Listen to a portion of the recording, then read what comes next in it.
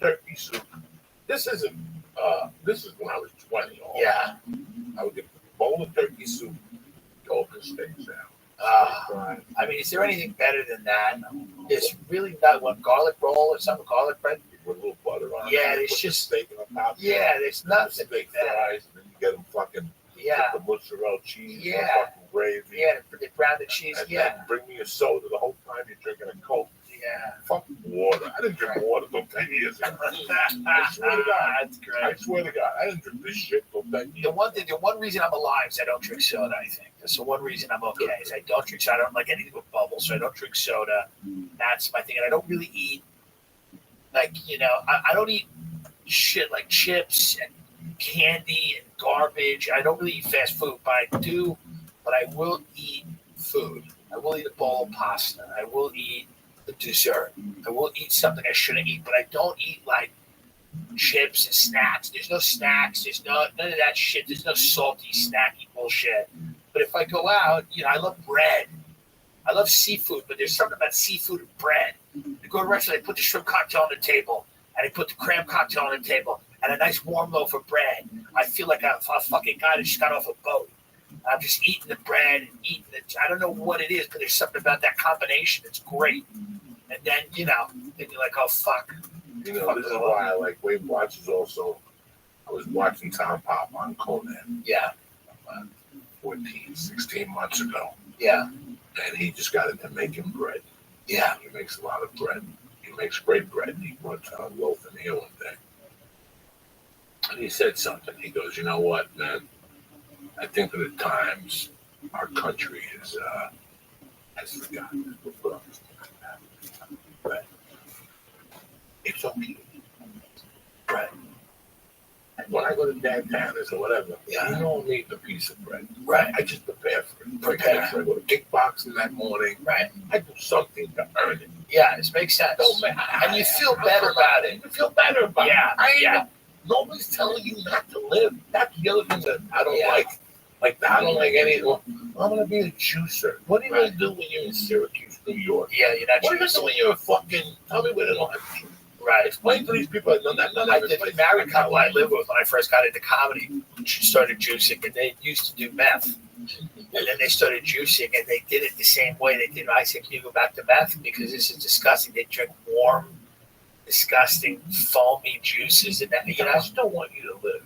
Right. It's my birthday in 2 weeks. You don't think I'm getting a Carvel cake? Oh, from Ralph's? it's Is the that what you're trying best. to tell me? We got Fudgy the Whale. This motherfucker. You don't think I'm going to get a Carvel cake? We got Fudgy the Whale, and me, him, and his brother ate a whole Fudgy the Whale once. You don't think I'm going to fucking get a Carvel cake? Yeah. To celebrate? It's the best. I'm dead. It's the best. I chop it into fours. Yeah, And I eat one piece. It's right. 12 points.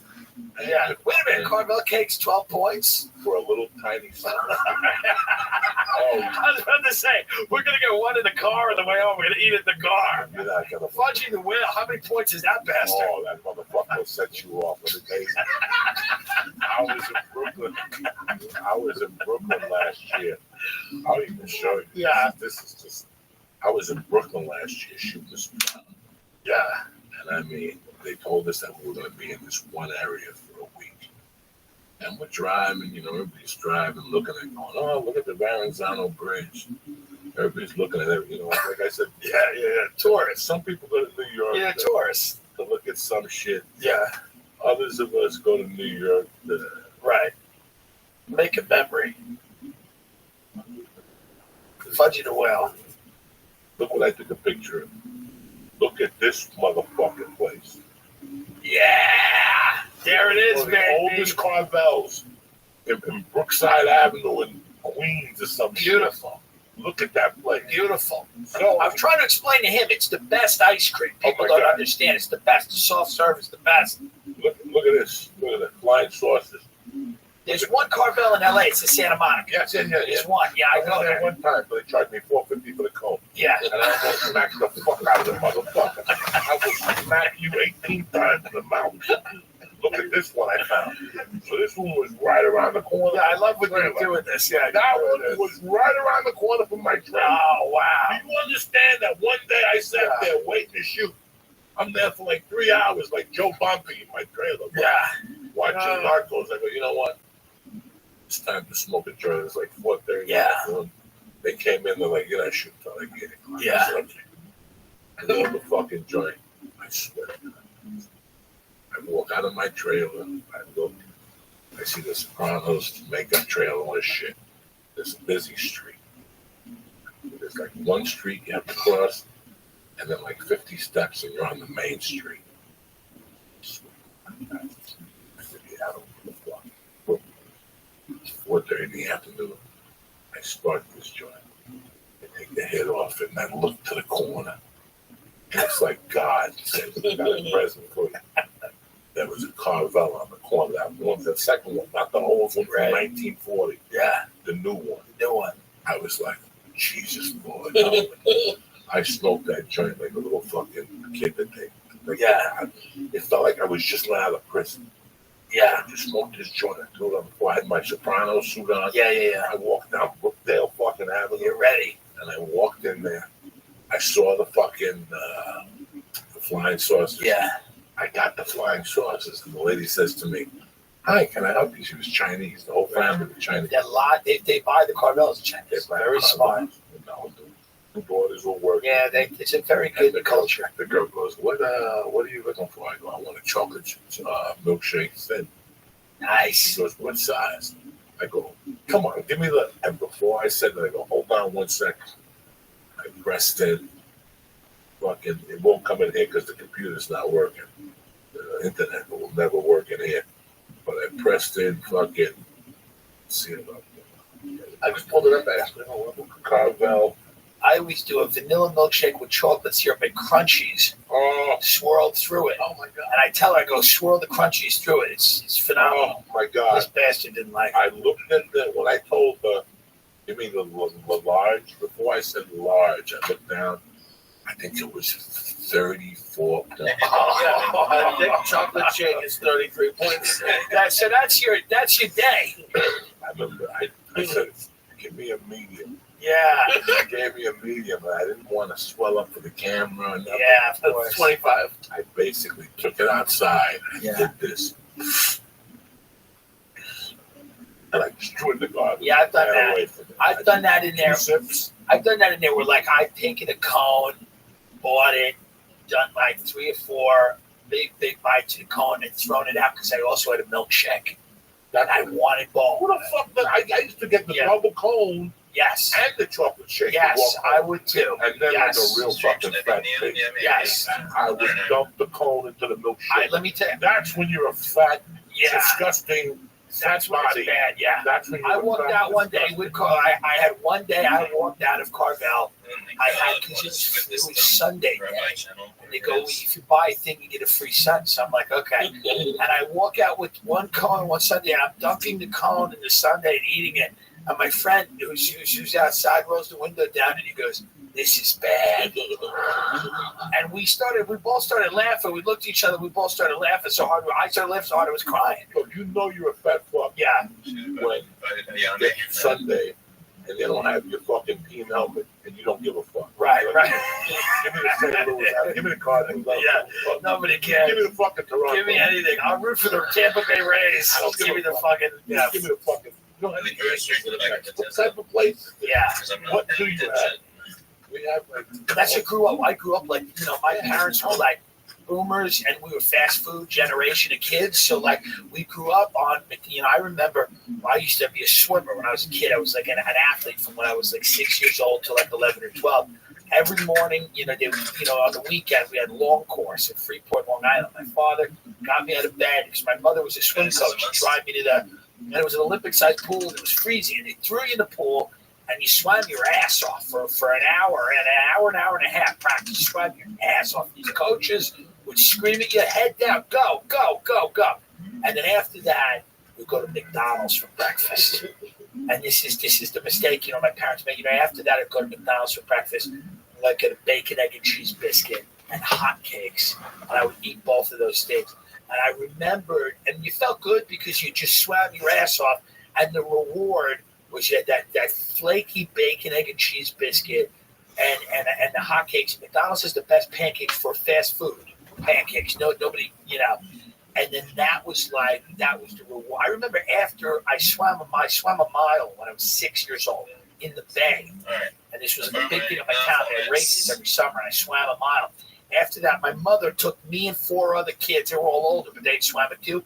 We went to this ice cream parlor in Valley Stream called Itkins, and they had the Sock It To Me Sunday. It was just 14 scoops of ice cream with every fucking thing they had in the place, and they just threw it all in a fucking bowl. And they slid it on a table, and me and these 4 other kids just went. That's how we grew up going, you did something good, here's food. Here's food. Here's a bowl of ice cream. Here's pancakes. My grandmother was an Irish woman who learned how to make meatballs in Brooklyn from an Italian lady. So my grandmother made the best meatballs in the world, and it was one of those things where, like, when she had a pot of meatballs, the family liked each other. I'm from an Irish Catholic family of alcoholics, So, but when there were meatballs on the stove, everybody was like, let's put it to bed for today. We can fight tomorrow. We can fight about whose fault it is we don't have the mortgage tomorrow.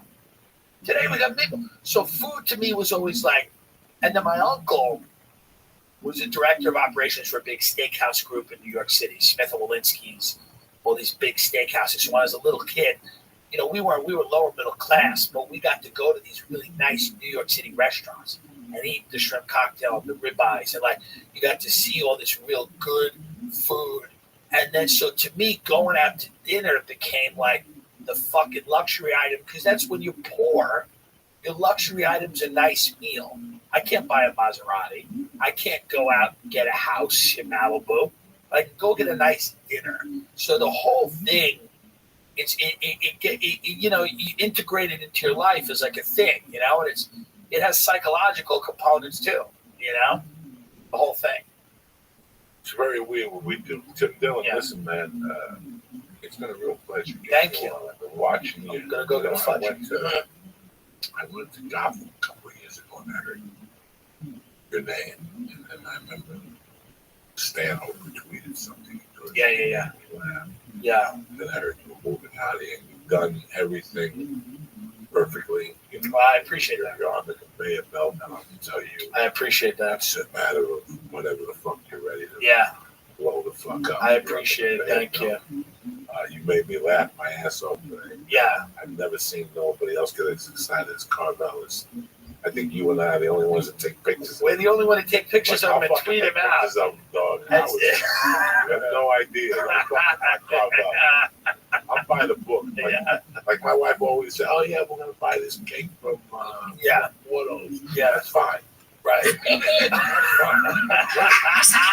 still going to Carvel cake. We're getting ice cream. There's nothing better after a party than a Carvel ice cream cake. This guy needs to chill. There's nothing Rabbi Rothschild in here. I was very excited. Again, I'm a fast buck. Yeah. I was here when there was a Sabret truck in front of SAG. Oh, wow. I was her only customer. Oh, that's She'd be out there smoking Marlboro Red. None of these other pricks eat hot dogs in the ground. Yeah, that's funny. But I would spend $35. Yeah. Hot dogs are $4.50 a piece.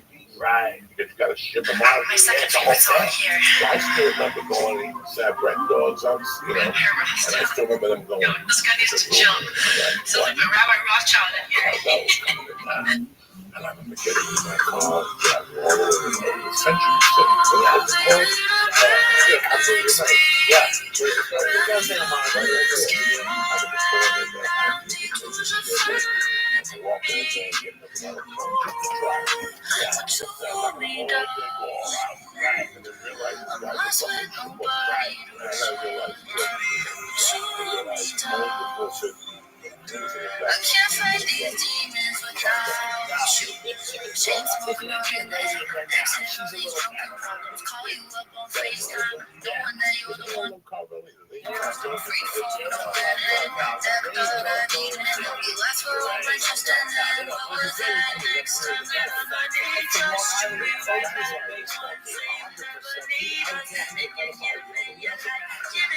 Jesus, he sees way too bright now with my Jesus, but I'm here for you right now. Did I next week? I'd rather have him working. Yeah, Arab dude that don't even know what he's doing. Yeah, they don't even. Why are you fucking making me a lot? Come on, Right. you an Arab, you hate Jews. I taking fucking rocks in New York.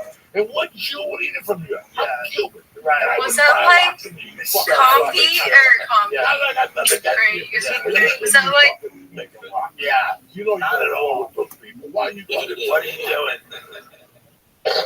Just when I first moved to the Valley, my wife and I didn't have a child, and Friday nights was date night. Go out and lurk into the Valley. One night, I'm no fucking into that. My wife found the Dairy Queen. We didn't know that there was one in Burbank. Yeah, the mall. But there's one you gotta drive like fucking 45 minutes up there. And I remember going up there, and there were foreigners. I remember I got very insulted because I knew it was an investment. It wasn't something that they grew up saying, I want to buy a Carvel. Right. Like, I want to buy a Carvel. But I know I would be broke. Yeah. And I'd be, I would die. Bro, I would love, I could tell you, I don't have a crystal ball. But I could tell you what I'd look like if I had a Carvel. I had one of those bicycles. Yeah. Both my legs would be missing. You'd be on a scooter. You'd be happy. I'm one of those people in Atlantic City. Yeah, with a tube in my nose. Yeah. Between the reefer and the ice cream. Yeah. I just fucking killed myself. Put yourself in a coma. Yeah, that's it. I would put myself in a coma. Like, I would call Weight Watchers and listen. Give me a point system dedicated around 3 meals around Carvel. Yeah. Like 3 ounces of vanilla ice cream for breakfast. Great. Fucking syrup that night. That shit is like you can have it every now and then, like On times a tomorrow. year. You know, it's that type of points. You can't I don't know what just we're gonna can't do. be regular. We'll do Ben and Jerry's like die of a heart attack, but both, maybe not, like one of the ice cream stores, they died of heart attack. They Ben and Jerry's still alive. Yeah, I think they're still alive. Yeah, they're all going that way. Well, hey, I'm gonna hit up a meeting with you Monday. One Monday, let's go. Just for I want to observe.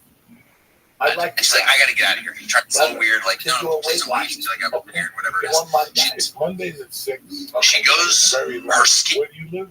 I'm in West Hollywood, a few blocks from the comedy store. But I would also love for you to do me a favor. Yeah. After I go there, Yeah, you to go to, you go in, you type in your zip code. yeah, That tells you the closest one. I want you to hit 10 o'clock yeah. in Hollywood on I will. Saturday. And you listen, I on will. Sundays, our process was we go. If we lost This weight, man me and Rick ran was there, we were lotion her body to eat her. It's a lot better So, than a friend. The doctor's like, you gotta give me this person's address, and you should call the police. They go to this guy's house, and he had several girls' bodies in the house. Right there in Hollywood, right there by the show, Hollywood Shoe Right. Outlet. Yeah. So we would go there and get a single. You're allowed to get a single cheeseburger with half order of fries with Diet Coke. So we would split a fucking order of fries, get a 1 patty cheeseburger, and split a Diet, and each get a Diet Coke. Right. That was our reward. So many beautiful Yeah, women it was there. always a reward. Even if we lost a pound, we went in and out. Fucking. Right. We put it down our points. Right. But it was since you talked to me, I wanted to talk to you about it. But hey, where can they find you? Tim J. Dillon, DILLON on Instagram. Same handle on Twitter. TimDillonComedy.com is on my live dates. We're on the tour. I think this week coming up, like a 35-city tour. Very busy this 2020. I'll be all over the place. We'll come back. But Miley like Yeah, says, Tim Dillon get this Show. dude to shut the My fuck up. podcast on Apple and YouTube. I do one for Patreon, and then I do one for, it goes out every Sunday for everybody. Oh, yeah, we do them all the time. We got one coming out really soon. Yeah, which should be really But fun. Miley like says, We do this it rabbi all week. dude needs to STF you.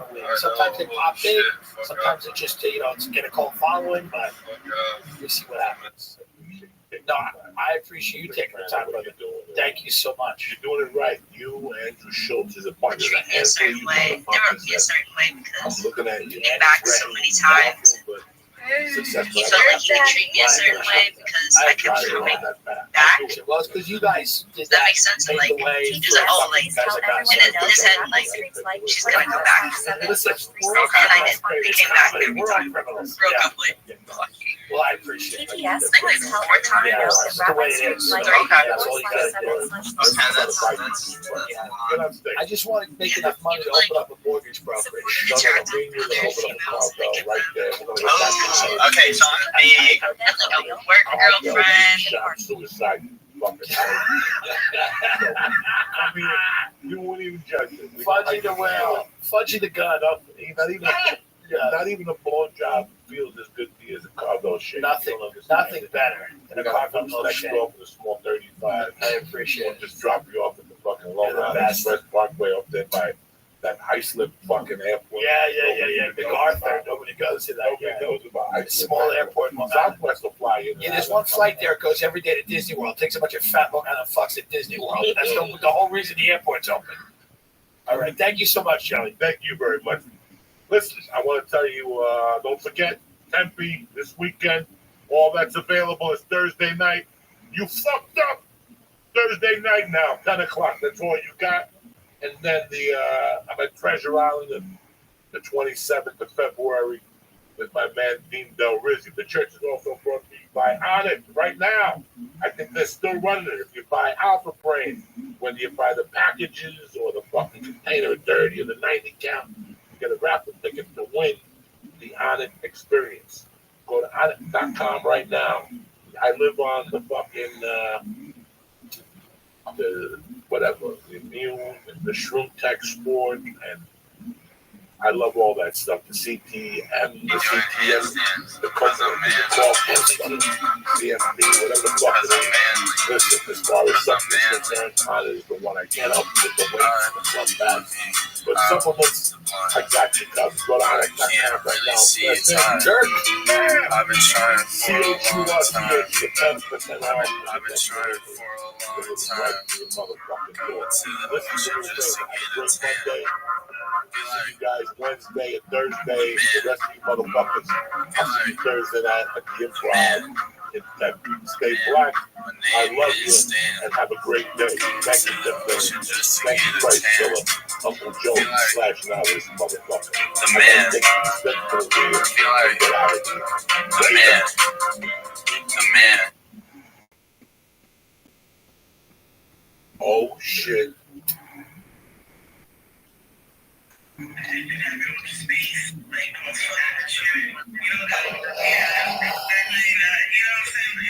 Greetings from Podcastville. It's Wednesday the 12th of motherfucking February. Uncle Joey here. The church is brought to you by Butcher Box. Let me tell you something. What's the best night of the week? Steak night. That's what night it is. I got a box. I got 2 boxes from Butcher Box, okay? Another word, Salmon. I can do whatever the fuck I want. My I don't wife have did a to beef hear nobody stroganoff and it'll fucking make you mouth. fucking little asshole fucking, up and down. That's how good it was. With Butcher Box, you get the best quality steaks delivered right to your door. Butcher Box is a subscription service that sends you 9 to 11 pounds of high quality commanding raised meat every month. That's enough to cover you for 24 meals. And Butcher Box is affordable. Each meal breaks down to about $6. You can't do better than that unless you're eating lizard meat with the German Jewish tank over here. They ship it frozen and vacuum sealed so it arrives at your door fresh as a fucking day. Do me a favor right now. Butcher Box. Once you realize that it's not necessarily the life of your subscription. Listen to what I'm saying to you. The free wings for the life of your subscription. That's 3 pounds of wings in every box forever. Plus, you get $20 off your first box and free shipping in the lower 48. Just go to butcherbox.com/church, CHURCH, or use promo code CHURCH at checkout. That's ButcherBox. Listen, you will not be sorry. The meat is fucking superb. Superb. I was blown the fuck away. ButcherBox.com/church. Use promo code CHURCH at checkout. ButcherBox, the way meat should be. The church wants to welcome Gabriel Places. What's happening, Gabriel? What's up, Papa? Thank you for the tacos. Thank you for coming. Thank you for making I had to clear my throat, man. There's a lot of cheese and there's goodness in that taco. No, that was like 6 points. You know? Like 6 weight watching points. So you're talking in the car on the way up there. That I was telling you, I was just starting to tell you that one night I go on Twitter and I'm minding my own business and to see that Fluffy, the nicest guy in the world, puts up, hi guys, got the weekend off. You know, I'm gonna chill with my dog. I just went to Chick-fil-A to stock up for Sunday or something. And I looked at that tweet and I go, oh, because somebody had come up to me a week earlier and said to me, you know, Bill, I was with Chick-fil-A. They were saying something like, oh, it's not cool. It's like, this wasn't cool. Yeah, I did not know, okay? But I heard it wasn't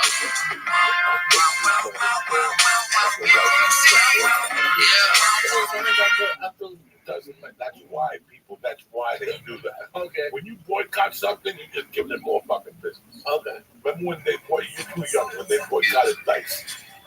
He went from Madison Square Garden to a ring. You ban them from MTV and exactly selling out everything. Selling out everything. So it's a weird psychology to it. You know, when the guy from the Celtics snorted the coke and he died. The next day, he had cocaine that kills anybody. He wanted the cocaine that kills anybody. They just killed the motherfucker. But you are the nicest, sweetest guy in the world. G-rated comedy. We do like the fucking 5:30 in the afternoon for grandmothers. And I included a photo of my dog. I basically said, I was going to go get my little nuggets of nuggets. I'm good. How are you? Without knowing, I had posted, at Chick-fil-A. Because here's my thing: is anytime I'm eating somewhere, I'm doing something that's organic. I love to Now you're just put the handle. I am well. No, So I know in it's case not the my company Discord. does see it, they know that I'm a No, damn well legit it's not mine. fan of their product or whatever it is. And I'm not He's always like, asking yeah, I've but, had hey, conversations should with they Rabbi, send bro. some free gift cards? Me I'm and not Rabbi going to say no chill. to it. It's You know, Shabbat. I've gotten some amazing Shabbat. sponsorship by just being, We have a video you as well, bro. If I'm a fan of something, I let people know. And so, yeah, I posted a picture of my little Chihuahua, and I'm going to get the little nuggets of nuggets from Chick-fil-A. And next thing you know, I even saw a motherfucker that said, I'm not following you no more.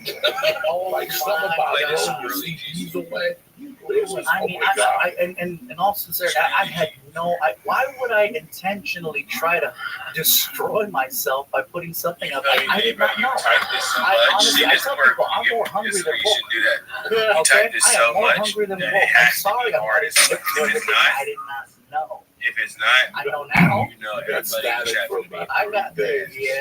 it was bad. It was bad. Like, oh my God. He was like, you won't regret it. All right, you want to see right now. Obama's pussy. HVAC Arch Rating at Universal Technical Institute can help you prepare for an in-demand.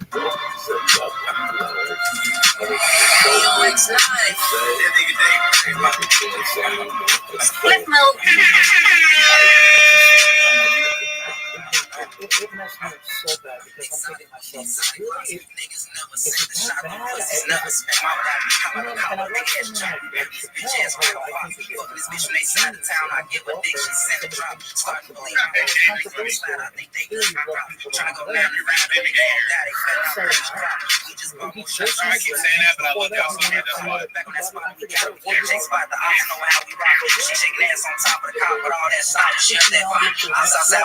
But I put an innocent tweet where there's a fat dude talking about chicken nuggets. I can't remember where my mind was at. And I got so much flack. Oh, I was getting people saying, yeah, we're going to boycott the show. How could you? We got more of you than this. Now, do you know the reason behind it? I know now. You know, that I guess Chick-fil-A was to organizations that were against, the gay community. It was, that they were supporting. He's unbanned, Rabbi. To try to keep them, try to straighten up the way that they. Guy's the goat, bro. Yeah. I don't know. They were donating money to. Bro, I'm pretty sure if you get elite division of the phone, you just play nothing but hackers. Bro, I be seeing them to do everything, bro. Social media, they're not really angry, but they're just there. Because you're supposed to be on stage. they have to like actually get into it. But if they're only on Twitter, they can just do it anyway. They're not really mad at you. Like if they saw the What's the Jackass one where you go ahead I've never been at a chicken Chick-fil-A. hanging from his body as he walks in straight up? That's the best one.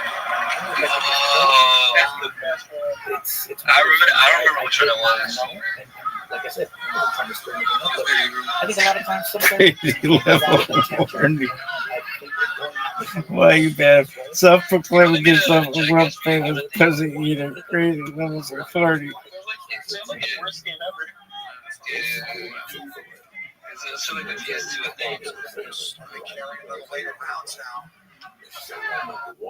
This is not self-proclaimed. Some fucking ribbons. It ain't self-proclaimed, kids. That's a fact. So I wrote a whole bit about it. But the funny thing about oh my God. Oh, I was going to tell you something I forgot. See, that's why you don't smoke pot in the podcast.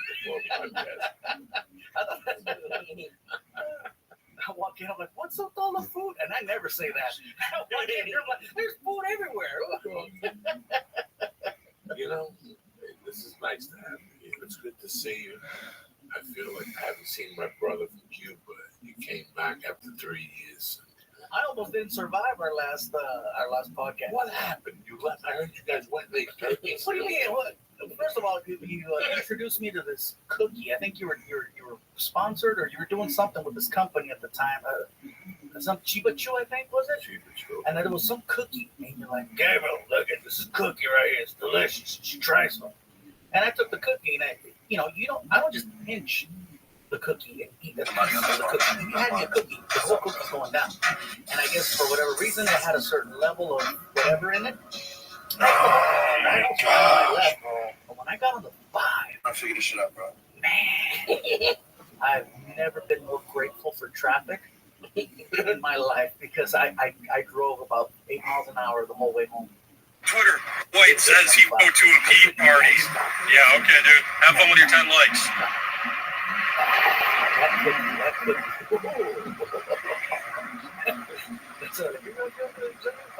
I ain't eating no more cookies. No, I got people to drag out. That's why I said this. I don't go to I was over that. I'm not going to go over there to get tortured. I'm not going to go over there. I don't blame you. But that cookie, though, wow. Sounds like the SoCon cookies we were eating. Did it have frosting on top of it? I don't remember. I just remember I ate a whole cookie. Because you guys were looking at me like that look when like you wasn't supposed to eat the whole cookie because like you knew what the future held for me. I did. Remember we did something and I did Chicago. I flew back. I took my shirt off on the flight.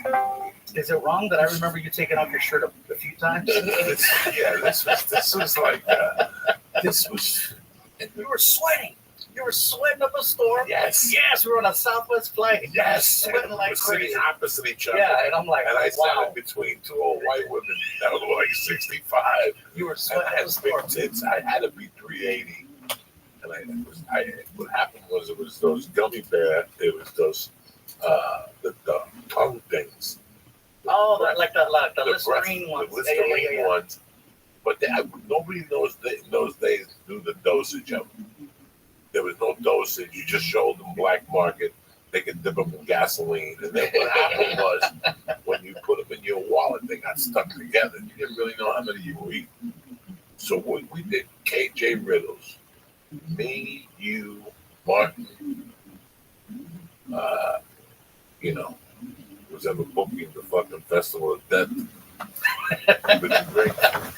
It had to be like 7 of us. Riddles. Yes. Across the street from Steak and Shake and White Castle. But we had to, it's just a fact. All the best choices that you All the best choices. There was Steak and Shake next door, White Castle across the street, and the hotel had a direct line. There was no. What do you want me to do? Why? Why do I have to get out of Nick White's Discord? You tell me why I have to get out of it. Hey, Pickle Genetics, let me know. Let me know. But if not, it was like porn slanted, so you could still. Because I like it. I like being there, and I might live there for the rest of my life. What are you gonna do of it? What are you gonna do of it? Get out of Nick White's Discord. Why, dog? I'm a good person. I see you in there. Hi. I'm glad. It's right there, dog. I'm glad you see me in there. Tight. Yeah, Southwest Airlines had the lounge Why are you seats where they not have in the seats that Shepard's face home? one another in the front. Why am I and not have in those two sections?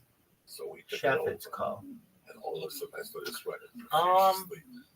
Well, I could be. I'm just going around. Thought you were gonna live in It was Shepard's scary. They chat. brought up some towels. Well, I'm going in a bunch of people's right now. There wasn't anyone in Shepard's chat, and he's not live streaming right now. So I'm just doing it to someone who's live streaming. I'll be back in Shepard's chat soon enough. Shepard's an amazing person, and I really appreciate them not kicking me out of their Discord. Shout out to Shepard. Shout out to Shepard's hair. I love Shepard, and I love Shepard's hair. And Pickle Genetics, if you want me to go and fucking Shepard's thing, I'll fucking go and Shepard's thing. You got it, baby. Guess what? Just for you. But get in there and start talking to me. This open call, baby. Now I'm in Shepard's chat, and I was in Shepard's chat previously. Dog, I'm in Shepard's chat. How do you like this shit? You were shiny. You were See shiny. you around And you anyway. don't really drink or do that much, Gabriel. I So also you love have to come with yourself. You gotta figure out that time. No, I wasn't. There was nothing. I didn't start drinking until I love you too, dog. Okay, I'll do what you want. I mean, I do it for the fans, man. If you know the better stream, let me know. I had no idea. You know, he sweats. You know, I'm a big guy. I sweat. You little bastard. All right, well, I'll get kicked out of there too, so don't worry. This air vent doesn't work. I don't know. Let's see if we can get back in that Nick White stream. Like I remember getting to the airport that day and like Here we go, baby. About 23, 24. my ears were still ringing from the cocaine. Wow. Like my ears were still ringing, and I'm like, man. And I was trying to keep it together in front of you guys. Like if anybody else would have looked at me and didn't know me, they would have gone, he's just tired. But my eyeballs were on fire. I knew that. There you go, pimp. I was at the tail end of the I'm back in Pickle Genetics. I'm glad you're in here. I'm glad that you're a person on this earth, and I hope things go well for you in life. To balance things off. I'm gonna go take a shit or a piss, perhaps both, and I'll be right back. If you wanna watch me, I'm live on Twitter, and I'm live on Instagram.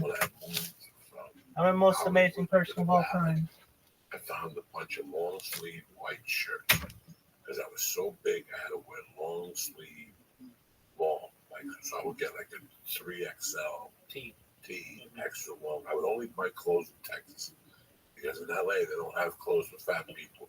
You got to go all the way up to Tonga Canyon, and what are our chances of going to Tonga? You know what I'm saying? Or the Fat Man store on Wilshire, where they charge $84 for a handkerchief. That was during the time when I want to say you were trying to put me in touch with that Big Daddy company because you were getting all your clothes for free. Yeah, Ralphie. Yeah, Ralphie. it was a Big Daddy run. Big Daddy run. And I was on a big cocaine run. So Big Daddy, I just stopped buying clothes. I just stopped wearing clothes. You were always wearing jumpsuits. Always. You always had those. They look so cool too. Because in those days, it was so soprano. I went to so many mafia auditions for commercials and videos and promos that all I wore was sweatsuits. I had a black suit that I bought that Josh Hook bought. Oh, wow. 3 suits for $200 with 2 pairs of shoes. Right on Hollywood Boulevard. They're still there up the block from Joe's. Hollywood Suit Outlet. You get 3 suits, 3 shirts, 3 ties, belts, socks, and a pair of shoes for $299. Wow. Just make sure nobody lights a match type of thing. Because you see them go up in flames like a fucking trying to deal with the carnivorous virus.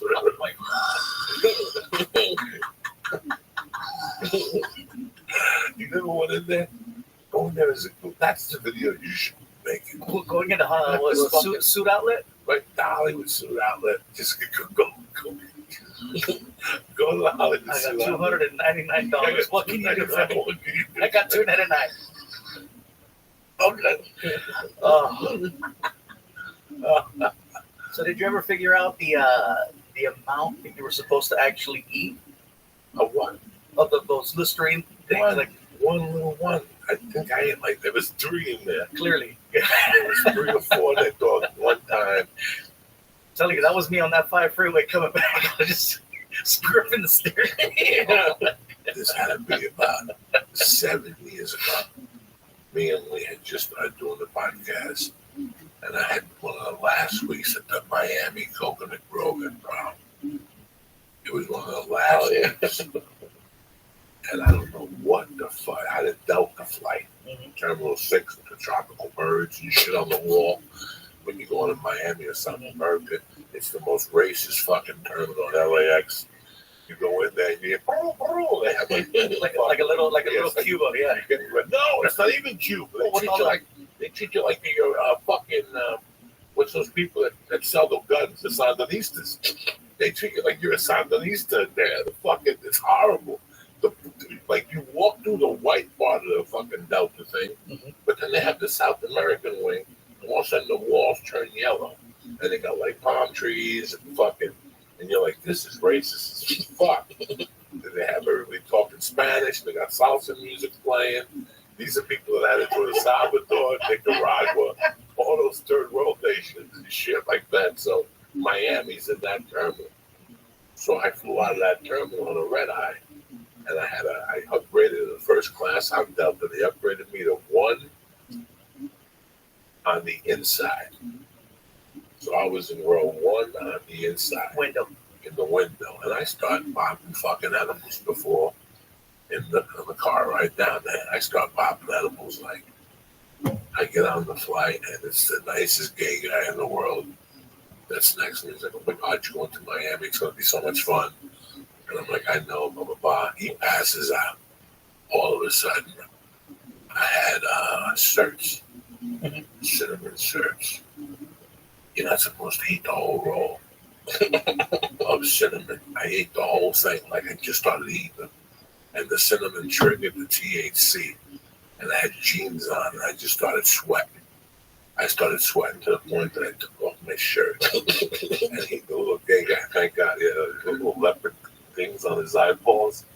I'm sweating. I'm still gay, and I got the blanket around my vest. And I got no shirt on, and all the whole cabin sleeping. But there was like one little light that shined around like my fucking center of my chest. And every time the stewardess would walk by, she'd look at me. She wouldn't. I'm sorry, I'm lying to you. She wouldn't even look at me, guys. Just hand me Dog, I was sweating so much when I got my luggage. I went to pull up my pants, and the rim around my jeans would drenched with sweat.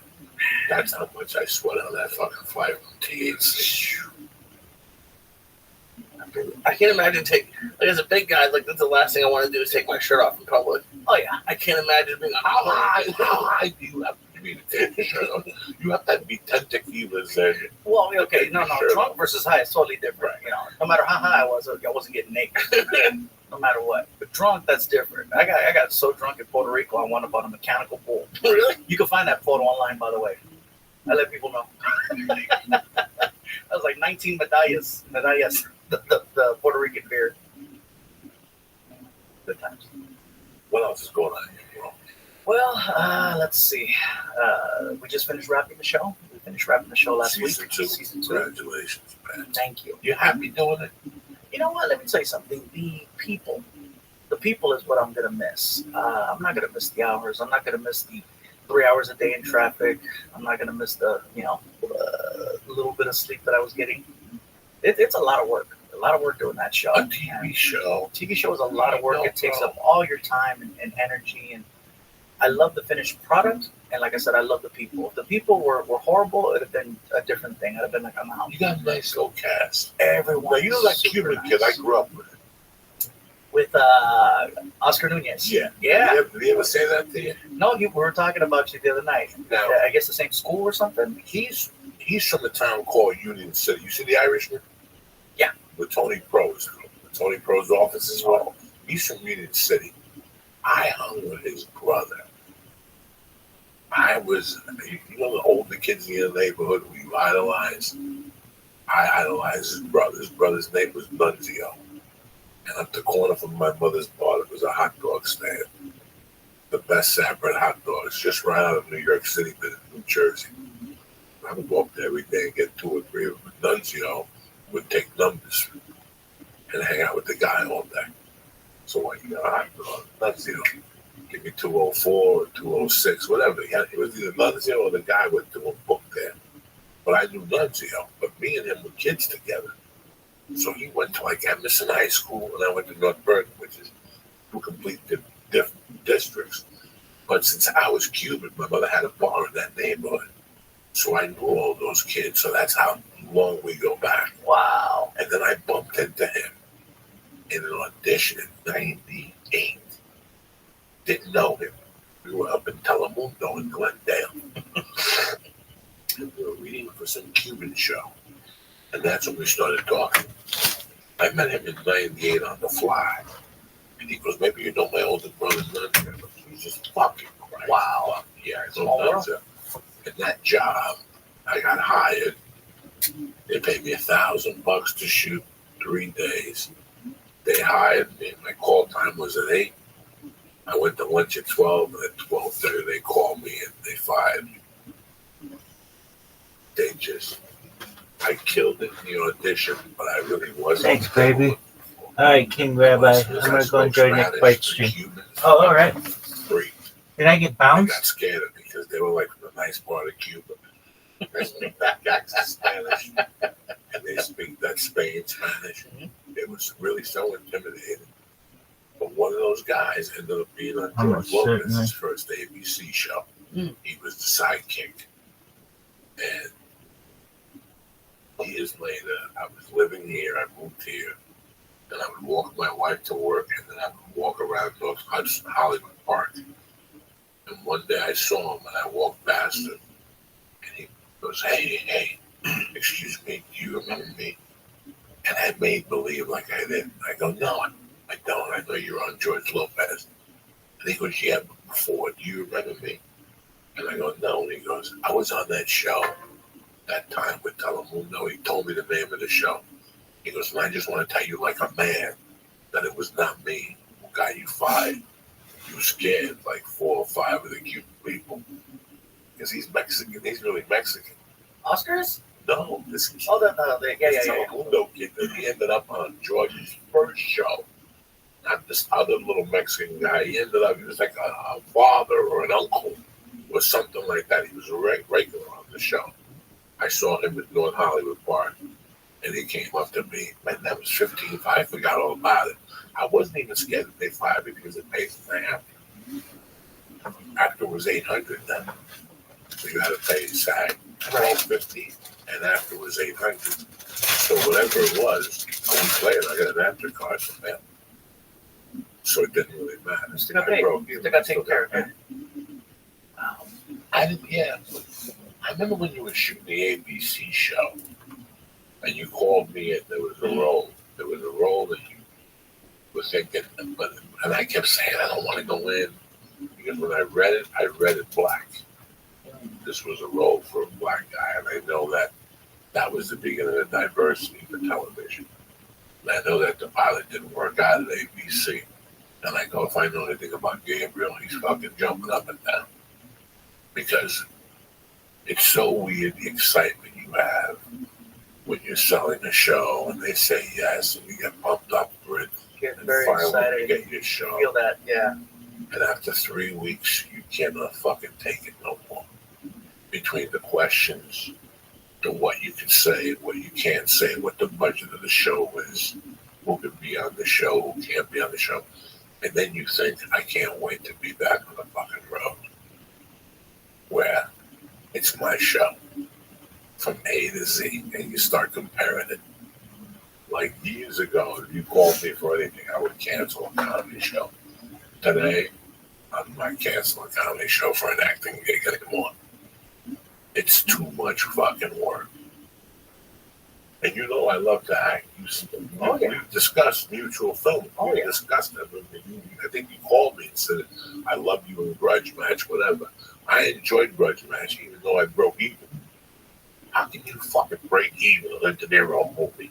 How the fuck did I have to do 2 comedy shows just to put money in my pocket? I take a loss. And people do not understand this, that when we came up, the Bicycle Club? Yeah. What did we Thursday night at the Bicycle Club. What did we talk about? One day. We can't wait till one day we're making $28,000 a week on a TV show as a fucking co-star. We missed all that. Like everybody else. Oh my God.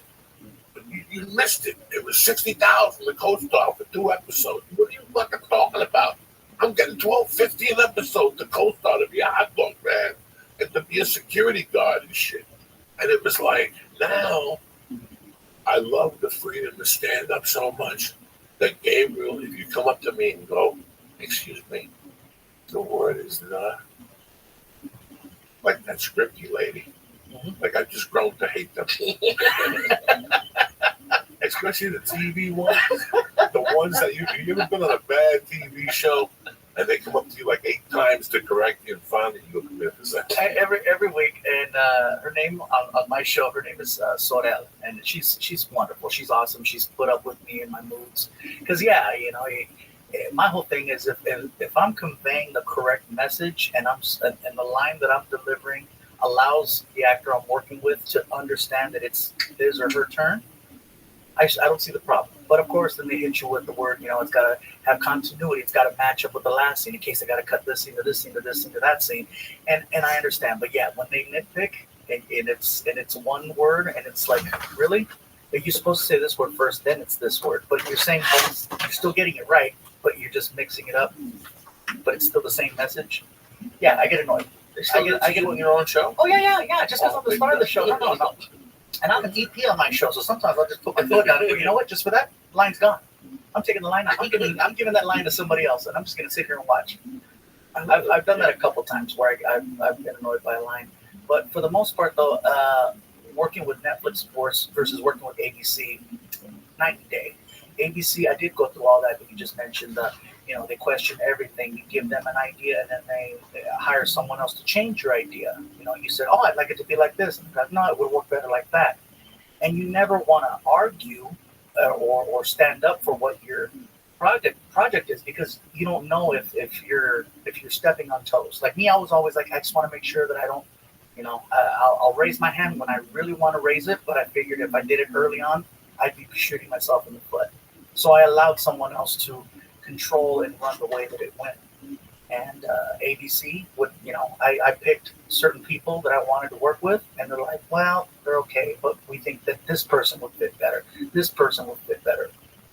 And one of the people that I chose that I wanted to be a sidekick on my show on ABC, he killed the read. He was amazing, so funny and charismatic, and just he delivered. And they did not like him for whatever reason, and they gave me someone who was much taller, looked way different. He looked more of like a leading man versus being a sidekick, and he wasn't as good. Did you think at the time you worked that much that it was like?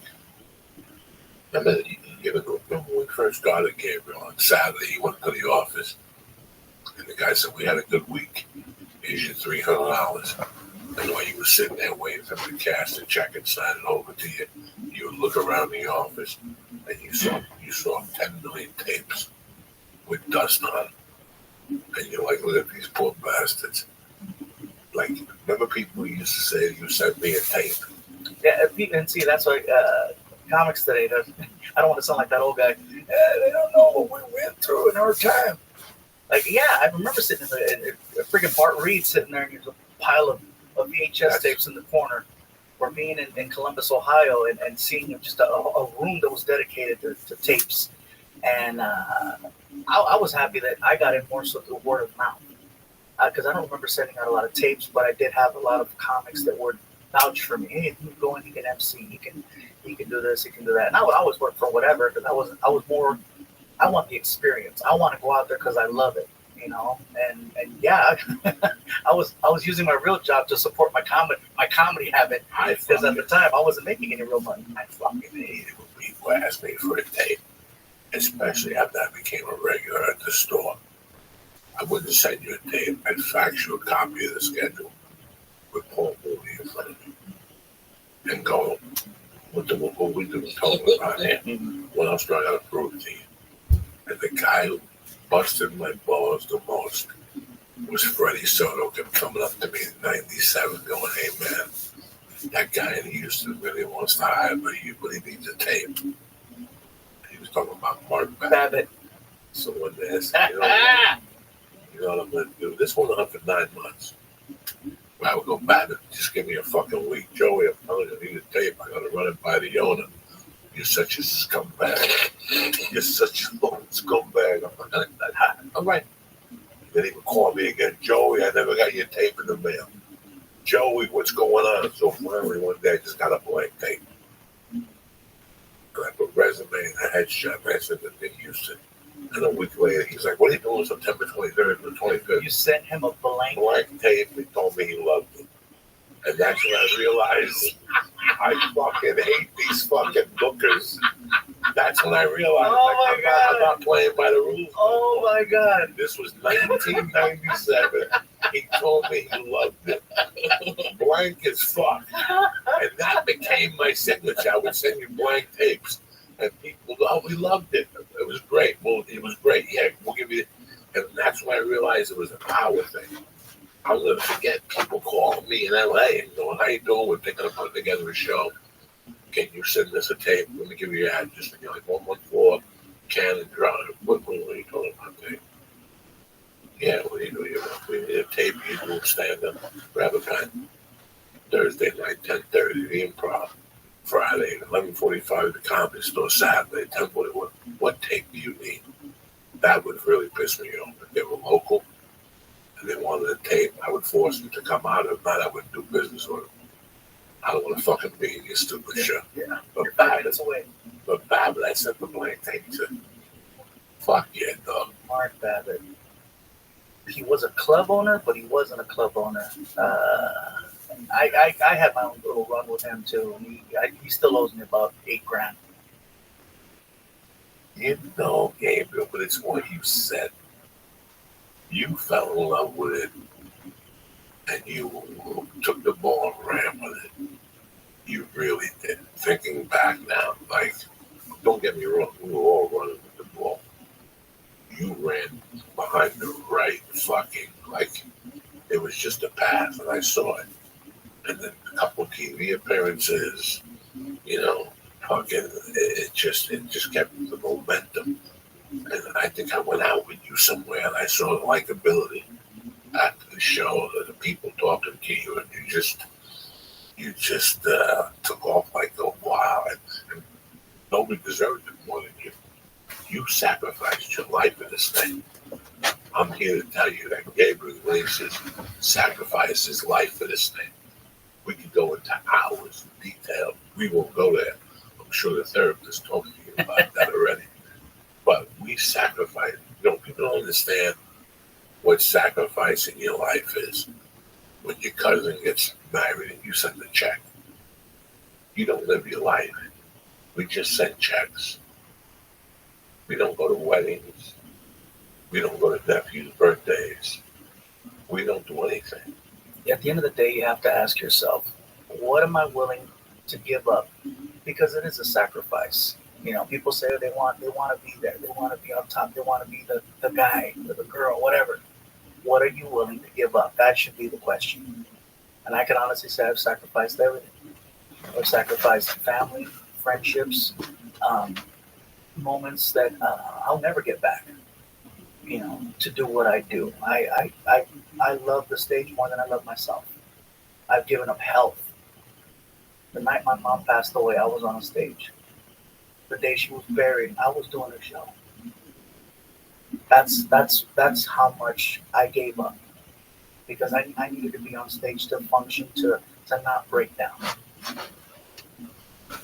You know, people ask me all the time, oh, you know, what should I do? How can I what are you willing to give up? And a lot of times people, I've offered to take comics out on the road. Oh, I got the thing with my kid and it's happened. Okay, well, you know what? Then that's what you need to do. But what are you willing to give up? Not to be frank, you did go to the funeral. I did not attend my mom's funeral for the simple fact that my family did not see me.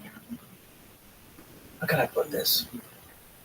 Me going to my mom's funeral probably would have landed me in jail, because my siblings and I did not see eye to eye because they didn't understand what it is that I do. They didn't understand what I was willing to give up in order to be in a certain place. And I still haven't spoken to my brother since. But when it all went down, if I could take it back, honestly, I realized that it was more so me versus my siblings, and I should have thought about the bigger picture. But unfortunately, I was in such a rage and such an ugly place where I would have made a big mistake by being there, because any little thing would have set me off. I remember that night my brother called me up, and the conversation that we had, I couldn't see anything but red. Couldn't see anything but red, and no matter what he tried to say to me, it just wasn't clicking. And I got a text message from a friend of mine, Armando Cosillo, and he was there. And I remember getting that message, and I'm like, what was I thinking? Because I could have been there. And when people ask me about regrets and things that I wish I could do differently, that's definitely one of them. I'm an adult now where I can look back on it and go, you know what? I should have checked my pride. I should have checked everything, because it wasn't about me. It wasn't about my brother. It wasn't about my siblings. It was about my mom. And even though we weren't on the best of terms at that time, we were in the process of trying to resolve things. And she had gotten sick before I got a chance to make that the case. And I remember I was in so much pain, and the only thing that could get me out of that was to be on stage. And I remember I was in Ontario. I went and did a show in Ontario at the Improv. And at the end, I asked for a shot, and I said, "You guys have no idea the day that I'm having right now." And someone goes, "What happened?" I go, "You don't want to hear it." And I'm like, "Come on." It was like, "Let me just tell you what happened." And the whole crowd got quiet. And I'm like, "Yeah, that's what I'm dealing with as of right now." And I drank a lot that night, and it was one of those things where, what are you willing to give up?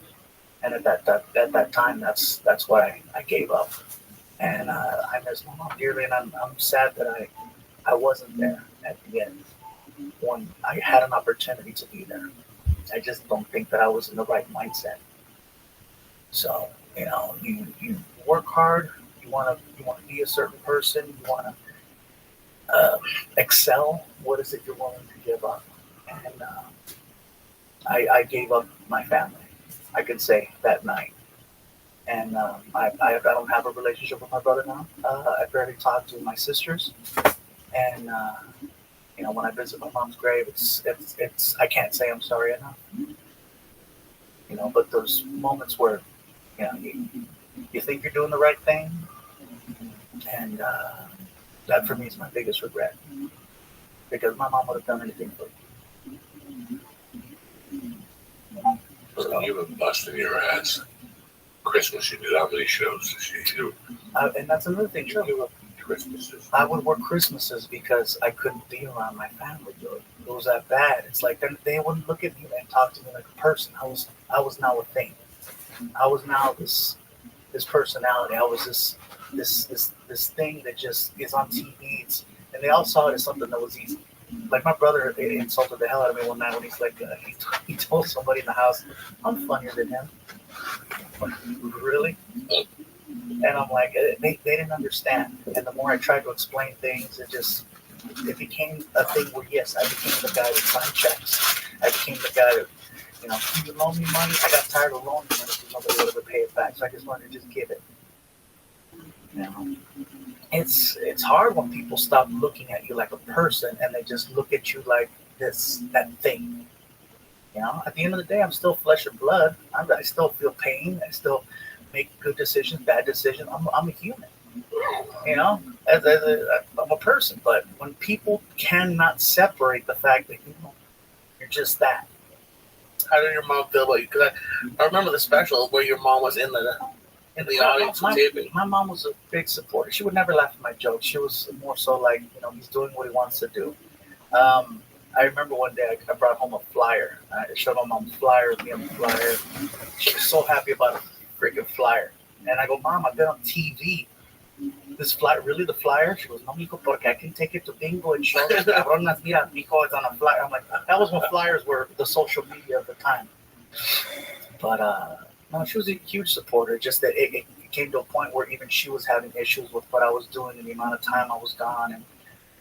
And then she wasn't a big fan of my girlfriend either, so that became a thing. It was hard. It was hard, Billy. Man, I've been saying this for the last couple of years that when we went in the search of becoming a comedian, what we ended up becoming were men. Like, I grew up in this shit. This made me be a man. This whole fucking game, it taught me a lot. I learned a lot from this game. We saw people blow up, shoot themselves in the foot. We saw Tiffany Haddish blow up. We saw people come and go. I still remember taking a ride with you from Burbank Airport to Tucson on Wednesday night to a club called Bugsy's. The guy would pick you up. The guy must have like 800 pounds. Yeah. I was totally the size of the bolts behind his neck. There was the guy who put everything together. He was a sweetheart of a guy. I don't even know if he's still around, but because I know he lost a bunch of weight. But right, he came to the comedy, so he lost some weight. Yeah, everyone called Big Alex. Not just Alex, it was Big Alex. And he was huge. I remember every time I'd see him, he was getting out of the Suburban. He was always in the front seat of the Suburban, and it'd take him a minute to get out of the car. He was just big, tall. He was like 6'5", huge, and sweetheart of a guy. He would work at Bugsy's on the corner of Roger and Oracle in Tucson. And I know this because I still have the poster. I still have the poster from when I performed that. And I had done shows with either Cheers. I did one show there. I did another show with Rudy Gilbert. And Joey Medina was the booker. He was the one that set me up to go down there. But yeah, those shows. The show paid $150, but the plane ticket. I didn't get $150. I got $50 because they had taken my money to split it between Rudy and Gilbert. So I got $50 and a plane ticket. I didn't care at the time because that was the first time I went on the road. That's why I saved the poster, because it was my first road gig. He would pick you up, take this from Mexican food. Take you to eat. That was one thing. Big Alex would take you to eat, make you feel special, take you to the hotel. We'd go check in at the Cliff Manor Inn. And I'm like, wow, the Cliff Manor is next to a golf course. This place, it was disgusting. It's disgusting now. No. They cleaned it up now. At the time. I still remember staying there with Darren Carter and that black girl.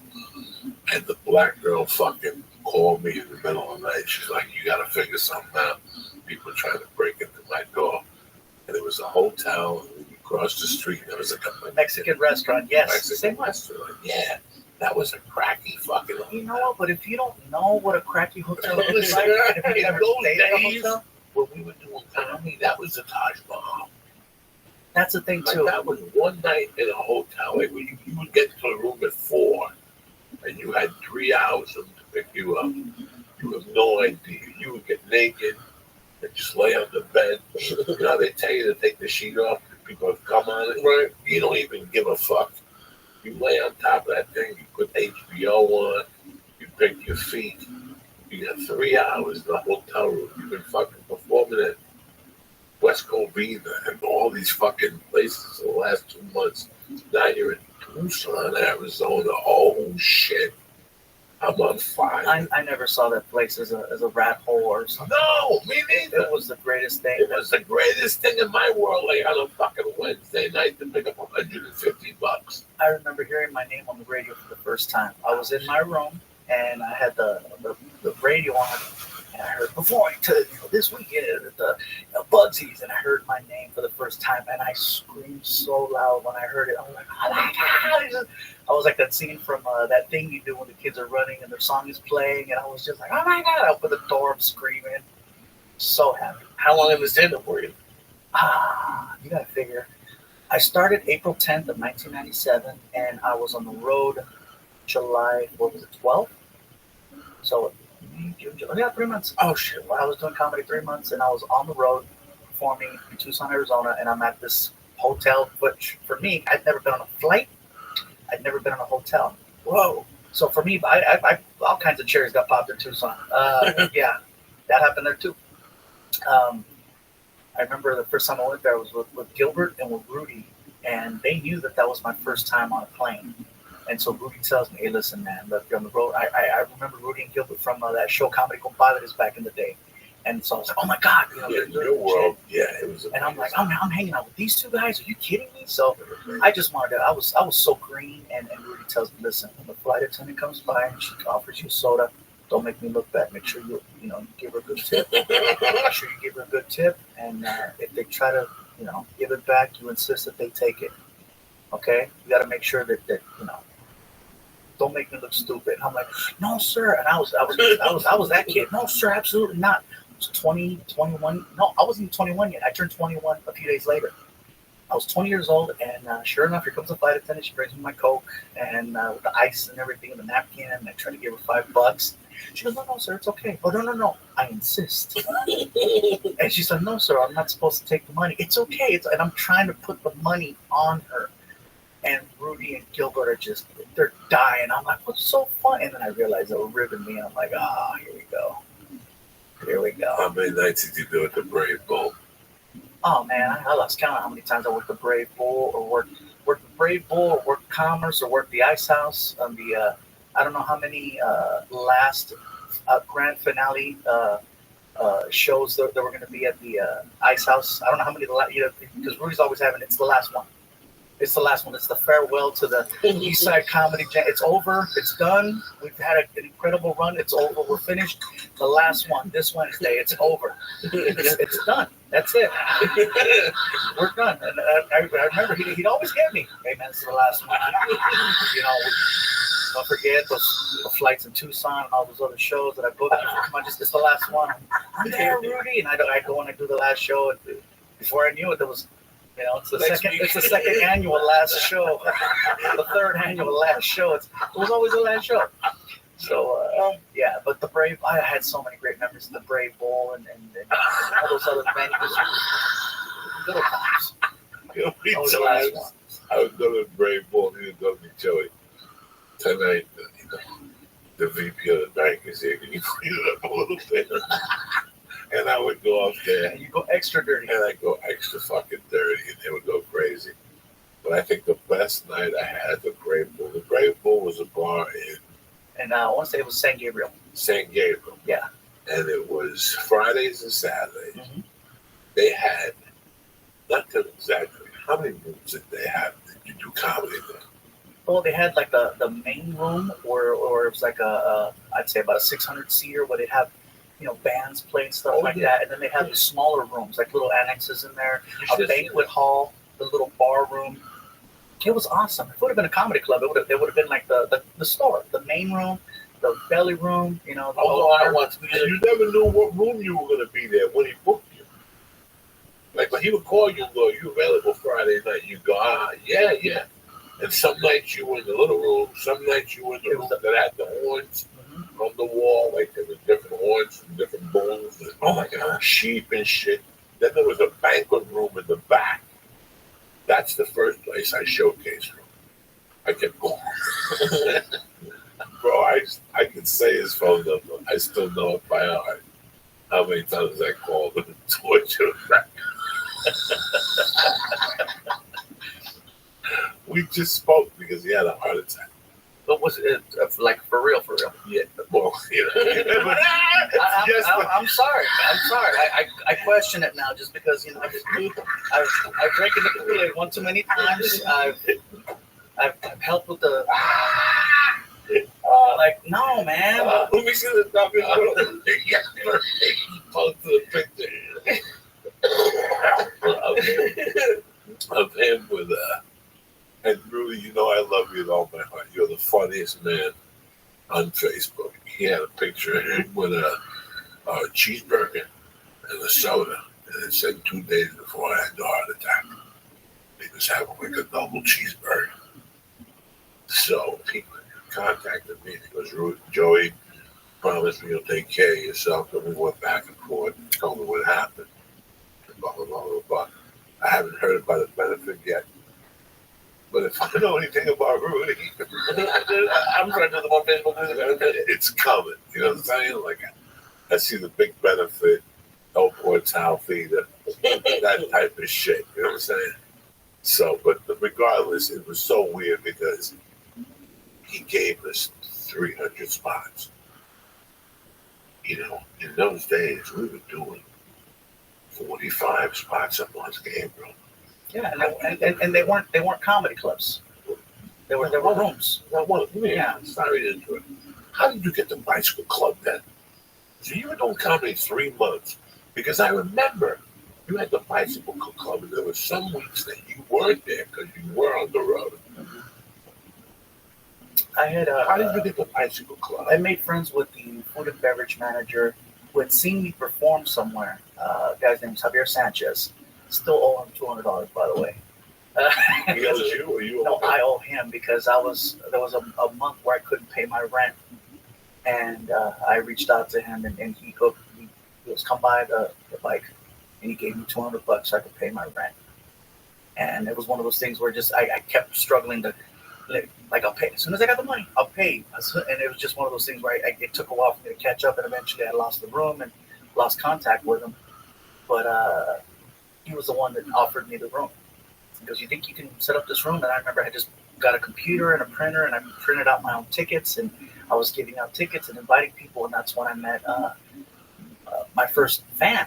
Her name's Monica Sanchez. I just saw her a couple nights ago, her and her husband Tony. They were always coming to the room, and they would bring, every week they'd come back to see me do those same 15 minutes, and they would bring people, and then those people would bring people, and then it just became one of those things where, you know, it was, they grew my audience in that area. And I would do shows for Monica in her garage. One of the first New Year's shows that I did, I was in her garage performing. But that's how I got the bike. I mean, I got Javier Sanchez saw me perform somewhere, and then he goes, hey, man, what do you think? And little by little, comics would come out and do the show. And he gave me a small budget to work with, but hey, you got a free meal, you got made a couple bucks, and, you know, free drinks. And you had to go back on Friday and get paid. You had to drive back on Friday To go and get paid. And I'll never forget going into traffic like at 4:30. Going, let me go to the bicycle club. Oh my God. I didn't get home till 8 o'clock at night on a Friday night to go pick up $35 fucking dollars. If I would have known, I would have left it there for fucking $35. I could have borrowed $35. I was furious to go down there. Were you clean back then? You know what? When I first started doing stand-up in '97, I was cussing a lot. It was a nervous cuss. I was just throwing F-bombs just to throw them, just to fill space. I felt like, 4 seconds without a laugh was too long.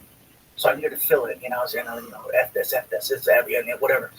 And of all people, Joey Medina was the one that pulled me aside, and he goes, hey, listen, man, you're really funny. You're likable. You don't need to cuss. And it's crazy coming from Joey, because Joey cusses a lot in his act. He goes, you don't need to cuss. If you work clean now, you'll never have to edit your set when you get an opportunity like a Tonight Show or something. You'll just be ready. You don't have to edit. You'll be ready.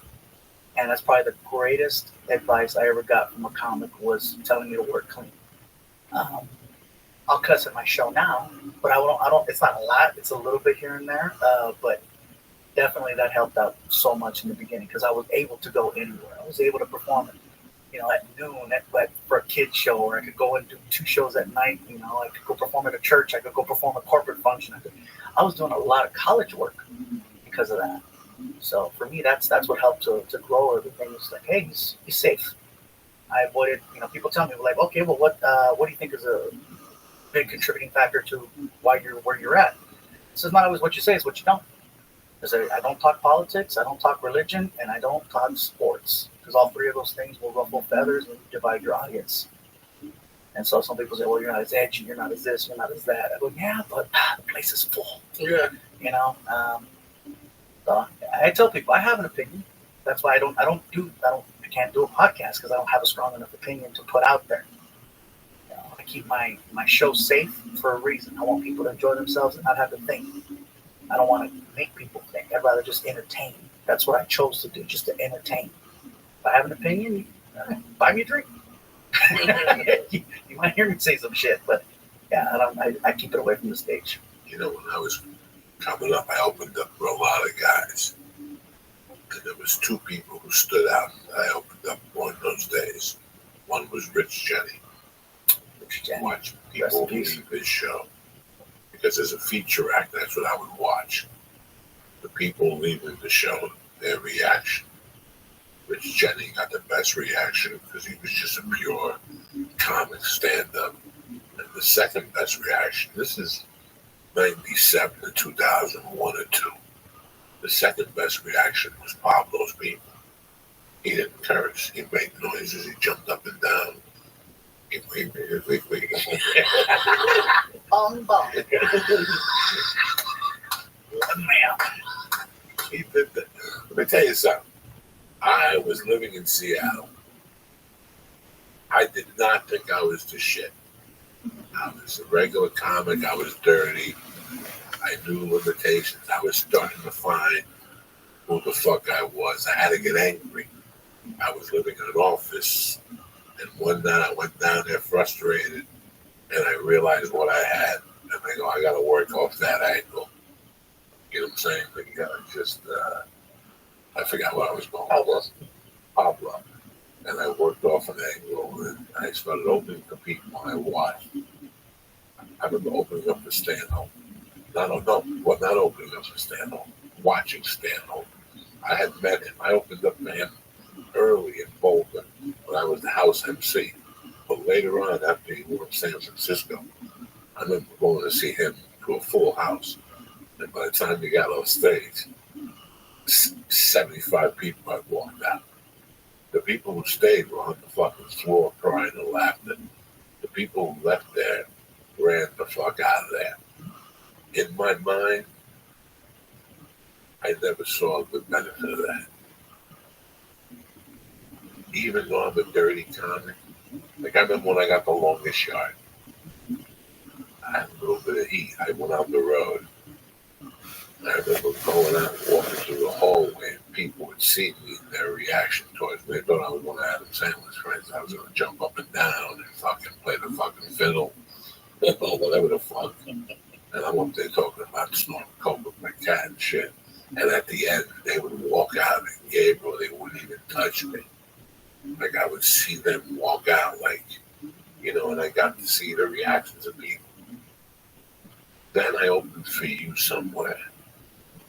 And I saw the same thing, that you had beaten out Pablo now. It was you and Rich Jenny. That when people left your shows, it was like they just left Disneyland. You know what I'm saying? Like they had that look on their face.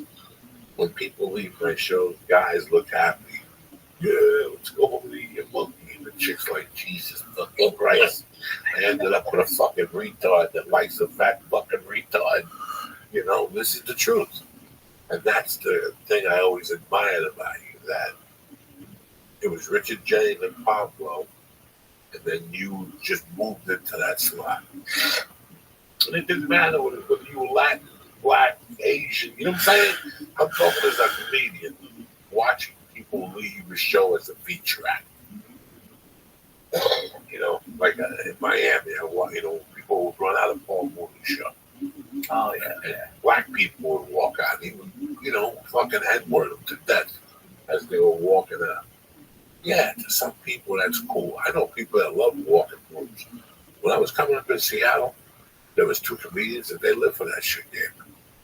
To go out there with the worst joke they could say to make people get up and go, fuck you, and stand that up. I never liked that. Mm-hmm. When I go on stage, I think people see my heart, and they let me get away with what I get away with. You follow follow me, but they know it's not really who the fuck I am. They know I can't go home and spit out my wife's back. She wouldn't go for that shit, you know what I'm saying? But when people go see a Gabriel Glacier show, when you see them on the way out, I saw footage, and it was like, remember when Pablo went back to the village to pick up the fucking suitcase of narcos? He went back to the village, and he came out, and all the fucking Colombians surrounded him. Mira, está Pablo. That was you. They surrounded you. You had all these Spanish people around. You know what scene I'm talking about, right? Yeah. When he told the kid, what was his name? The guy who had the taxi cab. The Limon? Limon. When he was Limon. But they just started giving out fucking hundreds. Mira, it's Pablo. Ay, Dios te bendiga, Pablo. God bless you, Pablo. This was you without handing out the $100 bills. It was that scene. Like, I don't know where I saw the footage. Maybe it was one of your specials. Something. I saw them reacting to you afterward. It was like, he's like fucking Pablo Escobar without the coke. Think about that. Pablo had to show up with coke and a $5 $100 bill for people to treat him like that. They treat you like, it's unbelievable. And you handle it. And then I see you on Twitter and I see how people, when you get on Twitter, you're like, I'm going to be on Twitter for the next 45 minutes. Ask me whatever the fuck you want. What are you going to eat for breakfast? And tell them, like, 2 tacos when I get to Houston. You got your favorite taco spot. It's just a really neat thing, Over the fucking holidays, I'm looking at Twitter and I see these pictures. You sold out like Staples, Anaheim. They canceled the duck game because you showed up. Fucking.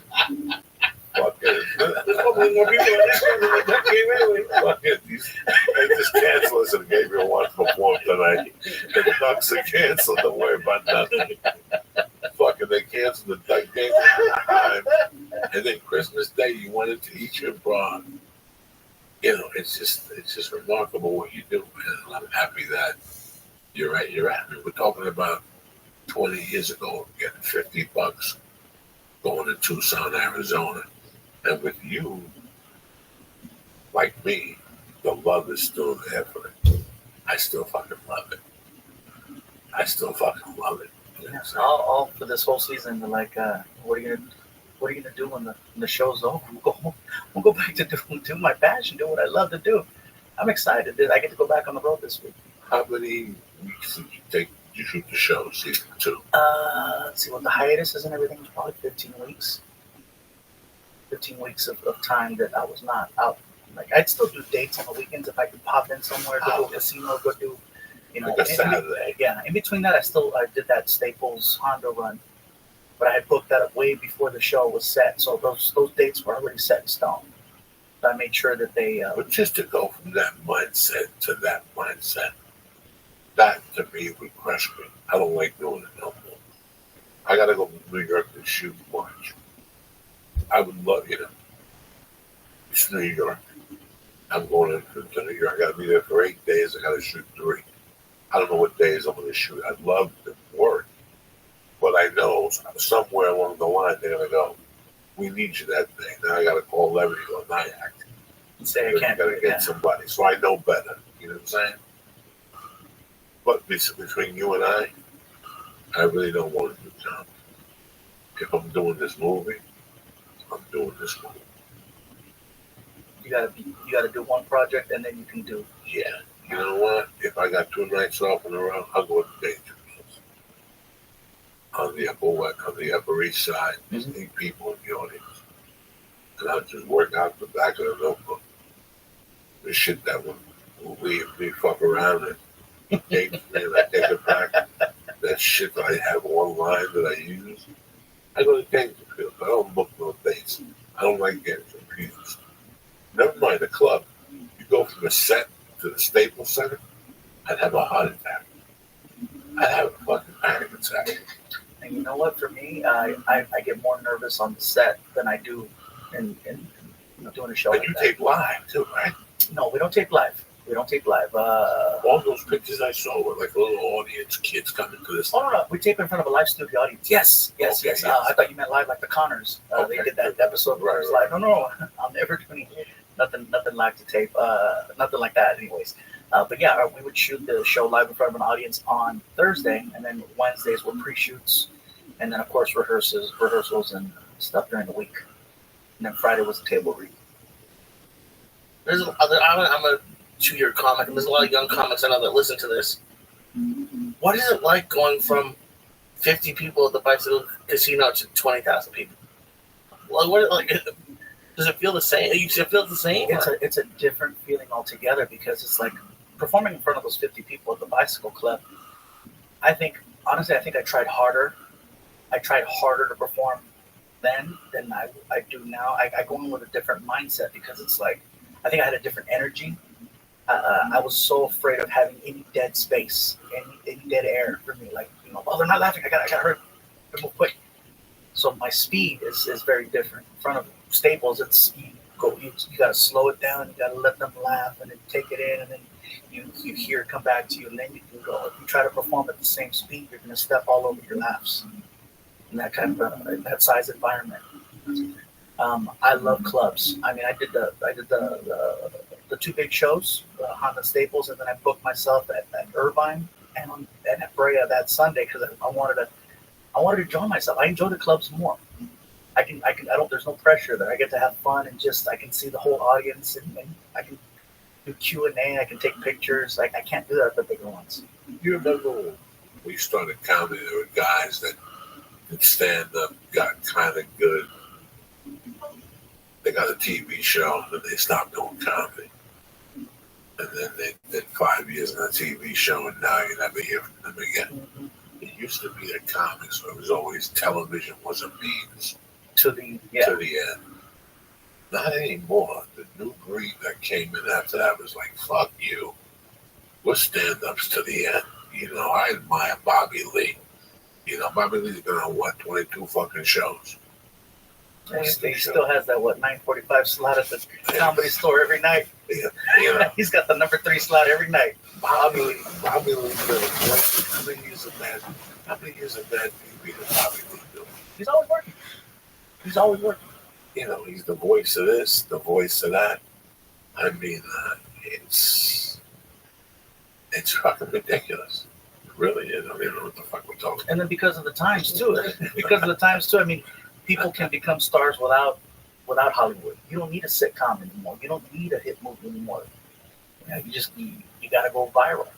I remember passing out flyers. I remember having to talk to people and, hey, if you come out, I'll buy you a plate of rice at the Bicycle Club and I'll introduce you to such and such a person. Just bring a couple people with you. Like, I used to negotiate with people to come out and see me perform. And there was no social, there was no Twitter, no Instagram, no Facebook. That's why I give a lot of credit to Dane. Dane Cook is the one that opened my eyes to that whole social media thing. And when I saw that, I mean, people could hate all they want, but man, he took something and he ran with it and made millions and performed in arenas all across the country. And it was just like, it was inspiring to watch somebody grab lightning in a bottle, because that's what he did. And I said, I got to get in on this somehow. And by the time I jumped on the MySpace wagon and got my followers there, he had already moved on to Facebook and built another 5 million following right there. And I'm like, oh, I'm too late. I was always trying to play catch up. And finally, once I got into the mix and then got into YouTube, that's when things started taking off. When I was able to work outside of the U.S. was when YouTube and Facebook took me there. I remember having a conversation with you that somebody saw you on Facebook in India or something, or in some country, and they brought you out. And you talked about it. Performing out there in India, yeah. And somebody fucking saw you on YouTube, and when they picked me up, the guy was a struggling comedian too, that they had started watching comedy because of watching you and all that shit in fucking India. You performed or something. What was the story? What the fuck happened? Well, when Facebook started, or I'm sorry, when YouTube started happening, people weren't sure exactly what to do with it. Like, okay, so I could post my own videos. Like, well, how does it work? Nobody knew what the fucking algorithm was, what subscribe. I was like, well, what is this? Do I gotta pay for this? Is it, how does it work? And I was lucky that I was just too lazy to call people out that would take my video content and post it as their own. So I would have people that would take these, clips that I did on Comedy Central, and they would post them. And usually they say, oh no, you click a button to try to report them for posting your content. And I never did that. I actually started doing the opposite because I figured they're promoting me. I would tell people, post all the videos you can, all the links you want. I was doing the opposite of what everybody else was doing. Everybody thought that, oh, they're taking from me. And I'm like, I looked at it like marketing. I'm paying for marketing, so let them promote me, let them push me. Instead of fighting it, like when Metallica was fighting Napster and all that because, oh, they're posting our stuff up there. And they had good reason. It's freaking Metallica. But for a regular Joe that didn't have a following, that was the best way to build it. And YouTube had many YouTube stars that were just, it was like 10 people that ran YouTube that were like the YouTubers of the time. And I was introduced to a YouTube star named Ray William Johnson by one of my guys at the time named Lance Patrick. He put me in contact with him, and he had this show called Equals 3. And every week he posted all these funny videos. It was the Tosh.0 of YouTube. And actually Tosh.0 came out after that. So I venture to say that was that show came from that show. And Ray William Johnson had something like 10 million subscribers on YouTube. And he allowed me to guest host half dozen times. And every time I guest host, I would have another 100,000 followers from one appearance. I was getting more heat from doing YouTube shows than I did from doing a Tonight Show, from doing a Letterman, from doing a Late Show, from having a half-hour special. So I think I was able to capitalize by embracing that. And once I started posting my own content and doing everything, that's when I started having followers. I get messages from Yugoslavia, from Romania. Like, I'm a big fan of yours. How come you don't come out here? And that's what built up my following, because Comedy Central doesn't play outside of the States. I never did a deal with HBO. And then once Netflix happened, it was one of those things where I ran with it. And because I follow you on social media, because I know you have a whole big production, and you tape your shows now? Do you ever put that out, or is that just for the screens at the show? Well, what do you mean tape it? Because I see you behind it, like they have a whole production room with like different cameras I can see. Maybe I'm wrong. At the studio? Oh no! When you're doing shows, when you're doing live shows. The reason we have cameras at the shows is because we have the giant screens, right? And we have to have cameras in there so that they can post the images on the So you don't put that stuff out? No. Unless it's a special. I'll audio record the shows just so I can go back. If I said something that I thought was funny, I can go back and remember how I said it so I can, do it the next night or work on my material that way.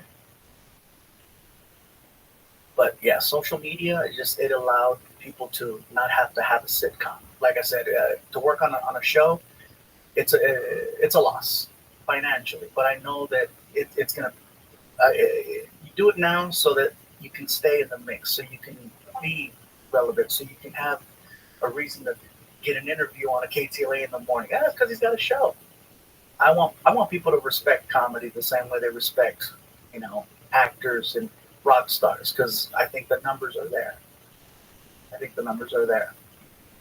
Kevin Hart is a big influence. I don't strive to be as big as Kevin Hart because I know he has the schedule of breathing. He's got a schedule going to the bathroom, and I need some freedom. But he's an animal. That's what it takes sometimes. Listen. The guy's in the gym at 4 o'clock in the morning. Yeah. I'm just going to bed at 4 a.m. Yeah, no, it's a different. He goes to bed at 10, don't he? Well, no, like I said, he's in the gym at 4, so I don't know what time he goes to sleep. I just saw like Marky Wahlberg's routine. Oh yeah, that's insane. When he's home, he goes to bed at 9, 10, yeah. 9, 10 o'clock at night. Listen, when you have to look that good, this is what needs to be done. If you want to make $7 million a fucking movie, that's what needs to be done to make the discipline, sacrifice to be done. You have to change if you're really fucking serious. If there's a guy coming behind you. that guy's breathing down your neck. You know what I'm saying? Mm-hmm. That young guy, like Brad Pitt still got it. But there's a young Brad Pitt right around the fucking corner. Yeah. Brad Pitt's just waiting to convert into Clooney. No, he's going to convert into Robert Redford. Oh, okay. Remember, he was always Robert Redford. He was always there to replace Robert Redford. Robert Redford fucking was right there, did the sting and shit. Robert Redford was slinging dick. When I was a kid, every woman wanted to suck Robert Redford's dick. But then fucking Robert Redford got a little old, his hand started shaking and shit. And then showed up Brad Pitt with the long hair with that one movie, and it was all over the show. It's fucking crazy. But no, the way I see your growth, it was a constant growth, Gabriel. And it was one thing that went into the other, because of the work you were doing. It just I didn't say no. Yeah. People say, well, I didn't. I started saying no recently. But, I mean, anytime an opportunity was presented, I'm like, I'm all over it. Okay, I'm in. I'm down. When? Let's go. I was doing 47 weeks out of the year. 47. I was working my ass off. Whatever gig it was, I was down. What is your status right now? Are you a dick slinger? Nice. A relationship? Been single now for, let's see, a couple of years now. How old is your son? My son is 22. You're still in full contact with him? Yeah, actually, he's I got him a job working as a working stage crew. He was working at a theater behind the scenes. He was a stagehand. He did that for about a year, and nice. I got him a job on the road. So he's happy, and we have such a great relationship. It's not just us passing each other in the living room now. It's like we go out of our way to spend time together, and he's been awesome. Brother, I've seen you grow up. How fucking crazy is that? Yeah. When we did. Hey, Joe, look, you knew me when I had hair. Look at this shit. It used to have a flat top. Now it's just, I still remember going to Bugsy's with you, and you had the car, and we landed in Burbank, and you dropped me off maybe 6 blocks from here.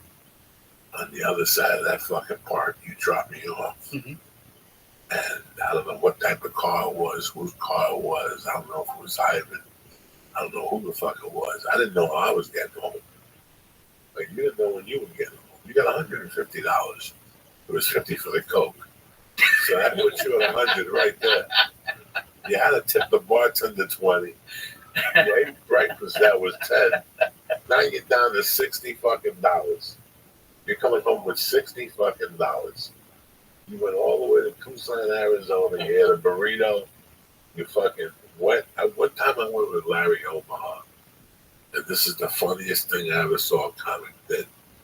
If there was, because the place would get 90 people, right? Bugsy's, you know what? Back then, I remember 75. To me, it looked like 1,000 people were in there because those days, compared to the Bicycle Club. Yeah, but after the show, they would put like a DJ would come out. Yeah, and there was dancing. And there was dancing, and I remember him going up to like 8 women in a row, and like him getting shot down in flames like 8 times in a row, and finally like this little ugly timid one was like, "I don't know," and I was sitting there watching this whole thing. I saw the creepiest things go down at that place. But here we are, brother, 20 years later, and I'm happy you took the time to came up and say hello. You know, I missed you. And it's great to see all your success, and I always break your balls on Twitter or whatever. Yeah, I know. There's not a lot of people that I can say I go back with that I still have a good relationship with. Yeah. Because with time and with growth, change, some people don't handle it well. Some people don't handle change well. Some people don't handle growth well. Some people can only grow. And when I say grow, there's a way, whether it's work ethics or whether it's, you said earlier about becoming a man. What did it take? I mean, there was a lot of pain to get to a certain place. And some people will stay that way and not learn from it. And there's some people that can grow past it. And I feel like I've gone through so much over the years, and I appreciate the fact that you've always been you, And if there was anything, if I had ever did anything that that required calling out, you were the first to do it, and there was always a respect that, you know, hey, Uncle Joey said, and, you know, like Martin would call me up, hey man, Uncle Joe has some questions. Oh shit, here we go. And I get nervous because I'm like, I saw you very much like a parental figure, where it's like, man, what did I do? I'd ask Martin. He was like, I don't know, man, but he wants to know. Oh shit, all right, here we go. So that there's always been that respect and that love there for you. And I'll never forget that one night we were at the Comedy Store, and it was Marilyn's, you know, like funeral, and Jeff Valdez went up there, and I'm like, oh my god! And I witnessed, I saw the side of Joey that I never wanted to be in front of. I saw those flames directed at someone, and it wasn't me, and I was never more happy that I was never on your bad side. Because Gabriel, I'm trying to write a joke right now, comparing a wake to Hollywood. Like, I saw my mother get buried, and I went to this wake. And Cuban wakes are 5 days, 4 days fucking long. You know, the arm has to pop up before they bury it. I swear to God, Cuban, something's got to move before they bury it. So I saw these people come into this wake, and everybody told me if I ever needed anything to call them. And a month later, when I called them, the phone was disconnected. You know, so I've always had a big problem with wakes. Like, I just don't fucking like them. So I walk in there that day. See, there's a backstory to the Jeff Valdez thing. You know that he tortured me in Maryland for years. And that thing that he did to me with the Latino Laugh Festival, I never ever forgot that. Because he made me showcase like a donkey 5 times, clean. Then he said he didn't make it to the festival, but then he did a midnight blues show, and he didn't ask me to do the dirty show. And I saw him he came to the store on purpose that Monday night, like to rub it in my face. And I was like, that's a declaration of war. But I'll save that for later down the road. That's how crazy I am. So this is 98. And I saved it as a declaration of war that showed back up in 2007. Like, I always knew I was going to stab him one way or another. I'm looking at you in the face, and I'm telling you that whole thing, how to describe to comedians what it felt like. It was a time in my life where I couldn't find an agent. I was booking shit. I booked the CBS pilot. I booked basketball, and I booked something else. Everybody had agents. Everybody was going to Montreal. Everybody was getting something. Here I am stuck at the store following Paul Mooney every night. And I didn't really see it for what it was. Do you know what I'm saying, dog? So here I am, living my life. I never bothered the Latin community. In 1996, they called me in Seattle and flew me down and put me in a hotel in Wilshire and took me to the Laugh Factory and made me go up number 6 behind Greg Giraldo and fucking Pablo. This is when Pablo was a fucking pure hell. This is when Pablo was doing Seinfeld in Spanish. And once I saw that, my insides broke. I'm like, I don't deserve to be down here. So I went up, they put me up like number fucking 2. I'm a Cuban guy in an old Mexican room. I get fucking buried.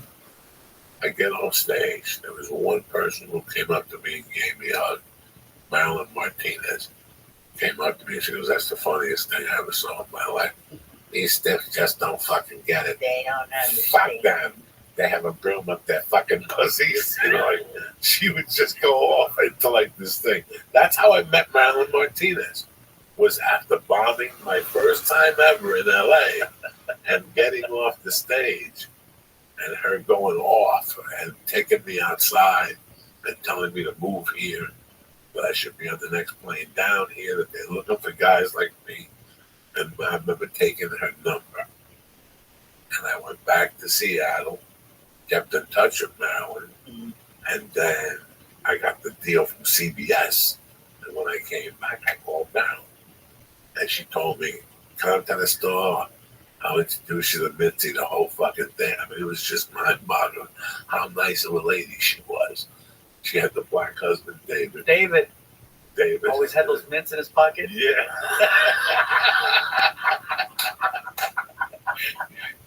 I could always depend on David to have it hand me a mint. It was just a weird.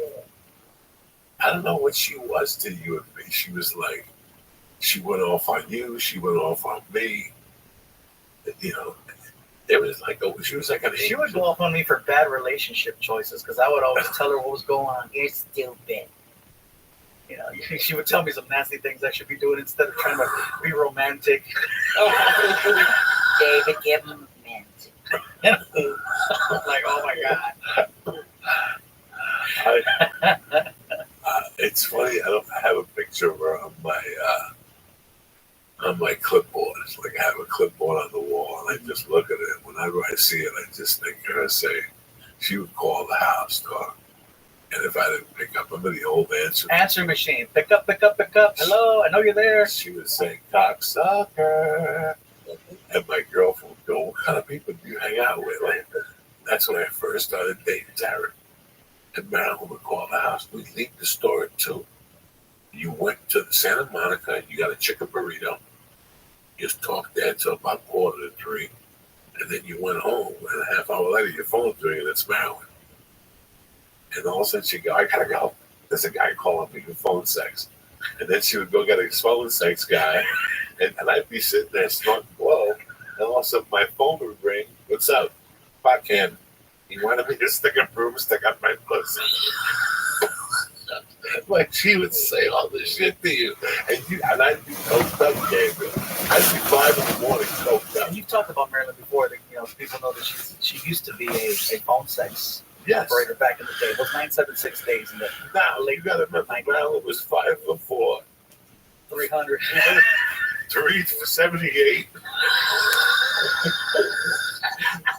But she had one of those. And that's what the shoes. I had looked like I hit with a safe. Like somebody dropped a safe from the 11th floor. God rest her soul. I'm not saying nothing bad about her. I miss her dearly. I couldn't even imagine her around today. Like, oh, wow. I couldn't even imagine her around, tipping the scales at 400, eating on a podcast, talking dirty shit about people, because by this time she would have been fucking gone. She would have still been talking shit about poetry.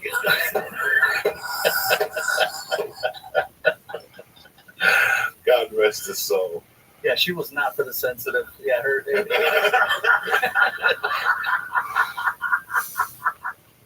But, you know, it was weird that she was a phone sex operator.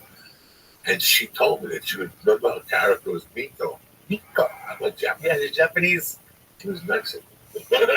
She would play Miko and something else. And then she would grab her cheek and she sounds so wet. And she would do the little. Oh my God. This is how she paid the bills? Yes. Yes. Oh my God. I remember going on the road with them, going to the hotel that had a cooler filled with licorice. And they were like walking diabetes. It was tremendous. It was tremendous. It was like having a mom, but not really. She was a comedy fucking chick, man. She was awesome. She's been dead for 12 years now.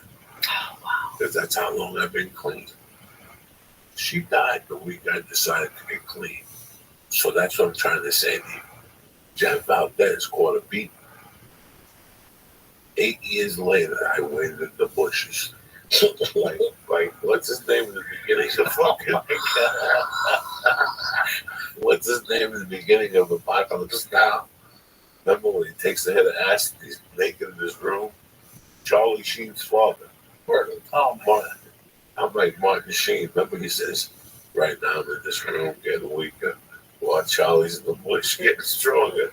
It was just Charlie in the bush getting stronger.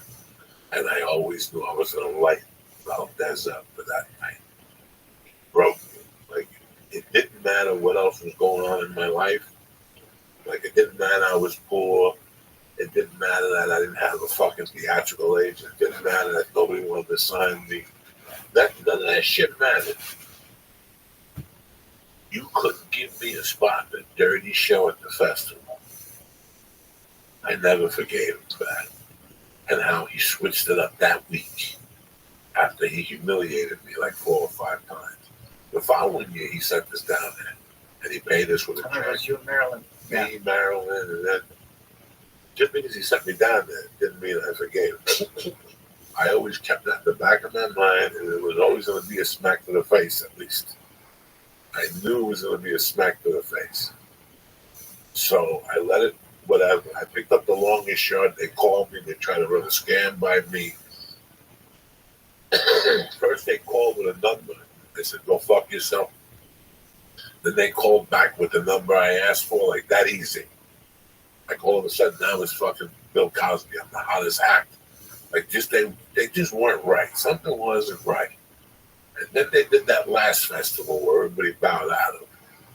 And they did the theater. Jeff Valdez did the theater on Hollywood Boulevard. I was still living in Hollywood. He kept calling me, going, come on, come over to the theater. It doesn't pay anything. But he's charging $55 at the door. He's not paying anything. And I was over it already. I was over the whole Latin scene. That shit had fucking sailed and went. Like the whole thing had gone. It was broken. And all of a sudden, the thing I fucking hate the most happened. A friend of mine dies. So at the time, I know he was giving her work. Remember they were doing that TV show about her working with kids? Yeah, this was it a show like CTV? Yes. He was paying her like $500. I'm not mad at him for that. I was mad at him for what he put us through. Because not only was I heartbroken, but Marilyn cried. Marilyn cried to me saying that the reason why she didn't get it was because she wasn't pretty and shit. And I just never forgot that night. And I just knew he was going to get it. All of a sudden, God forbid, 8 years later, Marilyn Martinez is dead. I get off the plane from New York. I haven't done go all weekend. So I was 4 days into wrestling with the no coke thing. I get back. There's going to be a wake. My cat dies. I make a fucking promise that I'm not going to snort coke if the other cat lives. And all of a sudden, we have to go to church for Marilyn Martinez. And I parked the car. I was maybe 390 at the time. And I was taking Kung Fu in Silver Lake with some fucking Joey Karate. That was how Joey Karate became. Okay. And I'll never forget parking the car, going in and seeing Jeff Valdez by the church. And my blood pressure went up from 100 to 190. And I said, hello, I was cordial. And there was drama going on. Who was going to pay for the funeral? Marilyn's husband couldn't afford the funeral. Some people said they were going to pay for the funeral. But if certain people showed up, they weren't going to pay for the funeral. So David was all stressed out. I was living in a fucking apartment. I could barely make $700 a month rent. I couldn't help it. I felt horrible. So I knew all this bad energy was going on. So, you know me. You know, I'm hot-headed. At that time, I had the drugs going on. So I could hit you with a dish. I threw a bottle at some guy at the comedy store. I was doing shit that junkies do. You know what I'm saying? I was doing junkie shit. So I bowed out of that thing at the comedy store. That church thing was at 10 o'clock a.m. I saw Jeff there at like 11. My blood pressure started going up. I went home and I said, I'm going to stay home and mind my business. I even took a sleeping pill. I took a sleeping pill so I wouldn't do coke. It would have been like the 7th day that I would have been clean from coke. And I was already burning the fuck up, and now my best friend dies. Somebody who calls me every night, calls me cocksucker and all this shit. And I go, fuck this.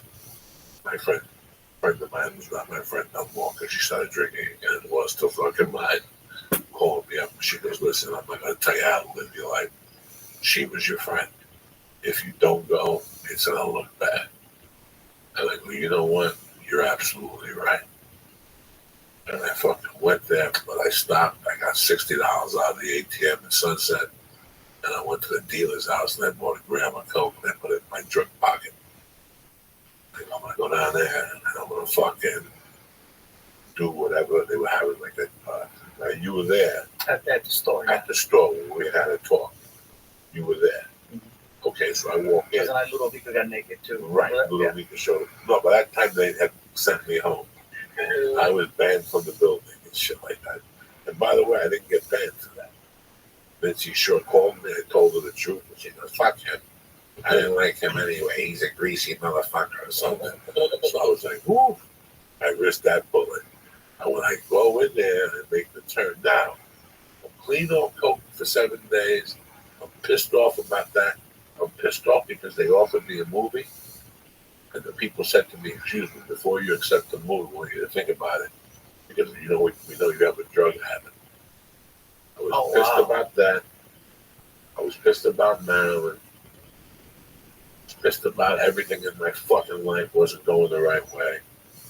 And I walk into the comedy store main room and there's a buffet of Maryland's death. There was a line of food in the back that Corey Cuomo had put together, Freddie Soto's wife. God rest his soul. And who was eating the free food but Jeff Valdez? That was the ultimate insult where I come from. I knew I had a stab in the fucking neck. I went in, I didn't even have time to snort the coke, I swear to God. I went in and I got like a dew was on the rocks. And I drank it. And I walked. And my blood pressure, my heart was pounding. I didn't know if I was going to hit them. And all of a sudden, they stop me. They go, "Hey, we're gonna start this thing."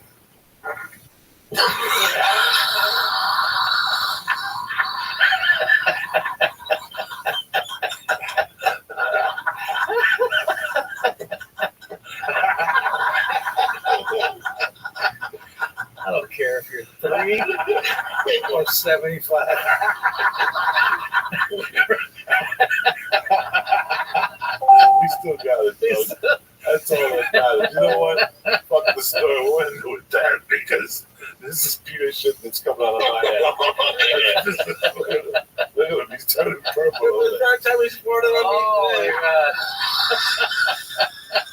Oh, and now it's out of wet. Oh. If you don't wear underwear, there's no way you're No, I got underwear. I'm 57. I went down that road. I went home one day. I swear to God, about a month ago, I just went to White Mass and found a little piece of shit. I didn't question. Maybe I made a mistake. I didn't know how I got there. About a week later, again, my asshole's a little burned. And like, what the fuck? I go back to this like a little fucking, what do you call it? Oh, like a milk dud. Oh, wow. So, yeah, I got like little milk duds. Like, I'm losing like people. Pretty soon I got to wear a diaper. I'm like 2 months away from wearing a diaper. I might as well have some fun now. Shit my pants. You got to shit your pants all over. And then you drive a little bit and throw them out the window. You can't even do that now. There's not the cops. No, the cops will bring it in, check your 23andMe. And all of a sudden, there you are at home, jerking off, watching TV. And the cops come with your baggie, with your fucking MeUndies on. And they're like, listen, we found your fucking sperm in here. Oh, God. And by the way, you're not Mexican. Gabriel Iglesias, thank you. Anything you want to tell us? What season, date, anything? They haven't given me any information. What's the name of this tour?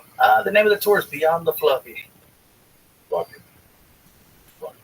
God bless Beyond you. the Fluffy. It's been an honor to know you. Fucking 20 years. I've seen you grow up in front of me. I'm an old man. I'm 57 next Wednesday. Wow. Happy birthday. Wow. Happy birthday. This is a nice present for myself. Fucking Gabriel. Let's check them drawers. No, we need to check those drawers. Now we need those fucking potato tacos. And they fucking Joe Milage probably ate them all. Him and the other kid who couldn't wait to get their hands on them. Thank you very much for coming on, guys. Love you, Joey. Love you, brother. All right, don't forget, you dirty motherfuckers. They had an extra show in Tempe on Thursday night, 10:15. And on the 27th and 28th of February, I'll be at Treasure Island in Las Vegas. Check the fucking schedule at the 28th. Before we leave, like I said, this is brought to you by Butcher Box. I am in love with this. What's the best night of the week? Steak night followed by mama letting you get a little sniff, a little whip. Listen to me. This meat is fucking tremendous. Like I said, they vacuum seal it. They deliver it right to your door. It's fresh. Whether you get the salmon, the steaks. I mean, they sent ground beef. Everything was fucking first class. With Butcher Box, you get the best quality steaks delivered right to your door. Butcher Box is a subscription service that sends you 9 to 11 pounds of high quality, humanely raised meat every month. That's enough to cover you for 24 meals. And Butcher Box is affordable.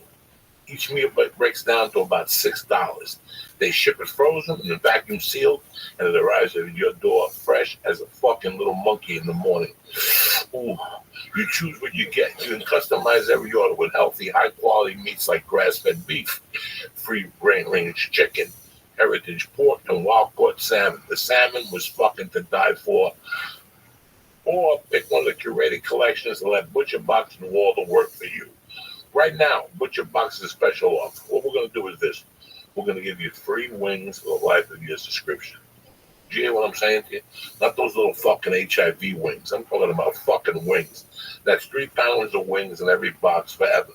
Plus, you get $20 off your first box and free shipping in the lower 48.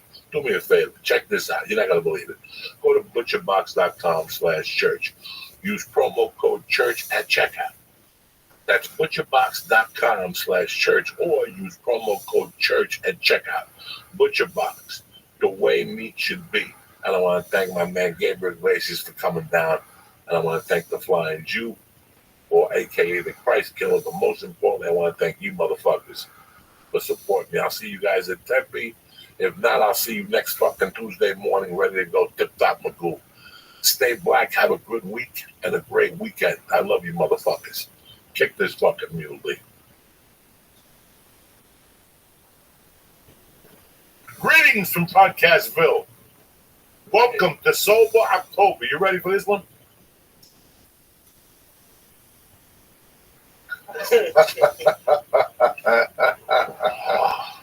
That's my fucking idea. Sober October. You can suck my dick and call me shorty. You know what I'm saying? The podcast is brought to you by Onyx. Listen. Onyx running a tremendous contest. Right now, you buy Alpha Brain 30 count for 90 counts. You get a ticket, a lottery ticket. You're going to automatically win a coupon or some beef jerky, but they're going to enter you for the Onyx experience. Go to Onyx.com right now, press it. Church, bam! And get 10% off your order delivered right to your house. The best supplement in the fucking world. You understand me? Number 2, the podcast is brought to you by my family over there in Chicago. They all came to the show. CBDLion.com. The goods, whether it's shatter, whether it's a tincture, whether it's the Gummy Bears. Let me tell you something. You can't go wrong with CBDLion.com. Go to CBDLion.com and press in. Church, bam! Get 20% off your order delivered to your house. Number 3, listen. I don't know what week it is, but we're just a couple of weeks into pro football, and there's no better time to bet. If you had the motherfucking Tampa Bay Buccaneers yesterday, you won, you cocksuckers. You like winning money? Who doesn't? The Cowboys didn't cover. The Cowboys didn't cover. New England pushed. It was a fucking disaster yesterday. Yeah. If you're trying to bet on the NFL, baseball, MMA, whatever the fuck this week, you got UFC, the Australian against fucking the little African dude. My bookies got the fight. Not to mention the NHL and NBA seasons are right around the corner. Right now, today, you double your first deposit now, today. Use promo code CHURCH, CHURCH, to get 100% bonus on your initial deposit up to $1,000. Who does that for you? Nobody. Your Uncle Joey does that stuff. So visit MyBookie online today. That's MyBookie. Grab a pencil, you dumb fuck. MyBookie. Sesame Street, bitch. And don't forget to use the promo code CHURCH when creating your account to claim the bonus at MyBookie.ag. All right? You bet, you win, you get paid. Kick this motherfucking muley, Sayed. Happy Rosh Hashanah to you motherfuckers. Uncle Joey here direct. If you came to the Chicago show at the Chicago Theater, I love you with all my heart. Thank you very much for showing up. If you went to any of Harvey's favorite shows in Brea this past week, and I thank you very much for supporting us. Yeah, thank you. We love that you got our backs and whatnot, but it's motherfucking October 1st. I heard that Chicago show was nuts. It was great. They were great. The theater's a great theater. I didn't completely sell it out, but it wasn't about that. It was about fucking doing a good show. Yeah. I only booked that, so all my energy went into that. How was it? It was tremendous. Yeah. You know, listen, That's we're all what I heard. very fortunate. Yeah. To still be in the game. Yeah. Never mind selling a ticket or two. We're very fortunate. Went on a cruise ship headed to fucking Norway, cracking jokes with a bunch of people with coupons. You know what I'm saying? So I give thanks every morning when I wake up, and I know you do it. Lee does. We're really thankful, you know, to even be a part of this fucking machine. So Yeah. I don't give a fuck about being Yeah. Kevin Hart or Louis C.K. or Amy Schumer. I'm just happy to putz along, be it that. Do a podcast twice a week and talk to people like you. We go to the store on Tuesday nights. It's like a little fucking mafia reunion. It's like I'll eat you on Tuesday night. It's weird there now. I'm surprised the cops don't raid the joint on Tuesday. Just come in for like the old school days. Yeah, you gotta get all you killers out of this fucking place. You guys are all wanted. You can't commiserate. You're gonna share fucking secrets about Netflix and shit. What's going on, my man? I don't know. What is your plan? What it is? For sober October? What lay it out for me? So no drinking, no smoking, no sucky, no fucky. What's going on? Yeah, nothing. Nothing. And I don't know. I don't even understand. It doesn't do anything for fucking hurt. I don't even understand what we're doing anymore. I hate it. Why do you hate it? Because I hate it, Joey. It's a time of atonement. Jewish people love that shit. They take a week off. It is right around the time of atonement. Yeah, It's the same like Rosh Hashanah Yom Kippur. So it's a time of atonement. Take the month off. If I could do it, yeah, I would do it. What does that mean? What does that mean? What does that mean if you could do it? I'm not strong enough to do it. I don't like rules. Yeah, me neither. What made me I want to do stuff when it comes up. What made me go crazy when I was in the halfway house was the rules. You telling me I can't do it. If you just say, Joe, knock it off for a few days, I could knock off weed for 3-4 days. But at this point in my life, it's become a teddy bear. It's become something that I do in the morning to wake up and eat. And it's not that I smoke pot all day. I don't give a fuck about 420. I don't give a fuck about the movement. I've been smoking dope before the fucking movement. You know what I'm saying? That movement's over. It's legal everywhere now. I don't smoke vapors. I don't do nothing. I don't want to burn nothing with a blowtorch. I just want to smoke a fucking joint, baby. Speaking of which, what happened to that joint? Sorry. Look at you, hide it over there. Why do you try to hide it? I'm Rosh Hashanah no less. I'm Rosh Hashanah no I gotta less. hold the last little bit. You want me to light it? No, I want you to sit there and look at it like it's a museum. Yeah, I want you to fucking light it. What's going on with you, Coach? It's good to be here, dude. I've been hella Mexican food. Like every day, there's a taco truck by Simone's. I go fucking nuts. It's that or In-N-Out every time on the way home. I'm getting fat out here. There's no good Mexican like that in LA and New York. I mean, I'm getting fucking fat. Is it weird that you're not walking? What? Yeah, maybe a little bit too, for sure. You believe it's going to be 93 degrees in New York tomorrow? Is it really? 90 degrees or something like that today. Damn, it's supposed to be 90 fucking degrees. That's why October's so fucking nice. I've got a huge snowstorm in fucking Montana. Yeah. Whoa. Fucking a foot and a half of snow. When you're here, is it the truth? Like, you can't even understand how people could be under snow. Like, you walk outside in shorts, and then you're like, you see on Twitter, people like, this place covered in snow, and you're like, what? It doesn't make any sense. We're from the East Coast, so maybe it's different. Like, to me, it's weird when I see them at 60 degrees wearing, like, beanies and winter coats. It is colder, but that's what's weird for me. I'll tell you what. Here's the problem. I was telling my wife this the other day. We are, as much as we hate to say it, living in California, except for the traffic and the food, we are completely spoiled. We walk out of our house 8 days out of 10, and the sun is fucking just gorgeous. Gorgeous. Just gorgeous. It's something that you cannot even describe. Yes, it's expensive to pay and live here. Yes, there's traffic. Yes, gas is $4 a gallon. Yeah, but on the worst day, you'll never freeze to death outside. No. That'll never, ever happen. No. I mean, it gets hot here. Like, September's the hottest month. That's it. We talk downhill after tomorrow. Tomorrow's a hooded sweatshirt. It's already starting to get cold. It gets cold. It's starting to get cold at night last week. Keep a hoodie in your car. But do you ever look at the weather out here? I don't look at the weather. No. I don't think I've ever. No, we take it for granted.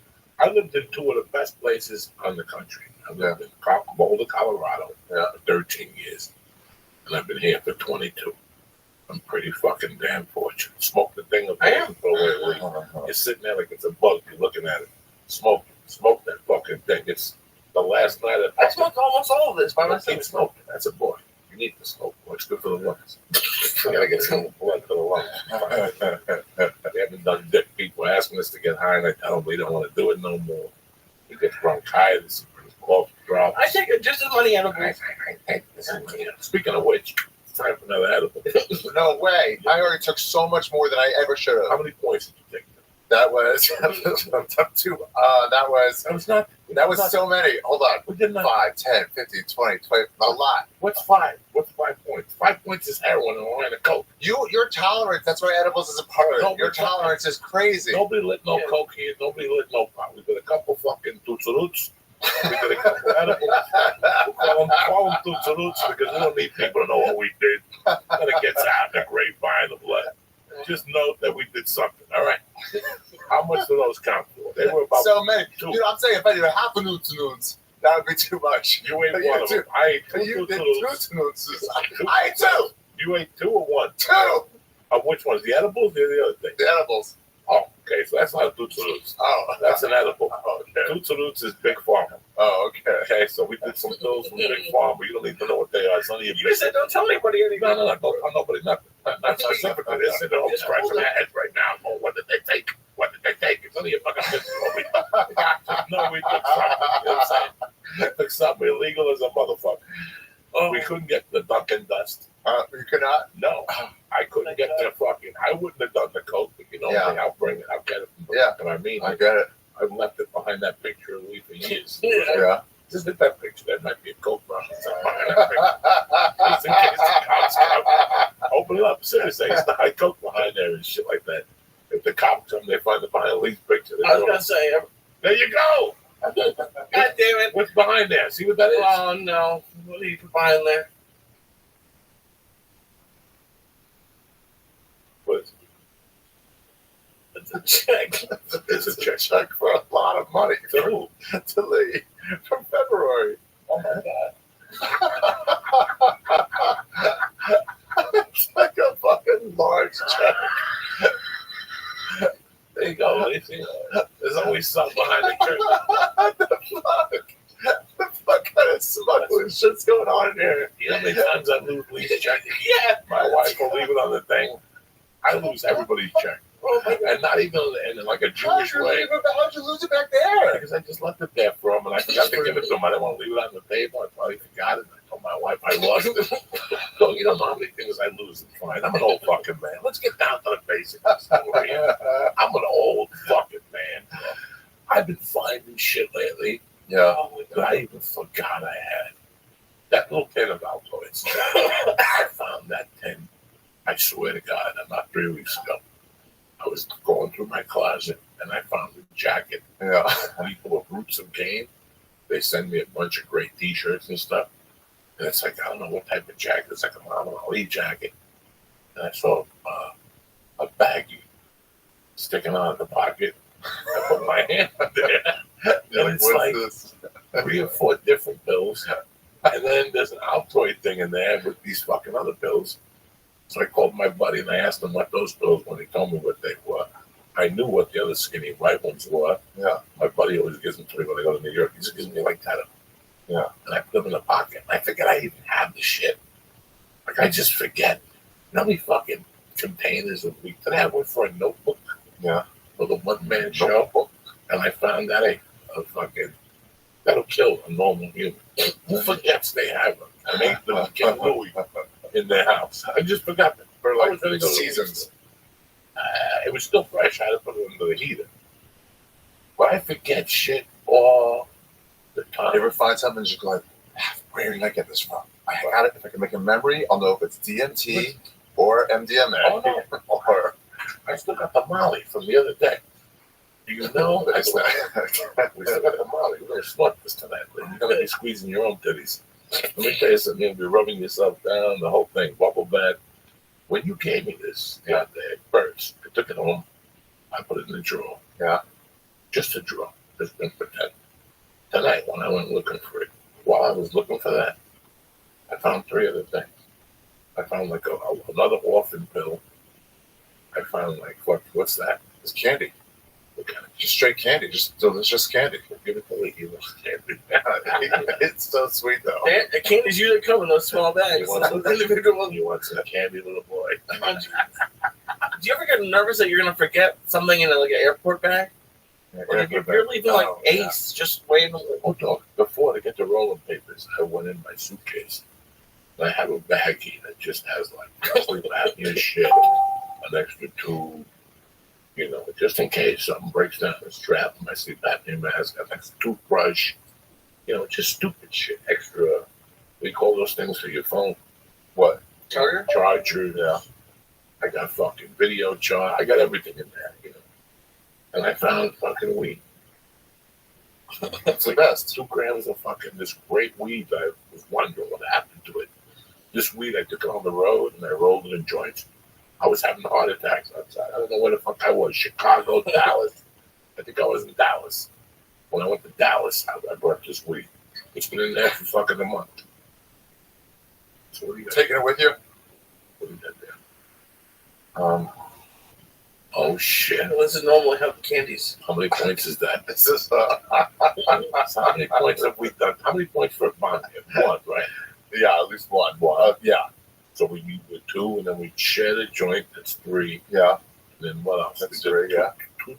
Two salutes count for 4, 5, 6. 4 points apiece. So I did 2. That's 8. Oh, Edibles yeah. are like 3. No. That's 6. There's no way, because no one can take 200 milligrams off your lid. Yeah, no, that's Let me check. Yeah, 200 milligrams is big points. Yeah. I think it was 1 point for 25 milligrams. 1 point for 25 milligrams? Yeah. 1 point for 25 milligrams. Yeah.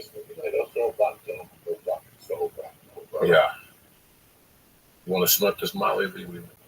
I don't know what that is, but whatever it is. Let's see. How many points? Dude, I've done more drugs this year than I've ever I think done. you left edibles off. I did leave edibles off because it's all about the tolerance for edibles. So if 1 bowl is 1 point, has to be at least be a point a milligram, right? Well, that point every 5 milligrams? 1? No way. Every 5 milligrams? Every 10 milligrams? For you, 50. Oh, for you, 100. I get 100 mil. Okay, 1 point per 1 point. Oh no, it's there. Okay, 50. that's fair, I guess. That's 4 points. What are his points? His points need to be adjusted then. 3 points. Because they don't do nothing to me. They don't do nothing to you. You would just load up. It's a gentleman's game. I'm eating. Listen, let me tell you something. I started with I should eat first off. this. No, leave it there for the roaches. Yeah, fucking eat it. First off, this ABX extract, Oh, this that's is good. edible. I love these edibles. Yeah. It's like the best edible I've eaten in years. You know why? Why? It's clean, Bobby. There's no sugar. There's no cookie. There's no brownie. You know what happens when you drink booze? It's not the alcohol that gets you alone. It's the sugar. Is that true? Yeah, it's the sugar. Like when you drink, you ever go out and drink like pina coladas one night and get a habit. The next day you wake up feeling like that. Yeah, you got a headache from the hangover, but you overdosed your body with sugar. Like when I would go to Miami, I would drink those cats. Those things are all sugar. So when we were eating edibles, Jesus, Lee and I were eating 2 cookies a night. You're gonna be a fat fuck, and then eating a fucking like tonight. I feel bad for what's in my kitchen. Everything's going. 2 of these, you eat everything. Yeah, you start with apples. You try to be nice. You start with apples. Next thing you know, you're with peanut butter and saltines and catnip. It's a fucking nightmare. Oh yeah, fuck it. We're crushing the points tonight, people. So October starts tomorrow. It's Monday the 30th, whatever, the 31st.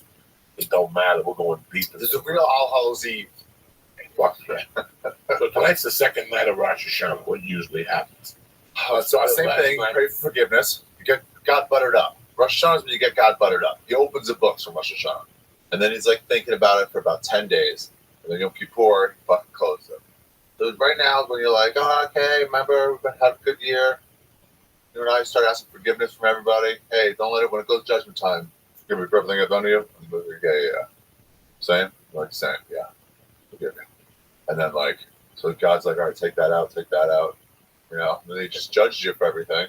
So you're the whole time like, come on, go easy on me. Please. I love you, you know? And he's like, all right. And then by the Yom Kippur, boom, he's shut. And then your fate is sealed for the year. I love that. Yeah. Nothing I love more when somebody tells you history or religious and they put it into their own words and they put humor to it. Yeah. Like what really fucking happened. Like I had a buddy that was his specialty. He knew everything about everything when it came to history. When he'd tell you about MacArthur and this, he would tell you in a comical way and it made more sense. Yeah. When the fucking professor tells you with that fucking dramatic voice during class. Pay attention.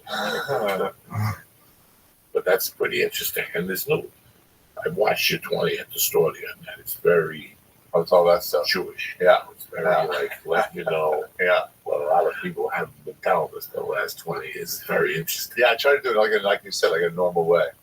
You know, where it's just like real, like this is really what's happening.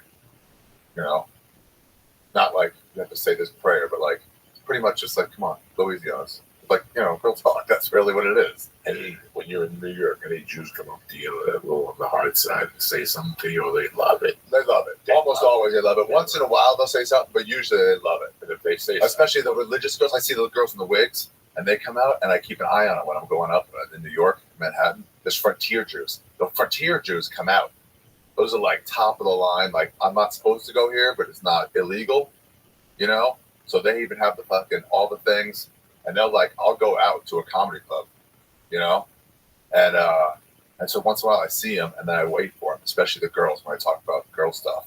They die laughing because somebody's finally including them, I think, you know?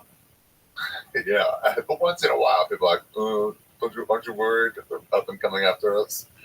Like, no, that's all right. Really cool, though. I thought some people would, every 20 shows, there's got to be one guy after a show that says, Maybe, probably that. Usually, though, if I get walkouts, it's because I'm too dirty. It's usually that.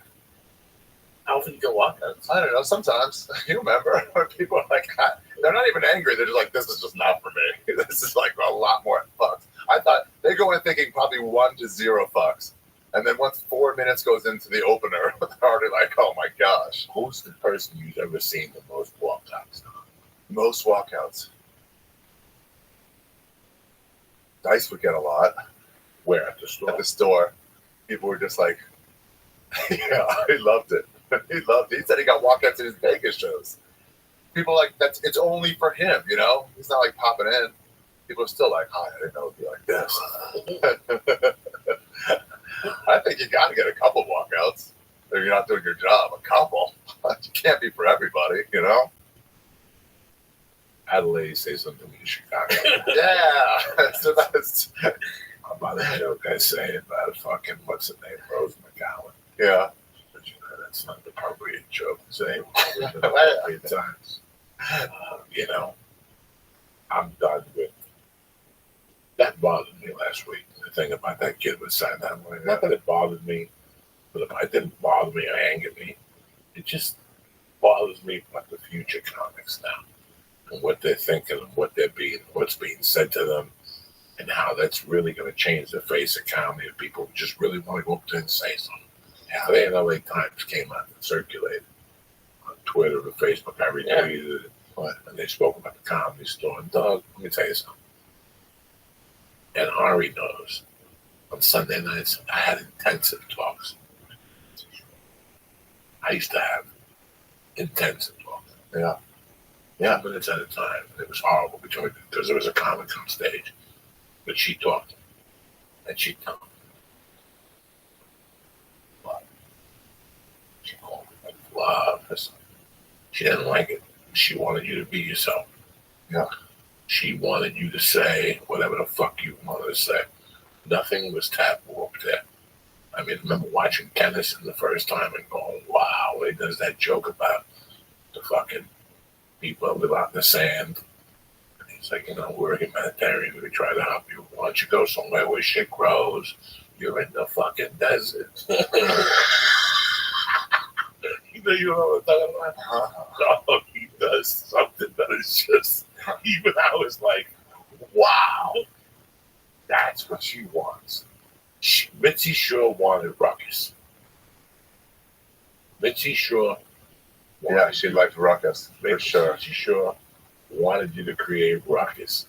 If you watch Kennison like that, you've never seen that about the sand once you grow. Once you what? We're gonna get pulled off with it. Who gives a fuck?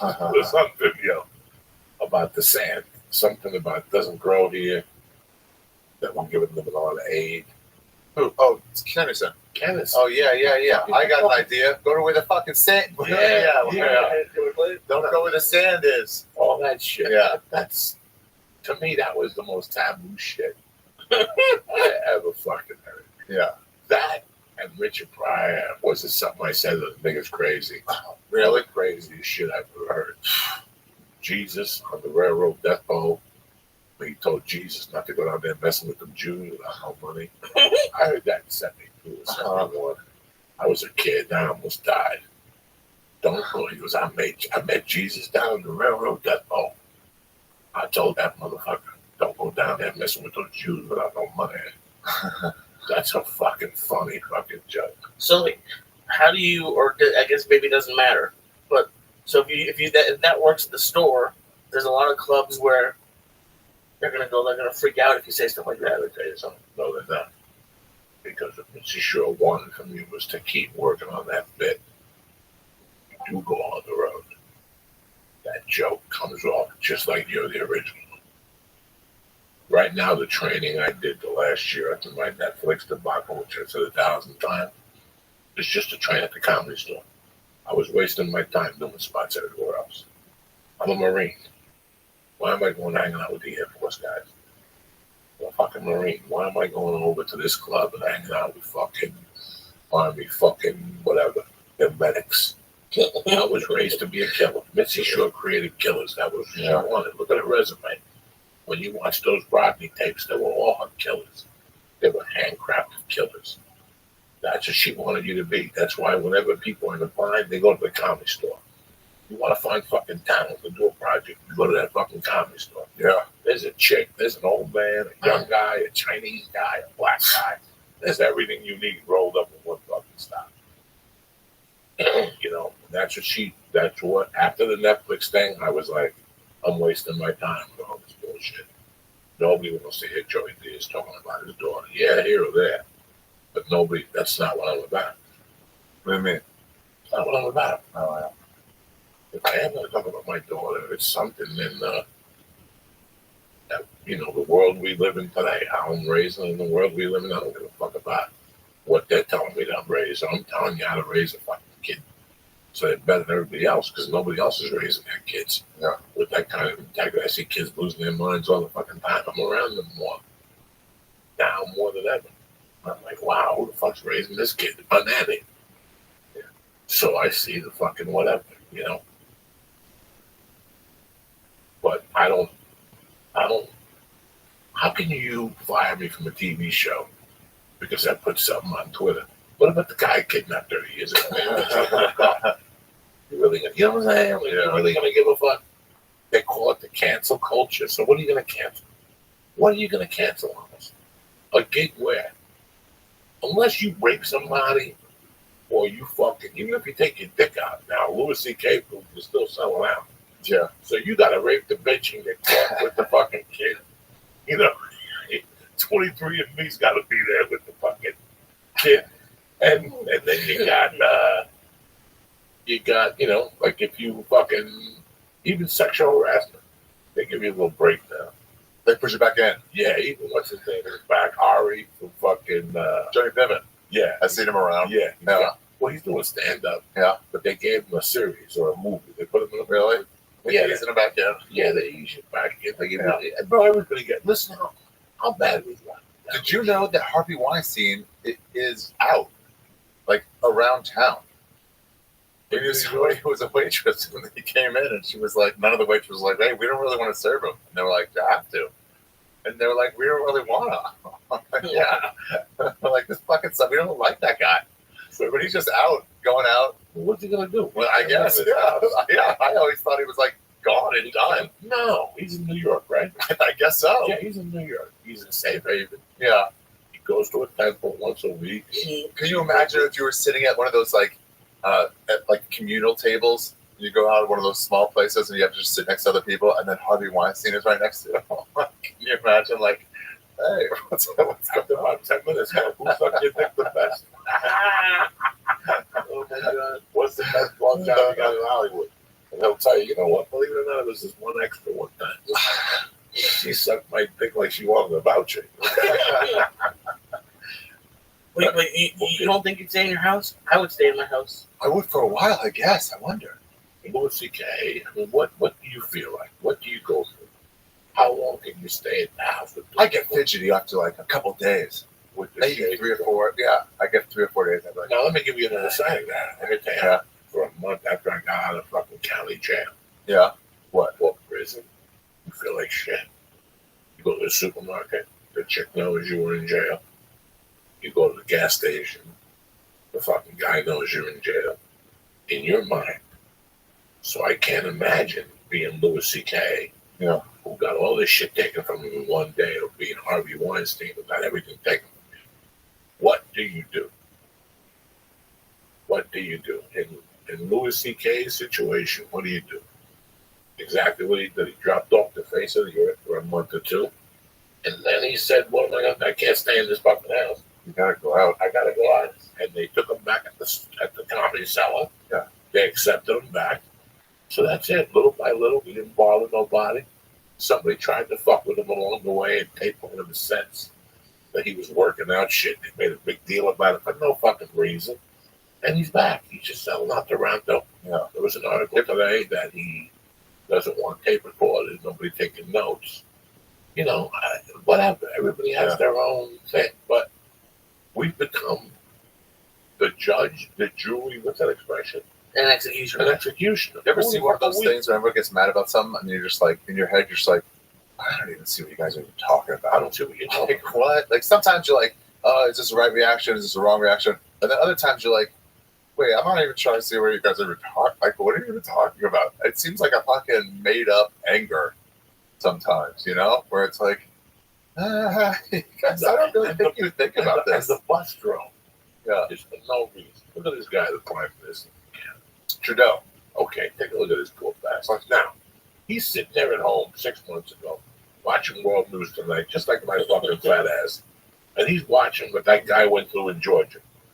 That college, he fucking put on blackface, and they tried to accuse him now. And then the guy was like, man, not only that, I put on blackface one time for Michael Jackson. Who said that? The governor of Georgia. Oh, yeah. And he didn't mean it. You could tell he had no fucking anguish in his heart. Again, they tried to blow it up. I don't know who it was, the writer or whatever. I don't even know what that means. But then you got a guy like Trudeau that's sitting at home. That jerk home sees this. Instead of going, hey, you know what? Going to his defense and going, hey, you know what? Years ago, I got drunk and some chick put blackface on me and released those photos. Look what he went through last. Yeah. Is that his story that he got drunk? I don't know, but I'd rather go to the punch before they do. What do you mean go to the punch? Get there before they do. They're going to find out. Yeah. Listen. You know what? Yeah, I'm sorry. But Netanyahu, they were blackmailing him. He's running for governor of Jerusalem way back, mayor of Jerusalem. And his opponent took a bunch of pictures of him cheating on his wife and sent it to him. Said, drop out or these go to the fucking press. And then he called a press conference himself with his wife. That this guy's blackmailing me, this private matter shit, and he fucking shot up and beat the guy. That's it. Yeah.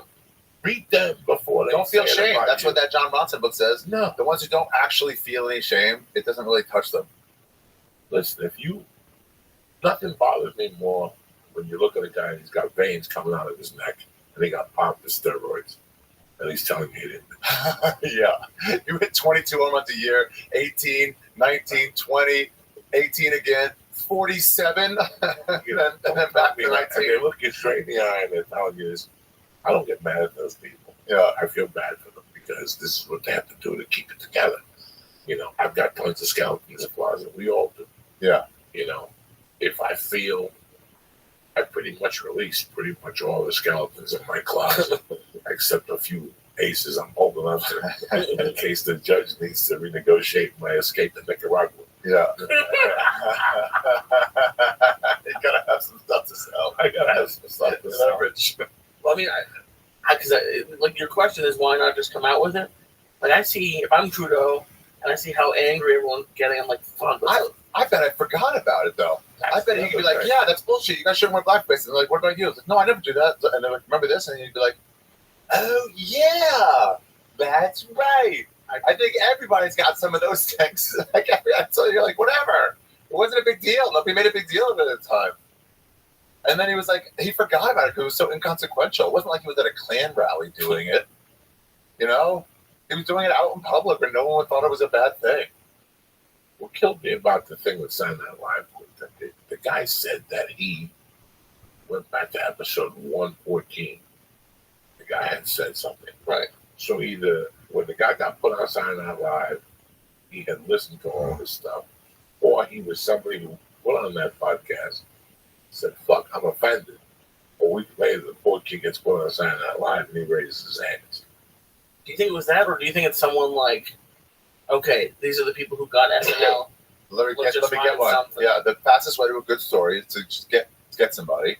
So, but what did you do? Did you listen to every fucking? Yeah, you went quickly. Here's why I know, because he stopped. I mean, yeah, he could have gotten way worse stuff. When it was like, I'm sure, you know, when it was like, well, he said this, it was like, well, I found something quickly. Go. It's like you're just rushing to try to hurt somebody. It's not your thing. It's not for you. Don't listen to it. It's obviously not for you. Just don't listen to it. You're only coming here to be angry. What the fuck is wrong with you? It's like, don't listen to it. Just don't come. They always get on comedy. It's in fucking 80-seat basements. Just don't come here. It's the smallest amount of people actually watching. About 3 months ago, I went up to a waitress at the store. Yeah. We always hug and kiss. For years, I see her. It's great to see her. And I don't know, a couple months ago, or whatever, I saw her. I said, hey, again, I beat it to the point. She's a sweetheart, I got it. That morning, radio, I asked you for a blowjob. And I go, you could have fucking said something. She had to say, you know why I didn't say anything? I go, why? She goes, because you were the best one of all. You were the calmest one. She goes, I can name names of guys ripping my shirt off. Damn, really? You know, you have a comic at 6 a.m. to do radio. He's coming down off that fucking margin duster. At 5 o'clock, he starts jerking off. All of a sudden, the single girl picks up the radio. You're throwing out all the curves. You don't even want to do radio. You just take your dick out and start whacking off in the car. I remember I fucking snorted until she picked me up. Really? And then we went to like 3 radio stations. And after the last radio station, it was kind of rock on the house. Come on. Let's go back to the house. I heard you suck a tremendous dick. She had blown some other comic and I heard about it. I was like, I heard you suck a tremendous dick. Like, I can't. I haven't even had a drink yet and all this shit. Yeah, it's like, what, 8 in the morning? It was like fucking 6 in the morning. But it was like 6 at night. Yeah. Fucking crazy. And she said, you know what? Then going back, you were one of the calmest ones. And she names his name. I'm like, really? And she goes, oh, these motherfuckers are savage. So does that mean that like that stuff used to work? Like, because if you did it, that means like a certain amount of times that kind of, you said that to her, she's like, yeah, I'll come over. What a lot of people don't understand is you can't put like a comedy club like behavior. You can't judge it against an office behavior. Right? We hang out till fucking 4 a.m. The place closed at 2. We all hang out till 4 a.m. doing like drinking and doing coke. It's like it's just a party every night. You're just partying. People are hooking up left and right. I mean, not really, not like every day, but like, you know, we're all fucking young, want to be comics, want to be actors and actresses. You know, I did comedy for 3 years before I got into a scene. Yeah. You know, I didn't fall into a scene. I started in 91 and I knew comedians and I say hello to them at different shows in Denver. But it wasn't until like late 93 that I got into like what you got into. 98. At the store? To that scene. 2000. Yeah. Freddie, Duncan, Bobby Lee. You lived and died for one another. Yeah, yeah. Nobody had money. Got your first commercial, you took everybody to Pink Knots sandwiches. Yeah, right. You know, they lived and died for Yeah, one Bobby another. tickets to Jerry's. Yeah, like all that type of shit. Going to Carney's, all that nasty shit that's around there. But it's weird. I didn't get into that until like my third year in comedy. And it was a party 5 nights a week. It wasn't fun. Last week I yelled at you. You called me at 5 to 10 at home. I'm like, what are you doing home? Right. It was a party every night. 31 years old. Yeah, every night. It's a party every night. After like the third and a half year, it's a party. You get together with, it's 6 guys. You go do whatever the open mics, and then you go straight to Jerry's or something like that, or straight to somewhere else, or a diner. And you go hang out together for 3 hours. Then very special. Yeah, you talk in the parking lot. Yeah, you go to You someone's talk in the apartment. parking lot.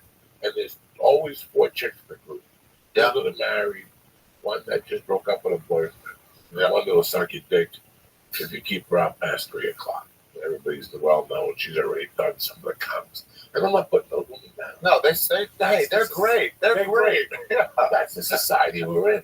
And when I was open mic, Every year there was one girl, 2 out of every 3 years. There was at least somebody you could say, like, you just look at her across the bar and she look at you and you're just like nod and she's like, yeah, and you just go. You just go to the bat.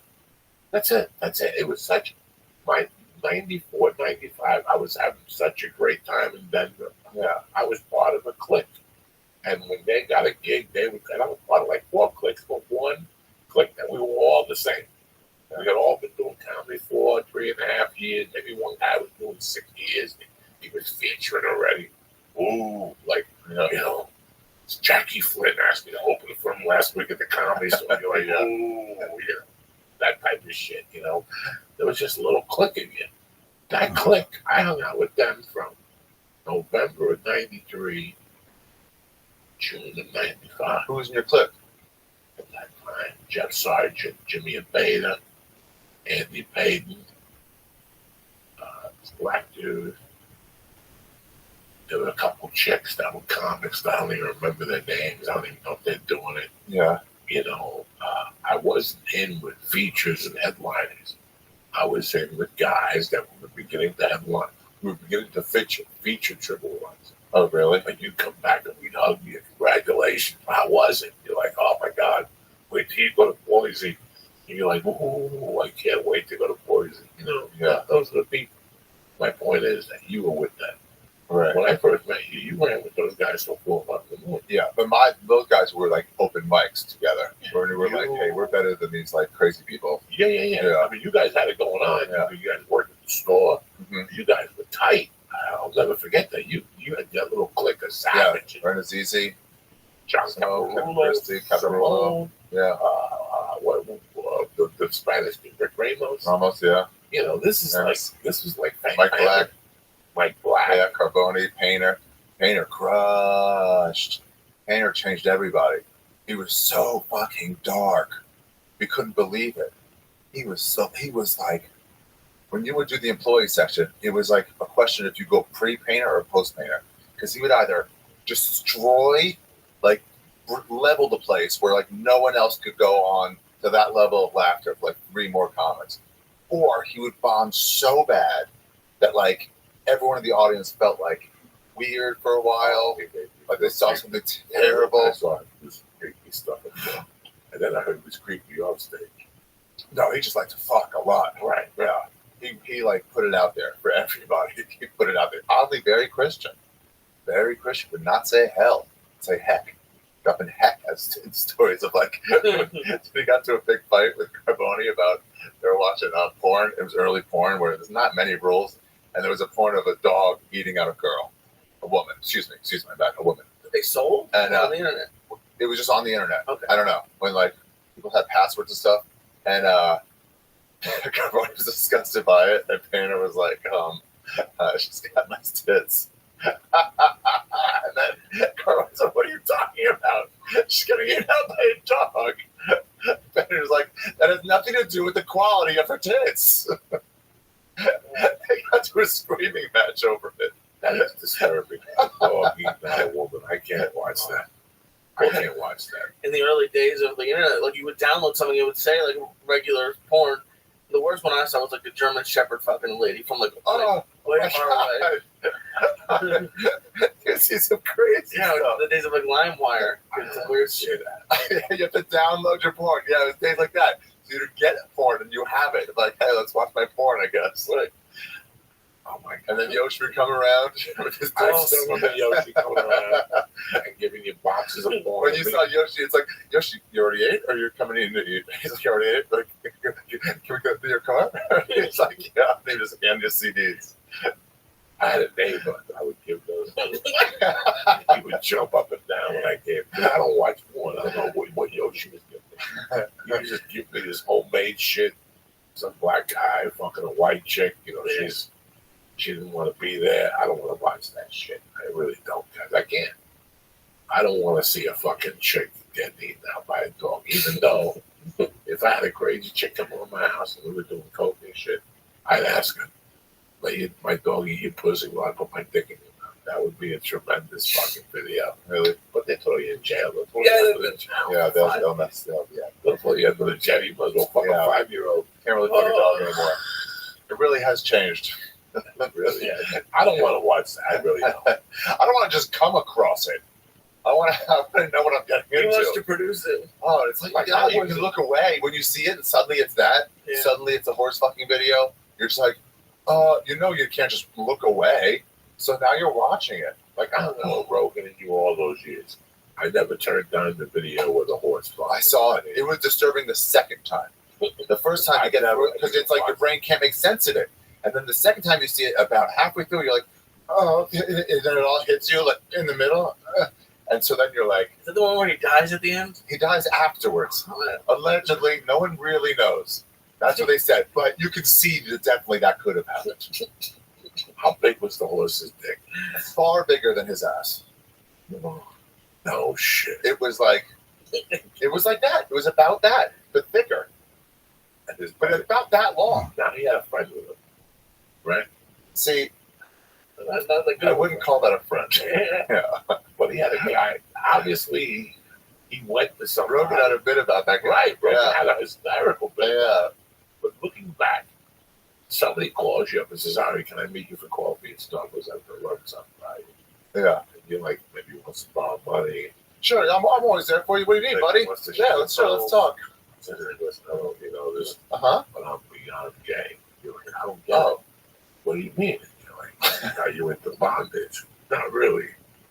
You like the fucking groups? Not really. I've done it, but I'm not. So then what do you mean by beyond gay? Oh my God. So that time I went to Pennsylvania with my friends from high school.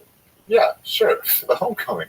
When I went on the fucking horse, I noticed how big his dick was. And I had taken a shit one time that was 18, 19 inches, and I figured I could put the horse's dick up my ass. So that night I went, when everybody was sleeping, I went to the stable. And I Vaselined my ass. I didn't eat no lunch or dinner because I wanted an empty stomach. On purpose. On purpose. Oh.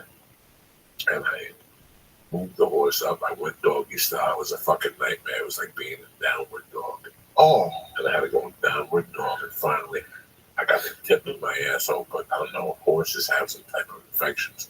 So I ended up in the hospital with an infection. And I read up on it online. And in those days, encyclopedia online.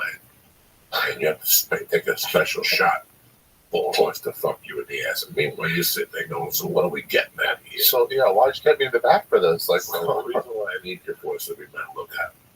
I want to go to this barn. I've known you for a long time. Please don't share this with nobody else. no, I mean, right away, you're like, well, I got a secret to tell you. A couple of nights ago, I went home and peanut butter. My girlfriend Chihuahua licked it, and I kind of like it myself. So now I just buy dogs that are abandoned. I have them lick my balls and I kill them. I drop them on the corner so there's no evidence. You know, this is two fucking minds. This is two people that met. And you think about it. It's like heroin people in LA. Like I did blow for 20 years in LA. And I think of one person in 22 years ever came up to me and said, hey, do you want to do heroin? There was a chick, you know, whatever, that was crazy. And I knew her and I was doing other drugs with her. But heroin people attract heroin people. You do any heroin? I did it not with her that night. I did it a couple of years after. What was it like? Oh, tremendous. Remember I told the story on your fucking show? Yeah. Oh, which When I one? went to Gunther's house, and he gave me a line of white heroin. I sold it. Me and Dee Dee sold him like a TV. No, it was a cabinet with dishes, and he was a beetle collector. Was that what they called? I think that's what I'm yeah. And we went over there, and we went over in the afternoon. Gunther Brown looked just like Tony Iommi, and he was a pervert. And I didn't know he was a pervert until that day. Gunther? It had to be like a Saturday or a Sunday. And he answered the door with a robot. Yeah. And no shoes on, just a robe. He's like, what's up? And I'm like, I want to know if you want to buy this. And he goes, yeah, it looks interesting. I go, yeah, I know you like those type of pieces. And he goes, I'm kind of busy right now. Can you come back in a few hours? And I'll square with you. He goes, make it like 8 o'clock. I'm like, fuck. Gunther's not going to pay me. But I knew Gunther had money. Gunther had family money. He lived on the corner next to this family called the Denny's, who were just as crazy. They had like 3 boys and their sister. One of them were twins. She was twins with Mike, who was my buddy, and he was a fucking nightmare. They called him the devil. He's in jail right now for killing his wife in North Carolina. When we were kids, we called him the devil. Like when they call you the devil when you're 15, you got problems. Okay? And people would say, where you going, Tom? I'm going to this place with Denny. You really don't hang out with the devil. Like, that's how bad he was. There was always something like that. Then he had a brother who had played the guitar. He had fake teeth. He had long hair. He thought he was Jimmy Page. But in real life, he had a chick. The man, he would just tell her, suck his dick. What? She would suck your dick. And one night, he took her to a party in my hometown. My junior year, I was not there. And she sucked like 18 dicks, so they called the marathon woman. But now there was a big push, a lot. Like all these guys got together. Let's break that record. Let's break that record. They took him back to the house by Franklin School one night. Jimmy Denny was his name. And this chick must have sucked 20 cocks and broke her record. I was not around. And the next day they kept calling the marathon woman at school. Marathon woman. I mean, and everybody knew it. And she walked around like nothing happened. Yeah.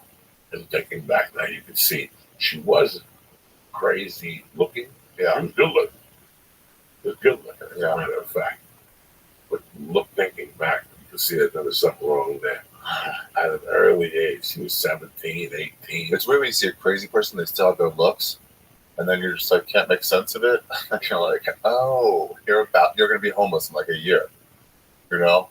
Where it's like, you're on just the very beginnings of crazy, and it's like, it's all going to go to shit. That was a crazy fucking neighborhood. Did you ever hear what happened to her? Marathon woman. Not really. Lee, you look like somebody drew you and then stopped when they got to the eyes. Yeah, that's how I feel. I know. I saw her high school year. I remember her high school picture, the yearbook picture, really disturbed me. Really? She put, like, she had a saying under her name, like it was like her name. But all the people on that whole list, she put like a saying. Oh, right. What was her? Live forever or something. I'm like, how you gonna fucking be 28 and tell your husband you sucked 40 dicks in junior year in high school? That is probably something that would. She probably sucked 30 dicks because there were dudes that were there for seconds. But there was a ton of dudes. There was a ton of dudes talking about it. The next day she would swallow too. Yeah. Swallow and load. She had a stomach ache for a week. But getting back to Dr. Brown. So that night I went over there without Dee Dee. And I remember going there and he gave me the 60. Which one was Dee Dee? Dee Dee was a crazy friend of mine. He's still around now. I just talked to him last week. He moved from the shore back up north with his brother, good friend of mine, Solid. Him and his brother were dear friends of mine. He told me, in fact, I told him the reason Dee Dee wasn't with me because that guy Gunther lived close to me and I was headed to Dee Dee's. We were going to Dee Dee's to get Coke afterward. When I go by Gunther, he says, come in. He's still got a robe on. There's beer bottles everywhere. And he's like, sit around. He goes, I had listened to this. I remember Led Zeppelin Live was on. Live out in the garden. We were just talking the way you and me on. He just gave me a beer. I didn't know if he was lonely. And in the middle of the conversation, he goes, listen, there's a chick back there in the bathroom. passed out. If it was drunk, no fucking day. If you want her, she likes to suck dick while you sit on the toilet. And I'm like, that's okay. Now, here's the crazy thing, guys, that I'm a young man, maybe 17. My mother was dead. Yeah. And like when you're 17, you'll take a blowjob from a man. From anything. You'll take a blowjob from anything. Yeah. When he was like, she's passed out in the bathroom, and I'll wait for her before you dick up. I'm like, no, that's okay. That's how scary it was. All right. And he was an avid beetle collector. What was the part that freaked you out? Like the chick passed out in the fucking bathroom. Well, sometimes there's leaps in like a sexual experience. You're like, I'm not ready for this fucking leap. I wasn't ready for that. I was ready. You know, Lee, when I was 17, I had hopes and dreams that I was going to, go and throw roses up in the air. Something was going to suck it. I didn't think I was going to get my dick sucked on the street or some dirty chick. That's I remember the toilet. That's what she wanted. That's what turned her on, to suck your dick while you sat in the toilet. Oh. And I go, no, that's okay. And I go, I'm thinking about Lee. And he goes, no, sit around, wait a minute. You want to do a line of coke? We did a line of coke, I think. We started talking about music. And he goes, you ever do heroin? I go, no. And right there, I knew he was going to ask me. I just knew it. When you get that ball in your neck and you're like, now, between you and I, at that age, this is something that, even though I didn't want to live anymore because I didn't have a mother, I didn't want to go out and buy heroin.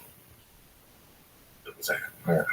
I don't mind getting fucked up and getting hit by a car. Only getting fucked up and jumping.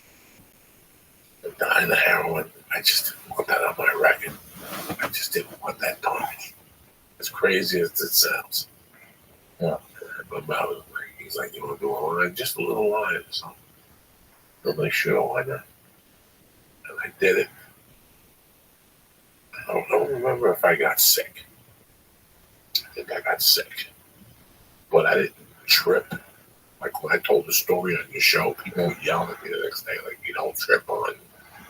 Oh, right. It's something. But it was something. Like, you just feel this fucking lump in your stomach. My body went numb. I felt like, before you have surgery. Yeah. That feeling that everything's funny and like everything's distant. And then I went out. I went somewhere. Like I went somewhere for a while. And then I came back and I started going in and out of it. And it was just a tiny bit, but I had never done it before. Yeah. I don't remember if I did get sick now, because I got sick a bunch of times doing that stuff. You always puke when you do that. And that's when it kicks in, once you puke. Oh, really? Yeah, that Chinese heroin in Chinatown. It kicks in once you puke? Once you puke, that's when you know. Like, that's what I heard. Wow. Oh, yeah, the heroin. Yeah. That's just that was the first time. And I remember, I felt really shitty about myself that night. I don't remember walking home. I don't remember none of that shit. It was a long fucking time ago. And I didn't do heroin again until I was locked up. How did it feel when you were on it, though? That night? Yeah. I don't know. I just fucked up. Like, I was getting fucked up every night those days. At that age, I was doing something. Yeah. How old? 17. Damn. Like, I still remember snorting angel dust. And like taking a hit of acid and going home like at 10 o'clock and like fucking happy. Watching TV and The Exorcist was on. I mastered reality. All that shit was too heavy. So I didn't do it again when I went to prison. That time it really didn't work because I had to melt Mexican heroin into my nose. Yeah, it comes like a goop. So they had to melt it down to a liquid. Then they scooped it up with like a dropper. And I had to bend my head back. They put it in my nose. I didn't want to shoot it. But pussy, I didn't want to shoot it. Oh, why does that seem worse? I don't know. Listen, when you're young, that's the mistakes you make. Yeah. Oh my God. I can't imagine. I shoot it in my nose. I dropped it in my nose. Like this brown pasting shit. Oh. And I don't remember if anything happened. Then in 93 in New York, I did a line with my brother. That fucked me up. And the next morning he told me that you did a line that could have killed the horse. Thanks for telling me. You know, tell him. And I didn't touch it again until 2007. Really? Yeah. Okay. No, what did that do? That was it. I would get fucked up for like 3-4 hours, and I would just pass out and go to sleep. Damn. Fucking great. Yeah. Like, it's so fucked over. You can save that shit for next month, bitch. That's right. So what's your plan? When do you start missing reefer? I'll probably start. I'll probably miss it. I've been enjoying it in LA, smoking in the car. I would wreck the In-N-Out, and the guy was taking my cash, and he was like, "Damn, that smells good." I was like, "Yeah, that's good." You just sit in line and just like smoke, listen to the radio. Dude, I got home yesterday. I put my car in, smoked some new songs on the radio, and I just pulled in and just listened to the radio. I didn't even like move. I didn't even turn the car off for like 40 minutes. I just sat there listening to the radio. Well, Okay, Rob. you know you're not allowed to smoke weed in the car and drive. You do know that. To go through your When? Who said that? They got a new tax. No, no one had said that. Who said that? No, that's not a real thing. No. They have to, first of all, they have to catch you, which is not going to happen because I'm an excellent speed driver when I'm on the weed. Yeah, so what do you got to do? Elude them? Elude them for a while. Just get to an underpass. You got to get to an underpass, that's where you lose it. The helicopter's got you. You got to get to a garage of some kind. They can't bash you, so you take the ticket, right? The thing goes up. Then you ease. When the thing goes down, then they have to take a ticket. Otherwise, and then you can quickly go, get out of that car, and fucking bolt. What fucking ticket are you talking about? The ticket to let you into the garage. You're watching too many We saw a car chase yesterday. What you have to do is you have to get to where. Okay, the helicopter's got you. You got to get off from where they can see you, right?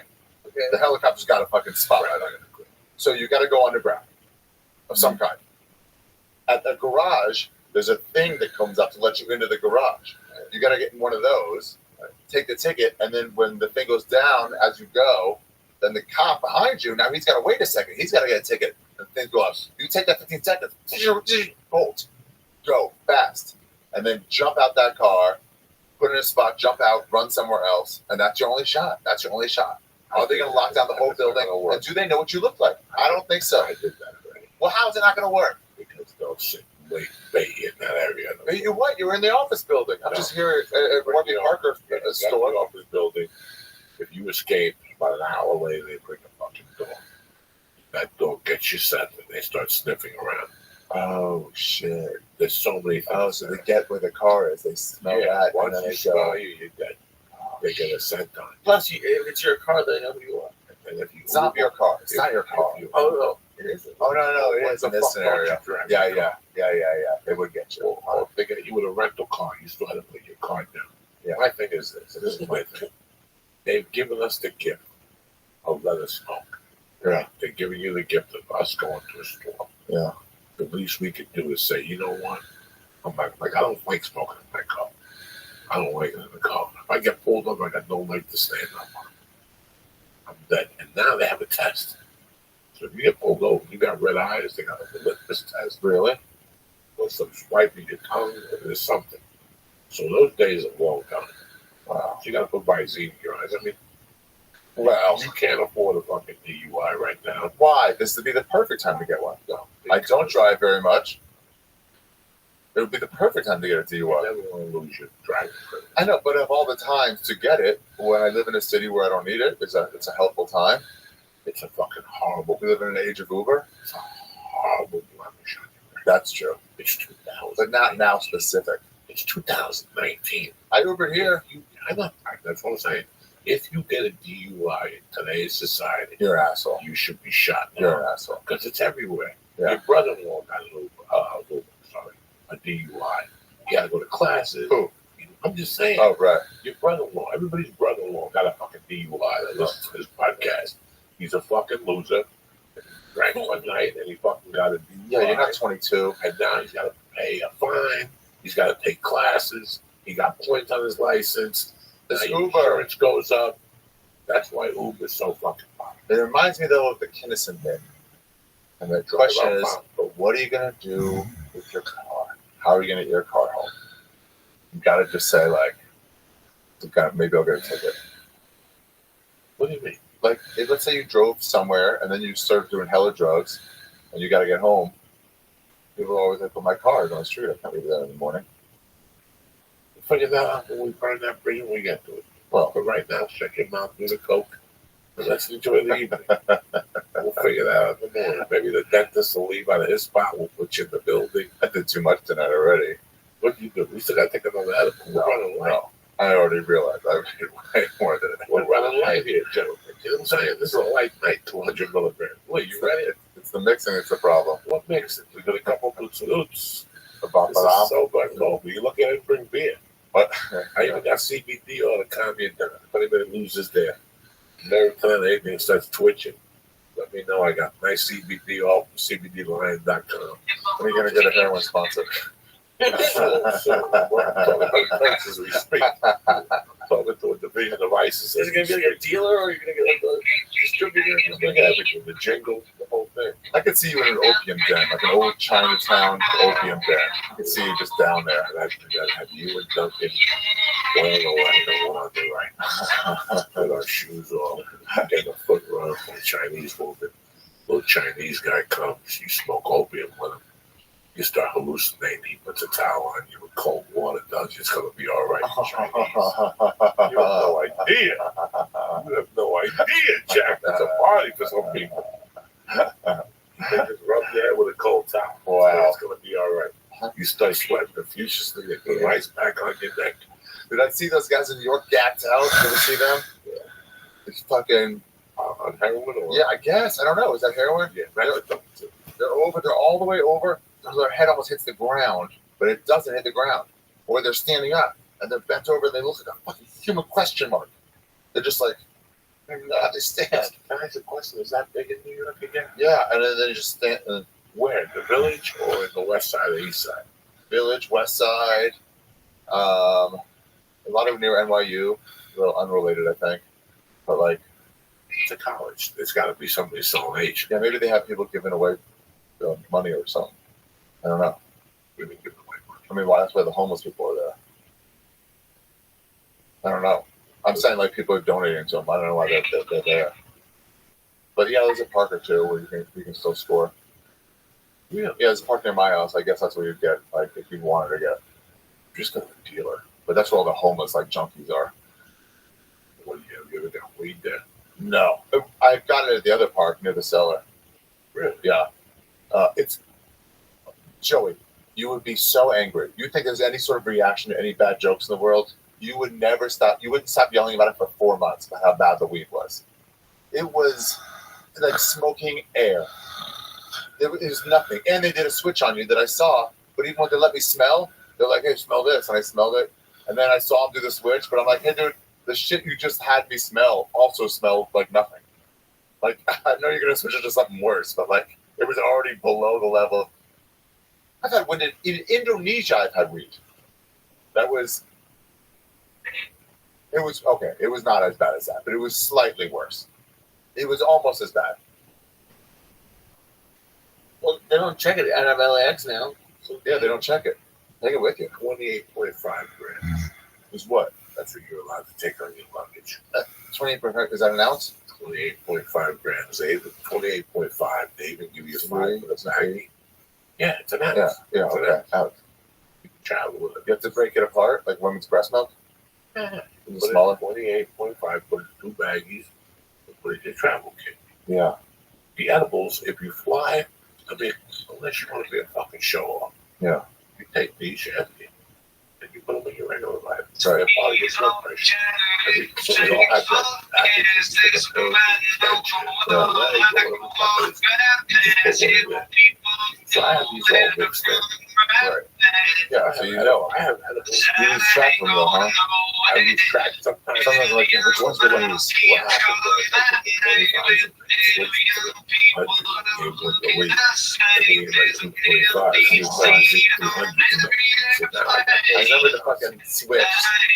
you're the devil. So now I'm at the house and I have that switch bottle next to me. So I got a closet full of AVX, 100 milligrams, 50s, and 25s. I didn't even make those 100. I mean, they make them for you. No, they make these for everybody. These are for everybody. Josh Wolf said he ate 2 of them one night. Yeah. They planned to drive home from San Diego. Yeah. And on stage, he got like a nervous breakdown. He went back to his room, lay on the bed, and goes, for 10 minutes, I'll be all right. And he woke up the next day at 10 to fucking morning with his sneakers on and a light on. That's how good these fucking things are. When they first started coming around, it took me a long time to adjust to 100 milligrams. I just started popping too. What are you talking about? Oh, You've been on 250s. And this is nothing. That's why these are so fucking strong. Why would you? Well, we first got it. All right, when we were doing the stars, right, we built such a tolerance to that THC for the stars that yes, we would eat 2,000 milligrams. But it really wasn't 2,000 milligrams anymore for us. It was more like 1,000. After a certain That's time, still quite a lot, though. Don't yeah. minimize that to nothing. That's still quite a lot. It's fucking. But the other thing is, you I don't take really 20. know. It's a mere bag of shells. Because you don't know. Because, I mean, he's one of the ones that didn't come back when it became legal. So, like, it said 2,000, but maybe it was 1,500. Like, these, I believe these are. You're still acting like that's nothing because the number's slightly off. It's still so far more than any other person in the world takes. Well, yeah, I'm coming to terms with that. Well, because there's Fucking people take. We're working our own fuck. That's right. You got your own. We walk with a beat of our own drum. So we know the people that took me. It took me maybe 6 months to be able to handle one of them. Like I know if I took one of these, I'd fuck up on stage. Really? Because of pure THC. Oh, yeah. You take one of these, I am fucking up on stage. You're gonna get a bunch of them. But I'm saying if I but just selfishly, I'm saying if I normally take 20 of a normal one, and you gave me 200, which is 10 times that of the pure stuff, I'm saying isn't that maybe too much? It is what it is. Now let's take another one. Let's take another one. What the fuck? This whole box over my Well, let's take it. Let's do a mystery pill. No. It's time for the mystery pill. Some people got the cowbell. I got the Altoid can. You know what I'm saying? This is the mystery. No, I'd rather do the edible pills. That Wait. What are we The doing? other one hasn't even kicked in yet. What other one? The little red orange thing. tell them that. I forgot about that. But who gives a fuck? What are we doing? Crazy. Pick the pill or No way. I'm coasting for a little bit. pick a pill or an edible. What are we doing here? It's so October. We gotta go rough. All right. What are we doing here? All right, let's do another bong hit. Let's smoke some weed first, and then we'll get back to pills. All right. To do a pill. It's on here. You gotta wait for that candy to kick in. Yeah, It's gonna kick in. it's gonna kick in. What is it? Speed. Ecstasy. Is it really? Give me another piece. He needs to go on the rub his chest on his dick. Whack off on his stomach. When was the last time you whacked off on your stomach? Today. And just left it there. Today, we're coming to America. Turned into an egg white omelet and shit, you know what I'm saying, on your stomach. Science, cocksuckers. You guys want to start a podcast? You got it, you know, cocksuckers. I would never have guessed that's what that How was. come? Oh, I want you guys to go off the rails again. People are begging me To go what? off the rails. There's a bunch of edibles to get me fucked up. So you guys got to come on this to decide. Fucking pill or fucking. You know, somebody in Maui once got me Maui Wowie because they listened to our acid podcast from a long time ago. Why don't you have a TV in here anymore? That's what you need for Like real that. acid. Why did I miss that? It's bigger than any of us. We watched Adventure Time after last one. You fucking bolted. We watched Adventure Time. I never seen anything so fucking brilliant. It was like, what? Well, listen, tonight we're going to go with our Adventure Time. It's either a pill or edibles. Take the fucking pick. Who wants to smoke some briefly? Joey, if you could only have one drug one more time in your life, go all out, not just like one line, but like a night of coke, or a night of mushrooms, or a night of after, like one. Obviously it goes with weed. Which one would you do? If I could still do them the way I used to do them, Yeah. one night with Xanax, some weed with a broad and some booze. Nice. What would you do? A Valium, like 30 milligrams of Valium, and you come one time. Yeah. Chicks come easy when they eat Valium with Xanax. They're relaxed. I mean, what would you I actually do? knew a chick that would have to eat it with a Xanax to come. Oh, really? Yeah, so every time I got Xanax, that went to one source to her. So if you have, I'm too old to do cocaine. I don't want that feeling ever Yeah. again. Every once in a while it's around and it's like, fuck, if there's nothing else, and everybody's doing it. Well, like we were talking about it first. How you coke is tremendous. If you use it, we discuss it. discussion. My friend that was doing that. My friend that was doing that is a multi-millionaire. He went to Boston College, got a tremendous degree, works on Wall Street. And this was 93 when he came up to me one night. He's like, can you smoke coke with me? He done. Yeah. He goes, buy me 30. A gram was 30 back on 178th Street. Right by the Water Authority. He would buy a gram. I would give it to him at 9 o'clock at night. Before I bounce, we'd go to a couple bounces on the Lower West Side, by 20th Street, 15th Street down there. He knew a couple places, Goodfellas Pizza down there. And then at about 11:30, 12 o'clock, he would go to the bathroom and take 2 key bumps out of the gram and give me the rest. Wow.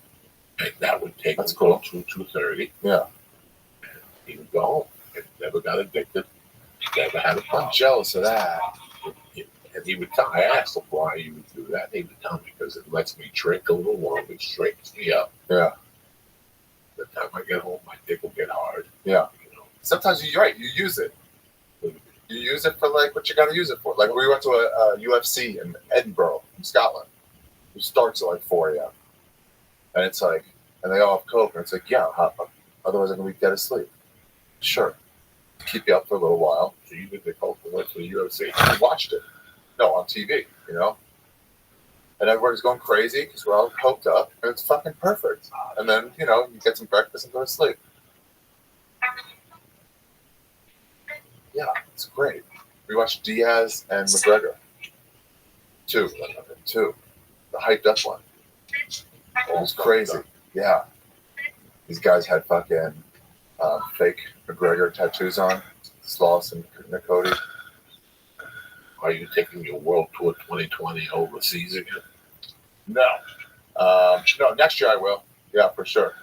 Yeah, next year I will for sure. I saw you release tour dates. I retweeted. Oh, thanks. I've only got a few left. I'm doing this show, this fucking Jewish material. I'm almost done. Did you find a synagogue here that will take you? Not one of them are going to let me. I know, one more. Not one of them. Not one. Every one of them was like, some of them were just like, no way. Like, some of them don't look that good, so it's like, Other ones of them, like, they're like, yeah, sure, we'd love to have that. It's not even blue, is it? I'm like, oh, all right, forget it. And then the one that I really wanted to do, they were like, first they were asking me, like, no Holocaust jokes, right? I'm like, yeah, for sure. Gotta. Like, one. Just shit about Jews. Anyway, every one of them was like, nah, we don't want to do this. So I'll do it someday.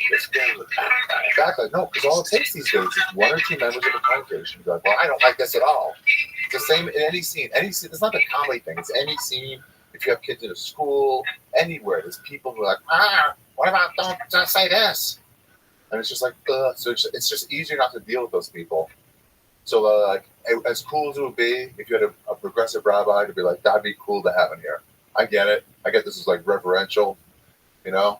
But, like, all it takes is like two people in here, the congregation, being super angry and make my life miserable. Let me ask you this: have you Googled like abandoned churches? Yeah, there's one, but the fire goes to them. And then, yeah, I could look across the country, but then it's also got to work like acoustically. Some of them are like super echoey, you know. If they're too echoey, then it's like, would you consider an abandoned church? Nah, I thought about that, but it's like that's not what I'm talking about. You know, it's not just religious; it's Jewish. The parking lot of the temple. Yeah, there's that too. But then, I mean, I've thought about all this. Then it's like it doesn't look like anything, you know, or like a Jewish record center. It doesn't look like anything. Maybe we'll do it at a theater, you know. So we'll see. I'll get it soon. By Boston or New York in the winter, and then Dunzo. I know. Here's the thing that I have told you before. You know,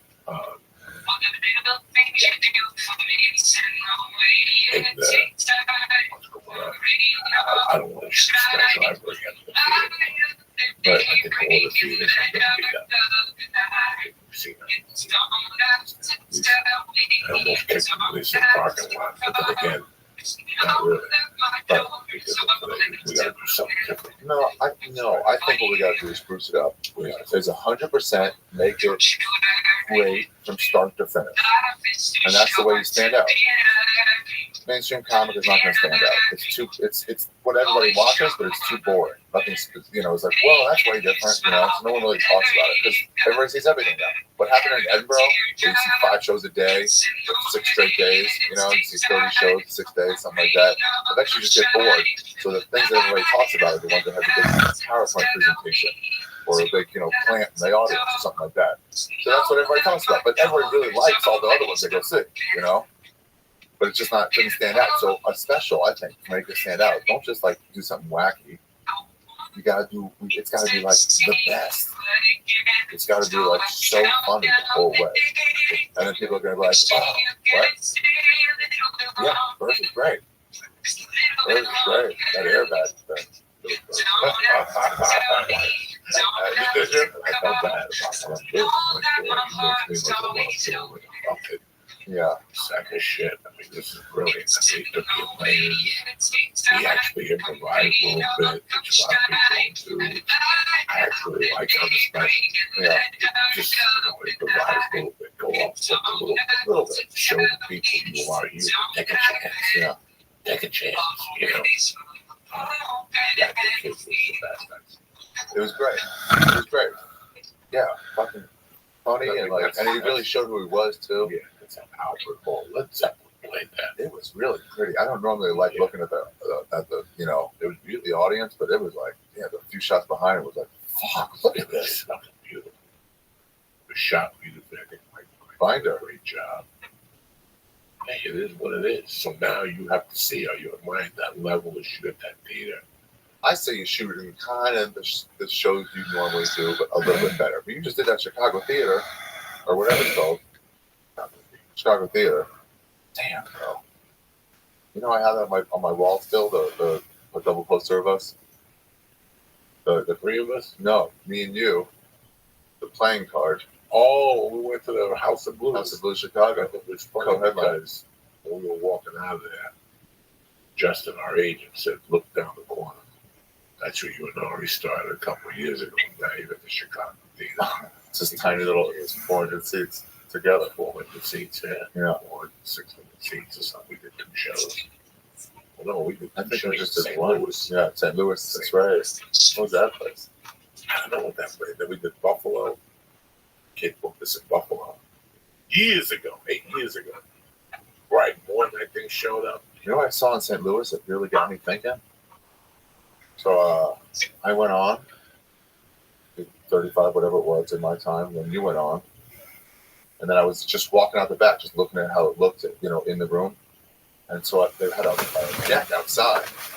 And you could go and you could see it through this big bay window, like garage door windows, but clear. And they were pumping it out so you could hear it too. And I was just standing behind everybody. I heard these 2 kids starting going to some story. There's 2 kids go like, I forgot what story it was. It was like the something story. But I hadn't heard it before. Maybe I had. But they were like, oh, he's doing this story. And they got all excited about it. And then I was like, oh. So then I was like thinking about you and Bert and stuff like that, about where Bert talks about the machine. It's like, yeah, people like want like a hit sometimes.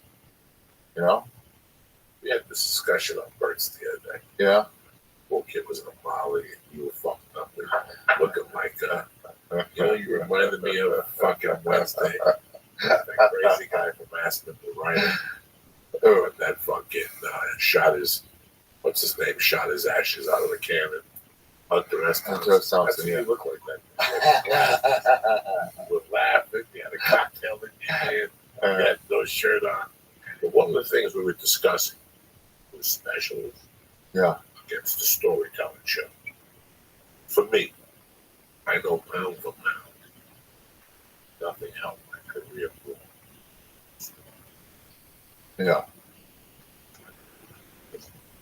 I see when I get on stage and I'm taking pictures, there's always something got to be saying the story.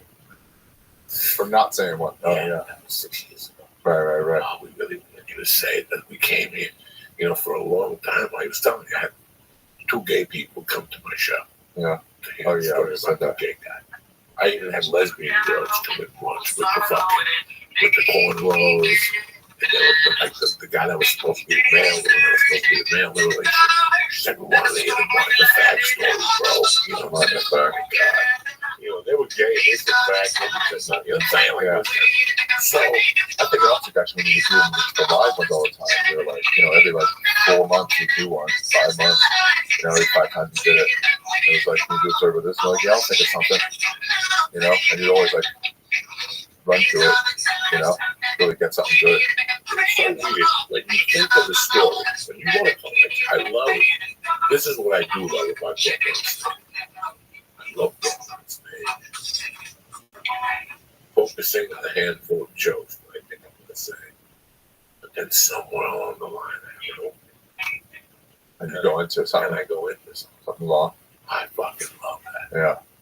I love that. I just think that it's what Bill Hicks said, right to justify what you're telling them. Right? I'm telling you this story. Yeah. Justify it. So you don't want to shock. This is why I think this way. But sometimes telling a piece from your life, like when the senator got accused of choking that girl 32 years ago. Who? The guy on the Supreme Court, whatever his name. That's fine. No, Kevin. Yeah, you have to think about that. 32 years ago, when you were a 20-year-old, let's just say 20, 21, you're between the ages of 21 and 22. Yeah. 18, 22. You covered a girl's mouth at a party. Yeah. Did he fuck you? No, he covered your mouth. A guy like me gets really insulted by that. That's just typical bullshit. Why did you raise your hand for? What is the point of you raising your hand? Did he fuck you in the ass? No. Did he pull Louis C.K. on you? No. So what you're telling me is he covered your mouth at a fucking party, and you remember now, 32 years later. Well, right now, while you're laughing, 32 years ago, I was going to a gay bar to buy Quaaludes. And I see two gay guys sticking their fingers up their ass. My bar mitzvah was 32 years ago. Yeah. So I studied so hard. Right. So when you tell somebody a story, you got to open. I tell a story when I was 12. I had a fucking friend of my mother's brother. Yeah. I went there, I went to the house to take a pee. It was during that puberty age. You get a hard on all the time. And when I went to wash my hands, I saw she had a douchebag hanging. Yeah. With the hose. And I remember sniffing the fucking hose and whacking one off. Getting all busy. Any My magazine? mother asking me, no, I didn't have a magazine. Oh, just your imagination? Just from the odor of the douchebag. The Willy Wonka jerk off? The pussy to get the water in there. Yeah. You never seen your mother's hot water bag? What? Most, you're too young. Hot water bag. My mother in America had a red hot water bag. Yeah. You fill it up with hot water. It's supposed to be for your dad. Oh, yeah. The red one. The red, yeah. But if you look at the bottom, there's a hose. Okay. There's a little thing. You smell that?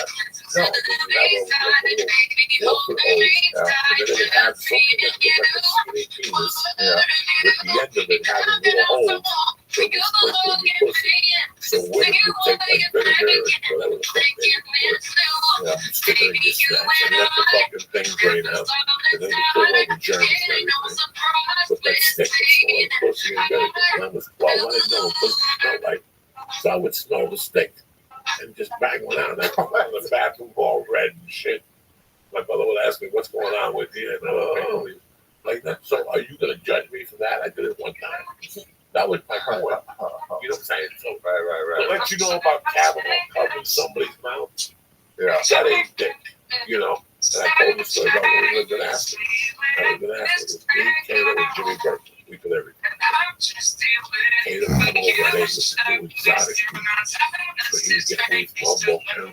This was another 19-year-old kid. This guy was already getting weed sent to him in a box from Humboldt County. All different strands. Every 3 days he came in with a different strand and sell it to us. In fact, I would give him money and go, you find anything, Just get it for me. get it for me. I'm in the market.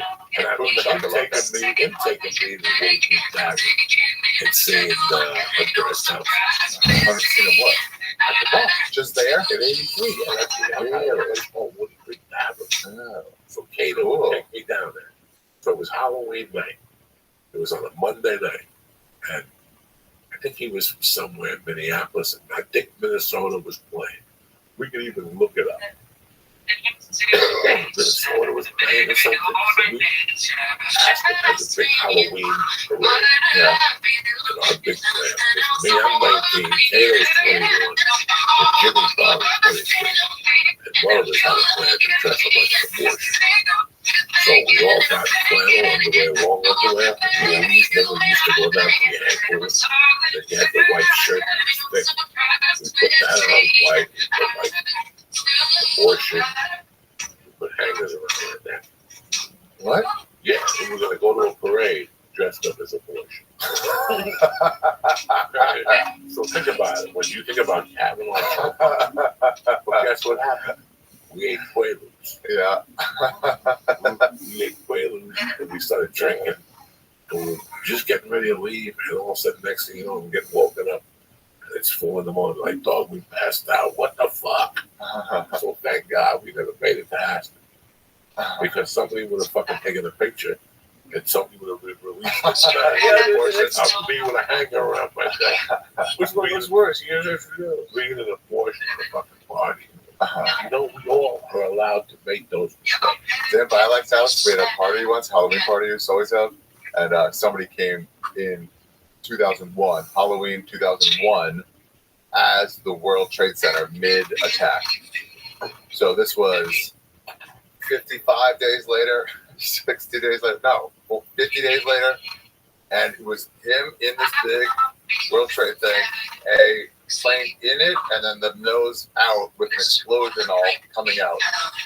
It was an amazing, amazing costume, but the timing, people were angry. Like, I feel like people were very angry. Yeah.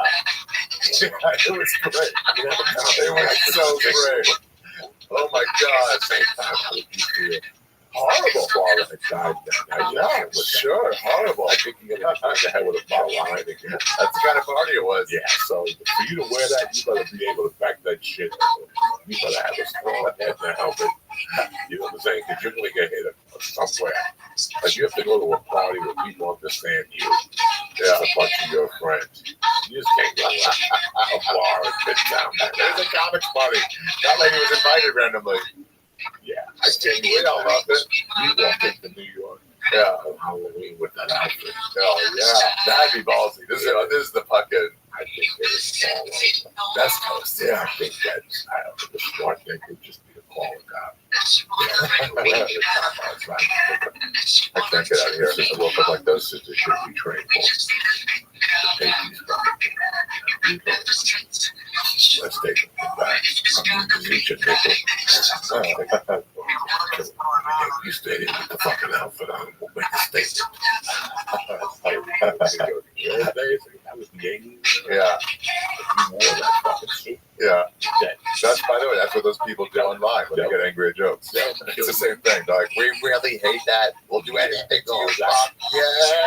There's some things that The same thing. it's wholesome to make a joke about something that the original that people walked out. Yeah, all the time. So he said something really fucked up. Gotta watch some people. I saw Stan Hope walk in the room in the most brilliant way. What do you do? He just walked. The room sat 220. Yeah. He probably walked 30 feet. Well, just saying what? Just horrible stuff, or just like Just going all fucking masterfully. yeah. It was 1997, and people were just not ready to understand. Oh yeah, he came out, but way before people were really commenting on shit on stage. His opening joke, not his opening joke, one of his bits in the middle, but the highlight of the set was when you're drinking at a bar, like somebody comes up to you and wants to buy, sell you roses at a bar. Oh yeah. They walk up and it comes to you with a bucket of cuts. You say, I could feel the women's shoulders, and you sat behind a woman, you see her shoulders up. Like everybody got cuts.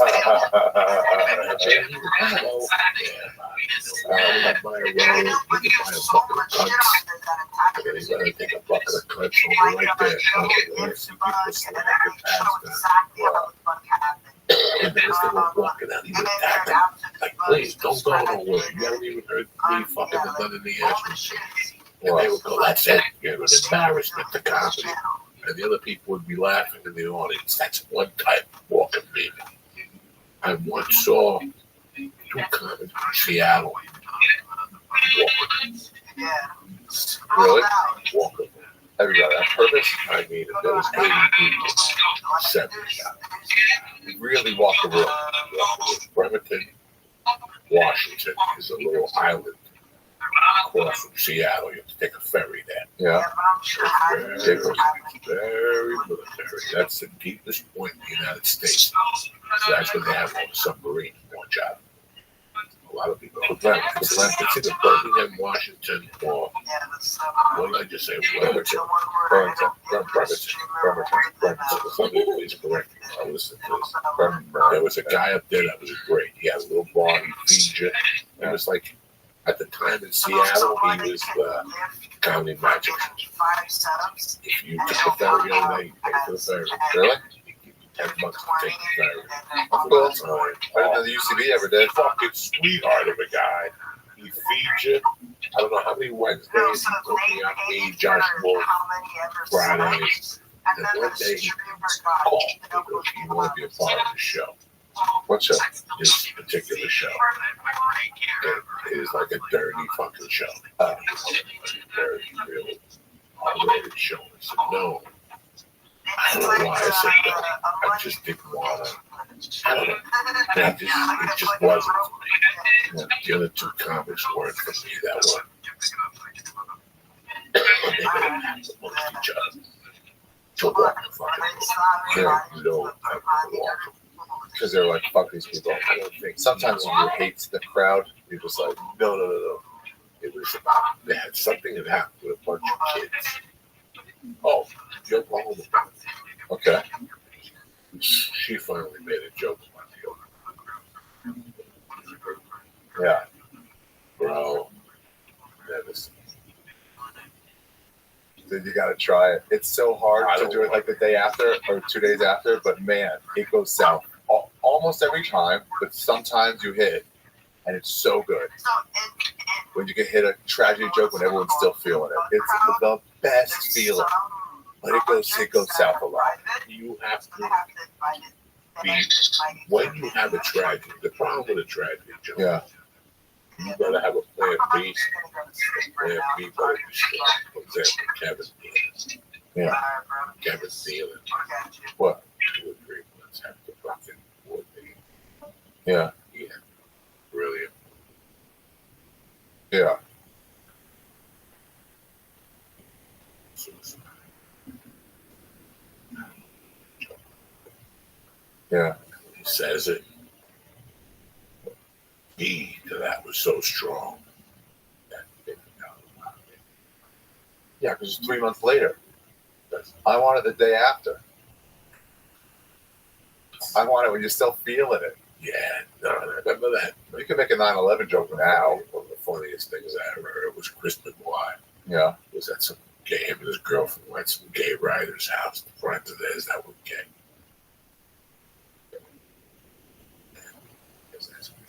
So, in the world at the time? In this dinner. Okay. Dinner. The one gay guy asked Chris McGuire, so are you still opening for Joe Rogan? He goes, yeah, kind of the time. The other gay guy goes, I can't stand Joe Rogan. He said he called the Queen of Cunt 2 days after she died. Queen of England? Yeah, when she got hit right off the car. Oh, Princess Di. Princess Diana. Oh, yeah, gays love Princess Di. Called her a cunt. All these gay guys was in the audience. There was a gay comic from Boston that was fucking hilarious. And he was a sweetheart of a guy, and that's who they were with. Oh, yeah. He brought his gay friends to watch him. Dude, okay. Rogan went up and called Princess Diana a cunt. Oh, they hated it. And they fucking, he's like, he said that when the guy said cunt, the other 2 gay guys went at the table, and I was fucking. One of the worst audience members is the too drunk gay, young gay. They are so self-absorbed. When they get too drunk, they don't pay attention, and they hear one thing they don't like, and they go, nah, and they make it all about them because they don't like it not being about them in life, and they just fucking try their best, and you just demean them. Just go, shut up, pussy pants. We're sorry. We're not gonna be mad like you. There's no reason you're mad. Just go upstairs, pussy pants. Sorry. They're just angry. They just get so mad. They're bad. Of the drunks, sober, they're fucking great, and one-on-one, they're also great. The too drunk gay is one of the worst audience members. The young Latino too drunk is a problem a lot. If you do anything where you show any bravado, then they're like, they feel like they got to do something. Like Ice House, kind of like, you know? But they won't taught me how to deal with gay. Okay. I never touched the subject when I was first starting out, not until I got to the comedy store. Guy who knows how to work a gay. You know who the best gay crowd worker? Oh, Mr. Andrew Dice. Really? Mr. Andrew Dice Clay takes it so far, he gets them to laugh at himself. Yeah. And I've seen him do it. I saw him do that open mic set on a Sunday night. He just destroyed. They were Asian. Yeah. And he goes, what do you do for a living? You own a restaurant, don't you? You know, like he just was fucking berating them. Yeah. And he goes, what happens when I open up a fortune cookie at your restaurant? What does it say? A chick sucked my dick. You know, like, I mean, and they were on board. Yeah. And then one time I saw him destroy a table of gay guys. Just, man, and I was like I was shocked. I thought there was going to be a stampede. And he just kept going and riding. He didn't close the show, but he closed the bit. He goes, let me tell you something, okay, folks? He goes, pretty soon they're going to build a building, a casino just for you faggots. And I forget what he said it was going to be called. But he goes, every 20 minutes, it's going to burst and cum's going to fly out of the top of the building. And all you faggots are going to be at the bottom. Let sperm hit you and come going.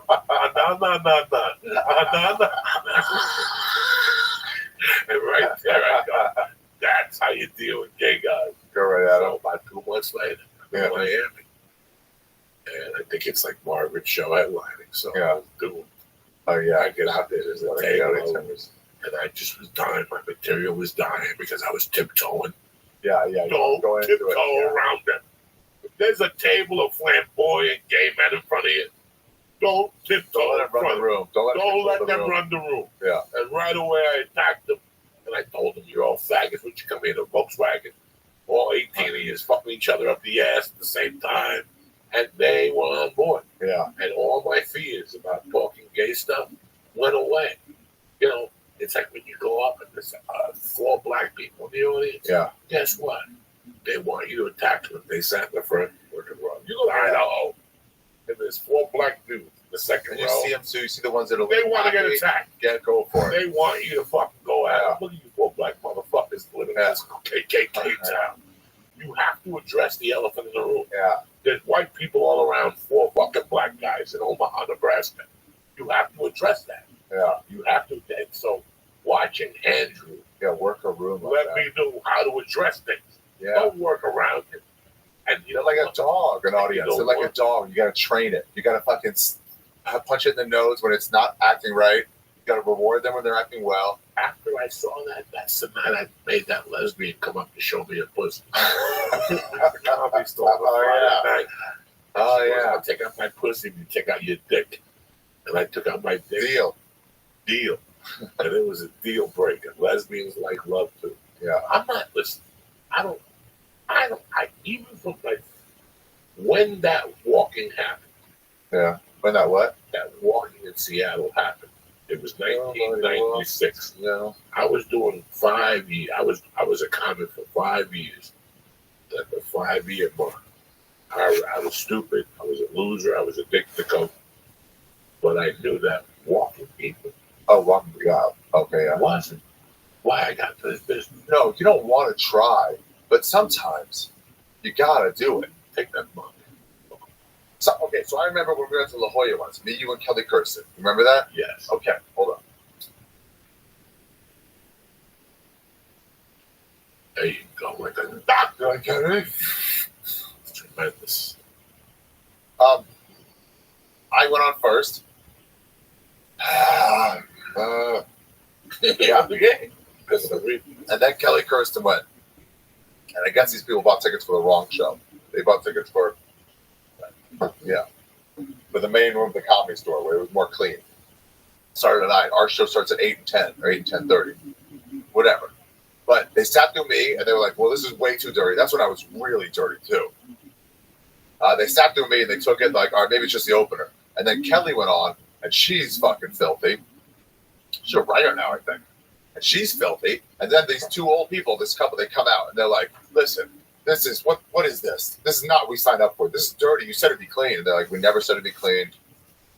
What did you call this? They said the 9 o'clock show. It's like, that's LA. You call the LA Comedy Store. Like, no, we didn't. It's like, well, we don't have a 9 o'clock show. And they do. And it's a clean comedy show.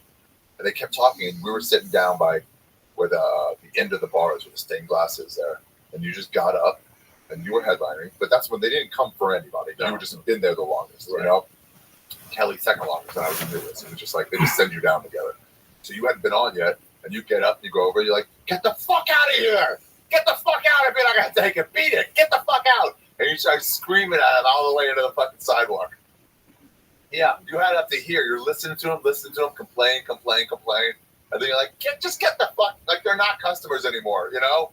You're just complaining on your way out. Fucking beat it. Oh, it's so great to see.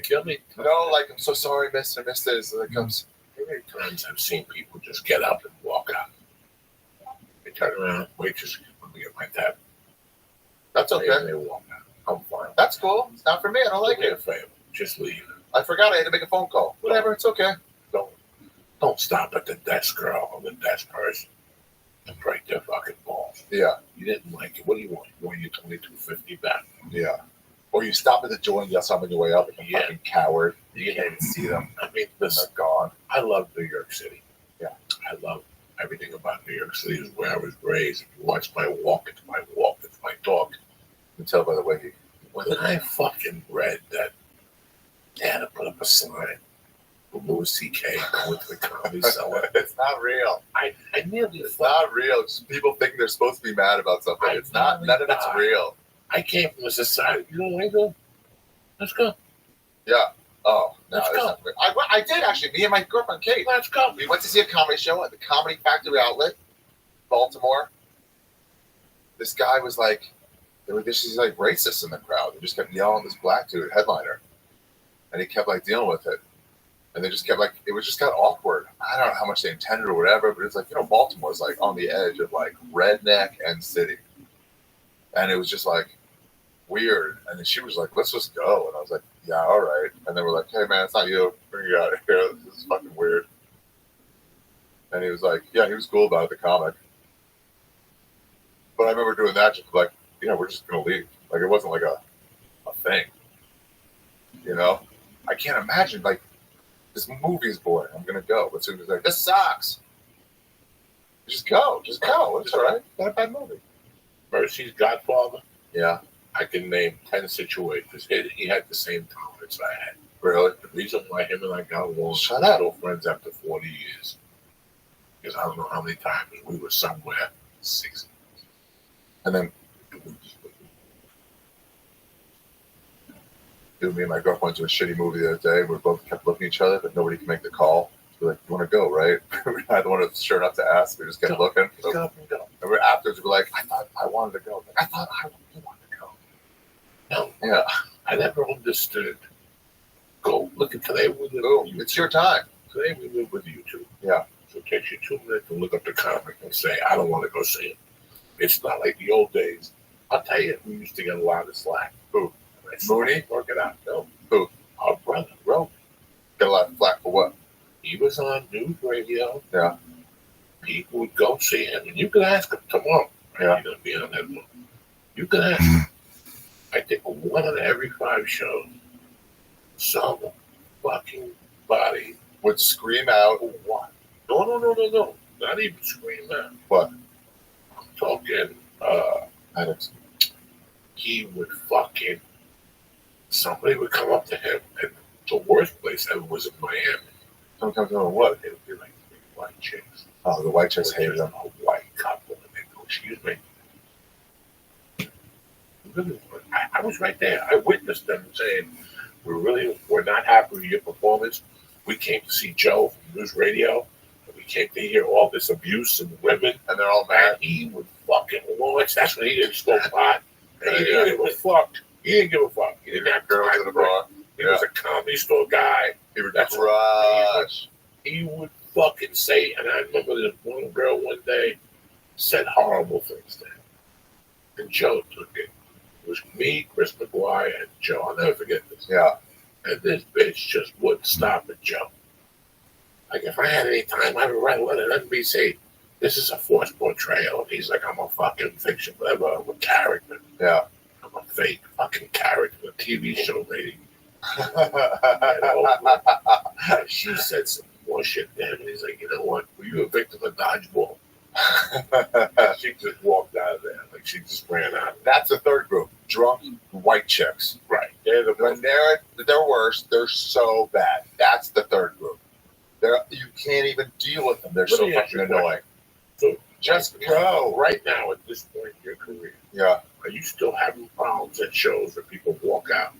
I don't think so, but I like to hear about it. I hear about it once in a while. It's not a problem, and they're not like yelling. It's usually religious people. For this hour, it's religious people.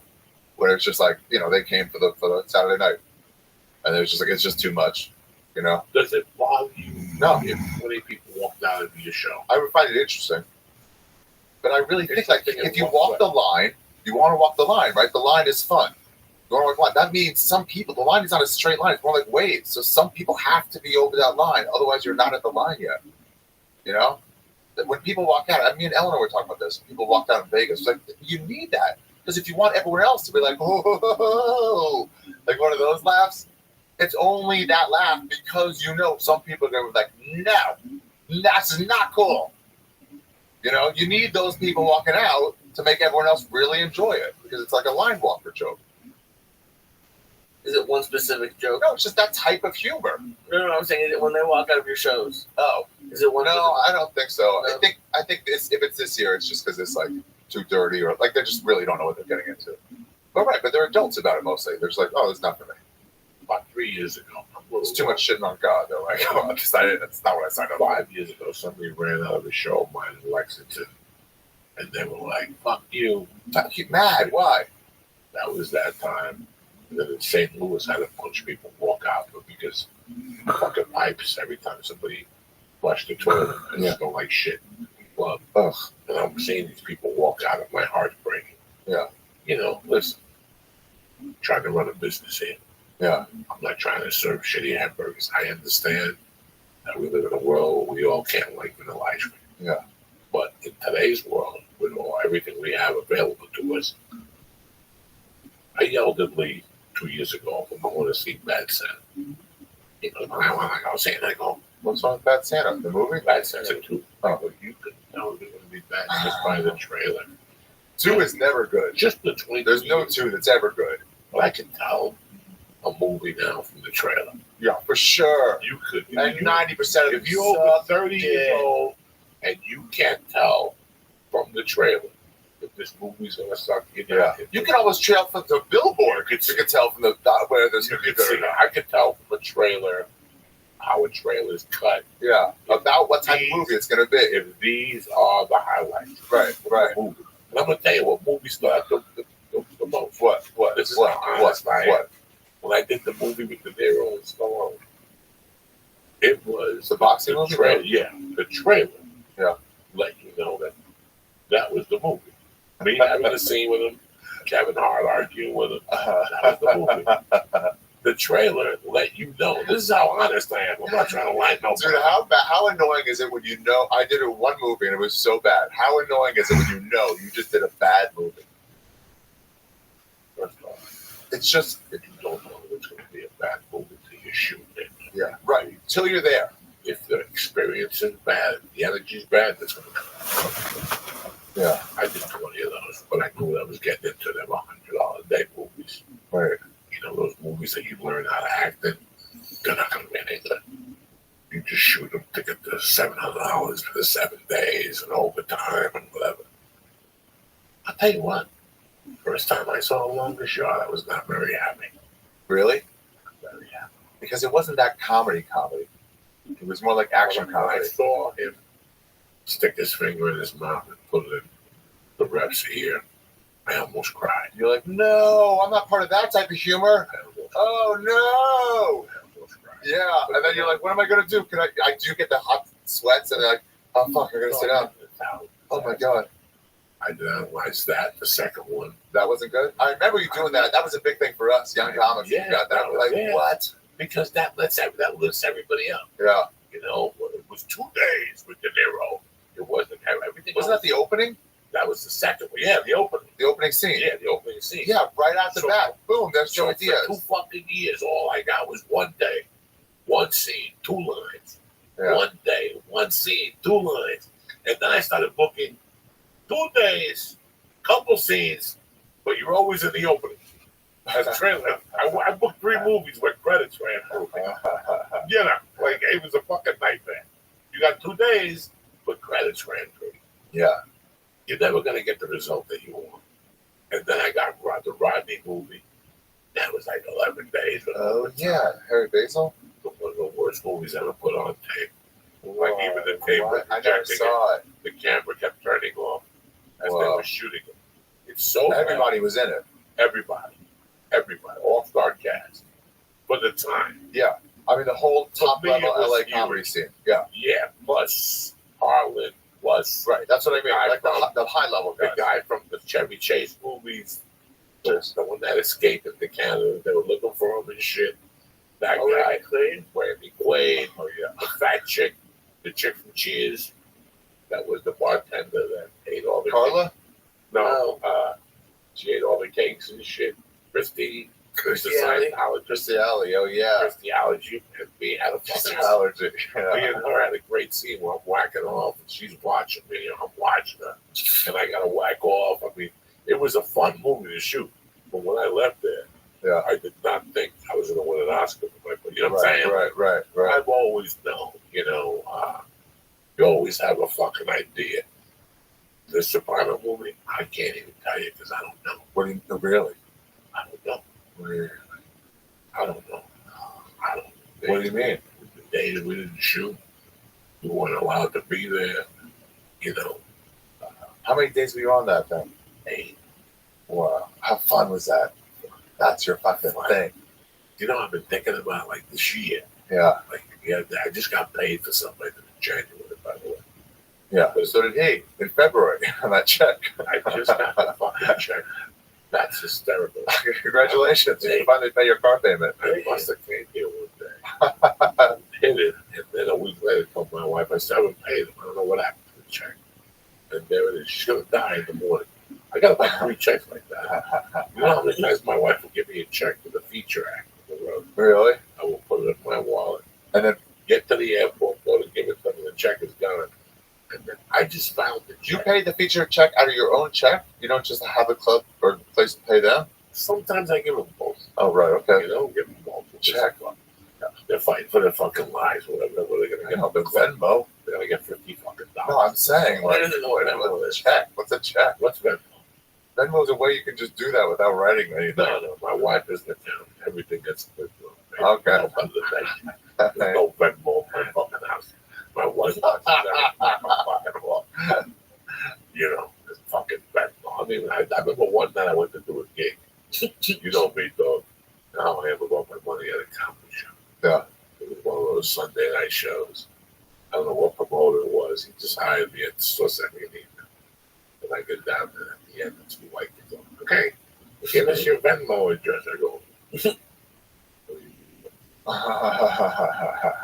there's no Venmo in the world. All I know is everybody gives you an envelope with yardsticks. You better get it. And they were like, hold on, it's on the way. 10 minutes I had my envelope. Whoa. Because they were like, we'll just send it to your Venmo. And you're like, no, that's not going to work for Joey Diaz. No. They're trying to switch it out of the standout to Venmo straight so you get the money in your account. You use it in your credit. I don't want it. Yeah. But sometimes you like the the cash in comedy your store hand. used to give you $15 a night. And then people would rob the box. Right. So they stopped. They gave you a check. Oh, they used to give you the money. Yeah. I like the money in your hand. It's so nice. And the improv. Money in your hand. Oh my God, when I first moved to the improv, we'll put the check in. You can walk in, go to your home and get my checks. And she'd go ahead. You just go through the checks. Yeah. I can't tell you how many comics checks I stole. How do you steal their checks? Because they're right there. No, but I mean, how do you cash them? Sign them and put it in your account. Wow. Straight into your account? I would Straight into your account. Like I would sign names that I knew weren't going to ask for. Right. Like, I'm not going to steal Lee's check. Right. Always do it out of it. He's asking about it. Right, but you know. Ron White, he's not coming in for his check. Yeah. There were guys that had stacks of checks. You see it, like I hadn't collected in a while. I would collect. So you know when I was really mad at Bobby Lee? I would go in there. I couldn't steal his checks, but I went in there and I just tore them up. And I threw them away. So he wouldn't get them. How is that different from stealing? Just to punish him. I would go and tear his checks up, hundreds of dollars, and I'm like, he'll never get it. I went down there with my Yeah. Carlos he was at the store. Paul Mooney ripped up his check in his face. Ripped up Mencio's check? Yeah, this is my money. You can do my jokes. This is my money. That's what he said. He turned Barrio into, no, he turned Hood into Barrio. I do the same joke. What a wild times. So far? I feel great. You ready for another edible? No, It's not yet. First of all, I got to piss. edible. I got to piss. I got to piss. How do we Go get to piss? piss now. Go hurry up. Are you doing that? I'll do an ad. Okay. By the time you get back, we'll be ready to go. This break is brought to you by CBDLion.com. CBD Lion is the best CBD out there. How do I know? Because I tried it first, and then I reached out to them and asked if I would be interested in them, maybe sponsoring the podcast. That's how it started. I did the tincture, and they put me on a different fucking level, and then they sent me the gummies, they sent me the vapor pens, they sent me the shatter. I tried everything except the shatter. You guys know I don't smoke shatter. I'll tell you what, I was fucking impressed. The good thing about CBD Lion is they're not like this gas station CBD shit you see everywhere. If you live in California, it's all over the fucking place. They got CBD stores. They don't even know what they're selling. With CBD Lion, you go to their webpage and you will read the third-party lab results. It's right there in front of you. They do everything themselves, start to finish. That's a real company. They care about you. Listen, I live on the tincture. When I go home now tonight, I'll pop 2 fucking 5,000 milligrams under my tongue. I'll watch Sons of Anarchy at my 11:45. I can't even keep my eyes open. The most important thing is I stay asleep all night. So if you have a problem with sleep and anxiety, CBD Lion is for you. Go to CBDLion.com right now. The website. Look at anything. Shatter. If I was you, I'd get the raspberry gummies, the orange gummies, the strawberry gummies. That's the way to go. I love the gummies. Me, I live by the tincture. But if you want the gummies, that's the way to go.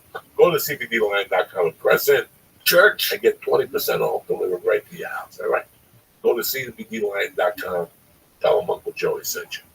Ari Shafir, sit down, guys. We have a water though. Take a water right from that way to dehydrate.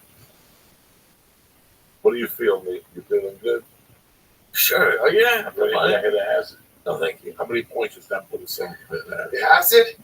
Yeah. What'd that do? Somebody gave me a quarter piece of acid. I meant to bring it in today. But Somebody gave me hit acid in Chicago. Really? And I had 2 more in an envelope, and I knew where the one was. The one's in my bag. But the 2 I had, one that I gave to Lee, I just found them the other day. Hey, and I said, I'll save them for today, and then I can't find them. I know you're a handyman. I think I have a project for you. If you like, it's easy. Improve your life. It's a drug box. And you just make a regular box. You put some levels in it. You write before you put the levels in it, like the separators. You write DMT. You write MDMA. Acid. And then when you have the drugs, you put it right there in the box, in the little area marked, DMT. And then later, when you're like, where was that? Oh, it's right there. You don't have to know the difference between 2 of them because it's already in the area. You see what I'm saying? In a box. I think it's time to another ad. That's right. Yeah. You want your drug boxes? Choose your voice. What do you want? No. Let's take the acid.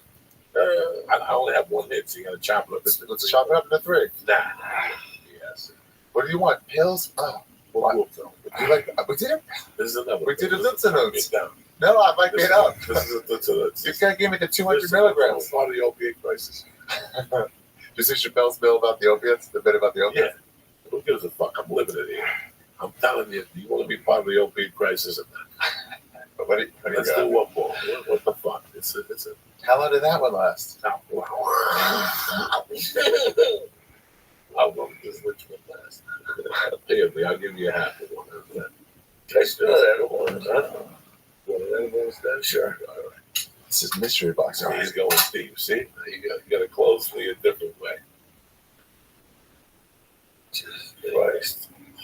Lee, do you just slow down on the edibles? A little bit. You did? I mean, all slow down. I still take them when I fly. Yeah. I still take them on the road. Their funniest response I ever had with you was you were eating one of the cookies a day. I think an Auntie Dolores cookie a day. And you're like, yeah, I had to stop. And it was like, why? It was like too much weed. You're like, no, the calories. Another cookie, 7 cookies a week. I was getting fat. Fucking banana bread.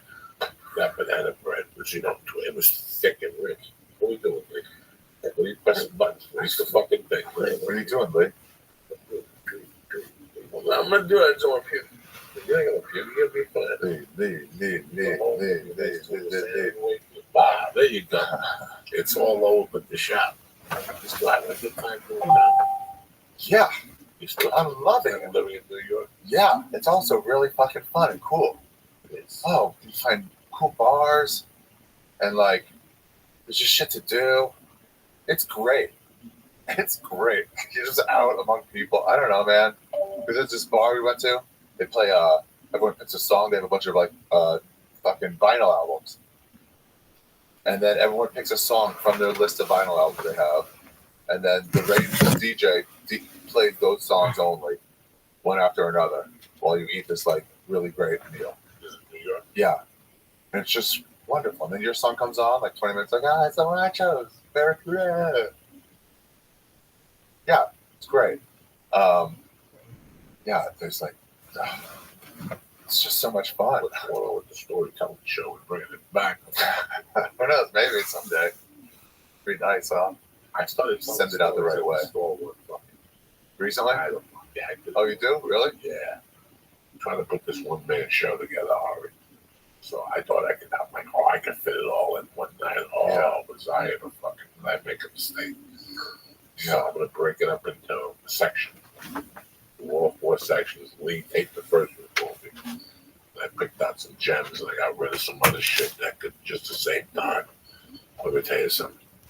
I don't see this one-man show being under 2 hours. You know what I think we should do now for a while? What I want to do is just like do a bunch of material, have fun, and then like tour again the same places that, a year later, but with like new material, but not like a special, just like new material, new material. And then eventually you get this like a bunch of great material, and then you're like, boom, boom, boom, boom, boom, boom, boom. And it's like, that's how they do it. Crushing out. Jeselnik has the fucking recipe. 3 years. 3 years. 1 year in clubs, 1 year in theater, then you take the fucking thing. Mm-hmm. You're patient. You know you're going to naturally write. And on top of that, I do 18 months in between the cities to make sure they come out to write. Yeah. Chicago theater, dude. Yeah, there's no reason to fucking go. Do you know I saw the weigh-ins there? I think you did. The weigh-ins one year, because they couldn't get the stadium for both first night and the second night, so they could do the weigh-ins at the place they were doing, United Center. So they did the weigh-ins at the UFC. And that was before Joe could play it. We both looked at it like, this would be cool one day to do, but he wasn't even like, he did like a couple 1,000 seaters. And that was way bigger. Now, did you do it with us a little less than that time? No. With Duncan. Yeah, maybe.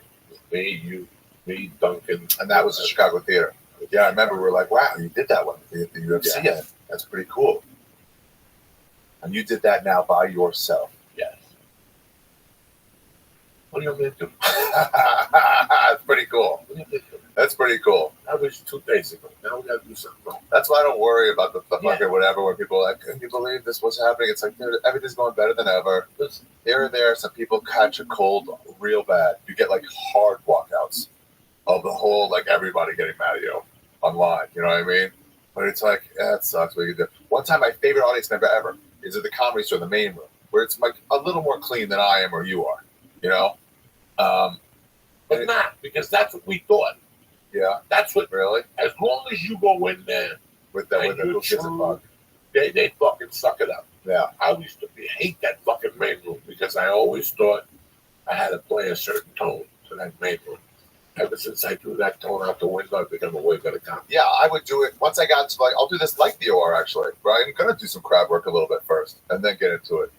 You know, instead of this presentational whatever. What? The scary thing is that as a young comic, when you got into the store, you looked at the main room as this thing. Like you couldn't what? Like you look at it. Because all the heavy hitters were there, so it's like I guess you got to put on a show. It should always make you fucking follow somebody who's going to torture you. Keith Heisch. Oh, is that how you had to follow? No, but I can imagine following that. Before I got in there. Oh my God, tell me about Heath. Heath Heisch had characters. He had cutouts. It was the biggest fucking show. And he crushed. Oh my God, he had a fucking gospel band behind him. He would just come back. That fucking Japanese American fight in the plains.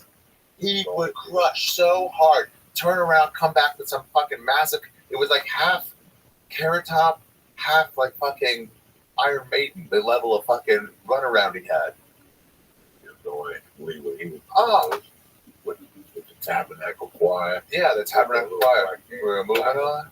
They were all like fucking statues. Okay, so he didn't travel with a choir. No, he strapped them on his back. You couldn't help it, man. He killed you. He doubled you over. People clapped behind him and shit. You have no idea. It's a Vegas show that would work in LA. Yes. That's how good it was. Not it was the original room. It was stopped in the main room. He couldn't really have the room in the original room. I saw him try a couple of times, and he killed in there too. But no, it's easier for the main room because he had the space behind the stage. But a Vegas-style act shouldn't work in LA. And it was so fucking strong that it was like, no. People there were like, this is fucking great. But it's a Vegas-style comedy act that worked in this fucking city of like. He always went up early. So thank God I never had to follow that motherfucker. He always went up at like 9:45. Really? I was gonna say they close with him, no? At 2 in the morning. Why would you close with him? He's fucking does this big magical clean spot. Well, not close, but who could? I mean, you're saying it was hard to follow. He's not gonna close it. He wasn't. The late part of the half was for the Index. Yeah. The comedy store. Yeah. He was up at 9:45. Yeah, you didn't really have. It wasn't your choice. It was fucking Mitzi Shore. You didn't have a choice. It was Mitzi Shore. Mitzi Shore put him on because he was such a big act. He was going on the road now. I remember his main room was Alabama, the Birmingham, and that was the biggest room in the country. Yeah. At the time, the late 90s, that seat like 430, I don't know if you've ever been there, that's a big fucking room. So that was one of his big things. Sweetheart of a guy, he nice. Yeah. Sweetheart of a guy. Oh, yeah. Just masterful. I think he's on ships now. When he disappeared from the store, where'd he go? What happened to him? He maybe moved, maybe he got married. He married to Pasadena once. But yeah, I always assumed he was like doing massive theaters. I don't know. Did he not? He should have. You know, I don't know what happened to him. He killed. There was something. Oh my God! It was like him and Sanchez. Him, Sanchez. There was 3 or 4. You know who your house used to kill? Who? Luke Torres. Luke Torres would kill in the middle there. Yeah. Luke Torres got a standing ovation one night. The original. I'll tell you who else used to kill the original in those days. Pierre. Black Pierre. Black Pierre. Yeah. There was a lot of guys at the store in those days too. It just wasn't the place to be. Right. No. We weren't getting Sarasota. Then Louis C.K. would go in there. No. You know, Bill Burr was in New York by that time. Nobody was really going there. Rogan occasionally. Rogan was going in there. Garcia was going in there during the weekend bumping. Martin Lawrence was gone. Tyson Griffin were coming in. Yeah. Those are big fucking torture champs. Yeah. And you'd have to sit there all night and wait for Eddie Griffin to come home. If you wait in line, and then Eddie Griffin shows up. It's like, well, this goes to between 1 and 6 hours. Once Eddie Griffin showed up, for a guy like me, it was Miller time, bitch. Give me the money. Get out. No, there was no money. What for? Fucker, who's going to give you money? There's no money. You got $15. Yeah. If you didn't go up, bitch, he didn't give you the $15. That's bullshit. Workers' rights. That's bullshit. At the comedy cell, they'll give you money. If Chappelle goes on and does fucking whatever, they'll be like, you can get paid, which they should have to do. The time's filled anyway. The time that you would have done is filled, so give me that money. It's already, we don't like it, we don't get to go up. Give me the money at least. Except for that Tuesday nights. Because of the Guy Fieri show. Yeah. It was so intimidating that nobody white would go there. In the whole building. Yeah, the word got out that, listen, we're overpowered in there. That's when the manager got held at gunpoint, and Eddie Griffin had to talk him down. Yeah. No, it was a scary point there. But Tuesday nights, guys like me, I needed that $15. Yeah. Oh, that was $30 out of my pocket every 2 weeks. You know what I'm saying? It's that's a big amount of money. That was $30. I gotta get it. And you would stay by the union. You would do Felipe's room all night. You had to keep going to the comedy store on Tuesdays. They go, we have 4 people. Come on down. And you pray that 2 more people walked in. Yeah. You know how many times I pulled in? They'd had to move at the bar. Come on in, guys. No, you had to fucking go into the original room, pull out of the parking lot. There'd be black people everywhere. It was Guy Fieri's night. And then you had to walk in. They tell you the show just got canceled. Oh. Because they could never call you, by the way. No, the show's canceled. People are still on the lineup an hour for that. And like, you can at least call them. They haven't left yet. They would call you. They would never call. 30 minutes. Nobody afterwards. cared. But at those times, listen, if you have a spot at nobody cared. They never called you. If you got a spot at 1 o'clock, yeah, you're there at 11.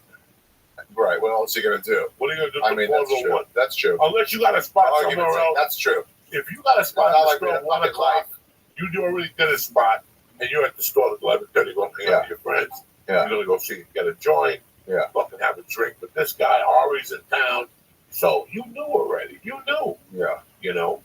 Damn, it's a different place now. You miss it when you go to New York. Oh, I miss the idea of it though.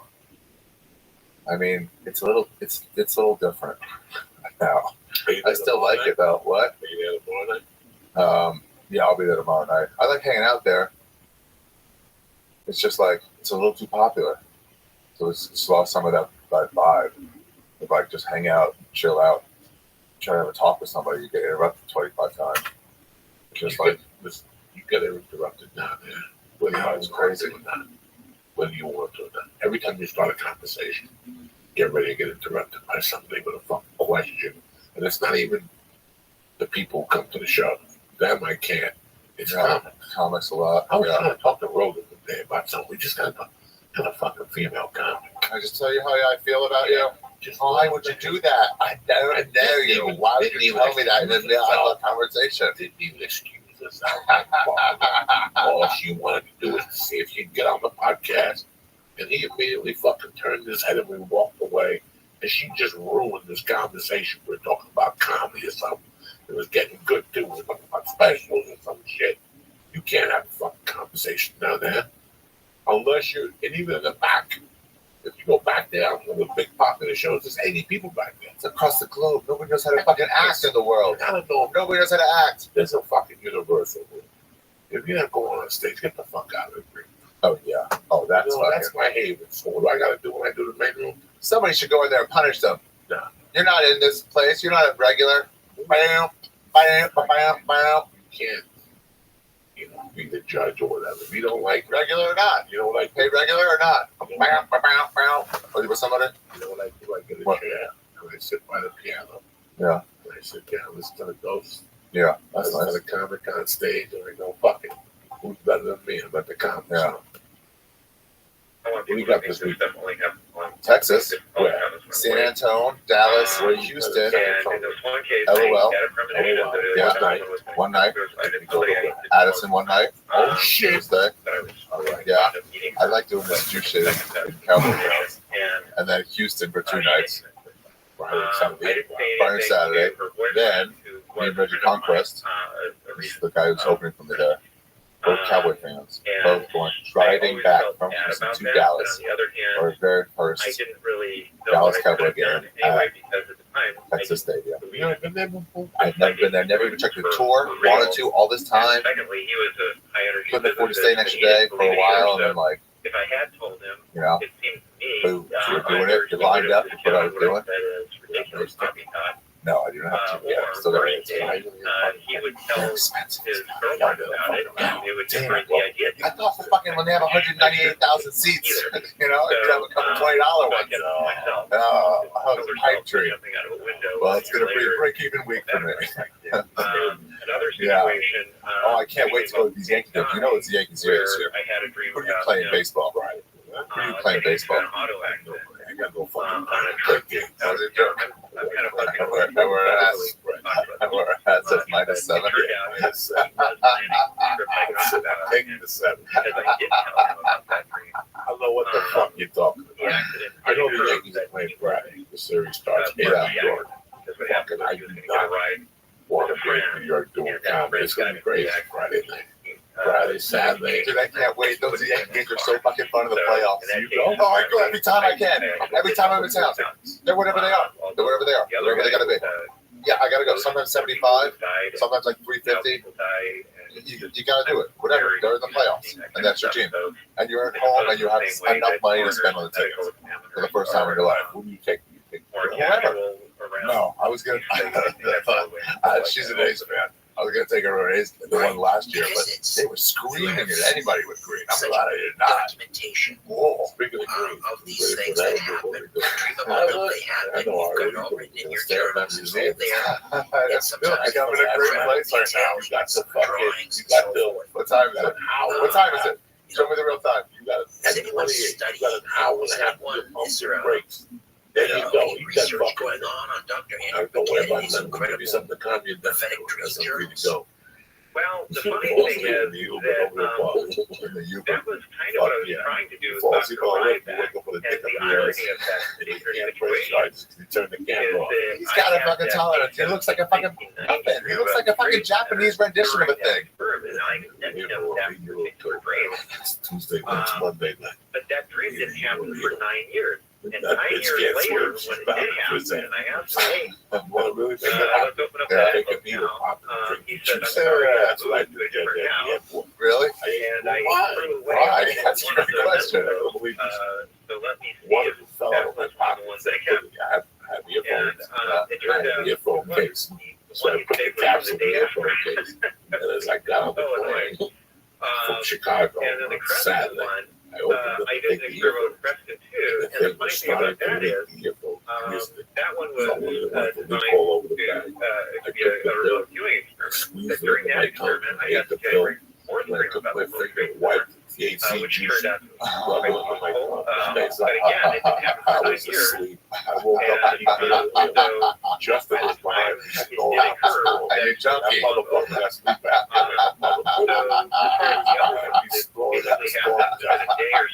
Hello. You guys slept that together? Yeah. That's nice. Justin. That's nice. That's Cool. cool. Justin was broke too. I was in the same room. You don't want to sit next to your friends. Now you won't shut the fuck up. I would think that a researcher would be interested in that, but what I discovered I when I woke up, bro. started I woke up contact and the lady was asking, what do you want to bring? 90 is that they need research money to do this kind of thing. So unless they have that money, You take the old they don't have a way to do it. Really? They said Like the that's the Chinese way gonna to do it. and the blue thing will And I didn't know how. America went I down. just kept Yeah. recording my dreams. It wasn't Later bad. on, I wound up They getting give a you a little PhD, which made it helpful. I don't touch the Greek yoga. I don't like Greek yoga. I like the Showed regular me Malay what research yoga. methodology was No, they'll give you that. and how to I didn't touch the analyze bun. material that I'd Bro, I already was so collected. high by that. And it probably also I woke up improved with my the question iPod. technique, but it was very hard. What do you mean? You know, Ian Stevenson, for instance, studies reincarnation. I've got players on that Until every subject. song was gone. Not a lot, but a few. I'd And rather and what do he would ask you me, you look, just run that I am system. It's called narrowly like focused random. not just Shuffle. on Yeah. reincarnation, Shuffle. but Yeah. when children All the way they through it. remember I woke up that You have no idea. You're like, I what? sat Set down. of memories is I outside remember sitting down, the put my parameters glasses on. So, yeah. and that's pretty much what I found with everybody. The plane high is the best high. And you wake up and you're there. And it's just like, you're like, what? Wait, where am I? What's happening? I was fucked up. Yeah, they're all in the aisle and you're like, wait. Should I get up? You have more dreams recorded, So I just do my legs like this and do my lap. Because the calf muscle is and the number is of the heart of the leg. You want to keep your blood going. other ones. That's it. But at this point, you're the I was fucked up. So, She said, "No, yeah, don't delayed because some interest. you didn't There's a know guy that, named Joey? Alex Duras Well, has no a watch podcast this. called We sat in the Definitely thing a for very good 45 podcast. Yes, minutes. I know Alex has been on. That's right. You have no clue. It's the best. I just remember waking up. Doing things, the and now that I lady- think of it, Yeah. I think I remember doing an experiment with Ken in Maryland. Yeah. It That's was another the out-of-body experience. Tapping me on the thing and experiment. waking up. And that one didn't work out. My feeling is, Yeah. I don't know what was playing. these experiences I have, Out while of the hole. they happen regularly, they happen in a very low way. Meal. Whereas I those fucking kinds of ate more the fruit. laboratory style Yeah, I like looking out the window right there. No, I said like the require a house. certain amount of Oh, you do? that I Okay. certainly don't have. Dude, I do it as like an adult now. I fucking snack up before. I get multiple different nuts, multiple sweets, maybe an orange if I feel like eating something healthy, and then fucking straight candy. I'm ready. Anytime I wake up, I got snack Yes, it food ready does. to go. Do you get? Ready to fucking I mean, crush. you continue to journal every single day now, and you feel, I don't know, The service cat. responsibility to What's the journal service every cat? single dream that you have. No, you do not. You bring Super out on the road with you so you can get the better seats. And frankly, I can still all that interest in the regard to I'm like, Josh, and the reason is because, for one, I I know should have put a cat. that's not a mystery to me anymore. And secondly, I have plenty of evidence to stand, so I don't need more evidence. And in the meanwhile, I've got other categories that are far more interesting. Oh, I'd be so mad. I'd be so mad. I'd be like, no, come on, we'll look at these motherfuckers. Oh my God, I got to get this little rap. What? You don't get a dog. Those are absolutely fascinating, very powerful.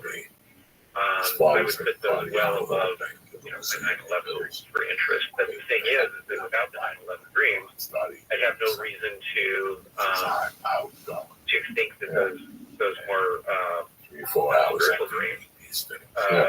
Your asshole. That's not fun. I've got It has explosions. documentation Explosions that you for actually the other walk type the chair of a dreams. little bit. I Like feel ancient and more comfortable trusting that loud the and spiritual. everything. So You see what I mean? I had Yes, about 4 yes. of them on this plane, and I sat next to her. She took the inside window. What I love everybody. dreams have you had recently that you suspect are prophetic, and Full of can you white chicks share on the any plane at the time. potential future events with us? She had all her Well, talking loud. okay, but it's going to be politically divisive. That's just the nature of the dreams I've been having recently. By the way, that's another thing I want to point out. Started reading. I believe in God.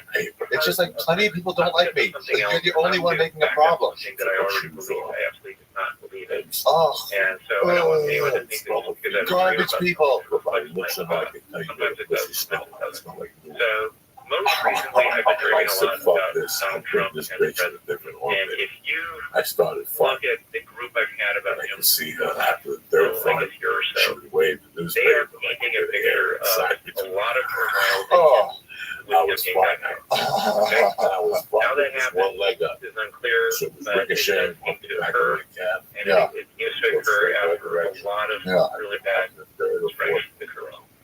Fell asleep. So I don't know how it happened. Just 2 days ago, or 3 days ago, he used to take a bag of weed and put it in his crotch, and then we were on the airline. Like when we were in the air, we take it out when you're sleeping. We put the whole fucking like a bag and that big with illegal weed. Put it under your nose. What the fuck are you doing? It's so fragrant. But it also had some things to say about. Then he put it back in. Sometimes I would take the bag and spin it around. Yeah. Oh my god, it's crazy. Yeah, it's to entice people. Everybody going. We don't know where it's coming from. Yeah, no fucking idea. There's a secret on the subway. When you get a bunch of weed, you gotta take it back. And you reek of weed. You go stand by a black dude, and then everyone just assumes it's a black dude who got the weed. So that was that. They put all this shit up yourself in your regular fucking refined stuff. Yeah, you know what? You figure it out. Necessity is a mother of invention. I told Thursday night, where are you? Had a very powerful. San Antonio, Dallas, Houston, from Chicago, coming up, San Jose. Yeah. 2 shows, 4 shows. And you're journaling these. Yeah. Fucking But beautiful. the thing is that Yeah. the more I write, Yeah. My the last easier one. it is to Tonight, your remember last them. hurrah. So With by 300 kind of calling milligrams, the ones that are more driven cognitive, where I think about it, I'm like, this happens. And then another Really can be a couple bomb I don't hits. bother Yeah. writing it. And now we'll take When I those do that, it actually to go. scares me. What's it go? Where are we going? I don't understand. We just took a hell of drugs. Sometimes Where are we going? I will go ahead and write things down even if I don't. If it was up to silly edibles a piece. It does. We'd be running at 500 grand. No, I left for freedom. So much for spending 2 hours with us, and we'll have to have you back on. We'll talk about spiritual dreams in the future. The book is Dreamer, 20 Years of Psychic Dreams and How They Changed My Life. We have the Night Whispers podcast. How do we listen to that, by the way? Oh, he's like Jewish vampire. You don't see him on the sun at all. So Thursday, LOL. Friday, Addison. No, Thursday, LOL. Literally, I think Friday, one episode of that. Wednesday, LOL. Friday, Addison. No, Wednesday, LOL. Thursday, Addison. Friday, Saturday, Tuesday. But if you're not there, I got a special on Netflix. Yeah, called Double Negative. Colorful illustrations for that too. And So watch that. my And then, outlet you know, for my this is illustrations. the next thing I'm doing. So what's your plan for yoga? Andrew, Well, thank give you me so your much. All the best. No problem. Have a good night. soul rock. Andrew, again. Okay. All right, when we come back, I'm going to win because I am the only one who has a real life and who's not getting serious trouble with their on Coast to Coast, taking us into the break, Esther Phillips, Trouble try with me. I get Stay with us. television. Not doing drugs. It's very annoying.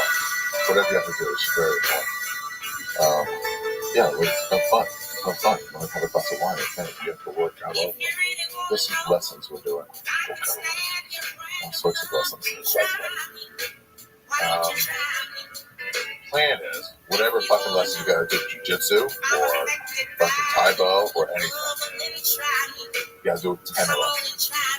I hate this shit so much for the whole month. Yeah, it's just annoying. You have to learn. So what do you choose? I'll probably do jiu-jitsu class. I'll probably do a couple like spin classes or something. Maybe like a language class. Maybe a couple Spanish classes. Yeah, practice that. Yeah, class. I don't know. Fucking class. Why? Why does it have to be exercise?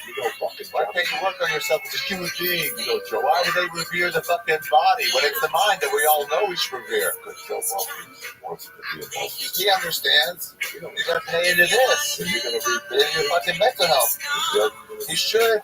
Everybody should. What about workplace fucking reads recipe? I know. If it's longer than ragu. I'm not interested. I'm fucking ice cream. That's it. And Segura, what the fuck is it? I don't know. Okay, so what are you talking about? What is the athletic challenge? You have to wear bracelets. Yeah. Okay. Back to the bracelets. Yeah, there's some bracelets. I'm gonna see exactly what they do tomorrow. So you put them on tomorrow. Yeah. Yeah, they measure everything. Oh, Jesus. They draw blood because if it's up to Once a week. They didn't put it back in. He was telling me once already trying to show you draw your blood. To show that you're clean? Yeah. But can you be like, I'm not gonna be? No, I'm not giving anybody blood. I I'm don't care what Victoria the fuck Cash. thanks. Yeah. Thanks for calling the Thanks Lucky for Land that. Every time I gotta If even you think feel about like you do giving the blood, I gotta same thing fucking every drive day, Yeah, press my God. 1. Fuck If you're that. ready to have some serious fun for the chance to redeem I some can see serious it in a long prizes, time. press It's 2. church. We heard you loud and clear. Yes, So in go to church. LuckyLandSlots.com right now Quite and as play enjoyable. over 100 I can social see your casino-style face and games for eyeballs free. Get lucky changing today as we speak. at Don't forget that, LuckyLandSlots.com. you bad motherfuckers. Next week, Friday night, the Uptown Theater in Kansas City, followed by the next night at the Paramount Theater. First show sold out. We have the second show. Do what you need to do, Denver. Come out and support. I did time in your fucking state. I don't care if you got to drive to Gunnison. I'm going to be in Denver talking about your beautiful state. I started there. I can't wait to go home. Look at the fucking Denver? big bowl of green chili. Oh, that's just good. Go back and take a nap. The first show's at 7. Second show's at 9:30. Which one? Where is it at? The doctor's office that accidentally Oh, mixed up your damn. I files got a fucking has your social security number. The power company that mistakenly Colorado your that service gets me has your like payment didn't go. 10 something. And the hotel that lost your reservation has your What? passport. That means I get up in the morning, I go for a bowl Personal of info green with chili endless before places that can I'm expose early. new identity. In Kansas City, I can't wait to get that night before. We go to that kickbox in school. Yeah. Guaranteed or your money back. Save up to 40% with promo code news at lifelong.com. Terms apply. I go to Every business worried faces about next challenges, week. but I'm going complicated nowhere. expenses and uncertain shipping shouldn't be one Next of week them. is Friday night. With USPS Ground Well, Advantage from Rabbit, the United Kansas States City Postal is Service, close. you can avoid all the need it. Real quick. Listen, we're a couple weeks into football season, and there's no better time to place a bet. You like winning money, correct? Who doesn't? I'll tell you where to put your money down. You ready? MyBookie.ag. If you're trying to bet on the NFL, baseball, UFC this weekend, whatever, MyBookie's got it. Not to mention the NHL and NBA seasons are right around the corner. Unless you're a fucking moron, the first month the lines are soft. So it's fucking big money for all you motherfuckers. It's not around the Halloween. MyBookie has the faster payout and more lines than any other sports book. Period. They got parlays, they got teaser bets, and if you're looking a little bit, you're looking to bet a little and win a lot, MyBookie's got your back. They just revamped their site, and it's looking fucking tremendous. So I'm telling you right now to go there and take a look if you haven't already. We're going to start with this. They're going to double your first deposit right now. Today, use promo code CHURCH, CHURCH. They get a 100% bonus on your initial deposit, up to $1,000. That's how we're starting this fucking weekend.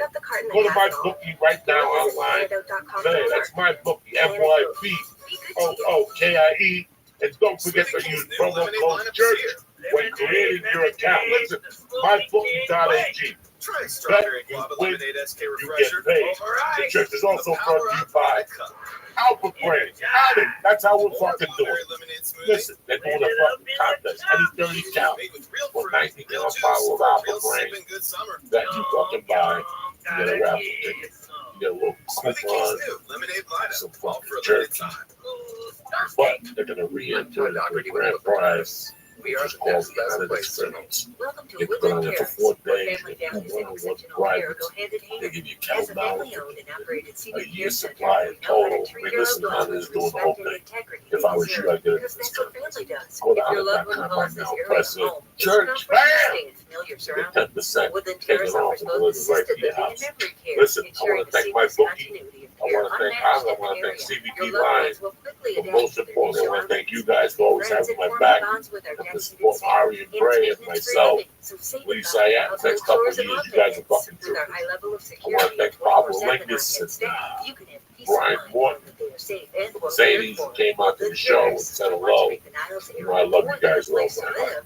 Have a good fucking day. It's Sober October. I don't know nothing about that shit. Me, I'm going to keep smoking reefer. But they put me in the fucking casket, all right? Stay black.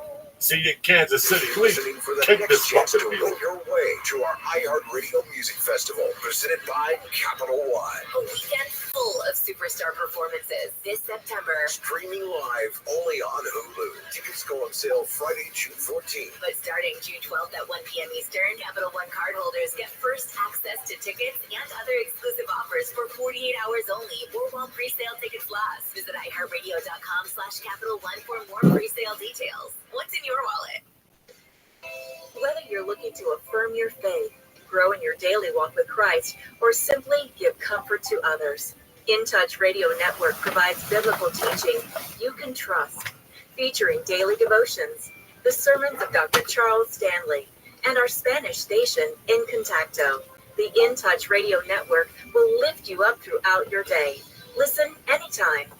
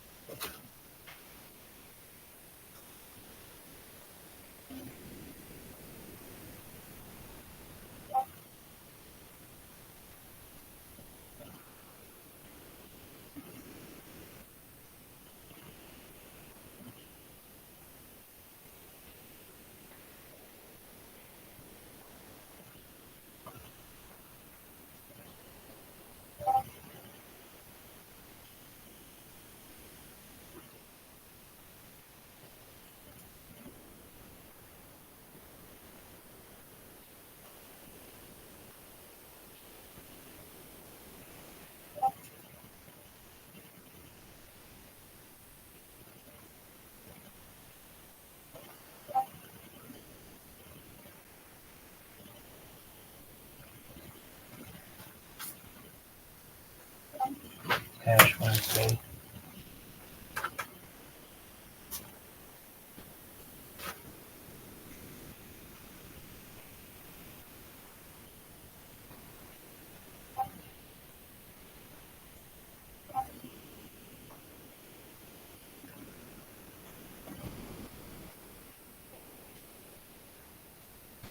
The parents, Glenn and Gary, were the sons. And when they were in college, I would go in there in high school. I was like a junior. Mrs. Ash would say, "Coco, stock up the U's because we're also." I mean, U's would sell by 10 o'clock. They put 100 U's in that fucking case. But it was all day, Lee. It was all day. The teachers busy all day, man. The school got so pissed that they told people that you weren't allowed to leave the school for lunch now. Why? Because they wanted the cafeteria to make money. So if they caught you at hash you have to understand, all the food distribution in North Jersey is handled by a lot of people you don't want no fucking problems with. You know what I mean? All right, so people stay and eat the goddamn food. All right, they got contracts off the ass. They would suspect. So you would suspect us, but Mr. Hash would go, "Fuck that, go in the back. I'm not going to let him go in the back."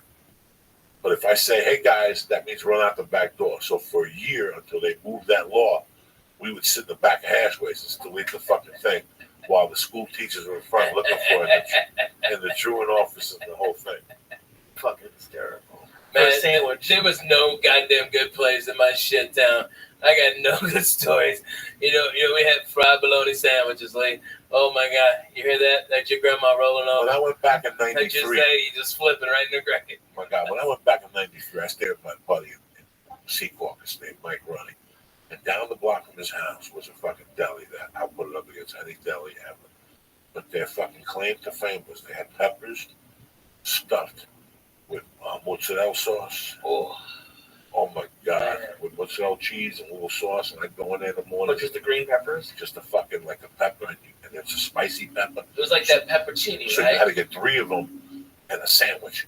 So you could eat the pepper while you're eating the fucking sandwich. That type of old school deli. You have different types of delis, but that was right. What the fuck 3 fat guys got to talk about food for now? Because we're all stoned and it sounds great. But it's crazy what today signifies in the Catholic religion and a lot of other religions. It's also I mean, our good friend George, God rest his mama's soul. She's passed this year, and you know it's hard, man. My Uncle Jim passed this year. It's hard. You know, you see people at the end of their life. That cancer is a miserable thing, man. And it is a horrible way to pass. You know, I'd rather get slammed into a sign on the 5 and break that bitch. God forbid. But hey, I'd rather take that than that stuff. You know what I mean? So it was just fun going to church. It really was. I went by myself. No pressure on my wife and the kid. I didn't want them there. I just wanted to go because we did that church over, St. Bartholomew. We did it over. So I just went in there at 7:15. I tell you what, man, it just brought back a lot of fucking memories. Like, that's what happens in church for me now. When I go to church, I look at the 12 stations of the cross, and it's like a fucking acid trip, man. Yeah. I just go back into sections. And I remember I was thinking about my godfather. One of the worst things I ever did in my life was fuck my godfather over. After church, I went home and I tried to find him. On Facebook? Yeah, he's those fucking Cubans up off Facebook. He lives in the Keys. And when I was a kid, my God, it's amazing what has happened. Did you see Mad Max? Yes. Okay. The question that fucked me in that movie is who killed the world? Oh, yeah, man. People asking, who killed the world? You know what, man? They've killed the fucking world. The world is half dead, and we don't even know. No, it's more than half dead. Trick-or-treating this week. I saw trick-or-treating now. There's no kids on the daytime. I mean, these are great areas to trick-or-treat. I didn't get one. At night, I saw kids, but they're confined. The parents put the fear of God into these kids. Yeah. You know, Friday night, I went to this trunk-or-treat. You know what, man? Did Mercy have a great time? Fuck yeah, she had a great time. You know, did I have a great time? Fuck yeah, watching her and watching the kids and watching my wife. I dressed up. I put fangs in my mouth, and she kept saying, "No, thank you, Daddy." Which means take the fucking fangs out of your mouth. No, thank you, Daddy, because she would keep tugging my cape. No, thank you, Daddy. It was the cutest fucking thing. I went in there and I had a great time. We got that 5:30. The dinner they made us was, you know, not bad. It was a cheeseburger with macaroni salad. It was a barbecue. I enjoyed it, and then I watched her play ball with other kids, and I could tell that we're halfway there. We're okay. We got an okay kid. The ball hit her in the face 3 times. She didn't cry. Some little boy dressed up as Captain America got hit once. He wouldn't stop crying. But when the kids left to eat, she didn't want to eat, so she stayed with me. She goes, Daddy, come in. And I started playing ball with her. So when kids came over to play, she was like, da, da, da, da, da, da, da. It's me and him now. And she was going fucking nuts. That was the only problem we had all night. Everything was great. But back to Trunk or Treat. It's like cars get together. It's like a beautiful car show. And they back up and they open their trunks and they hand kids and they sit in front of the trunks with disguises. And I tell you what. Is it like a lowrider club or hot rods and stuff like that? No. It was just all these fucking Studio City people. Oh, yeah. You know, whatever they are. I don't know what was. I didn't talk to one. I talked to maybe 2 parents and the principal. Man, you know, I've done that same thing with Mexican car clubs, bro. They are the nicest. That they had a whole goat cooking. Okay, I mean it was the real deal. Old ladies was making tortillas. Okay, they was handing out good candies and stuff like that, having a blast. They had a band, a salsa band. It was on, man. I'm telling you. This was for kids. This was for fucking kids. Yeah, it was for kids too. For kids. Yeah. There's no fucking salsa band when there's kids. This I'm is for telling fucking you, white there kids. was. White kids, no. This is white kids. There's no salsa band. There's no Beatles. They're barely walking around. You want to hear about white people? So these motherfuckers, I mean, the most interesting thing in the world was, I looked at my wife at one point, I go, what the fuck is this? I know. Like, I almost had a nervous breakdown. I'm like, what the fuck is this? This is like Puerto Rican shit. But I go, this is what we have now. The parents scare the kids. And, you know, let's get together. Let's put them all together.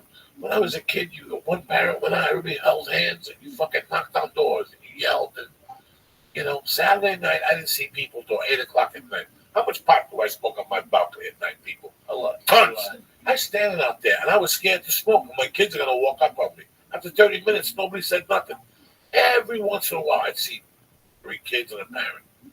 But the 80, 90 kids, I used to run with 80 fucking kids on Thanksgiving. Yeah. You ran 80 deep on Thanksgiving. And you keep running into 20 people. Yeah, and bundles of 20. I didn't see that. And it's just, and I know... And they found needles and every year some fucking dummy in Pittsburgh sticks hypodermic needles and fucking chocolate and all this shit. Man, that's why I tell all my kids, hey, Daddy has to inspect all of your candy. I need to bite out all of this shit. That's what I did on Saturday night. Friday night, though, I got so high at the Trunk or Treat. I went home and she came home with a bag of candy. And I kept sitting there. And it started talking to me like cocaine, like 11:30. Right. And you have one Reese's. Oh, you're fucked. Then you're fucked. Reese's will fucking put you over the limit. Dude, if you start with the little ones, the bullshit. That's what I started with. Oh, then I ate 3 of those. I took 3 cups. Getting cups out everywhere. Then I went back and got the whole cup. Oh, I went back and got the Swedish fish. Those are good. That Swedish fish, that's my world. That's my world since I've been fucking 5. Since I came from Cuba, I discovered Swedish fish. The red ones or the multicolored ones? Listen, the red ones. They only come in one color Swedish fish. That's it. The ones that 7-Eleven in the bag. That's the only one I eat. All those imitations and skinny worms and shit, shove those up your mother's ass. I don't eat none of that shit. I'm a fucking Swedish fucking fish fan since day one. When I was a kid, I'd buy them by the box. Then I'd get a brown bag and I'd stick my hand and put them in my pocket. That's how there was something when I was. You put them in your pocket? In a bag, in a brown bag. You get there's a big tray of them. No, I bought the box from the wholesaler. Oh, really? In Holy the 6th shit. grade, I used to know where to buy the box. Wow. There was a fucking wholesaler for candy when I was a kid. I'm telling you. And I would go down there. I wouldn't tell nobody. I wouldn't tell nobody. I go down there and I get a box of Swedish fish and I get a box of a thing called devil gum. What's that? Devil gum. Way before fucking these other gum thieves thought about Big Red. See, Big Red was, who makes Big Red? Wrigley. Wrigley. See, Wrigley, they bumped devil gum. When I was a kid, devil gum was cinnamon, but it was hot. Like if you ate 3 slices, your asshole was gonna be on fire, dog. That's what Mexicans give their kids when they're in daycare. We had atomic fireballs. That's all we had. Right, atomic fireballs. But you also swallowed gum, Joey. You're not supposed to swallow like gum. That's why your asshole's on fire. My asshole's not on fire because I'm telling you, I've been swallowing gum since day one, so my body knows how to process it now. I just spit out little fucking gum. See, if you start swallowing gum when you ate, then you're fucked up. I've been swallowing gum since day one. Can some doctor please email Joey Diaz? And do what? What's he gonna say to me? I've Everybody seen doesn't learn how to. Listen, I have pulled the gum out of my asshole. I have pulled little pieces of gum sometimes that Out of don't the get hairs? processed. Yeah, out of the hairs. Oh, God. Or sometimes you're gonna pull the shit out of it and you can hear the gum going. It's like it.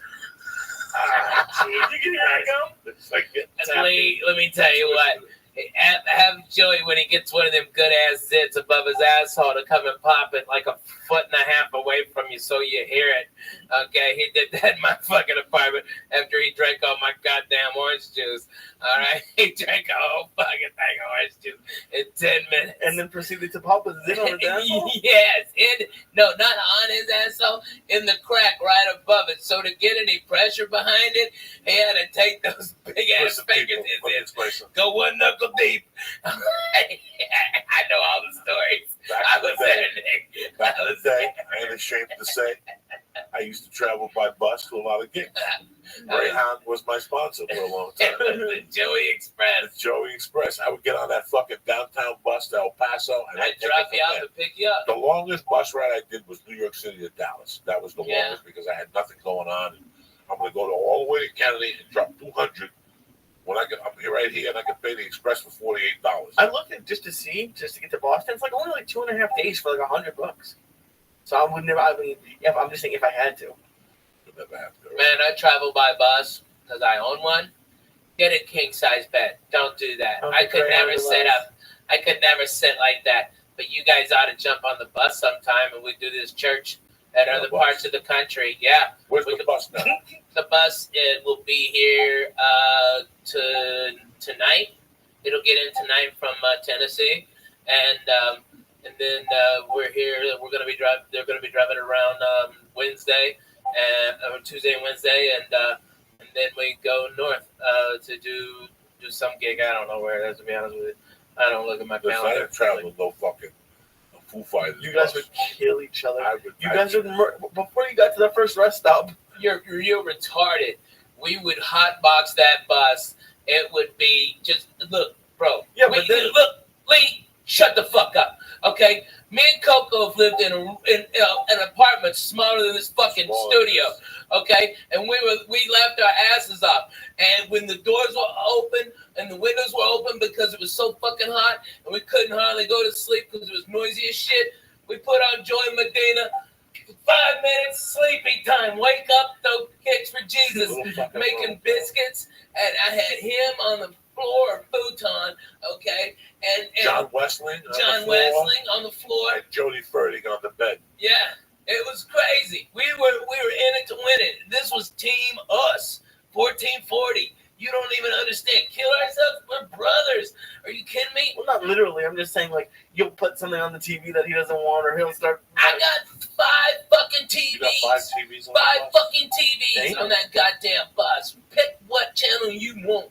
Player. Cool. I got it. How many bedrooms on the bus? I've got a king size back bedroom that pops out. Okay, and then the living room pops out, and then there's 3 bunks. It's got a 2 bathrooms and a shower on it, and I think there's like 6 air conditioners on it. So if we go someplace where it's hot, like I went to Bonnaroo this summer, and everybody, all these dirty white people out there when it's 120 degrees and dirt. No. Fuck you! I took 3 showers a day. I was the sweetest smelling motherfucker out there. People were like, they thought I was Pharrell or something. I was smelling so good. Okay, I was doing it, Jack. It was awesome. Everybody's boo-hooing. It's hot. Yeah, me too. I'm going to go make a fucking margarita in my bus, take a shower, and smoke a bone. Fuck you. I hate that band. Okay, it was awesome. It was so great. But that's how we got to go, dude. We got to go on the fucking bus. All right? Your babies would go bananas in that bus. Your baby would love that fucking bus. Monster. I can't go for that. I just ate an expired Viking. What do you think will happen? You get stuck in that gum. You know what happened? Let me tell you what happened. They're listening. Yeah, right? Let me tell you what fucking happened. What happened, Pop? A couple weeks ago, I went swimming in Toledo. And I got on the fucking plane the next day, and I got an ear infection, right? Oh, my God. And I was sitting there, and I tell you, man, I'm when you work out and you're heavy, you have to take a lead sometimes, or the other Yeah. one. The other one. Aspirin? No, Tylenol? No, the other one. There's a Advil? lead and Advil. That's all that works at this point for big guys. When you go to jiu-jitsu, Dude, I'm past that. Yeah, you get slammed on your back. You go home and you eat your lunch. First thing you do is take an Advil, especially when you have to train the next day. Really? I've never Yeah, had it. you gotta do all that shit, Lee, because it lowers the inflammation. You gotta eat fucking like smoking weed. Eat weed actually takes away the inflammatories. Your fucking thing. You see Google today? Maybe you see the front page of Yahoo today? What did it say? More people trying to medical marijuana. Prescriptions are down. Prescriptions are down. Prescriptions are going down, man. Yeah, the opiates are going down. The opiates are going down. Yeah, the because benzos people are going realize, down. Listen, I'm telling you as your brother, fucking go and you work out with Eddie Bravo, no savages down there at night, and you walk home, you can't move. Oh, yeah, I'm sure. I'll do an experiment with this motherfucker. I will experiment. I will give you an Aleve one night, and a week later we'll do it again, and I'll give you a chunk of real hash. And you eat that hash, and you call me tomorrow, and you tell me which day makes you feel up. That's what Bruce Lee ate in soreness. Nobody knew why he was eating marijuana 40 years ago. Danny DeSanto said it at a Hegan thing. Genius. That's why he was eating marijuana, because he knew that Aleve will kill you. Yeah. Aleve and Advil will eat your fucking liver.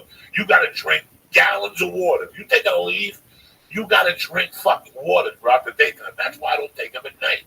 I take them when I get home from jiu-jitsu. Bam, so I'm not, or kettlebells. I'm not sore an hour later, whatever the fuck I do when you're sore. Sometimes you get sore from flying. Dude, I get wiped the fuck out. Shit, man. First of all, well, 6-hour flight, Lee, you're fucking sore. All right, yeah, okay. You fly and your connection, Dallas got bumped, so now you're in fucking Chicago, and you land at B32, and yours is next flight is at H17. And you got 15 fucking minutes, and Chicago, the fucking terminals are so close together. There's no room for a fucking one of them chairs. You give $20 to a black guy with a golf cart. No, you gotta fucking hump it, dude. You gotta fucking rock. You gotta rock. And then if you're hungry, you're fucking hungry. You gotta rock. Won't eat. There's no eat. Sometimes I take out the one night with my ear infection. I go, you know what? Somebody gave me these 2 Vicodins, and they told me they gave them to me expired. I'm gonna throw them away. I said, okay, well, give me 2 because I know I'll need them one night. It's not like I eat them. That night with the ear infection, I popped that Vicodin. I gotta tell you something. I got fucked up on that couch, dog. I liked it. I fucking smoked the hit, and I fucking went to bed. I got up like brand new the next day. My ear hurt a little bit, but it didn't hurt as much as it hurt. He gave me 2 of them. I said the other one fell out of the bag. That was it right there. Oh my god. That was the one. I just found it. I thought it fell out of the fucking bag. Man, I think I like those pills too much. I don't do them. I don't fuck with none of them no more. I like them too much. I like the feeling of when I'm on the road. Yeah. That's where I like something to sleep. I have sleeping pills to prescribe to me. Me too, because I can't sleep. You need sleeping pills with weed? Yeah. I could fall asleep right now. You're not us. When I get up at 5 on the road. You're a titty baby. When I get up on Thursday morning, and I got to go do radio. Right. And I get up at 6. They're picking me up at 7:30. Okay. So I don't want to just get up at 7 all in a rush. I want to get up. I want to relax. I want to read the paper. I want to eat a good breakfast. I want to write a little bit. I want to slow down. Stretch a little. I'll get up. Take a shot. Do all that shit. What we talking about? About getting up and time management. Yeah, with hash. With the... Like you still need sleeping pills sometimes. Yeah, you fly to the other side of the fucking country for 6-7 hours. Okay, you get in your fucking shit hotel at 1:30 a.m. Those dicks are coming to pick you up at 5. They didn't even call ahead and be considerate of go, what kind of coffee do you need? Can I bring you some breakfast? So I do all that. I do all that on my own. All of them. I do that all my own for 7:30 when they get there. I'm prepared. When I get back to that hotel room and I get high, I'll sleep like a baby. Right. But after 2 shows, the weed. There's too much energy. There's too much energy. Oh, after the show. So I know for a fact that I'm not going to sleep Saturday night. I know for a fact. Even this week, I'm in Portland. My flight, I got to be at the airport at 5:30. I get back to Burbank at 8 a.m. Yeah. I'm out. So 5:30. If I got to be at the airport at 5:30, that means I'm lurking at 4:30 in the morning. So I'm prepared for that 3 hours sleep after the comedy club. So what I do is Saturday mornings, I get up, eat breakfast, I walk around, I get high, do whatever the fuck I do. I get back to that room about 10 o'clock, Jack. And Ralphie does does the same. Because Ralphie will call me on Saturdays from the road, and I go, "What time is it?" That free time, that little time, that's it. Yeah, that's Once it. I take that nap after that, it's over because I'm sleeping straight till 3. Yeah, because we're at work. I have to, and It's I don't fucking sleep late. work. You know me, I don't sleep late Ever. But Saturdays, I don't do lunches, I don't do nothing because I know I'm gonna be working all night. I know that I have a chance of falling asleep for 3 hours, but probably not even. Yeah. And I'm used to it now, bro. They got a flight. I'm going to Jersey, and I'm still flying to Kennedy Jack. I'm going to New Brunswick because there's no connect. Everything is connected to Jersey now. There's only one direct, and that's Virgin. But Virgin gets me in at 8. Virgin will get me in Thursday cool at 2:30. Sunday I ain't waiting till 1 to fly back to LA. No. It gets me back here at 3:30. I can't do it. Hey, man, So Virgin look don't at have. Southwest. They've got one I'm race. not. Get no, they 2 don't. chairs. It's too connected. Oh, Listen, Southwest is good for 2 hours. yeah. After 2 hours, Your back starts to hurt. No, there's no entertainment. There's nothing. There's no. No, Southwest gives you free TV. They give you free TV on the Wi-Fi. You gotta bring your own TV, and I gotta lock in and all that shit. What the fuck? I gotta sit next to a communist. And Oh my God! Listen, I know. American Airlines, I got 200,000 miles on that. Yeah, I got right. Platinum, Virgin, and Platinum. Right. Listen, there's no Southwest. Is from California, Nevada, California, LAX to Austin. Yeah. Houston, 2 hours, 2:10, 2:15. Anything after 2.5 hours of Southwest, you're asking for trouble. This whole story started with the pimple in the ass because of the bus. If you want a pimple in the ass, that's that bad. Fly fucking Southwest. So what happened was, I come back on a Monday night from fucking El Paso. I've been sitting on a bus for 12 hours. I must have fell asleep sideways. Oh my God. I was about 370 at the time. And the crease of the fat in my ass built the pimple up. 3 or 4 inches from my asshole, headed like north from my asshole is right here. On the cheek, on the inside, I got a pimple that stuck out an inch. And it was developing, like it started with an inch. How did you find it so quickly? How did I find it? I couldn't sit. You couldn't Every sit. time I went to sit, I'm like, wow, something hurts. And then he pulled the hair out. You So gotta I tell him about took a fucking mirror, and this is the days when I was Was this in flexing. my apartment? Fuck yeah, I took like a mirror, and I had to look at my ass and bend over. Guys, it was a whitehead on my ass. Oh my God. That was throbbing. It hurt so much. Oh. And I couldn't take it when I'm sitting there talking to Ralphie. And I remember that he was telling me a story about something. And I'm sitting there, I finally opened up my pants from the front. I got no underwear on. I opened up my pants. You didn't even take your pants off. I didn't take my pants off. That's when you had the ball pants. I stuck my hand through a hole like in a your fucking yoga crotch. position. I had to get to a yoga position, Lee, and I had to squeeze the pimple, but turn it. But I had to turn the skin down. So it would go pop. And Lee, you could hear it go pop. And it was just a yellow ball of pus. And I had to go back in, and I had with my fingernails, I had to take the fucking, I took a piece of skin out. Like, You take stuff out of them? Yeah. I have an ingrown hair from sitting twisted on a bucket floor. If you sit down all day, you will have pimples on your ass dramatically. All those fat people that walk around and work in offices, look at their ass from time to time. Oh my God, They got a it's big, big to it's like strippers. Some reason strippers always got a big white head. If you look at a stripper's ass when she's dancing close, look up close, and you always see a little white head on their cheek. I'm just teasing. It's just a joke. Yeah, Lee's going in. It's like, really, it's just for the experience. I didn't know you had to pull stuff out of them. Well, when it's an ingrown hair like that, hair yeah. like that on your ass. Yeah, and it was a long hair too. I saw it. Made me vomit a little bit in my mouth. Totally gross. Terrible. I know. People think that comedy. When you sell those buses for that long, and brutal. now it's you fly so much over the years. Man. And Southwest, I love them. I'm not saying that they're a bad airline, not at all. Yeah, Southwest is thick, fast. Burbank, I take Southwest for whatever that thing is, the level. A level. I love Southwest. I used to hate the way they board, but they board much quicker. Dude, so much quicker. quicker. So much better. It works so much better. Get the fuck on. Fuck you, get on. Fuck you, get on. 8:15, 8:30.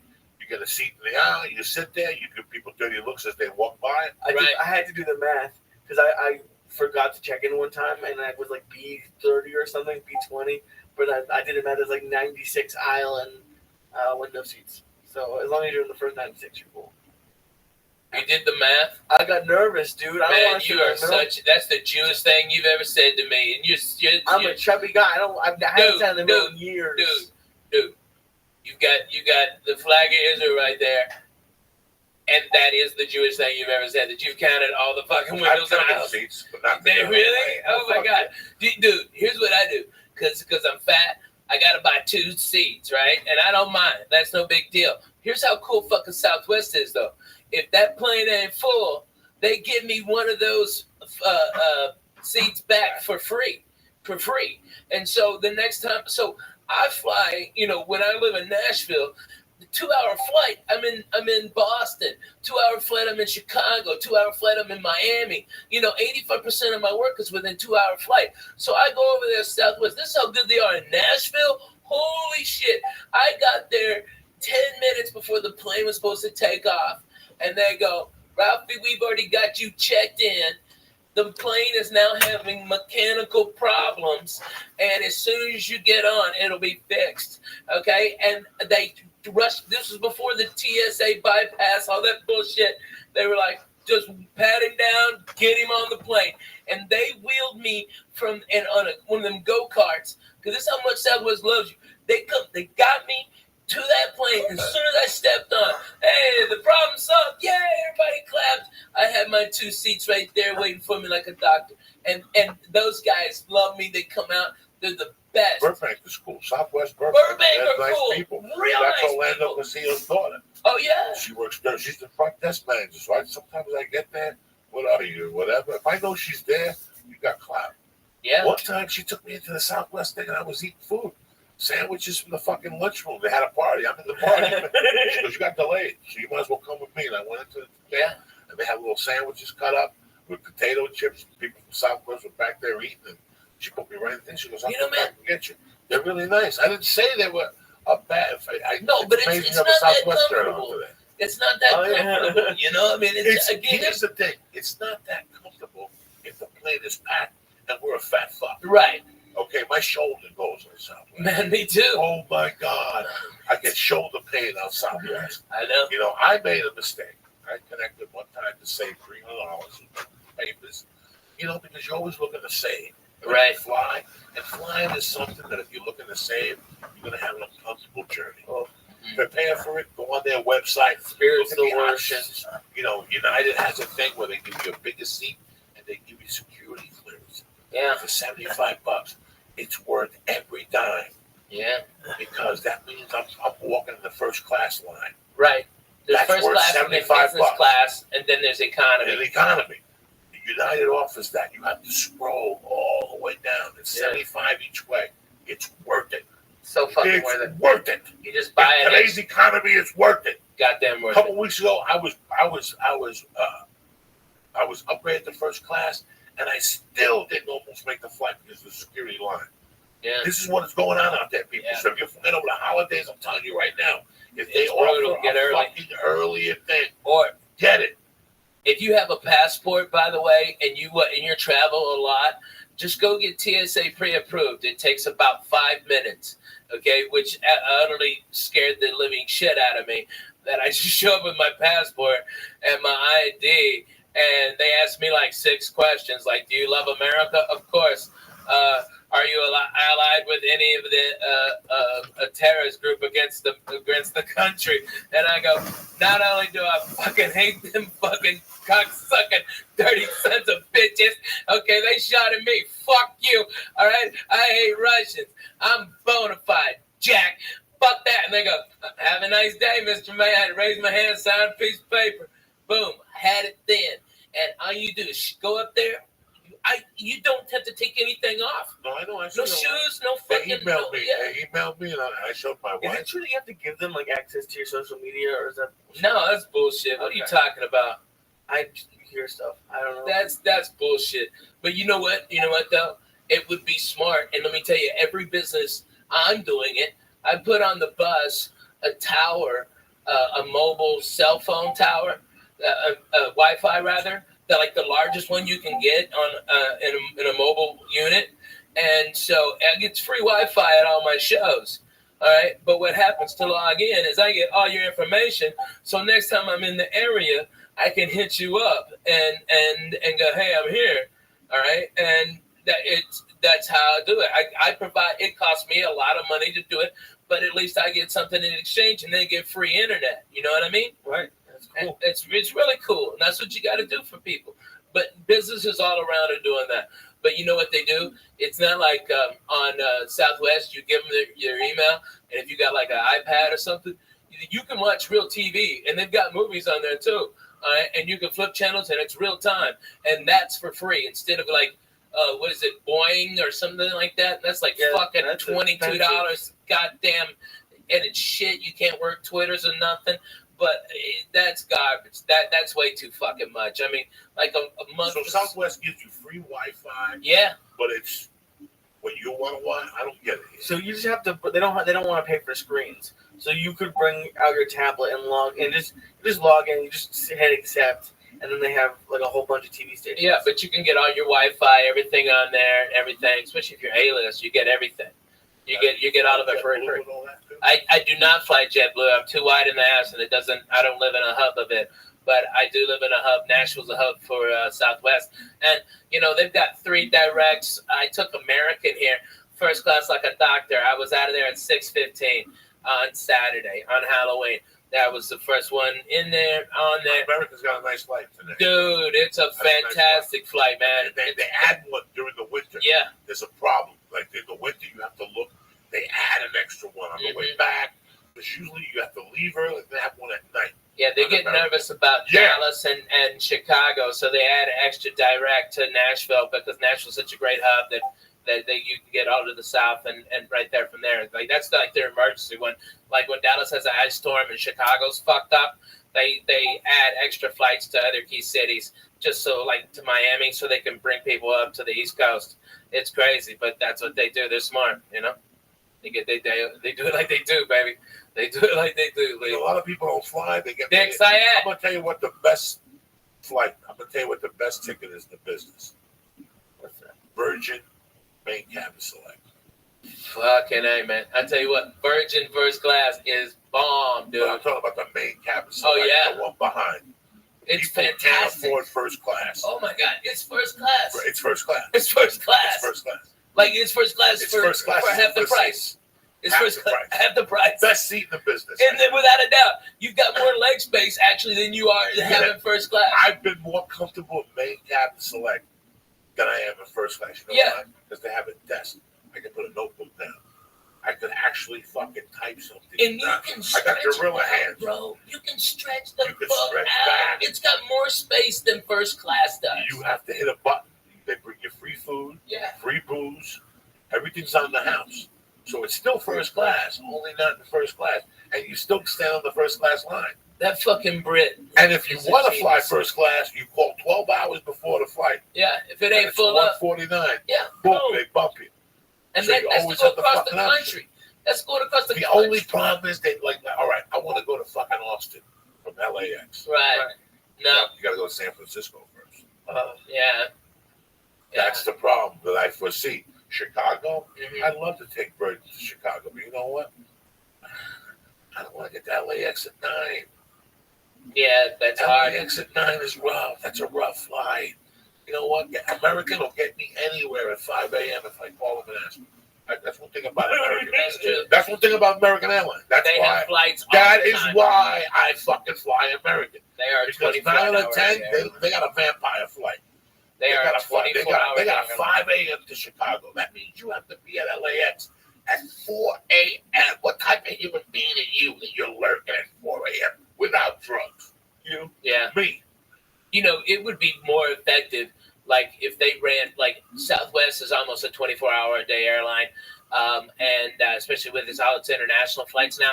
But I'm telling you, man, American is the smartest in the business. They lower the rates of what they could, but they run them all the fucking time, and they lower the rates in that so they have more people go to the off times who are bargain hunting like the rest of us used to, and then main consumers can pay at an accelerated rate for the last immediate good flights that aren't as full because the cheap people got diverted to the other flights. It's a goddamn beautiful business model. That's how you fucking make money. But it's amazing how much these companies treat the customers like crap. Like, especially... Well, there's no fucking reason why they... I mean, all right, if you are the worst person in the fucking world, go work at the airport. Because no one will bitch about you because they don't have time to fill out a form. They don't have time to fucking talk to your manager. They just don't. They got a plane to catch. So they go, oh, that guy was a dick. And they watch your next plane. You get it. It's free. It's awesome. If you're an asshole, go work at the airport. About a year ago, I made a really bad mistake. And this is the type of person I am because I know it's a corporation. I know it's a company. And I know I never happened to know. I had a chat today with somebody about agents. And I said, listen, I know people who are shit agents, but the agents are killing. Yeah. It doesn't matter. Just because he's, I was looking at here's the funniest thing ever. On IMDb, they've got a rating for agencies and managements and all that shit. CAA is obviously number 1. William Morris is number 2. Innovative is like 8. And then the agent Tom was like 200. It's like 300. It's a fucking nightmare. There's some management companies I looked at, and here's what's fucked up. You look at Jeff Susser's management. Yeah. They're 4,300. A regular person would look at that and go, I wouldn't even talk to that management company. Yeah. But what do you mean 4,000? That's how much they cost? That's how, that's the rating that was the rating. That was as far down the list. But they've got 3 clients. They've got 3 millionaires. Millionaires. So it doesn't matter. It doesn't fucking matter. It doesn't matter. You understand me? So it's all bullshit. What are the rankings based on? I guess the client's earnings, and the client's earnings. And so, I'm with William Morris, and I think worldwide they're number 1, but here in America, CAA is, especially in LA. All right, but William Morris is badass. Who gives a fat baby's dick? If they're at that level, they're unless they're worthless or fucking strung out on something. I mean, there's been a lot that have risen and fallen because of what they're snorting and what they're drinking on their fucking expense. But man, if you got one client and you're that guy's manager, and that fucking guy is Kevin Hart, your rating would be, that you only have one client and you're so far down. But Kevin will work hard and make a ton of money. But what if he takes 2 years off, just to relax and build up a new act? That's when your rating drops to 5,000 like Sussman's. But how much TV does even Joe and Kevin do anymore? No more. Is Joe doing? He's still throwing people around at UFCs, right? Right. But that's Joe doesn't even have a theatrical. Some guy called me and they said he would be such a fucking amazing action hero. And I understand. Listen. God, he would be fucking amazing. Okay, with Joe Rogan, with a fucking skull and tats and crazy shit, driving a hot rod through the fucking desert for hot bitches. What the fuck? I'm all for that. That fucking nice ass Corvette of his fucked up. Oh, God damn it, run to it. I wouldn't want to do it either. He could throw it. A friend of mine asked me, he could change a light bulb with a kick. If you put a show on TV, wouldn't you want him to be the second producer? I go, he probably would do it if I asked him. But it's the last thing on his mind. It's the last. And if you understood his life, he does the easiest path of resistance. We were talking about work ethic a couple of weeks ago. He got that job at the UFC as a volunteer. He called the guy and said, I'll fly myself out. I just want to do something with my time. You guys have an idea what the UFC pays him? What he's become on that channel? He's like the voice of that shit. Yeah. This didn't come to him because he trained. He went to the ITT Institute of fucking announcing. Balls. He stepped up. And that's what this whole thing's about. It's stepping fucking up. Balls. So if you have this job, right, guys, this is how he looks at it. And I look at it the same way, right? You got this job that flies you into Vegas or whatever every once a month to call a fight. They pay you a shitload of money. He gets residuals from 2 shows, guys. Yeah. Remember, he was on 2 syndicated shows. Hits. Why would you want to drive to Warner Brothers and put up with that? Yeah. Why? You know how hard it is to be The Rock? It's fucking. You know how hard it is to be The Rock? Hours a See, day. people in So why does he do Kansas, it then? because he doesn't know what the fuck he's doing. He's going to wake up one day and go, first of all, how many needles can I stick in my blood? How many needles can I stick in my neck before my kidney blows up? Because that's how the public needs to see you all the time. He went on some show a month ago and said he eats 20 pounds of fish a day. That's all great dandy, okay? But you got to stick needles in your body to be that fucking big. Hey, me and you going to some sushi spots. We got him on that one. Yeah, we got him on that one. So, you know how hard it is? You have to train. Right now, Joe Rogan has a family. He living doesn't it, man. want to come down here. Why would you want He to is listen, such a guys? genius. I was He's telling got somebody the the other day, answers. what do I want? What do I want? Well, I want the Joey Diaz show. Not 20 million years. I'm 52. I did blow for 30 fucking years. I I'm surprised I didn't foam in the mouth with so much bad pussy I ate, like the Kardashian black guy. Oh, yeah. What's his name? Lamar Odom. Lamar Odom. Let me tell you. I would foam at the mouth. Those bitches are the fucking For kiss of death, For 20 years, I'm overweight. You gotta look at your fucking weight. You gotta look at your life and go, how long am I gonna fucking last? So do I really want to drive to Paranam every day and put up with this faux pas producer and director on their creative thoughts for a show for 5 more fucking years and my glory to stick away from my kids? The kids are fine. He's fine. The UFC pays him great money.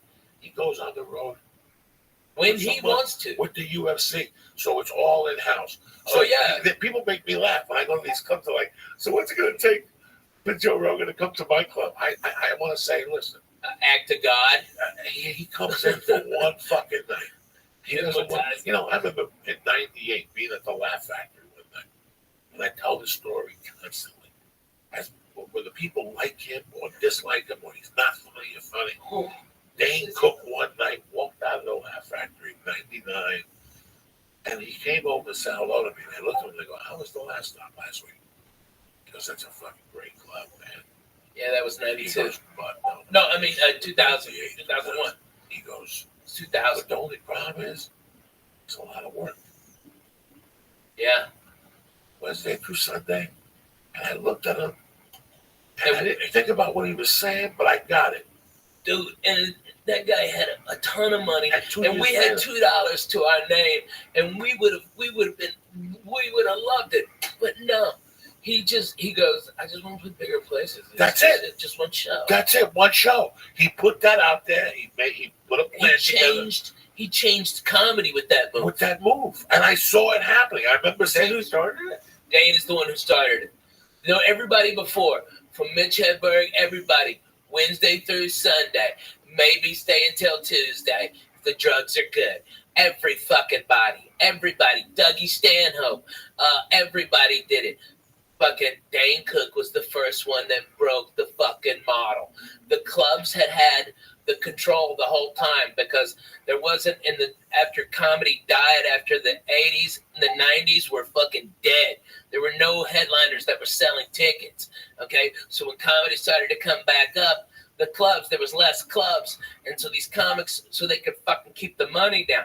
But now the dumb fucks, they got greedy like they always do when they fucking start making money. They start putting all these comedy clubs everywhere, and then they go, oh, I got no fucking headliners. And then that's when we got the power, and it was fucking Dane Cook that showed the way. You can say, go fuck your Wednesday and eat a dick on Sunday. I'm doing... No, you know what? I'll come in Thursday for Friday morning radio, and that's it. That's it. And I'm back at home in LA early put the fucking Sunday. thing together. He put it together. Brother.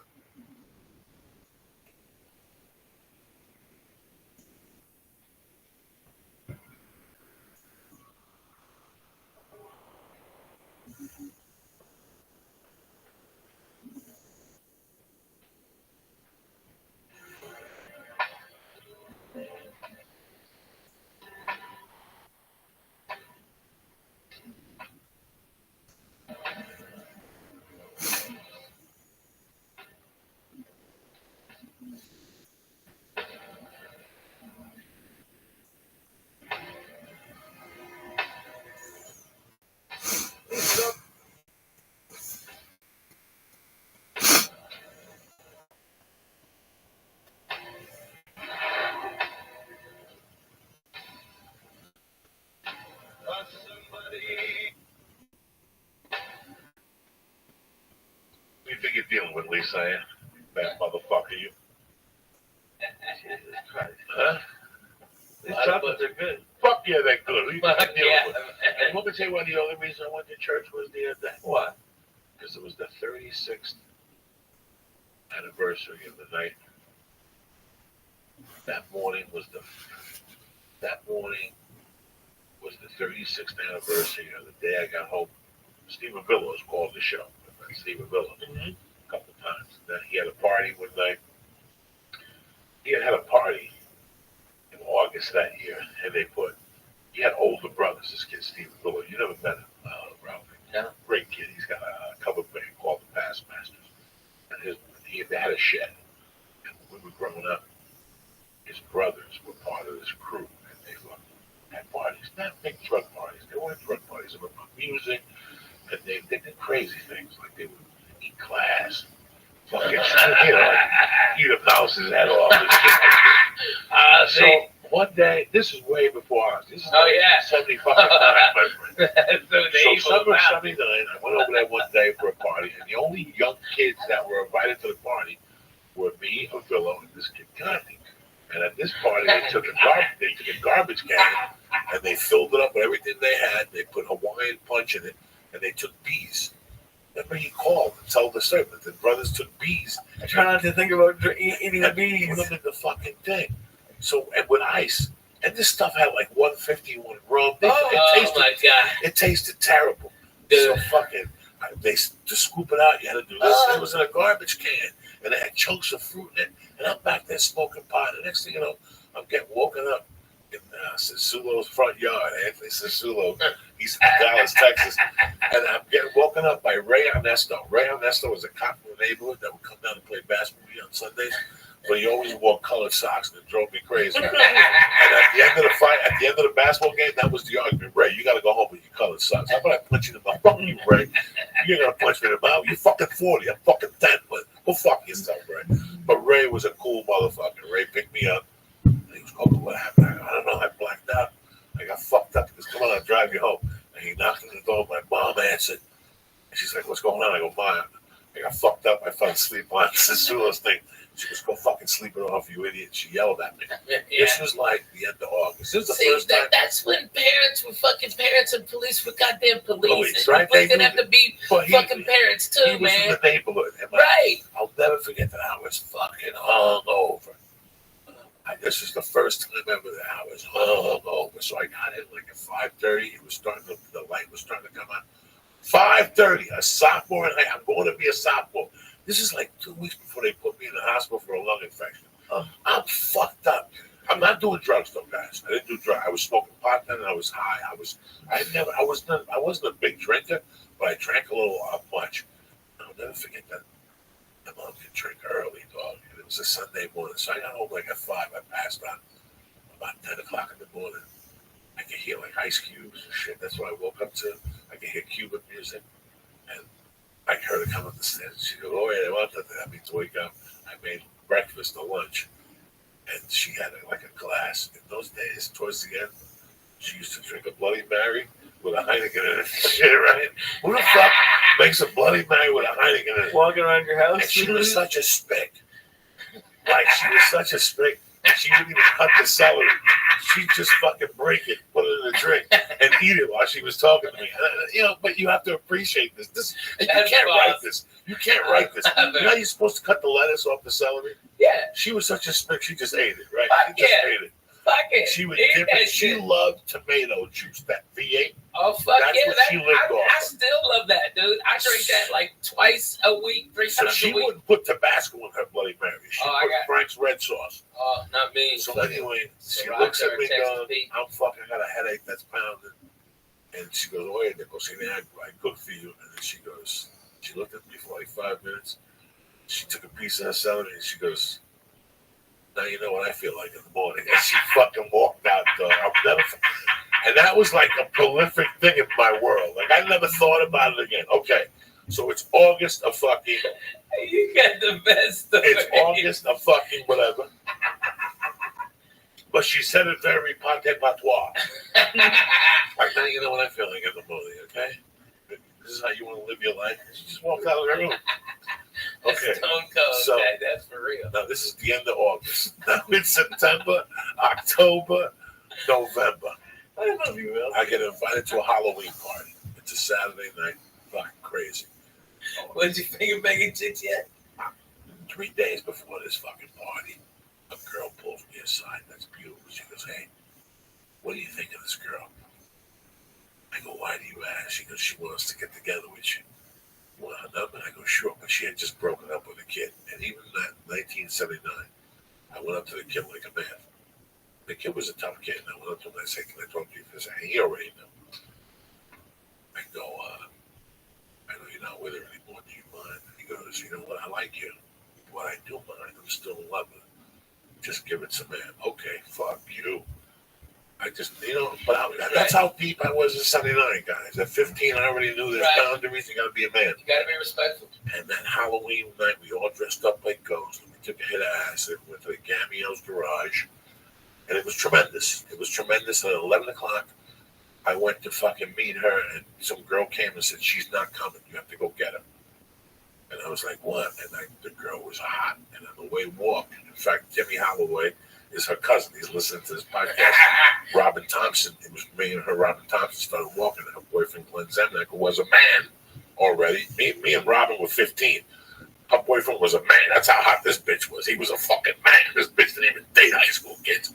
He got out of the car and thought we were leaving together and started yelling at her, but I stuck up for her. And, he was like, "I'll deal with you some other time." And he, was very nice to me that night. And all this shit went down. I forgot the whole thing. I forgot to call home. That was the rule of the house. You got to fucking call home. So Saturday night was this night. It was a Halloween party. But it was in those days, in that year, if you look at 1979 map, Halloween was on a weekend. Me and Ghetto Boys are trick or treat. No, Halloween was like on a Wednesday. So, but the party was Saturday. Yeah. So it was like or Halloween was like Monday, and this party was on a Saturday. Those are the best. So it was like October 28th. You like trick or treat like 3 times. So what happened was I stayed there, and all of a sudden I realized it's 3 a.m. And I call home, and my mom answers. She goes, "What the fuck?" And I go, "Listen, I'm up here, but there's no buses." It was a trick, but what was the date on the fucking Saturday night? The Saturday before that. 27th. The 27th, because she died on the 8th, Lee. So she died Wednesday after that. Not after the Halloween, 10 days after Halloween. So it was a week and a half. She died a week and a half later. So she gave me the speech on a Sunday night, and she died November 8th. So look at it. You follow me? Yeah. See how it was the cop. Wow. So that Sunday, she goes, "I'm on the couch. What are we going to do?" And I go, "I don't know." She goes, "We'll take a taxi home." I go, "I'm not going to take a taxi home. I got other buddies with me. We're all going to walk home together." And I had done the acid and stuff. And the acid was coming down. I was getting like the little jingles and shit. So something happened. Somebody took a ride downtown. But by this time, we were talking. It's 5 a.m. I'm not going to call her back. She was already sleeping. And I'll never forget that I fucking, my friends dropped me off. I had a ghost costume on. And I walked up the fucking stairs. And as I was putting the fucking key in the door, she opened it, grabbed me with one fucking hand, and just smacked me across the face. She hadn't smacked me in 5 years before that. I was a big boy, and that just wasn't her MO, to hit me. She would say, "I'm gonna fucking kill you." 2 years before that, she did light me on fire with a bounty roll. She told me how to call my Balzano's backyard. So, but she was pissed. And she slammed the door. She goes, "Let me tell you something."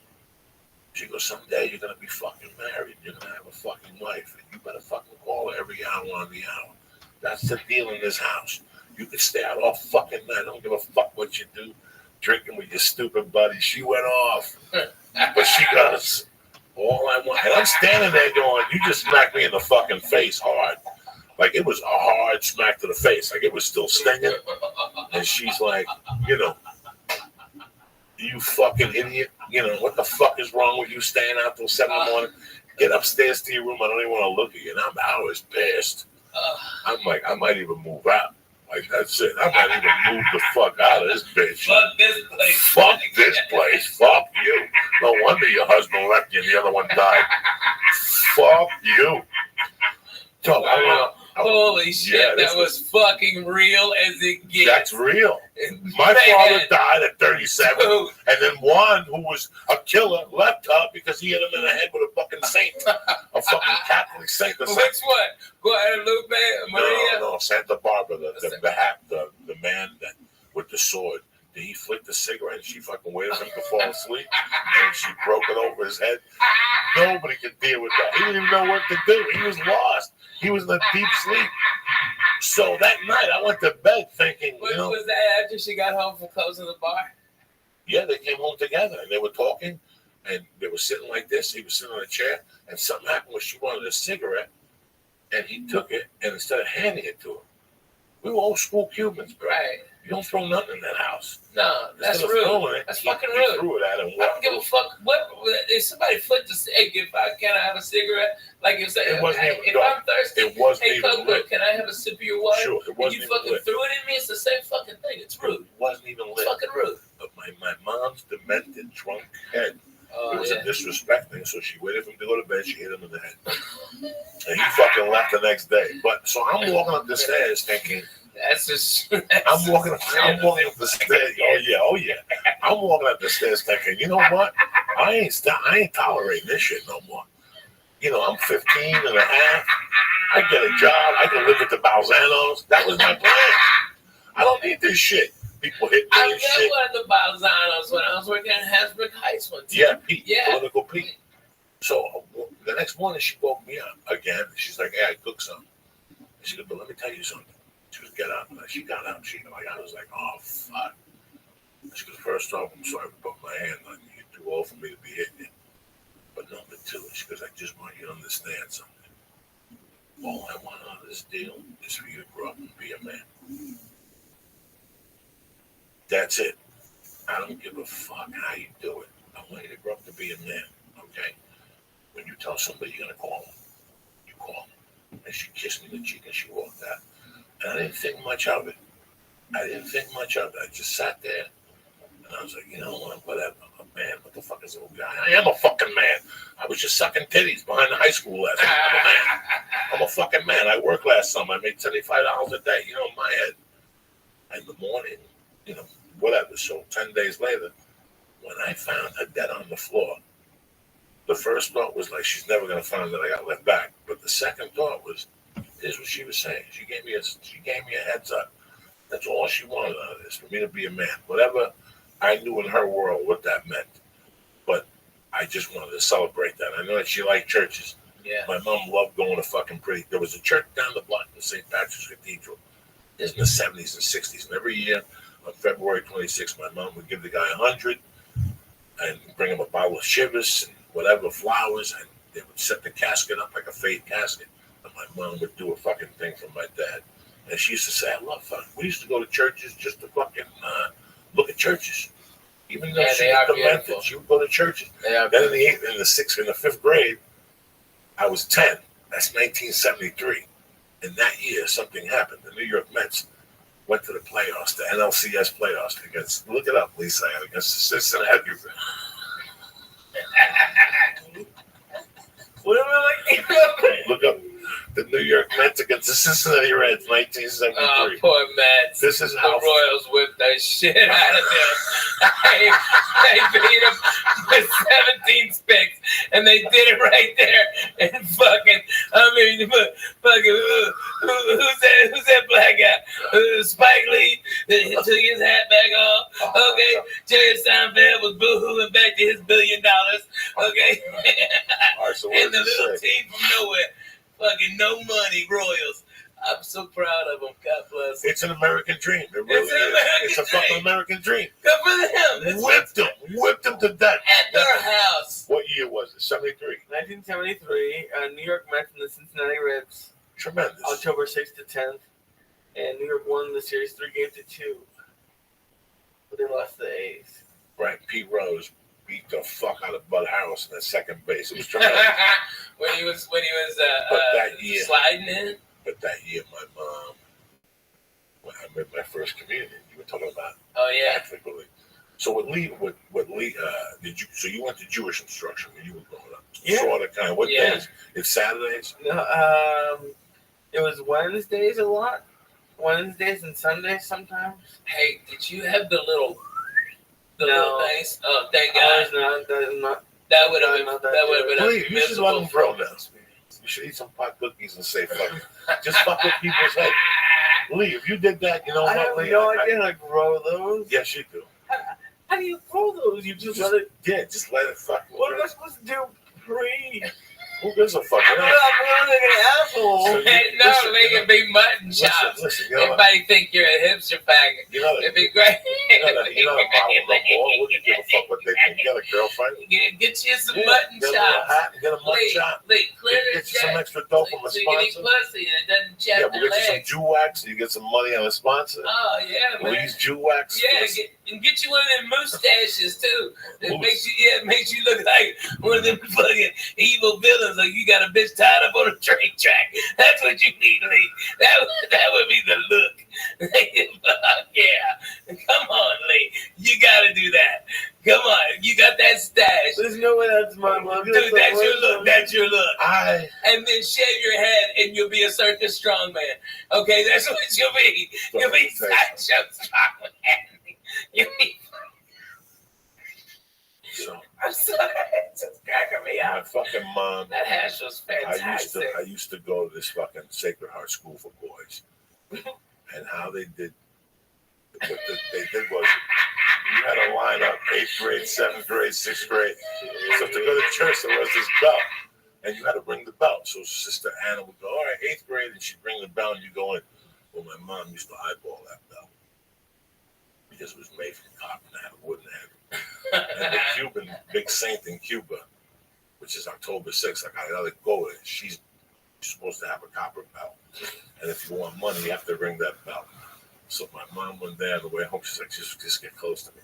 My mom shoplifted the fucking belt from church, and she would take it to the Met games and ring that fucking belt. So in the back of her mind, that belt was everything. Yeah. That belt was bringing her luck. Every time I'd see her, she'd give me a kiss and go, "You're a genius. That church is bringing me good luck with the fucking belt. The Mets keep winning." What you stole from the church is bringing me the Lord. That's amazing. So every time the Mets would play at home, she'd bring the belt, and if she went to a Met game, she'd take the belt and put it in her purse. And she'd ring the bell at the Met game. This is true fucking story. This is how crazy. This is where I came from. Oh, man. I know you don't have all this time, but have you thought about like trying to go back to 1973 Met game like video and see if you can hear the bell? That'd be Holy crazy. shit, you're blowing my fucking You're mind. blowing my fuck. I couldn't. Dude. No. I couldn't do it. You would hear it too. You would hear it going, Rusty, stop. She would throw chicken wings when he'd run back. She hated Rusty, stop. So she was like, this side of it. No me ponga para el lado ese compadre. Yeah, I mean, she hated him. She hated him.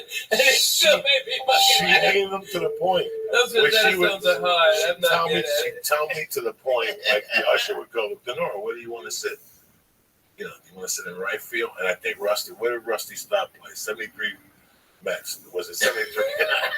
Wherever Rusty stopped, they had a horrible, I think it was Rusty Staub and George Theodore. The motherfucker. Oh, my mom used to get so had to hit the cutoff. He was a right fielder. Yeah, he always had to hit the cutoff. That was the story so on that. The guy would, I would go. So she's going to chicken wings? Right now. Oh my God, that's the best. Here's the deal.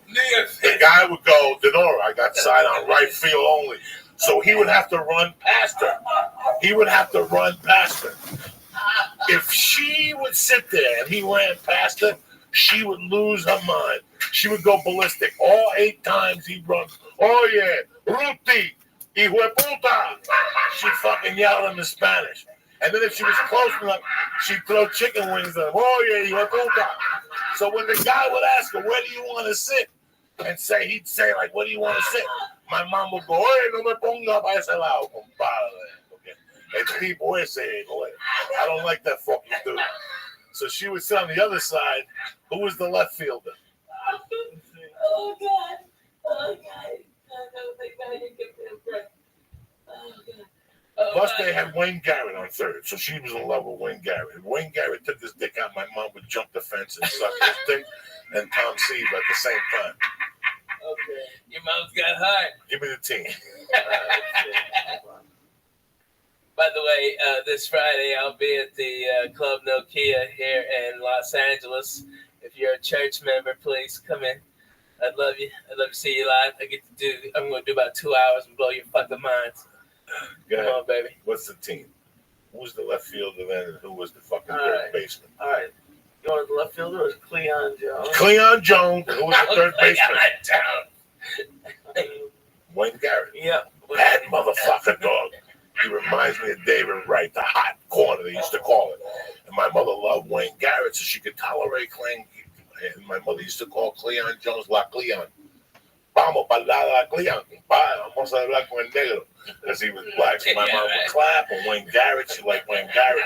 But if you put him on the other side, she'd be tormented the whole game with Rusty Stop. She'd turn and look at me at the people. I don't want to look at this motherfucker. I got to sit there and look at this motherfucker. So, why did you like him? What did he did an error. She lost like $10,000 one time because he dropped the ball, and that was it. That's it. My mother's world. Or was it because I heard? No, he did something stupid. He couldn't throw it to first base. He had to hit the cutoff. I don't know what he did to my mother. My mom just didn't like him. So my mom, if she sat on the right side, not only would she ring the bell for the Mets, but then she put voodoo on Rusty Stop at the same time. Right, so that year, bro, listen to me. The fucking Mets beat the Reds, right? Sure. No, fucking look. Jesus Christ. Yeah, they won three. Right. They Mets won the three. Do you understand what that was for the fucking Mets to beat the Reds? The Reds were beginning a dynasty. That was the Big Red Machine. That was the Big Red Machine. Now, you know what happened, Holy Lee? shit, You know what happened? My mother, when they went to the World Series, my mother I remember I was still going to Sacred Heart School for Boys. I still remember that plain as day because my mom had that belt. And if, listen, this is even going to get creepy here. This is even going to get creepier. Not only do you, the school, you go in on Sundays, and you come home on Thursdays. Here's where it really gets creepy. Wait, go even deeper. See what day the World Series was on. The game what was the series when the Oakland A's beat the Mets? 1973 World Series. 1973 World Series. Look at the day they clinched. So this is really going to knock you motherfuckers out. Okay. See if it was a Sunday. The day they won that game, the Oakland A's beat the Mets. Game 6 was on a Sunday. Was it 6 games? 7 games. Okay. Sunday, October 21st. Who the fuck do you think you're dealing with, gentlemen? You ain't So listen to me. Listen to me. Listen to me. I still remember. I still remember what's his name catching the ball and my mother looking over at me and going, "Let's go. We're going back to that fucking school." And on the way, her like playing, she wouldn't even look at that fucking bell. So for the last 3 months, all she does is she loves this bell. She put the bell down at night and light a candle next to it. She cut the chicken heads and fed it. She did the whole thing. Sangria and shit. She gives the blessings. The day the Mets lost, she personally got in the car because usually she'd go to the bar and my stepdad or one of my mom's friends would drive me. And we'd all go out to dinner as a family and then my mom would go to the bar because you'd have to be there till 5. No, 3 if you were working the bingo on Sunday. Yeah, man, that Catholic church is a beating. My mom personally drove me to the fucking school, got me out. I could see she was agitated the whole time. In the middle of the agitation, she gave me a hug, and she goes, "Do me a favor, get this fucking kiss of death bell away from me, right?" Like, why ain't touching that fucking thing? They've been looking for that bell for 3 months. They've been doing searches with dogs for that fucking bell. Oh my God. And I go, "You put the fucking bell back. You robbed it." Here we are in front of the church. The nuns are 10 How old feet. are you? 10. I'm fucking 10. And my mom's telling me, "Go put this." I don't ever want to see that fucking bell again. I don't want to see that. I don't want to see that bell. I don't want to see Rusty Stop. As long as I live, I swear to God, I don't know what I hear. My mom used to get superstitious against certain things. Okay? So now the bell had carried her throughout the whole baseball. Not only that, the bell helped the Mets beat the Cincinnati Reds, which at that time were royalty. Yeah. Okay? Now, because they lost in Game 6 or in Game 7, the bell was bad luck. She didn't want it to fucking out. Take this fucking bell out of here. Like I said, she personally How much you think she lost on that bet? Because you know she bet the shit out of the Mets. 50,000. Jesus. I'd hate that motherfucker too. My mother... I'd burn that bet. My mother had a gambling problem. What women today think with those slot machines. That my ain't mom nothing. made you look like a fucking... My mom was a bet in All baseball. sports? No, just baseball. Baseball and horses. And that the horses will kill you. It's every day. You can't do anything every day in life. She lost everything because of her baseball bet. Everything. And her teams were betting baseball were the Red Sox. At that time, and they were hot then. Those were one of the. So this whole last week was really more. You know, I watched the fucking Met games. I watched them. Did I cheer for them? I gotta tell you something. I was cheering for them up to when they went to Shea Stadium the first night, and when I saw them singing "Ring Me a Song," "You're a Shadow Man," whatever that Billy Joel thing, that was it for me. I was disgusted. I have never been that. That's not the New York I left. They were all hugging each other, and they were singing. Sing me a song, you're a piano man. And Billy Joel was in the top acting like a jerk. That stuff drives me crazy, dog. That's a baseball field. You're supposed to go and throw things and ring bells and yell obscenities and shit. They've created it into something else. That's what pissed me off about those. That's why I got so mad. I'm like, so you sang for 2 nights. Also, when they get beat up in shade. No, that's why he kept tweeting last night. Didn't you see what I was tweeting last night? Yeah. Where's fucking Billy Joel? Get him singing. That's the night they won. The night that he fucking sang that song. Now they're losing. Where's Billy fucking Joel when you need him? Where the fuck is that cocksucker? Yeah, go fuck yourself, Billy Joel. That's what I was pissed off. Him. No, Kansas City. Let me tell you what song what Kansas City played. Kansas City played what my man Brad Pitt was trying to sell. Moneyball. Moneyball is, and you know why? Did you watch the series? Fuck yeah, Fuck, man. I didn't watch it, and I was disgusted with him. Are you serious? Did you I watch even that watched piece it. of shit Monday night game? Did you watch that fucking football game? That was hot garbage. What would you watch it? I was here. He was here. Let me tell you What the something. fuck? You got a fucking 9-foot TV behind you. No, he don't like. He said he don't watch no lessons. I love the World Series. That's American as What fuck. were you doing? Were you playing some He shit was here game? working though. He was here working. Playing a shooting He was here working. One of those Let me tell screens you had one of them fake shooting games on it. No. He wasn't. He was shooting somebody He in knows fucking Israel. in Belarus right now, and they're both cussing out dirty fucking Russians. He knows he can't. I know. He was Googling his fucking cousins. All right. Whoa. Listen. Yeah. Did you notice what Kansas City did? And I love that.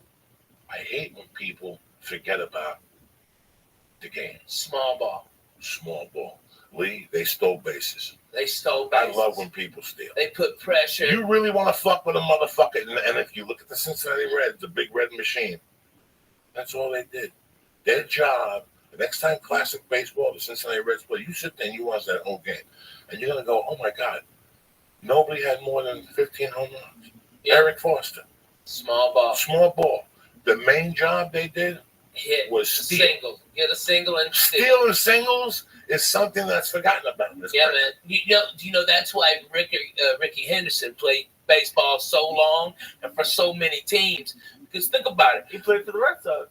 He played for everybody. Ricky played for everybody. Listen, Ricky was goofball dumb, but he was one of the greatest baseball players to ever get behind. All right? This guy, if you've got a pitcher and he is out of business at 96 pitches, and Ricky gets on base with a bunt or a fucking single or a walk sometimes, he gets on there, he jumps out. That guy's going to have to throw over there 3 or 4 times. He's going to wear out his arm. They're going to have to bring that middle reliever that's a piece of shit that hadn't worked in 8 days in, and then they have to go through 3 closers. So what do they do the next day? Ricky Henderson blows out their next guy. That's what genius small ball is.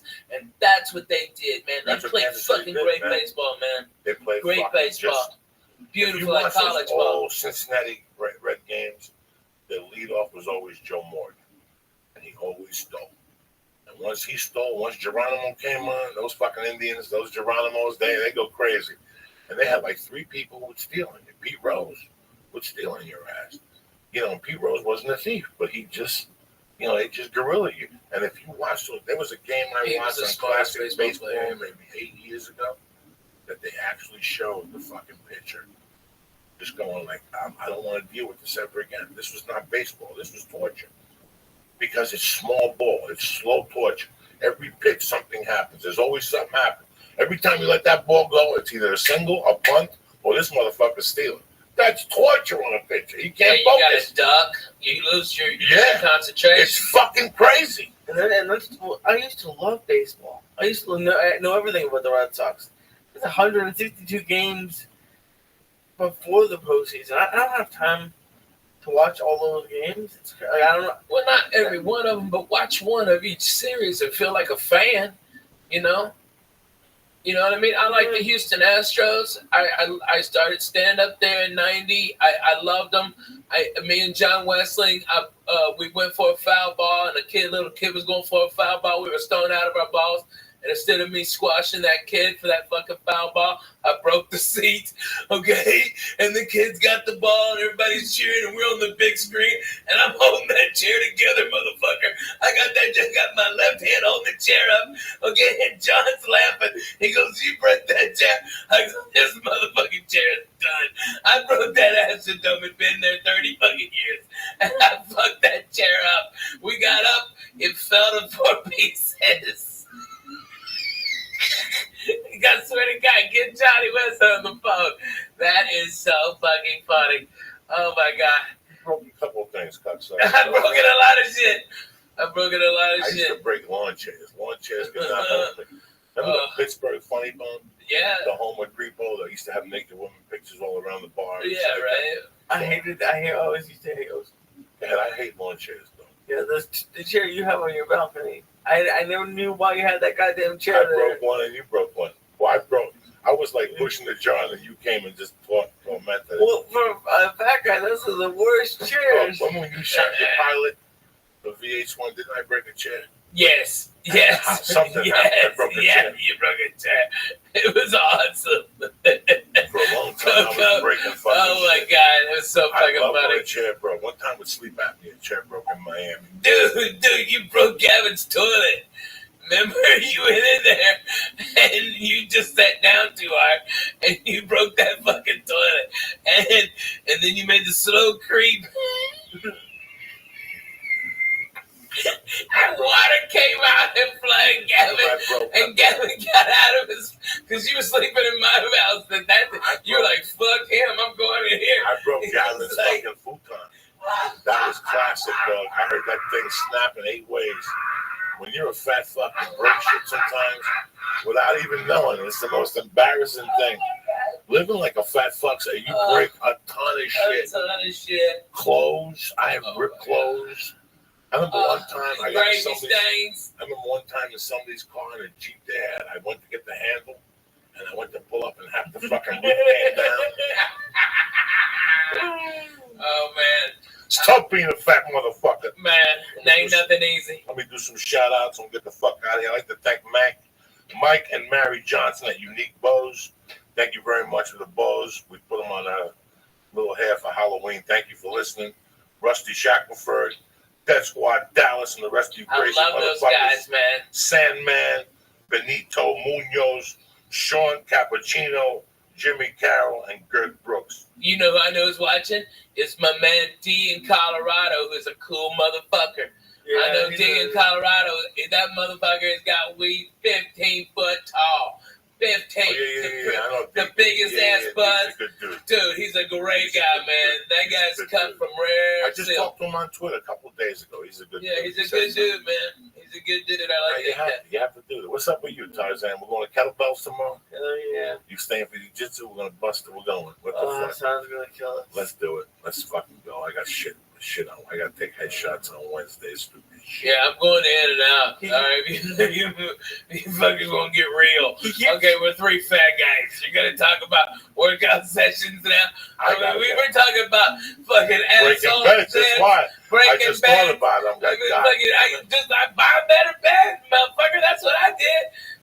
Fuck breaking them. Buy the best. Bro, he wants me to flip over my back. I can't do it. I like, I've never in my life been able to do it. He's like, oh, just do it. I'm like, yeah, it's never going to happen. Who gives a fuck? You go there, you do the best you can. Don't worry about doing nothing. Oh, you can't do something. oh my God. Do something. No, I know. I'm just easy. Okay. I can't over. believe I can join this conversation, but I can actually and be relevant. Holy shit. Okay, I've been trying to limber up and like, because traveling so much, it hurts. And so my doctor, as part of, I broke my wrist, has said, you know, as part of my physical therapy, go to yoga, okay? So I'm having this one-on-one with this yoga instructor, okay? I'm going down, and I got my legs spread as far as I can, and the fucking yoga mat split in the middle, and my balls hit the fucking floor, and I almost passed the fuck out. My fucking thighs have been killing me for 3 weeks. Dude, I swear to God, I did the full splits like I was trying to block a goal. It was the worst. Oh, you ripped it. Oh my God, dude. I think I ripped my groin muscles. All the shit. I ripped that yoga mat right down the fucking middle, Coco. You're the first person I have said that to because it's so embarrassing. But those fuckers will rip if you get fucking 450 splitted. Oh, Jack, I busted my ass. But fuck, I couldn't. It took me so long to be able to get up. I didn't even know what to do. The instructor just pushed me back on my back, and it eased up. And oh my God! But one of the worst things that ever happened to me was when I drowned at the YMCA that time. That's the title of your book. That's the title of your book. Oh my God! As a fat guy, I was never more embarrassed in my fucking life. I've done some fucked up shit as a fat guy. And I don't, you know, you get embarrassed about being fat. You can't fat shame me. But the time I almost drowned at the Wiley fucked me up. I didn't say nothing for like 2 months. I didn't say nothing. I just snorted coke and tried to hide it and shit. That was embarrassing. I was just starting to lose weight. Things were going great for me. I lost like 8 pounds. I was still snorting blow. I was doing big blow. And I fucking got up one morning and Terry went to work and I overslept. And I said, fuck it, I gotta swim. And I went over to the Y and the Y is packed. I used to go to the Fat Man pool. It's this little Russian pool. Right, it was like 4 feet, but it was 96 degrees. So it's like a therapeutic pool. And I would walk around and if there was nobody in there, I would do laps. And then it's short laps and nobody would see you. If you go to the big pool, there's kids and people see you and there's lifeguards. I was still too embarrassed. I'm not going to be a fat guy who wears a t-shirt in the pool. No, but I am. I'm a hot mess. You don't want to see so me. I said, fuck I it. keep all this head. I'm going to go in there without a t-shirt. Lee, I was 400 pounds. There was fat everywhere, Lee. And I'd sit in the sauna and I'd make me look like I was losing weight in the sauna. Then I go in the steam bath. Then I jump in the pool. And I did this every morning at 5 a.m. I did this to start off, but I was still snorting blow. So in my mind, if I ate sushi and I went to the steam room, I would sweat the cocaine out. I wasn't a fiend no more. So now it's 2 in the afternoon, Lee. I go across the street to the Y. I'm still a little hungover on the blow. And the fucking steam pool is packed with kids jumping up and down. And I'm like, I can't do my fucking laps. But the adult pool, the lap pool, was wide open. Oh, shit. I go, fuck this. I swam when I lived in Boulder. I've been swimming for 3 weeks. I'm ready for the big fucking pool. Why am I swimming with these fucking fat fuckers for? I went over there, I put my name on the blackboard, guys. I put my goggles in. And on the deep end, I jumped. Just the cold water hitting me, bro. It just shocked my body. Just shocked my fat little body. And then I'm trying to swim. I'm swimming. I'm putting everything I can. I'm turning my head. I'm remembering my phone.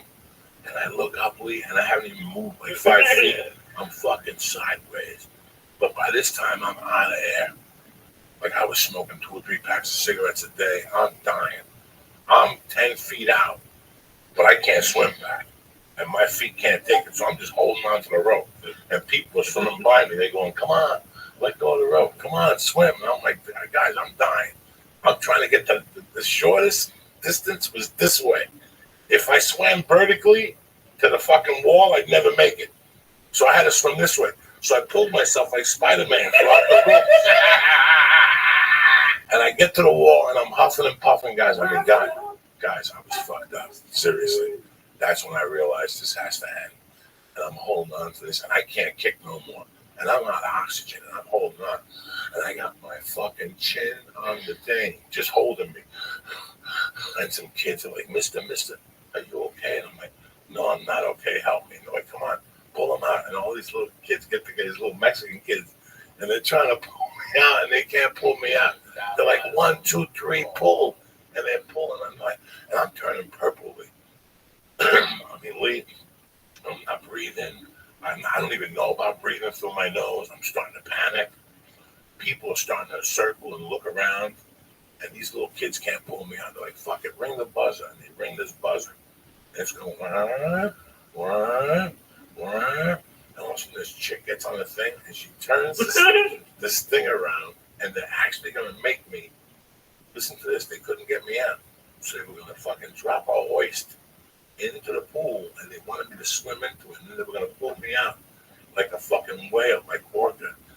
And by this time, there's 50 people watching me. You have any idea, Lee, how embarrassing that is? I got tits that by my stomach. Lee, I'm purple. And they're like, swim to the middle. Get to the middle, and go in, and we'll drop the hoist. And the hoist will pull you out, and then we'll bring you to the side. Lee, by that point, I'm so fucking embarrassed. And now, out of the corner of my eye, I see ambulance tech workers running in with a fucking mattress. Like I got shot in Vietnam. And something made me put my fat little foot over. I just went, and my fat foot got over, dog. Oh my God, that thigh must have weighed 1,000 pounds. And I fucking pulled myself up and I rolled on like orca. I just rolled onto the pool. I got up and I got up right in time. As I went through the fucking door, the 3 ambulance workers were running in. They're like, where is he? I'm like, that's him. And I just walked right past him, dog. Because rule number 1, don't stop and don't sign nothing. You don't need to get checked out. Mind your business. You're fine. You know, as long as you get to your car. I gotta be honest with you. I think there's a thing called secondary drowning. Look it up, Lee. It happens. You just take a little bit of a little bit of water in your nose, and it gets down your actual windpipe, and it can be a very small amount. You don't have to have this deep lung thing. It's a secondary drowning. Look it up, Lee. Explain it. I believe that's what it is. That's what I thought you had, because I swim all the time, man. You know, we belong to that tennis club. I keep on inviting you to come up there like regular white people and let's have a goddamn party, okay? You're in town 8 days a fucking year. I'm calling that out. Let's go, okay? Tomorrow? I can't go. All right, next time. No, not next summer. Stop. Come on. We got the whole holidays. We got the holidays coming. I'm going to smoke turkey. I'm trying. If you can teams in me, all right, trust me, I got problems, okay? We all got fucking problems. Yeah, fucking Jay-Z over here, but I got 100, all right? We got a problem. We all got problems. Word of that. But you know what? She's fucking being so great. It's so, like, freeing for both of us. And I still love her. I'm in love with her. I love my babies, and that's why... You know, this wasn't an acid trip night, you know what I mean? It could have been, but it just simply wasn't. I got real shit to do tomorrow, you know? I've got 2 beautiful babies that love their daddy, and I've been getting so much bullshit, you know, about me and the wife filing for divorce. Truth was, she was just responding. They only check LA records. She was already, I had filed on her like 10 days before. Okay, and so there was going to be this big jurisdictional battle. Then my lawyer in Tennessee goes, you know, you're going to spend about $150,000 just fighting over what state we're going to have the divorce in. Okay, not counting my money. All right, I was supposed to write a retainer tomorrow if she wanted to go to war for like $50,000. Okay, it's retarded. All right, and we're just being cool. It's like, my babies, I always want them supported. My wife will never want for anything. She'll have the house that she designed, okay? she can be free, and I'm a miserable person to fucking live with. Not that I'm a fat piece of shit. It's I'm work all the fucking time. I'm always. I've got babies that have to be in school. But since this shit broke on the internet, man, they had people taking pictures of my kids, man. It's like, motherfucker, I'm the guy. You know what I mean? It's like I'm the guy behind the microphone. You know, those are my babies. And they're just being fucking dicks. You know, I couldn't even go hardly trick-or-treating with them. The people all fucking up in my business who I never even knew. I wanted to slap so many motherfuckers. I couldn't take it. I just sat down because everybody knows my fucking business, but they also know my babies, and they go, yeah, their parents, you know. And everybody up there is either swinging, fucking divorced, fucking somebody else, or doing coke. You know, there ain't no innocent ones over there, but they're throwing stones. But man, they're coming in. Let me ask you a question. Yeah. You told me a story that was fucking hysterical. I didn't understand it. Because you're a funny fucking dude. Whatever's going on in your life right now, Ralphie, children, people in the church, we love you. I know. We got your back. We want you to know one thing. Divorce ain't easy. There's two ways to do this. You want to do this with shotguns and Jews? No. Or you want to do this with, and that's the way you got to do it because you have a career. Yeah. And you want peace of mind. You want peace of mind. I'm in love with her. Listen, man, sometimes people try. I'm thinking about this Rothschild. I didn't know. I don't know anything. Guys, I don't know anything. I just found out that these people broke up and she's dating a new dude. Who? When does this happen? How does this happen? The singer from No Doubt. Gwen Stefani? Yeah, she's dating the judge from fucking the show or something. He broke up with his wife and she broke up with her husband after 14 fucking years. And they had like a thing today, like that Blake Shelton guy? Yeah. You know, listen, man. People in life sometimes don't get. I pray every day that Carrie stays in love with me, and I keep it together with her. I pray every day because I know how quick it can go. And the longer you're with a person, the harder it fucking is. And when you have children, it's even fucking harder. It's so hard. There's two ways to do a divorce. You could either A, go to war, or B, take a fucking few lumps in the head, which you're gonna take anyway. That's all. You're gonna take anyway. I've taken that my whole life. It ain't no big deal. Either 10 people could hold you down and put a big black dick in your ass, or you could just take a fucking white flag, get naked, put it on your back, turn around, loop your own asshole, and let them do what the fuck you gotta do. Okay? You know what? A dick in the ass hurts both ways, but I'll tell you what, it hurts more if you clench it up. She didn't do anything wrong. She didn't do nothing wrong. And you know what? She did help me in my career. You know, the truth is, when I got Last Comic Standing, okay, Jay Moore, dickhead, called me on Thursday, go, hey, I need you for an audition. I was in Hawaii working at the Laugh Factory, and he said, come back. I need you here on Saturday. And I looked online, and the cheapest ticket for round trip, because I still had to finish in Hawaii. There's nobody on that fucking island who could have done it, right? And so I had to come back, and the ticket was like $1,100, you know, and that was 2 months rent, man. That's real fucking shit. Like for a maybe, for a big fucking maybe, and I rolled the dice, and I couldn't afford it. Lana had a credit card that her mama gave her for insurance, and she put it all on there. And that's what launched my whole career. So does she get half? Yes, motherfucker, she gets half. Okay? And she should get more than half. She's going to be drawing a salary from my place. She's going to be getting alimony like a regular white people because we're Jews. You got to respect. All right? My babies already have big things set up for them. They'll never want for anything. They'll never have what I went through, you know? And it's like, that's what you want. But now they're coming. It's just so irritating. It's like, you know, they're just dumb. These motherfuckers. You know, the internet is a good thing and a bad thing. Yeah, right. The internet is a good thing and a bad thing. You know, I use the internet for certain things. I see people use it for other things, and that's fine. That's what the internet is. It's your expression.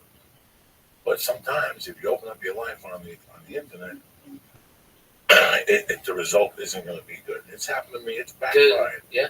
But in this situation with divorce and stuff, who knows? You know, And all you nothing's can do happened yet. is keep doing what you're doing. Yeah. Try to put the pieces together. Trying. Be a father. Listen, the divorce in my life had to be tougher than a prison sentence. I lost a child in the divorce. I lost dignity in the divorce.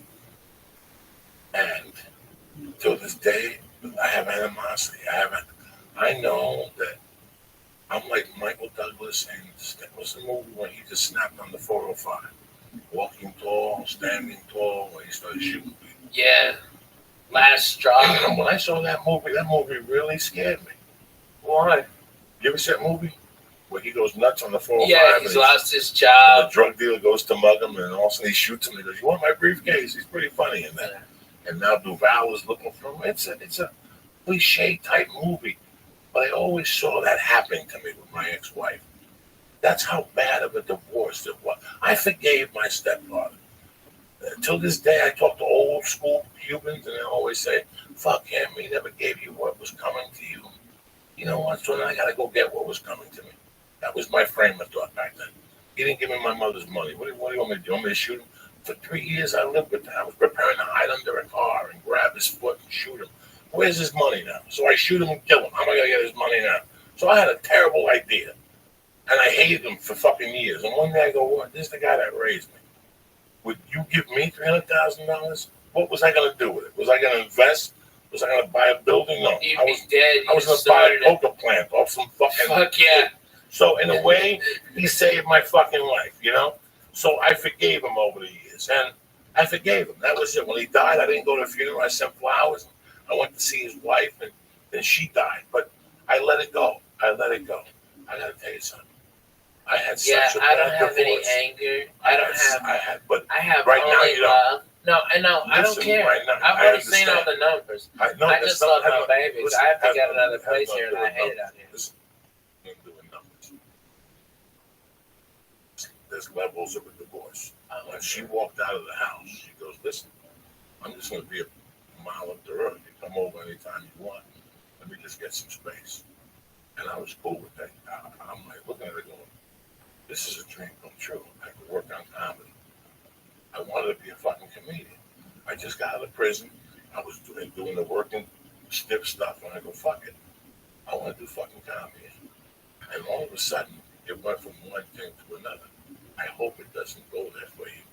I hope you handle it maturely. I love my babies. I love my wife. I hope that the attorneys don't get a hold of this They're and not. turn it into something else. They're not. I hope that, because that's what happened with me. Yeah. Once attorneys get in illegal, and once the fine print, there's a fine print. And once that fine print comes out, Lisa, they ain't no coming back. And that fine print has to exist. It has to exist. The law says it has to exist. And sometimes that hurts, you know. So, you know, you have our love, you have my love always. I call you every day. I hang up. I know. I send you videos of a little Spanish guy. You gotta knock it out You for know, that, man. I'm the real deal. It's like, I'm the real deal. I've been through a divorce. I've been through a separation. Guys, it is brutal. I always advise people, do you keep it together? Keep it together. Well, no, I disagree. But if there's no love, there's no love. If there's no love, there's no love. You have love. No, So there's something we still both there. have so much love for each other, but it's like, here's the real deal, okay? I have really fucking bad PTSD, and now I'm properly medicated by probably the best. He's the head of psychiatry at Vanderbilt. He's fucking amazing. He's got me chemically dialed in. I sleep 8 hours. I'm up. I don't take naps. I walk. I feel great. He's done it all. He's fucking amazing. All right? But before I got properly medicated, I was a fucking nut and a complete asshole. Okay? You know what you do after 2 years You of should have gone denying? with the Elvis glass. You started to worry me. What question did you have over there? No, it's not a question, but it was just my parents got divorced when I was in high school, and I actually had wished they got divorced earlier. Like they said, like we stayed together because of the kids. I even back then, I thought it would be better just to have like You're just a tough dude. This is I was listen, dumb. man. I was Ralphie, dumb, but I feel great now. let's get some. I got a lot of redemption. Let's get something on the air. Last Comic Standing is a great show, and it shows a lot of comics to the country and a lot of vice versa. I don't even know what the fuck I'm saying. When Ralphie was on Last Comic Standing, he was already a brilliant headliner. Ralphie was already headlining, people paying tickets to go see him. I mean, this just accelerated the program where now these kids become somebody. Ralphie May was already somebody. You follow me? Ralphie May was already somebody. It went from one thing to one thing, Ralphie. I judged it. I was there.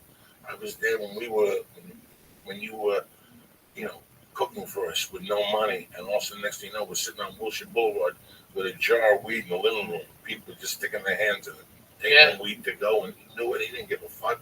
Take it. That's what Sean Rouse smoked the fucking whole thing. Yeah. I mean, every time he'd see me, give me $200 to do what you do.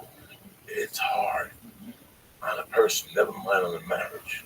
Yeah. This has been a journey for you. You've learned. Now, I hope that you keep it together. Man, I've got so much more peace in my life. I've got so much less stress and less anxiety.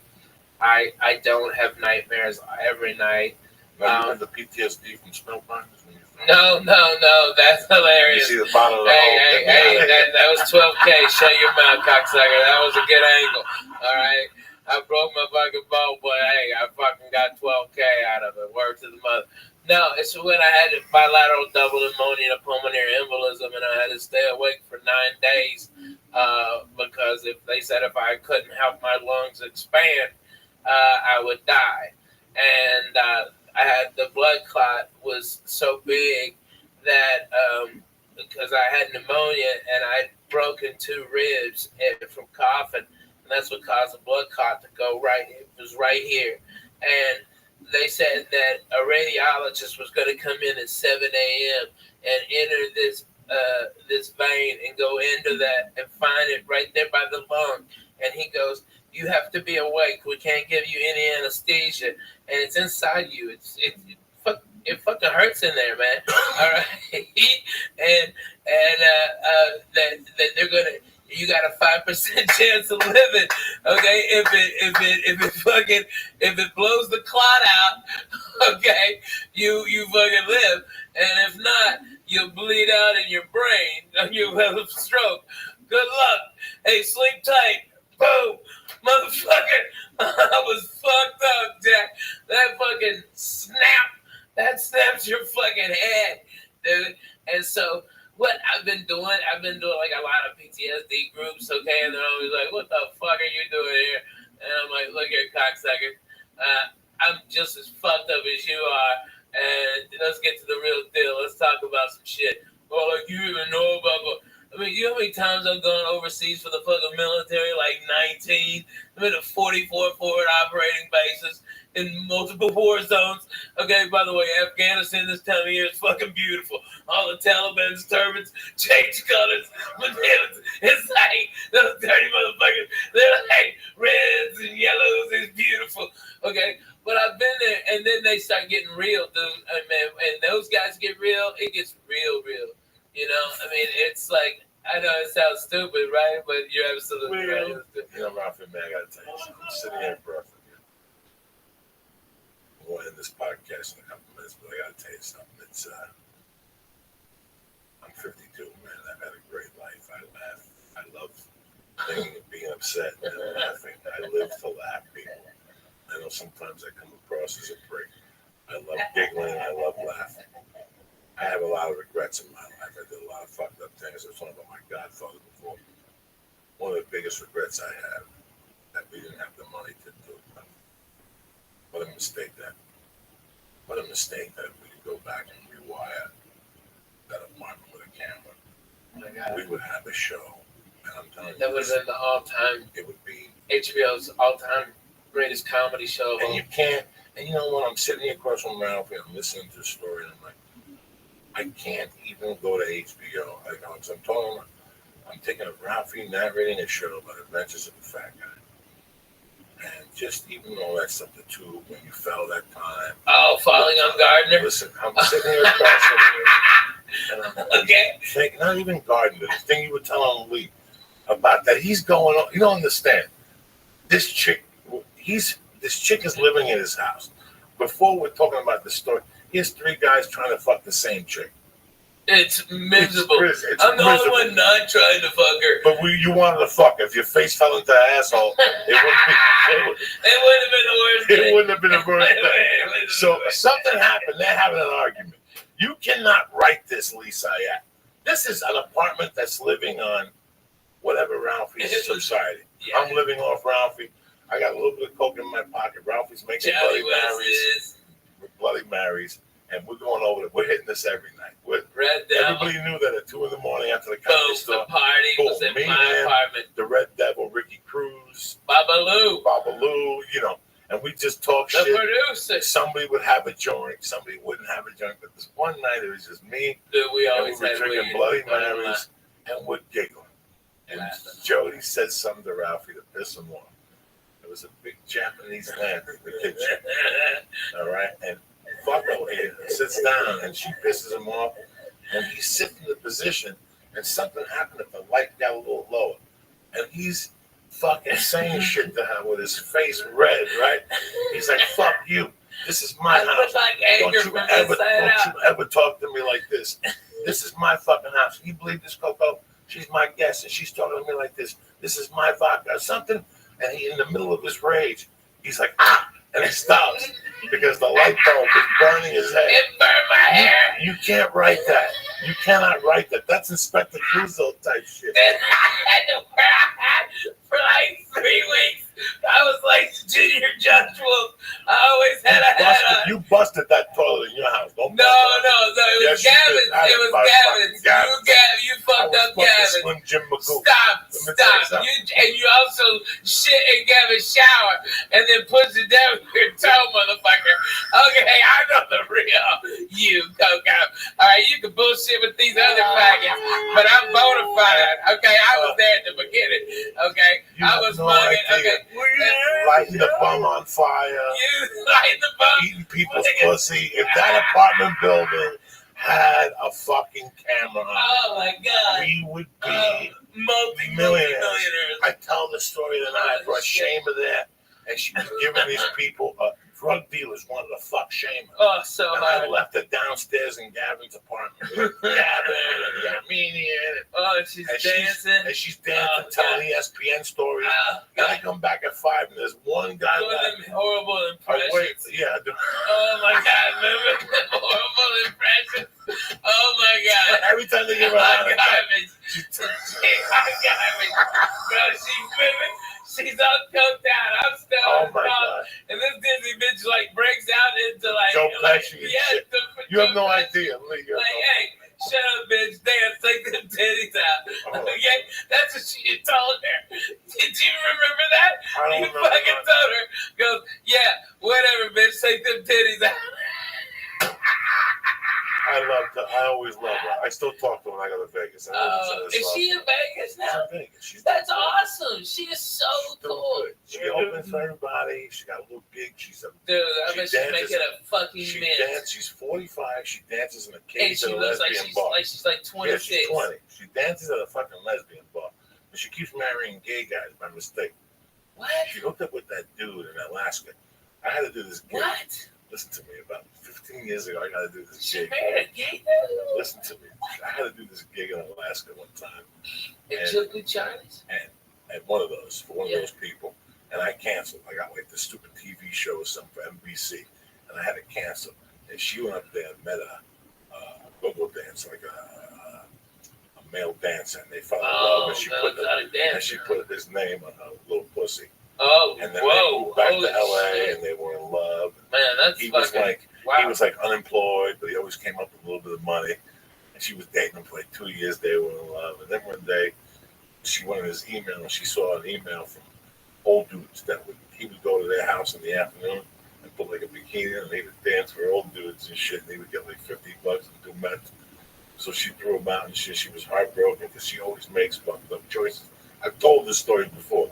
God this is hilarious. It. Somebody tells me this is the name of the guy that she's got on her pussy. This guy is a go-go dancer for old dudes, and he's smoking meth, so she throws him. Holy She shit. throws him out. I hear about this. About a month Is later, that her right now? No. Okay. I bump into her, and she says to me, "How you doing?" Blah blah blah. We're going back and forth. I'm like, "Hey," and I knew I don't know what the guy's name was. You know, so how's Mark doing? She gets kind of sad. She goes, "I'm not with Mark anymore." That's a shame. I go, "Listen, I know this old dude."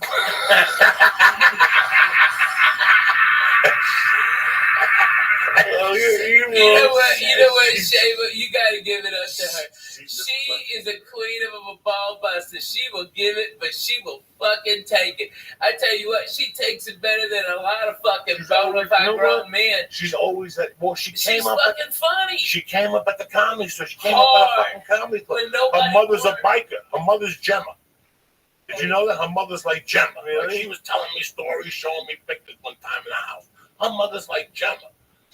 And she's half Arab. I didn't know that. Yeah, she's Arabian. She's like Jesus, Iranian. She's beautiful. I tell you, if you look at her, you think that she had plastic surgery, and you're like, but you realize it's just natural. She glows. Her and April Mason used to be real fucking tight.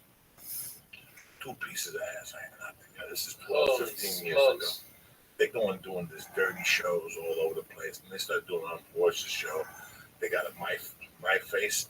What was before Twitter and MySpace. They got a MySpace page together, and they would do all these dirty rooms, and they got penthouse to pay them peanuts, but they had some going on in Vegas. They were really trying. And every time you'd see one, you'd see the other. And one day I see Shane, I'm like, "What's going on? Where's your buddy?" She goes, "We don't talk no more." So in the back of my mind, I'm like, wow. It's 2 girls. They went for the same guy. It's some girl shit. About a month later, I find out they're on a trip back from the fucking Sarah Tiana verified it. They're on a plane on the way back, and also the plane says having engine trouble, and they're gonna die. The plane's gonna go down. And all of a sudden, they go, "We're gonna release the mask." They released the mask, and only one came down. It was Seamus' mask. Fucking April Macy took it, held it down, started choking the fucking. That's deep. That's savagery comedy shit right there, Ralphie, man.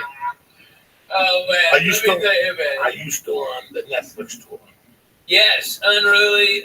We've got the West Coast this whole month, or the next 2 weeks, and then it's Lord's Day, it's Thanksgiving. You got to get back to Grace. All right, I'm hitting Eugene. Santa Cruz, Fresno. Holy shit. Look how high Portland is over there. Portland. I don't know what I'm on, but man, this is great. No. Seattle. Look at the Flying Jew. Oh, he is fucking in sumo land. Jesus Christ. Look at you. Oh my God. Dude, I'm telling you, at least get that mustache. Look like the villains. Get that mustache. What's the matter, dog? You all right? Look like the fucking circus strongman. You should have seen your face a couple months Hey, ago. all the church members up in Canada. First time I'm coming to Vancouver, man. Come out and help me out, see man. him. That's the fucking town. That's a town, Jack. I heard a lot of great things about shit. Vancouver. They're gonna carry you out to the bus. Oh my god. Oh my god. No. That's fucked up, dude. I had to go through Utah. Those cocksuckers. The cops searched me. Those motherfuckers asked me if I did cocaine. I'm like, the fact that I'm this fat and can talk to you proves I cannot do cocaine. I've never done it. Okay? And then the guy asked me if I want some Quaaludes. Do I have my own Quaaludes? And I'm like, what the fuck year is this? 77? Yeah, I'm like, yeah. Can I buy Quaaludes from you? Well, give me 20 fucking grams of Triceratops horn, you dumb fuck. There's nothing there. You know what the official quote was? The one I gave him? Because I was fucked up. You know what I was fucked up on? Cold medicine. I had a sinus infection because I had just come from a goddamn Disney cruise with my kids. Okay, we flew to we were in the Bahamas, and I was on that fucking pool, that boat of germs. Okay, and I got and then flew to Denver. So I went from 82 to 12. Okay, fuck me. All right, and I had all this shit in my head, and it was horrible. So I started off with like all the Dayquil stuffs. Okay, like fucking. Just like Dayquil, Theraflu Day, okay, like every Mucinex day, every day shit they had. And I dried up a little bit. I wouldn't have boogers coming out of my head, okay? All right, this is the real deal, okay? All right. But I started shaking, dude. I started shaking because I'm all fucked up on all that cold medicine. So, okay, Coco, I'm not gonna bullshit you. I got the NyQuil out, I'm trying to smooth this ride out, I'm trying to fucking mellow this train. And then I just take a big old swallow a fucking NyQuil. No, it wasn't weed. I played NyQuil roulette and lost. Okay. And you know what my wife goes? She goes, why didn't you use the measuring cup? And I'm like, what the fuck are you talking about? Measuring cup. That's that cap on the top of the fucking NyQuil. It's a measuring cup. I've never fucking used that in my goddamn life. I had no idea. Okay, I just drank it up. I go like 2 shots. Fuck it. Tell me when you broke. Okay. Broke Christ's dog. Hey, that was your fault. That was good ass fucking drugs again. All right? Okay. That was you and gravity, motherfucker. You own that. Okay, you're a dick. And I wasn't the only one. You fucked up some shit over getting out of there. Okay, so you suck a dick. And by the way, we went to that Jack in the Box right behind his house because we were smelling all them fucking jalapeno poppers. Bullshit, fuck you. No, I didn't go to that Jack. I had to pull over. I couldn't stop laughing. So what happened? Okay, all right.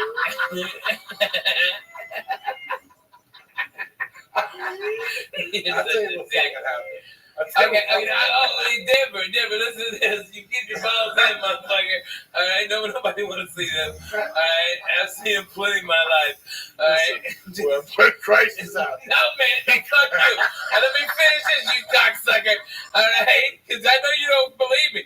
But my wife goes, that's a measuring cup. And I'm like, well, I might be dumb, but you're a dirty bitch. I ain't never seen one in a dishwasher. That's just gross. You leave the same cap. That's disgusting.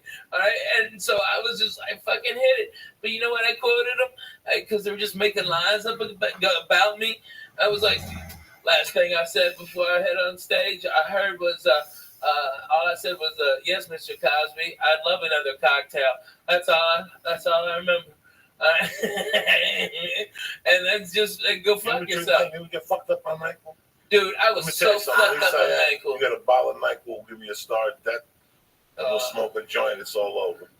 It's dude, over. in 92, I played the hip hop comedy star. Steve Harvey's and Rashawn McDonald's, all black, at a comedy club in our hotel. Okay, and I was sitting back there with these crazy ass, like, I met this guy and he goes, yeah, my name's Willie D. All right, and he's Willie D from the Ghetto Boys, okay? And then this little ass midget walks over, Bushwick Bill, okay? And he's gangster, okay? I mean, Bushwick Bill was no bullshit. He had knives on him and shit. That little motherfucker cut your balls off. That was eye level to him. Okay, no, codeine syrup. Codeine, and we listened to fucking slow records that this guy named DJ Screw would do. All right, but we drink that with 7-Up, okay, or Mountain Dew. Boom, they do a Mountain Dew so he wouldn't pass out, so he did just drink that syrup. All right, and we was fucked up. How much would you pour in? Because I only. Like every time I get bronchitis, dude, they poured a lot in mine. Okay, they poured a lot, and they shitload, and a lot of them was putting that. What's that? The raspberry liqueur, like Chambord or something. They pour Chambord in it too, so you'd have like grape soda with some Chambord and syrup. Okay, and all those fools were doing that. All of them. It was, and it was like. I didn't even know what hit me, okay, because it didn't taste. It tastes like Kool-Aid. And I was like, what? And they called me up on stage, And for whatever reason, it was the greatest set of the 4 years I've ever done comedy.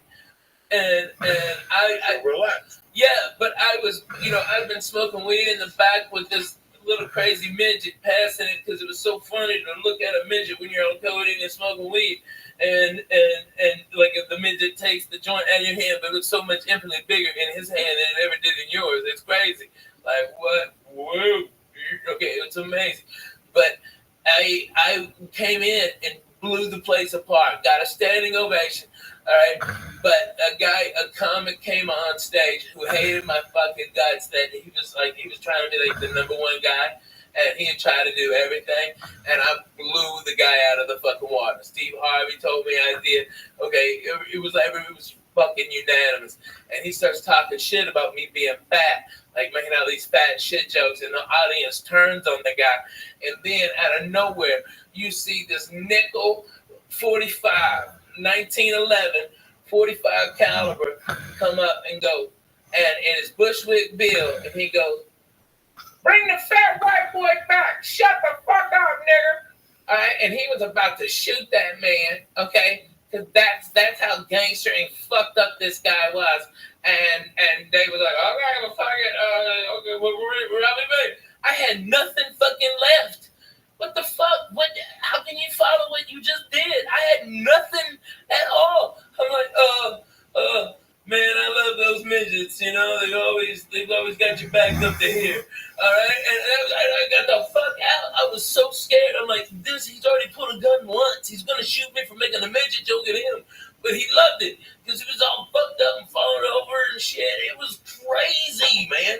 Midgets, when they pass out, they just kind of like, weeble wobbles, and then they go, okay? They got big ass, okay? You never hung out with no midgets like that? Fuck no, dude, not me. I like them. They're good people. Shit happens. Get the fuck out of here. Word to that. Great church, by the way. Thank you for having me, Coco. Midgets getting fucked up on call. I want to drink what black people are drinking now.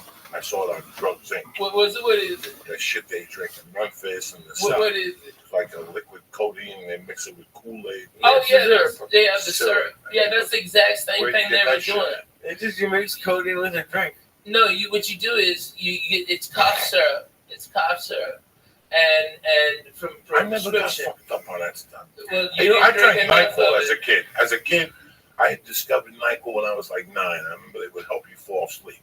Oh, So I liked it, but I didn't like the feeling in the morning. I've never chugged codeine, but it's great. Just to have it's like a joint. It's like a Codeine joint. pills get my. Dude, I get so fucking. I can't eat that shit. My stomach. My fucking little pooper gets worn out. I can't shit, and it's miserable. Fuck that. I don't do none of that shit no more, man. I drink some of that cough medicine and shit. Dude, you don't want to. Slow records. Shit. Oh man, that's what we used to do. Play slow Bring the records. horse in this motherfucker one time. Bring it back. Bring the horse in this motherfucker one time. Hey, Lee, put this song on. Okay, this is a great song. Hold on, we gotta get the fuck out of here. We'll put some songs and get the fuck out of here. Word to that. Let's do this real quick. For 9,000 years, that's how long humans been making wine. That's also how long they've been confused about which wine to drink. Some people get a headache after they drink wine. I used to get a headache. One time I shoplifted a bottle of wine from Albertsons across from Hudson County Park, and I drank it with Diddy Quintero and Louis Castellino. I had a headache for 2 fucking days.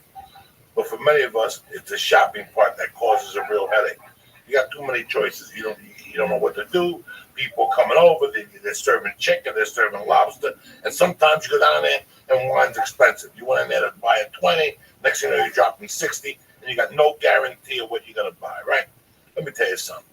It's overwhelming to pick out a good bottle of wine sometimes, especially with people who don't know it. Your own personal experience learning about wine and why haven't you bothered to learn about wine, that type of stuff. This is what we're gonna do. I joined a new wine club. It's called Club W. They changed the whole game. It's easy. You go to clubw.com and you answer 6 questions. The algorithm, whatever you say, algorithm creates a palette profile just for you. I don't know where the card is right now. It's pretty cool, man. If you ever seen anything like this, Club W is leading the grape to glass wine revolution. What it means is they cut out the middleman.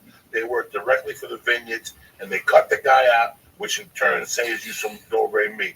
So with Club W's, you get premium wine customized to your taste at a third of what you pay for at a store when you don't even know what the hell you're paying for. Yeah, you're not buying like, it's not like a club where they send you other companies' wines. These are their wines. Like, you're not going to see these wines anywhere else. But the most interesting thing is going to their webpage. When you go to clubw.com, you go on their page and they have all these videos, informative videos, and they tell you what wines you drink, you take the test, and next thing you know, you're involved. Which, when you don't know about that, listen, man, I grew up in a bar. I don't know nothing about wine.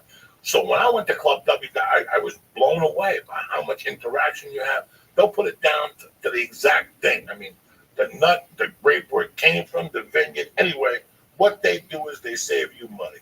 It comes down to maybe $13 a bottle of wine or something like that. And there's even a no-risk, 100% guarantee that you'll love when they send you. So do me a favor right now. What they're doing is, for all the listeners, is they're offering 50% off your first order when you go to clubw.com/Joey.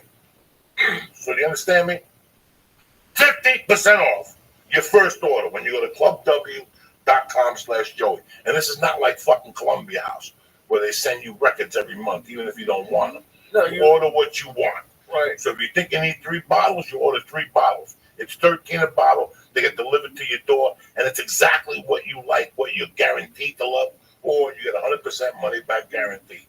So again, do me a favor. You get 50% off your first order. Go to clubw.com/Joey. Stop wasting time and stop losing money at these retail stores and start drinking wine you know you're going to love. So go to clubw.com/Joey to get your 50% off, all right? I'm doing it just to get this stuff to bring to Thanksgiving parties. You and Paul just no, but I'm just saying, like, let's say you have to bring stuff to a party. Yeah, man. Just get 3 bottles of wine, and then you're gonna have to go at least. This town takes a whole week off. There's parties every night. We're off until the start of the new year now. When I used to work in TV, a little bit of work, not really. Yeah, until Thanksgiving, it's gonna be busy. But then after that, so. They're out. Everybody's skiing. Yeah, it's good to know. Mm-hmm. Anyway, let me tell you something. I tell you once, I'm going into a heavy season now. I go into like 6 weeks of flying. So this whole thing, dog, I got my on it. I always snap when I'm. What's the one I take? The Immune, the Shroom Tech Immune. Let me tell you something. Those planes are filthy. Those planes are filthy. If you think you get off a plane, they steam it with chemicals and they wipe down nothing. In my bag, there's a fucking deodorizer. I got a hand sanitizer to wipe everything. That's the first thing I do when I sit down now. I don't want somebody else's ass on my ass that I'm sticking like their fucking ass. You got to wipe those fucking seats down. So do me a favor. It's just bad. When you fly, there's a lot of human contact this time of the year. Do yourself a favor. Go to onit.com. Get the Shroom Tech Immune.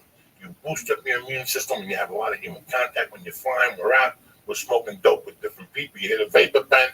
You know, you get sick this time of the year, you lose fucking thousands of dollars. Especially you, Ralphie, man. I can't afford to fucking get sick. I can't. So I don't take a chance. I up my vitamin C when I fly, and I also take Shroom Tech Immune. But that's not only the only thing fucking on it's got. They got Shroom Tech Sport, which gives you more endurance when you roll, lift weights, walk, whatever the fuck you want to do. Even when you fly, it opens you up. You have Strong Bone, they have the hemp protein powder, and they got Alpha Brain. You know, it's with 100% money back guarantee. The nootropic, it's off the fucking charts. So do yourself a favor. Go to onit.com right now and press in church. Boom! And get 10% off your first order. And if you get it sent right to your fucking door, you don't have to leave the house. You have to go to Whole Foods. You have to do nothing. What do you press in, Lee? Church. Beautiful. Number 2, itty6.com. What'd your dad say? He loves them. He says, because we say it's 5 for $50, it's half off. They're usually 20.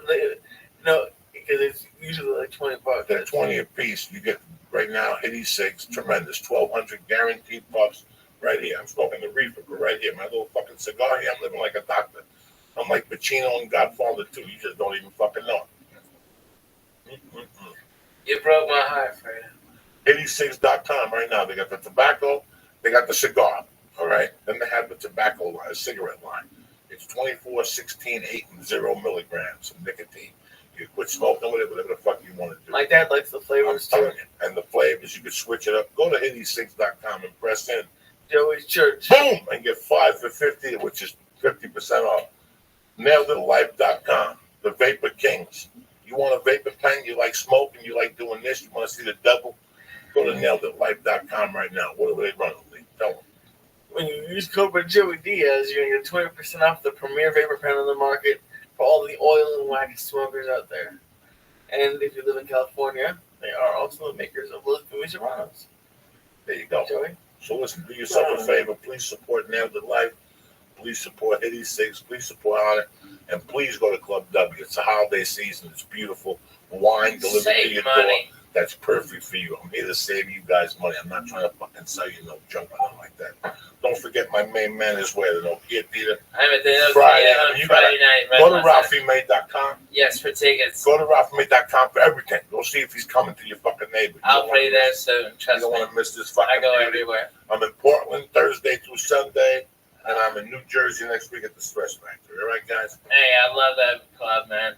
And maybe those boys from Reckless come out, man. I like those guys. And thank you for coming out. We got hey, fucked up Church, tonight. you know what? The hash fucked me up. Coco, you know, there's cameras and microphones here, but at the base of it, it's back 16, 17 years, 1440. Me and you, my little glass table sitting by the window, you know. Cracking fucking jokes. Cracking fucking jokes. Only Lee's here. That's Only it. Hilly? Yeah. How yeah. you feeling, He's the my only brother? audience we've ever had. I'm good. That's what Coco brought up, the Church of What's Happening Now. Made me a deacon. Okay? You've been there. You've been right there with us, Lee. 15 years ago. I'm proud to have you, sir. Dumbo. Close it up, Lee. Thank you, Ralph, for coming on. Coco, Don't forget, I love you. Friday night, Nokia Anything for Theater. you, brother. I love you, cocksuckers. I love you. Thank you, sir. Thank y'all for having me on. I really appreciate it if you stuck around. And I know I get long-winded and I'm annoying when I laugh, so I apologize if I love you. But I love him and he makes me cry laughing, so I'm sorry. Bye. So people love you on the This show was brought to you by Club W. Go to clubw.com/Joey to get 50% off of your first order. That's right. Go to clubw.com to get 50% off of your first order.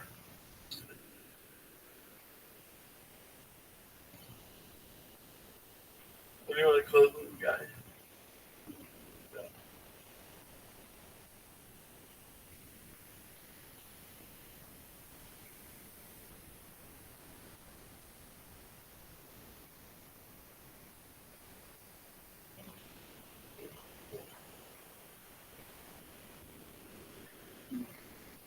This show, The Church of What's Happening Now, would like to introduce you to PetNet.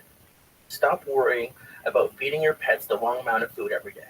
The PetNet Smart Feeder will feed the healthiest portions at the right time, every time, automatically. Go to PetNet's, get your PetNet Smart Feeder, plus free shipping when you go to petnet.com/Joey. That's petnet.com/Joey, petnet.com/Joey. The show is also brought to you by onit.com. Go to onit.com and use code word CHURCH to save 10% on all of their optimization products like Alpha Brain, Strong Boon, New Mood, ShroomTech Immune, and ShroomTech Split.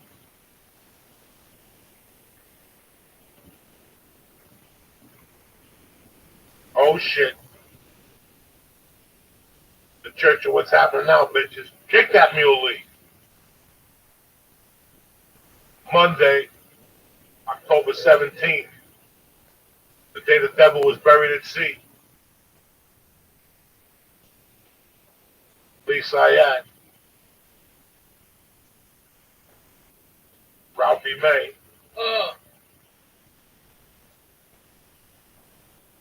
Uncle Joey. Little Michael Shankner.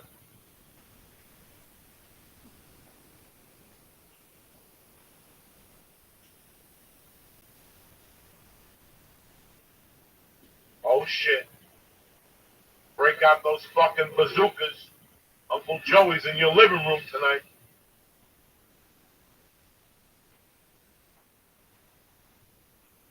What's happening, beautiful people? I missed you, cocksuckers. Robbie May here.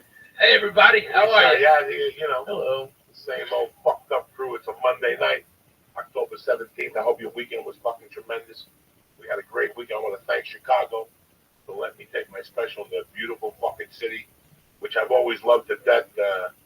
I finally got Lee over there. I turned him on to a hot beef fucking combo with the sausage, with the fucking green peppers and the onions. Just forget about it. That's what fucked me up. It's not like the hot beef with a sausage combo. Right. It's the combo. That's it. The combo. My God, they're crazy. I love it. Which one did y'all go to? They got House. Strong. It was close to the game. There was a World Series. You know. Yeah, right. You don't want to go up there. We didn't want to go all the way down. We listen. I don't like fucking around. We would pay for that. I had to do shit in the afternoon both days. So we just kept it light, like Lee and myself. And I gotta tell you, we didn't keep it light at all. No, we didn't.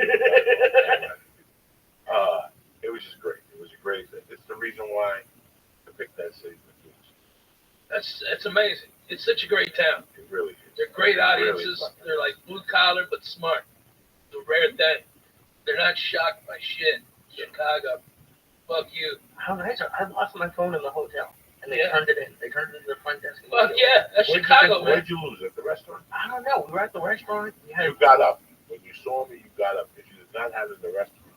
You got up and you left. You were sitting there playing with the phone. Yeah, I must have. You put it next to you. You got up when you saw me. You left it there. Somebody, I felt terrible because I dropped the out. When I got there, somebody gave me a great fucking out. Rainbow, long live rock and roll. Right. We went to eat the Cuban sandwiches. I left it downstairs. That night, they called me in my room. Yeah, we have you out downstairs. That's amazing. That's great. Great little city, Chicago. You know, I mean, listen, man.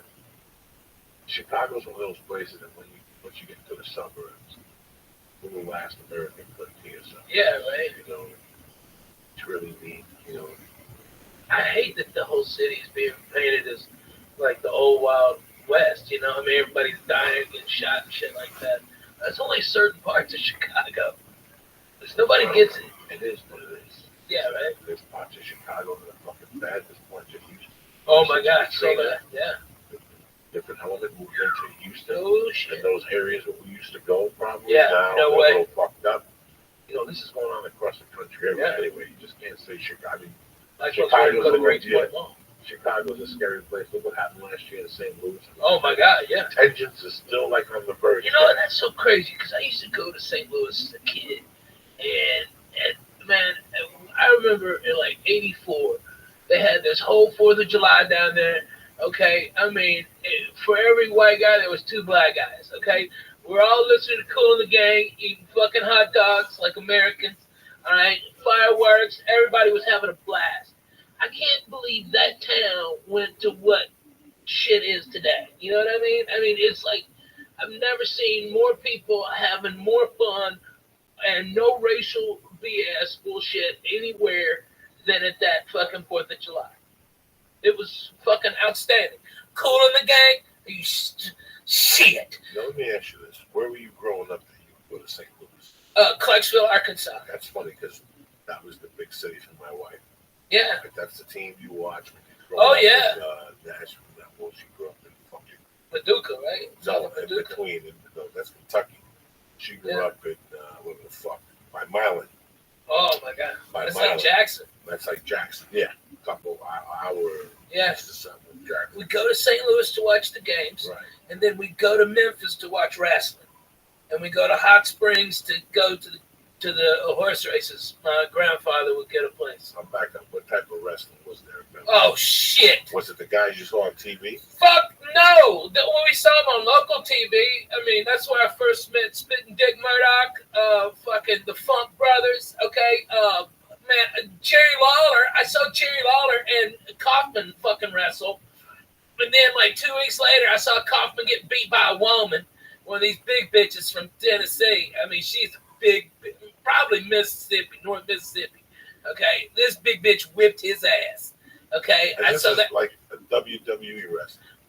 It's third tier, but it's legendary. You know, I mean, it was Mid-South and something else. I forget the name of the other one, but I mean, Dude, I went to so much wrestling. I saw Ric Flair win the heavy metal belt from Harley Race, and it was his second world championship. And then I saw Dusty Rhodes beat him, and then he beat Dusty Rhodes again for his third championship. It was tremendous. Blood was everywhere. It was fantastic. That wrestling was so fucking good, dude. I remember as a kid spitting on fucking Abdullah the Butcher. I spit on him. You dirty motherfucker. Okay, I spit on him. Who else I spit on? What was her name? Were you in like the front row, or was it like? Oh yeah, man. All the kids are down there. We were fucked up on suicide cups. That's where you ever have a suicide? I don't think so. Okay, it's where you take a Coke, all right, and you tell them just a little ice, a little ice, and then you hit every type of Coke on the fucking thing. Yeah, that's the suicide. Getting all fucking hopped up on that suicide. We call it rainbow. Like Coke, Dr. Pepper, okay, fucking orange. Sprite, orange. You just do orange Sprite, yeah. That's why we call it the rainbow. That's a suicide. It's awful. Hot garbage. Cough syrup. Cough syrup, like the red NyQuil. Not even the fucking ghetto one, the green one. I used to work at the movie theater, and we had good ones because we had like access to the ices. So yeah. we would make up drinks. We had like the white icy with Sprite was something. We had a creamsicle, which was the white icy with orange soda. Oh, so good. Man, that fucking sounds so good right now. A fucking icy. That bong is deadly, by the way. I just want you to know. I was cruising on nothing, and then fucking one hit of that. This little fucking mule. It and kicks. You know what? We've had the same bong 3 times for a reason. Because we've gotten so high, taking it to the bathroom to wash it, we leave it there. I was gonna say who's we? Nah, it shouldn't be we unless you got a mouse in your pocket. Tell me. I fucking and I buy the same one because I know it's a. Listen, since I got my first bong, let's pretend 1985. Yeah. I got my first bong. I went for the mid-level. Yeah, right. It was a purple one. I like the plastic with the fucking pistol grip and on the car. I like that. There was glass and there was plastic. Plexiglass. Yeah. Okay. But then some jerk off, 1985 or 86, decides to make a bomb that's purple with like dark purple hinges, and it had like a carb, and the bottom was flat. It was like this. You see that black surface there? What's that called there in the bottom? That's holding the turntable. It is not plexiglass. Plexiglass was like plexiglass. Okay, so I get this fucking bomb, and I use it when she gives it to me for Christmas. I use it from like Christmas to like March, and then the bong doesn't suit my needs no more. It's maybe up to here. This bong is, what is it, maybe a foot, guys? Or 12 inches high, this bong? Maybe. Yeah. Maybe. Put your dick out, measured against it. No. This bong had to be maybe 18 inches. Okay? Yeah. So I used the bong until about March. She gave it to me 85 for Christmas. And I used the bong maybe until March 86. Well, somehow I was clean and sober. I was smoking dope when I was seeing this girl. And I was drinking, but compared to what I was doing 20 years earlier, I was fucking clean and sober. I mean, Lee, I'm talking about, Lee, what we do now times 10, but to the fact that you didn't know what you were getting yourself in. And this was clean and sober for you? This was clean and sober. I gotta say. Because there's people in my family who think I need an intervention. No. Okay. Okay, so. You want a number to a good rehab? I got one. Okay, so. Sure, yeah, right. Good. You gotta assume from, okay, let's be honest, from here to honest engine. Nobody can read what you're fucking I writing. know. I'm just trying to figure it out on paper here. I don't have the master scoreboard. That's next. Yeah, right. We're gonna have the scoreboard over here so people can see it. From 80 to 85, it was always something. You know what I'm saying? I'm not package. I'm not embarrassed to say it was. No, because it went from. When did your mama pass? My mom passed November of '79, but before that, I was already a scallion. I don't want nobody to think that all this shit. Nah. No, already I was doing I was You already were dancing for money at the bar at 6. No, but I had already by that time when she died, I was already doing acid. Oh, I had shit. sold acid that whole summer. I was making a living off of acid, a living off of microdot acid. I had it down to a science, Ralphie. I had it down to such a science. I had to cut a friend of mine in on it. And then the real money maker was Black Beauties. I would get those are the Quaaludes, right? The ups. Oh, okay. So I would get 1,000 for $45, but I would sell 100 for $35. And then you sold one for $1. Ralphie, wow. So you sold 40 of them, and you already right. got your money back, right. And you still had 960 of them to do it. There was only a loser could lose money on that. Yeah. Deal. And I would sell those to wrestlers. No, wait, you're doing that now to Adderall. Right. So you get the not getting it for the numbers I was getting. No. Not for those numbers. Walgreens don't get them for those numbers. But these Black Beauties were fucking solid. I wasn't getting these from I was getting these from these two chemists that were kids down in a college in Pennsylvania, East Stroudsburg. And I remember towards the end, I was opening them up and just snorting them like 2 capsules. Oh. So you figure, I think of Lee a lot. So I go home at night, I think about drug shit. And I think about one particular night when I was selling purple microdot acid. I probably had when you sell it, Lee, you do it. So remember, you build your resistance. Yeah. So I might sell you one, and you might do one and get fucked up. But meanwhile, I got 4 of them. Right. And I'd be walking around, and I'd be bumping into people. What's up? You got the best. You only sell 2. Sell me 2 hits, $4 a piece. They cost me $1.80. Not even. They were $90 for 100 bits of mescaline. So when you walk into a place fucked up and be like, give me what he has? No, you couldn't walk into bars. I were kids. We would walk in the streets. We'd be walking on side streets so we'd avoid the cops on Kennedy Boulevard. And I'll never forget one night about 2 in the morning, we bumped into this kid's bed. Just roaming the streets of your town? With another kid. That's North Bergen. You'd bump into people from West New York. You'd bump into people from fucking Guttenberg. North Bergen. Hoboken. North Bergen. No, Hoboken was farther away. But the people locally, like you, that would be on those streets. But we bumped into a kid from St. Joe's, West New York. I'm talking to me. I'm loading up for his pipe. I'll never forget this. He bought the 2 hits. Get one of those hits, and brush it up and put it in the pipe like smoking. So I almost struck my head to the wall. I looked up and I go, I've been thinking about this for a year. Now you just said it. That means I got a partner that's doing it. And we smoked that fucking acid. I got a headache, like one of those in between headaches. Did it get you off? Did it get you freaked out? I was freaking out on the fucking acid already. But to make a long story short, I'm sorry I went on this tangent. No, I love it. When I go out those days, you really didn't know what was going to happen. Like, all you knew then was that you had $42, Ralphie had 64, and I had 80. We're going to go to a bar and have a few drinks. And maybe a package would show up, and maybe a Quaalude would show up, maybe a Tulador would show up. Well, and it was like... That's what I want to hear about the fucking Quaalude. Like, I went from living this fucking... going to the bar on a Monday night. Okay. Like tonight. What's tonight? Monday, yeah. Lee, meet me at Sharples at 8 o'clock. Okay. They give out food. Nice. And let's have 3 beers. Tell me you're going to do work tomorrow, 8 o'clock. Hey, Joey, I can't miss. Because the last time I went out with you on Thursday, I missed fucking work because you kept me out till 3 in the fucking morning telling me stories doing blow. We can't do blow tonight. My girlfriend gets mad when I do blow. Dog, you'll tell me this before we leave the house, like 8 times. And you'll agree with them? You won't make them do blow? No, what I'll say is I don't want to do blow on a Monday. Who the fuck wants to do blow on a Monday night? And also, we go down there, we eat, it's good meatballs. Yeah. The Heinekens taste good, the tap, you know what I'm saying? And all of a sudden, somebody would walk in. Dog, I got these fucking Quaaludes. Oh my God.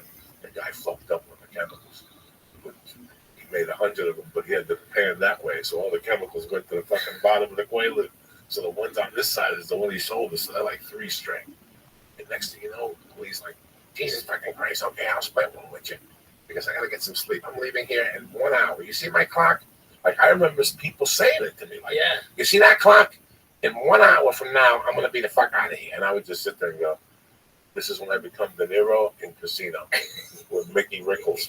Yes. Remember when the I plane just saw would it break? the other day. When the plane broke and now they got you, that's me. At that point, That's a fucking God damn it, what's his name? Don Rickles. Don Rickles, Mickey Rickles. Yeah. At that point, Lee, that's when you come back and you go, that was Paula. I gotta leave here in 1 hour, Joey, okay?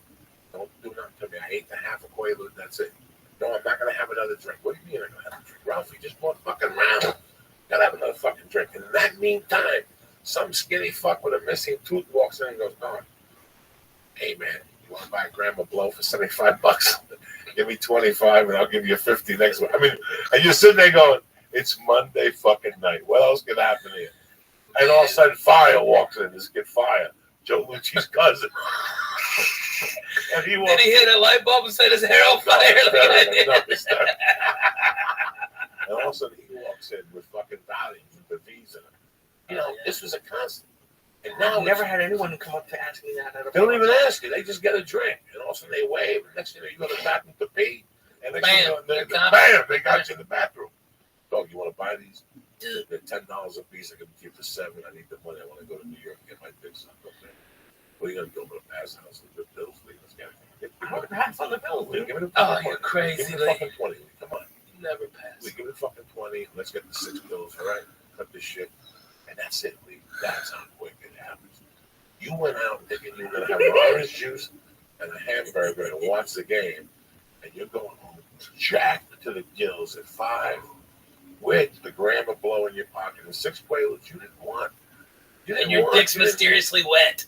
What? Because I owe you $20. I gave you 3 of the Quaaludes to hold. You know what I'm saying? Yeah. Because I don't To want the hold? Quaaludes. Yeah, because I don't want them either. I don't want them. Oh, man. George would be holding and didn't even know it. He didn't check the inside pocket.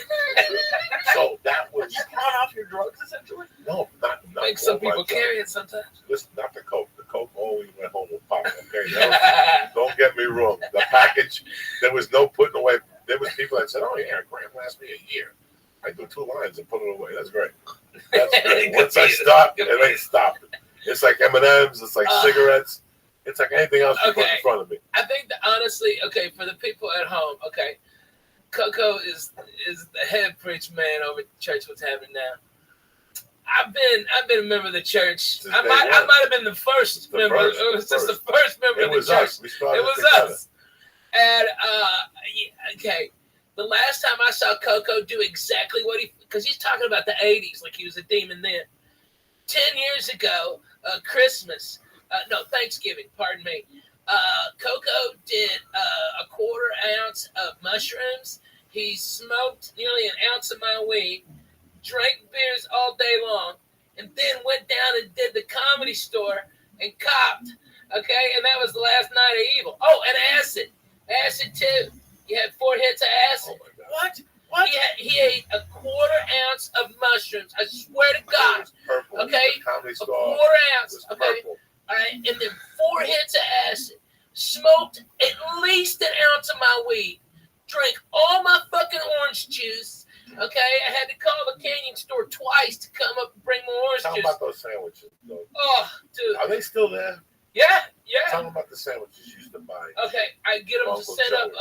fucking chicken salad on toast. Nice. Stop. With The avocado. chicken salad, yeah, avocado and tomato. Jesus, Lee. Damn, Lee, that was fucking straight Jew food. But Tell it them was about the amazing. time we went to that place. You took me to that place, and there was ants in your sandwich, and you sent it back, and she still gave you a bill for half the sandwich. Oh yeah. Because she said that there was only ants on the one. Tell these On one side. Tell Lee oh how my filthy. God, where the fuck how is you that gotta- spot? The place next to the Laugh Factory. Oh my God, At the yeah. last concert, Fuck you used yeah. to take me there every other Yeah, fucking Greenblatt's. Greenblatt's. The fucking bitch charged me for having the Dog, sandwich because they had I ants saw on it. Listen, I saw with my own eyes. He Oh, my he had God. an ant on his arm. And I go, Ralphie, why do you have ants? And he looked at the sandwich and he goes, what the fuck? He lifted the sandwich and it was like 3 ants. Yeah. Also, he put the sandwich down, called the waitress over, he killed like 3 ants because that was in that. So she goes, which side was it? On Which that side was it? She fucking picked it up and came back with the half and then the bill and billed him for the whole. Dog, it was the most ridiculous fucking thing. They must hire the dumbest fucking people too. I went there at the time before that, and I got a fucking salami and egg sandwich. Okay, that's a strong move. Okay, late at night, boom, had a couple of pops, some stoned as a bone, boom, that's great. And they fucking fried up the salami, and the goddamn, they left the plastic on the outside so it burned. It's all toxic. And I'm like, what the fuck? Okay, just send this back. Fuck it, I don't want to eat anything here. Then I got high with you. We fucking went back to that fucking place. Careful. Have to be. Oh my god, nobody gives a shit. I tease them. No, you always used to make fun of me because I would get pepperoni. The reason I haven't got pepperoni in a few months is because they would always leave the plastic on. I'd be eating it and plastic would come off with every bite. Oh my god. Where do you get Ralph's? No. I would make sandwiches. Oh my god, really? And every bite would have the ring around it. So I'd have to tell them, and like the third time it happened, at different Ralph's. So let's get back to something. Yes, I made pepperoni sandwiches. No, I'm not letting you pepperoni Yeah. sandwiches. That's So good. as you're Strong eating move. the string is gone. Yeah. Like you have to take that off, guys. I know. They got no. You have to take that off. I think LA's problem is it's like Yeah, an when airport. When they cut it, they cut it this way, right? Yeah, they slice it like Yeah. So it's like a wrap on it. Yeah, you can But take not it the off. fucking plastic. No, it was the plastic. It's the No, plastic. no, there's a difference between the Like the wrapper of the casing. casing. I'm used to that. Always the casing, It was right? like- We know the casing. Yeah, Okay. no, but it was like you can't take casing and like around it. And this like I've had pepperoni. Trust me, I've had pepperoni before. There's not that. And I told them, and when you tell them that, you can see a difference. But that's why I don't go to the like. I did something really weird today. What you do? Oh my I God, left, shock. I left my cart at Ralph's. I got pissed off. They didn't have what I wanted. Like the deli counter was full, like way full. I was looking down my cart. Cold water? No, Magnolia. That's a busy fucking. Magnolia across From the barbecue place. Barbecue place. Well, the DX now has up in my right across, right past Lancashire. Oh, you go to that hellhole? yeah. Why do you go to that? It's route? right near everything I go to. No, that's the worst one. Don't go to that with it. That's why you get shitty cold cuts. They don't have the cold cuts there. They don't? No. Where do you go? To the Rouse up by fucking Cold Water and any other Rouse but that one. They don't have a slicer. They give it to you from the thing. No. They have a slicer. Yeah, but they give you this shit. They give you Most of the time they do that. No, they don't have the good cold cuts. You can't go there. Nope. You gotta go to Violent. Violent. Oh, That's that's where a I good go. one. That's where I go. Magnolia Violence. Yeah. Make No, up your fucking Violent mind. and You said across the street from the barbecue place. Yeah. No, That's not not that. Violent? No, not that dump. That dump is a dump. Okay. That's a dump. That's where that Jack in the Box is. There's something there. Yeah, there's a Carl's Jr. Yeah, that's why you go there. There's a Subway too. That's why you know why that is. That's why cocksucker. You don't think I know, but I know. Okay, I've been there. No, you can't go to that one. You gotta go to the one by the touring line. Underground parking, very nice. You got the bread that you can cook yourself at home. That is Yeah, good. dog. What the fuck is you dealing with? You go to the worst. You even pick the worst supermarket. No, there's a worse one. There's one on Laurel Canyon and Victory where they don't have a deli counter. That one's scary. No. I went there once. Listen, the scariest place you go there is what's the one? Used to be John's. It is. Oh, I live near that too. John's. Scary. All Russian-y. On the Sunset. By the Food for less? Oh, yeah. Oh, boy. I know. I wanted to go in there with fucking, like, get a bunch of newspapers, like I'm about to get shanked in the yard. We lived in Hollywood, my wife would go there. Oh, my God. If I go with you. Right. The parking was scary. Oh, my Everything God. was scary. That One of the whole thing funniest shake. jokes about that place is believe me, goes for food for less. It's the only place you go and there's drug dealers in the alley. Like this fucking. It is a fucking. How night. is Spoons? I'm missing. He just shot his CD in San Jose. It's so good. DVD in San Jose, whatever, special. You know, He's he's fucking married. funny, man. Felipe's a great guy. He's doing a great podcast with. What's his I name? gotta get in on. With my brother Song and Bob, we got to get in here and to do his podcast. Oh, fuck yeah. Huh? Rodrigo Torres. Yeah, Rodrigo Torres. We have to do his podcast. I've just been so busy the last 2 fucking months. So, you know, listen, we're still all here, Ralph. I know. I just had Willie with me. You know, Rogan's doing his thing. Fucking Man, Dan Joe's Cook is doing it working. big, man. You know, Dan Cook is working. Fuck yeah, yeah. Duncan's working. Ari's working. We're still here. You know, I guarantee that nobody had this to be here. You know, No way. Josh Wolf was in Syracuse this week. He's working. You know, I mean, I like Q's. Q's in the house. Oh my God. Q's in the house. Oh my God. You know, we sit there. We were the original Sunsetters. You know, Yeah, man. Me, you, Wolf, Dougie. Yeah. Mitch Hedberg, Nick DiPaolo. Oh, man. That whole neighborhood was rocking. Dude, I just hung out with Dougie. He came and stayed with me, and Andy Andrus and fucking Junior Stopka. All right, they all came and hung out at my house. Fucking hilarious. Those motherfuckers. Oh my God. Okay, if anybody out there is in entertainment, put a camera on those motherfuckers. They're all degenerates. They're all fucking weird, and they're extremely goddamn funny. And they brought over these singers, Bird Cloud, which are fucking hilarious. Google "Washing My Big Old Pussy." Okay, yeah, that's a real song. And they passed. One of them passed out on my couch, and my dog Biscuits went up on Facebook. Like, hey, something's wrong with your lipstick. Let me touch it up. He had his little pinguita out. He's awesome. You know, this is what I think you were there when I was talking about it the other day. This is what baffles me, okay? It baffles me. You know, when you go on the road, when you watch TV, when you're on the road. Yeah. When you come back from your 2 cents, you're sitting there, you want the go box. You know, you put the fucking ESPN on, going through channels. There's the usual. You have a movie on TNT. You got something on USA. You know, you got FX has the Strand on or something. And then basically you have the 3 networks. You have the pay networks, HBO, Showtime, whatever. Then you have a bunch of ESPN. You have more ESPN channels than ever and more Fox Sports than ever. And you're going through these things. And at that time, from 11:30 to fucking 2, it's these talk shows, these sports shows that put on. And you look at this, you watch them, and then you try to watch them. You listen to the topic, you look at the 2 people doing it. Then you step beside yourself and you go, I'm not even talking about myself or Ralphie May or Jane Moore, who knows about sports, who's got a little sports show. Why don't they have more? We could do this. How come Brody Stevens is? You were there. We were talking about Brody. Yeah. Oh yeah. Who's killing it on? Now all this internet shit we're doing in my world is basically the developmental deals they would give you 20 years ago.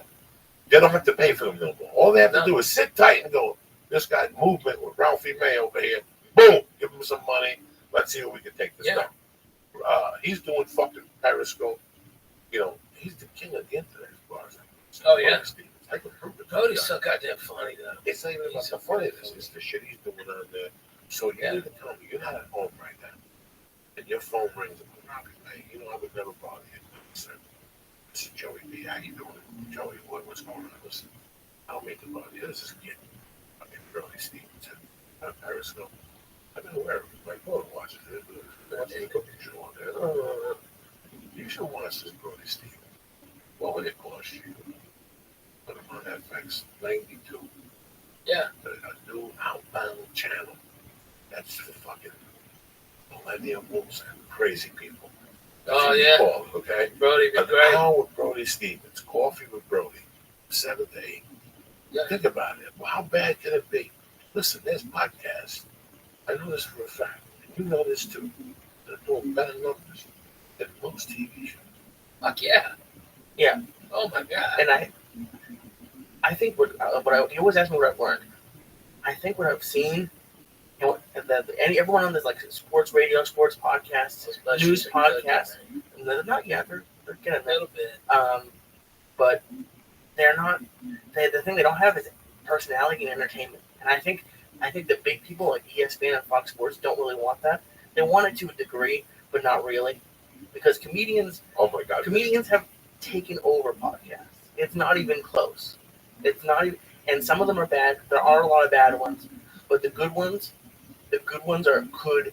That's why Jay Moore is good, because he's a comedian. He's entertaining, and there's people on those sports talk shows that you're talking about that are just awful, and they have the ESPN voice, which is annoying to listen to. So it's like almost like the athletes when they have those athlete interviews and they're like, oh, we're just on to the next team, whatever. They're not really saying anything. What would it cost to put Lee with Alonzo Bowden? Okay. What would it cost What would it cost ESPN to put Lee Alonzo Bowden?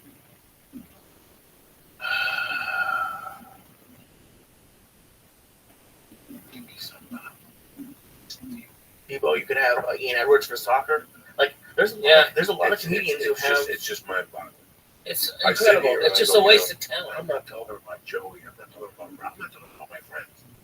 I'm talking about I'm watching something that's unfucking watchable. There was one day on that with Derek Rose, the white guy. Yeah. Oh my God, the white guy is terrible. Derek Rose. I thought he was hanging out with Doc Gooden. You know, he's fucked up. Yeah, something happened to him. I don't know what. And I love all that shit at night. I watch that shit cheerfully. There's one show with 3 black guys. One of them had dreads. Unwatchable. You know what? They don't have nothing for Tony Hinchcliffe. They don't have nothing for the Smash Brothers. But the Smash Brothers aren't going to do a show with a video show behind them, with a video camera to the morning. This is the shit I want to see. Yeah. And this is why these channels are starting to open up. Watch, somebody's going to go, you know what? What's it cost me to start a streaming fucking thing?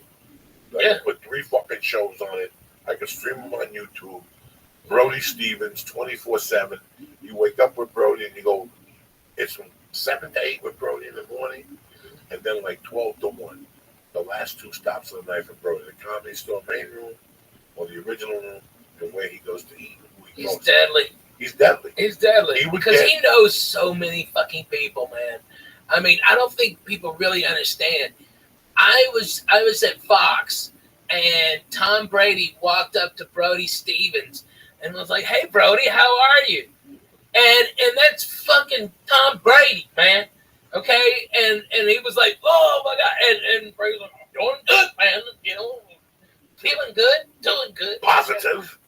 He didn't say positive, but that'd been hilarious. It just kills you. saw I don't see it. I see it, and I'm not even sitting there like. I'm not even close to Brody, but he's fucking funny, man. I wouldn't be like one of those guys that go, "Oh, look at this guy can do away." But no, listen, I'm old. I'm talking about Brody Stevens and what he does on Periscope. So funny. What he does on Periscope, it just, you know, and this is what kills me sometimes. That you don't want to be that guy. 5,000 people watching. Fuck yeah! In the mornings, he lifts weights. He goes to baseball games. Plays the drums for no reason. He's in the middle of traffic, just beating the shit out of his steering wheel with drumsticks. Listen, I get on there and smoke dope. I'm just a fat fuck in the morning, talking shit behind the bush. You know what I'm saying? I don't have the balls. Where's the cats? I don't have a ball, but I can't smoke in the house. If I could smoke in the house, I'd have the cats in there every day. I'd have pure fucking entertainment every day, but I can't. I know. You believe in Jesus. You can't do that. That shot, that cocaine thing with Finney, he never came back. He lost that fang and shit. Once you lose a fang, you're like, shit, this shit's real, Jack. Hey, this is hilarious. I remember, I was reading Doug Stanhope's new book, okay? And I remember all the crazy shit we did around fucking Hollywood. I mean, everything from Doug, there was this guy, Blackjack something, okay, that Doug would just be annoyed by, like so fucking annoyed. And I'd be over there and we'd be playing Scrabble or something, or just fucking, just being, I'd bring over coffee, we'd fucking go over jokes and shit. And Blackjack would just show up because he knew where Doug was. Doug had his door, the screen door open on the Curson apartment. And every time he'd come in, Doug would just nonchalantly slide a videotape of outdoor anal fucking gangbang. Okay, this girl had 2 dicks. Okay, all right, all these cums and shit in there. Oh my God, it was horrible. It was like a blizzard. You could turn it upside down, Lee. All right, and while mouth was agape, okay, all right, just gargling. Comes, it's disgusting. All right, a fucking fly came in, all right, and that fly was there on the inside of her asshole when the next dick came in, and you could see it going in and out with the fly and the puddle of cums on the end of that guy's dick, all right, and we'd just be drinking our coffee, and Doug would tell me, whatever you do, don't look over there, don't look nothing, all right, I don't care what he asks you. When did you get here? Exactly. 98. Okay, so I get here January 29th of 1997. Coco. Okay. I'm here a year before you. That's what you're A telling year. me. A year. But, bro, okay, you got to understand. All right? We were all disciples of Stanley. We're all disciples. All disciples of Stanley. Everybody who's really been on the road fucking knows Doug Stanhope is fucking the best rockin' today. So when I get here, he's a big shot. Yeah. He's got a guy from Vegas living with him that's a part-time bodyguard. That's a dunce. He only does it part-time? Like he's That's just a the guy. retard. He wasn't even a bodyguard. That's a big fat guy, right? Yeah. Yeah. He died. God rest his soul. He was a dunce dumb. You know, he was a fucking dumb. He was like, Doug's gonna make it big, and I'm gonna be a bodyguard. Get a big jacket. I like Belushi. So I get here with the broad. I'm living with this girl in the trail. We get to an argument. She throws me out. I'm living with Doug in the bunk bed. No, I'm living on the couch or somewhere. I don't know where the fuck I am. Doug's dating the redhead. Oh, yeah, from fucking... the TV show. God damn it, what was that show? Head of the Class. Head of the Class. God damn, she was hot. With the girl, with Tyson's wife. Yeah. Yeah, she was fucking hot, though. Gotta give it to her. That fucking redhead was a hot piece of ass. All right, and Dougie was deep into that, okay? He was like all in. So he used to hang out at Coaching Horses. Oh, I was all the never time. a big... I can count on my hands how many times I went to Coaching Horses. Coaching Horses was one of those bars, ladies and gentlemen, that was just real. You felt the pain in it. And I had been in bars like that growing up, where there's bars, then there's bars where if you go in at 2 in the afternoon, there's people in there. There was nobody there. None. And there were some people who were in there that were vampires, but there were some people who were in there because they thought they were cool. And that was not the place to be if you thought you were cool. They'd suck you in and spit you the fuck out there. Because I did a ton of blow in that bathroom. Yeah. Every time I went in there, it was because I was showing out of my fucking mind. Dougie was the fucking best. He knew I didn't have a pot to piss in. And he would always, he was like, hey man, I can talk to you. All right, you're a fucking comic. Let's go over to Coaching Horses. All right. And we just walk over to the Coaching Horses. And it was a Bud Light and a Miller Lite for Douglas. And just have a beer. And it was, I remember one night we were at the Coaching Horses. And this guy beside us was talking all this shit about faggots. We've got to kill all the faggots. Goddamn fucking motherfucking faggots. All right. And Doug goes, fuck yeah. And Doug's amping him up, okay, and getting him with him like this. And then Doug fucking grabs my head and makes out with me, okay, at the fucking bar. All right. And this guy's, oh my God, what the fuck? All right. And Doug goes, all right, another beer and a shot. That was a shot. That was a fucking. We were maniacs. I remember one night. Nobody's like that now. I got so gacked up that I walked right back to Josh Wolf's. Like, that's when I had the car, but the battery was dead. So I would just go in the car and put the seat back and lay in there. And hopefully after 10 minutes, I put the blanket over me and jerk off. And then put the seat back and open the windows and I'd be sweating to death. All I needed was a suicide note and I'd die in that fucking thing. Oh my God. Is that why you had so many tickets because you couldn't move it? There was sometimes that the car would start, and sometimes towards the end, it was a mystery car. I had to remind, I gotta tell you about this because it's so fucking funny. Because we were on the road with Douglas, okay? And I remember we were sleeping in his Oldsmobile Cutlass, okay? And we fucking reeked of booze, and he was doing the porno fucking closer with the beer all over him. So he just smelled like fucking stale beer, cigarettes, all right? And it's in Houston in like April. And so when that fucking sun comes up, it's 110, okay? That's when we both fucking woke up out of our fucking stupor, sweating like pigs. And Doug goes, Ralphie, can I just butt fuck your titty or something like that? All right, it's really wet. I'm like, get out of here, you fucking creep. But that's how it was. He was just fucking bananas. He was bananas. Really was crazy. He banged Pokey. That's amazing. Okay, that's deadly. You know, seeing him opened up my mind. Like Yeah, seeing man. Dice on tape that New Year's got me on stage. But right in June of '96, I saw the Doug stand up. Now, and I've said this before. Excuse me, I was a host at the Broker, and the first time Doug came in, he stayed with me. I had just gotten separated. Doug stayed with me. That was the house MC. This is '92. Wow. And he came I didn't even know that. Yeah, and he came back 6 months later, and he had the evening at the Improv. Yeah, he stayed with me again. We kept in touch for a while. Then we disappeared out of each other's radar. And then I get to Seattle. And people are talking about this fucking Doug stand-up in San Francisco. Right. The funniest guy in the country right now. And I'm like, is this a little guy with hair, and he's crazy? And, like, And by the way, this guy stayed with me. hold on, man. You got to give him his dues, because the guy who came in second place when Dougie won the San Francisco comedy competition was Dane Cook. Okay? And Dane was a motherfucker on stage. You think he's something now? Holy fuck, that kid lit it up. And, I mean, every time standing goes, I've seen Mencia get him like that. I've seen Chappelle get him like that. Sam Kinison get him like that. But fucking, I'm telling you, man, the kid's deadly, dude. Okay, Dane Cook, and Dougie still beat him.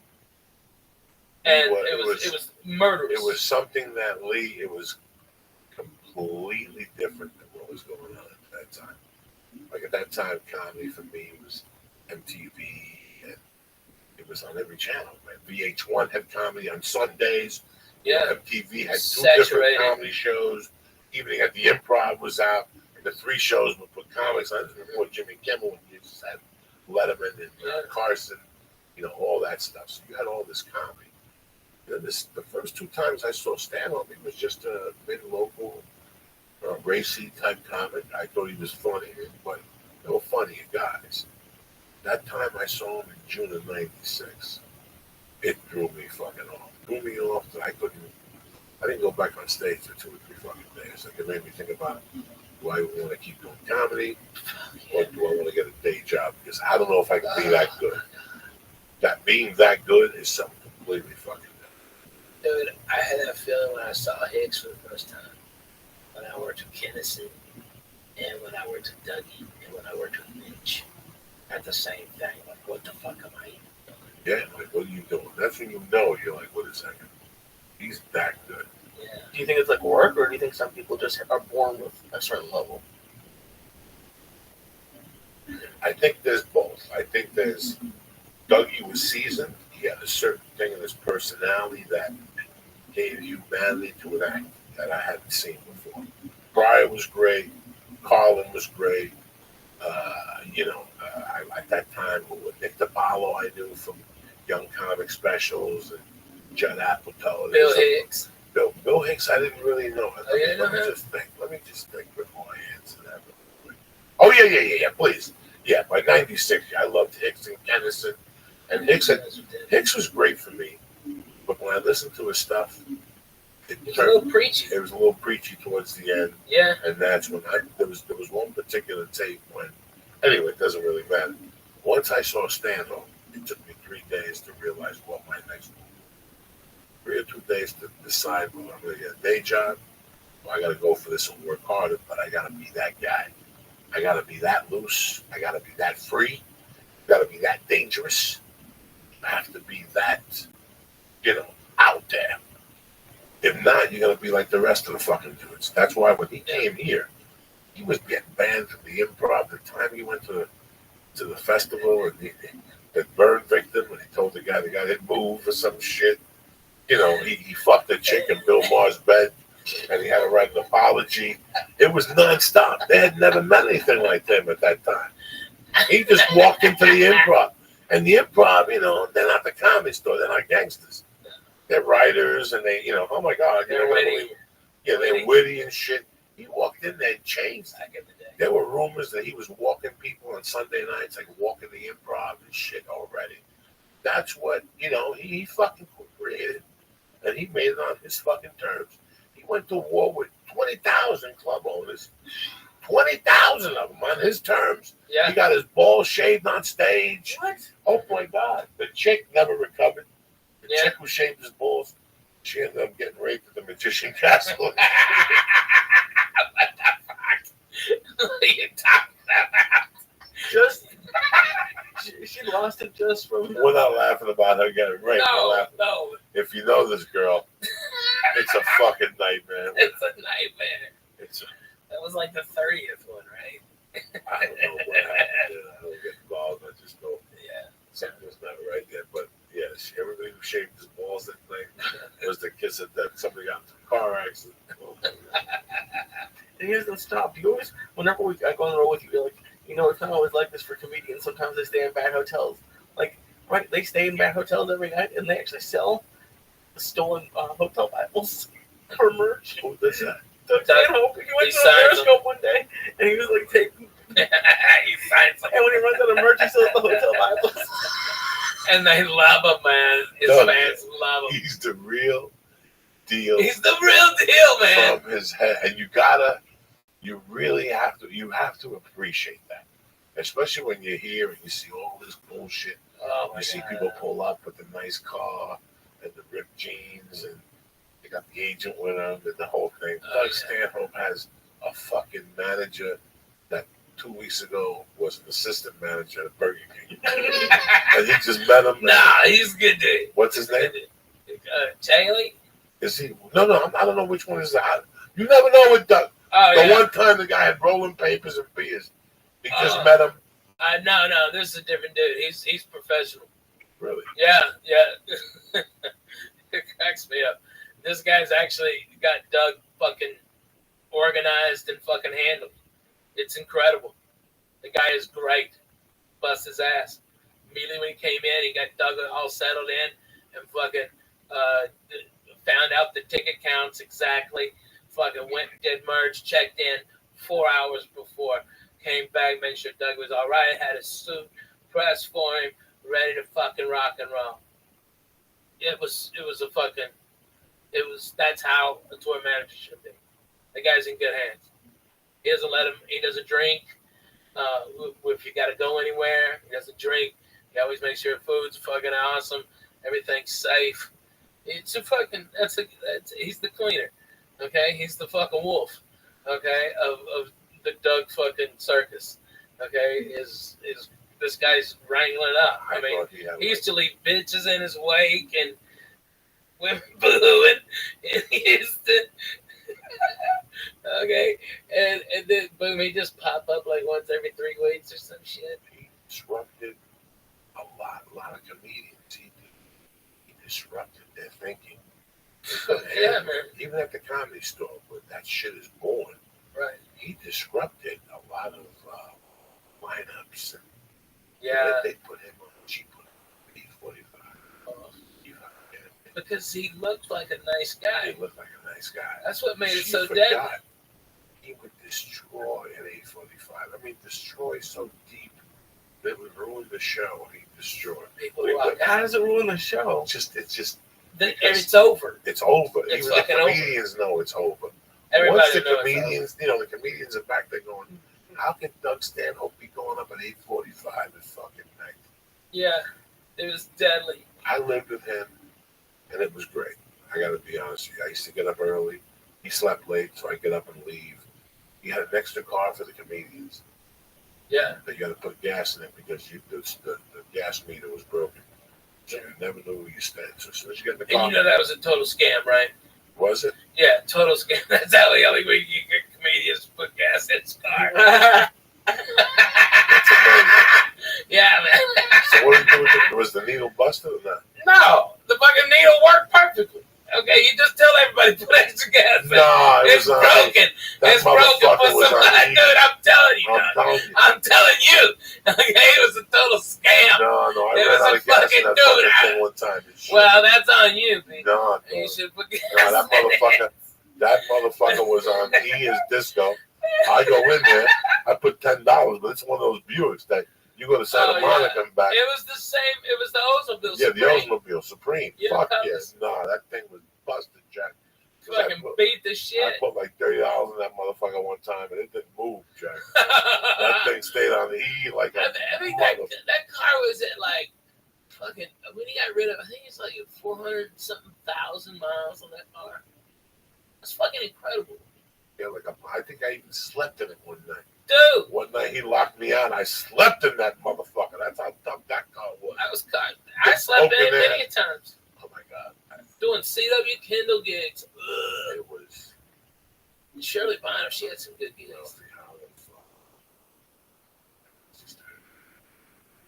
Marty Shelley. Oh, yeah. Would fuck nut. Somebody else. I'd have like $32 worth of cocaine in my pocket. Yeah. We drink vodka, smoke fucking weed. Yeah, I never did blow. I No, get committee respect. No, that was no more. Yeah. That was a good building, man. Every time I It was drive, rocking, man. I don't even go in it. I don't do nothing. Every No. time I drive by it, my heart stops. I always want to take lead out with Padre, and I go, you know what, man? I'm not ready for that yet. Yeah, right. Go back in. They got a good tamale on a Monday night and shit. You know what I'm saying? But I took these to Joe's Pizza. He likes that better. Yeah, that's good pizza. Yeah.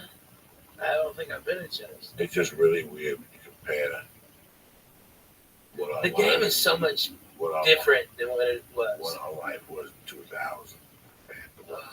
You were already at the Laugh Factory. Yeah. You were already making it happen. I mean, you know. I was over at the store slumming spots. She was giving me spots. That was my only right at home. Yeah. But I was there, you know, that fucking building, Ricky Cruz, Gavin, you. I'm working with him in December. Yeah, you got me. Oh my God, there were so many people that had that. Celine there. Yeah. The other one, Gentry, you know, you just went up the fucking cubby at night to sleep. Yeah. Thank God that was the way it was. That's I had why the futon for you, but that's why until I busted. Didn't I bust that futon? I busted. nah, I think I busted it, man. I think you something. rebusted it. Jesus Christ. But at least you didn't, push a turd down my bathroom. Okay, drain. That was always for Gavin. I appreciate that. I still remember being out there. I was telling Lee that I'm out there. I was telling Lee that ever since I've been a kid, I still remember a fucking story, a horrible thing I did. I love matches. When I was a young kid, when I was about 5 or 5.5 or 6, I became a match kid. I went through all these phases because I never had, I was a little confused. I would lock myself in my room. And I would take my mother's 45s, from the bar. They always give you back these little things. Yeah. The singles. The singles. The kids playing up there, like wisdom. The things out of this shit, catch them in the head and stuff. So when that got boring, I said, let me try this. I tried lighting them on fire. They wouldn't burn like they wouldn't burn it. So I put like glue on it or something. And they would burn a little bit. I think they were like, oh, God, I could throw some Indian shit at motherfuckers. So I was crazy. So when I was about 6, I lived in 205 West 88th. And if you go to West 205 West 88th Street, park your car, go to the end of the building, then on the Amsterdam side, going towards Broadway, it's a parking structure. When we were kids, that wasn't a parking structure. That was a garage that was closed down. On the wall, there was a sign that said no parking, and that was the basketball thing. You had to hit that with the ball to score. But if you went deep down into that, it was just nooks and crannies and paperwork. Time to time, a rat would come out of there, and we'd beat him up with a stick. It was just a parking. It was just a parking. What the fuck? Oh, this is crazy. Oh, man. It was just a parking spot, a huge parking spot that was empty. But you could get to behind the other building. Go ahead, Lee, I'm sorry. No, keep going. You could get to behind the other building. And in those days, I would get like fucking all that paper from back there by myself. I can't believe I'm saying this shit now because I've never even talked about this shit.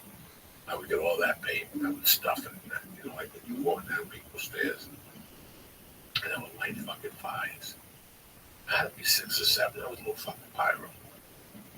And I kept doing it, and people kept fucking, like, you know, it was Joey Diaz. Even then, people kept saying, like, what the fuck is going on? He was lighting these fires.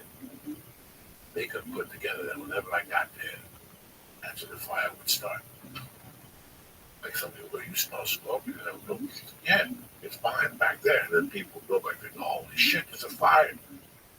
And I kept doing this shit. And I would do it in different spots on 88th Street, 89th Street. I was fucking crazy, Ralphie, man. What did you like about it? Do you remember? I lit some stuff on fire too. See, yeah, I just like that. I think a lot of kids do that. I just went through this phase where I just lighting shit on fucking fire, and then I would buy cigarettes. I would get cigarettes. That was a smart way. I wouldn't smoke it. I would just light it.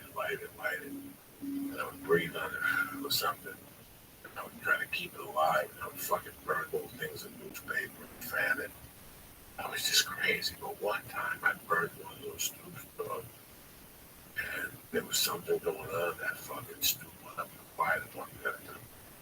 And I stayed in it for about a week because they said they had witnesses and shit. They saw the kid running away. I took that jacket, I hid it under my fucking bed. That's what stopped me from lighting those fires anymore. But I lit more fires as I got older. I used to light the woods on fire in Jersey. Oh yeah, we were crazy. Once that shit got on popular, I was the king of that shit. I loved all that shit. Just getting a bunch of sticks, lighting fires and sitting there. I wouldn't light fires like the California people. I'm not in these woods like this. This was woods in Jersey. Those woods have been getting burnt for years. They don't want to shut off. They shut off automatically. You know what I'm saying? Those are Jersey woods. They just shut off. No firemen need to show up. It's not a union fire. No, that's really crazy. But it just went away. It was just a phase I was going through. But, you know, I was telling them, the other day I was smoking and I flicked the fucking ashes, the joints and shit. Always at me at least once. And Lee would always look and go, one of these days you're going to light that tree on fire. And I told him the story about living in Gavin's. Gavin's at work. I'm on the phone. Up, go fuck yourself. I'm arguing with this guy trying to get booked in this city, trying to get booked in that city. And, you know, sometimes you get somebody on the phone and you're on the road, you know, and you're smoking a cigarette, you're smoking a joint. It all enhances you. You're on the road, you're smoking. And also I'm smoking a cigarette in the back alley of 1440. Okay. I know this one. I was across the hall. Right. But this is across the hall. Okay. So the window's open. I'm smoking cigarettes like a motherfucker. I'm smoking cigarettes. I'm chasing joints with cigarettes. You know me, dog. It's 9:30 in the morning. I'm on the third joint. I'm on a pack of cigarettes and shit, Camel Lights. And I'm throwing these cigarettes out the window, half lit on fire, right? And all of a sudden you hear, ah. Now, I did not know there was anybody out there. I hear, ah. You go, what the fuck? And I keep hearing this, ah. Who the fuck lit me on fire? And I'm sitting there, who lights somebody on fire? I'm like, I did. And I look out the window, and there's the guy fucking smoking. His shirt is on his clothes are smoking. The poor fucking guy. I go home. The cops don't come. Nobody knows nothing. I'm at El Compadre that night getting a package. It's about 10 o'clock at night. I walk back, and there's the same homeless guy with a blanket on. And you can see the hole in the blanket where the cigarette burnt. It just caught on fire and went. You set a bug on fire!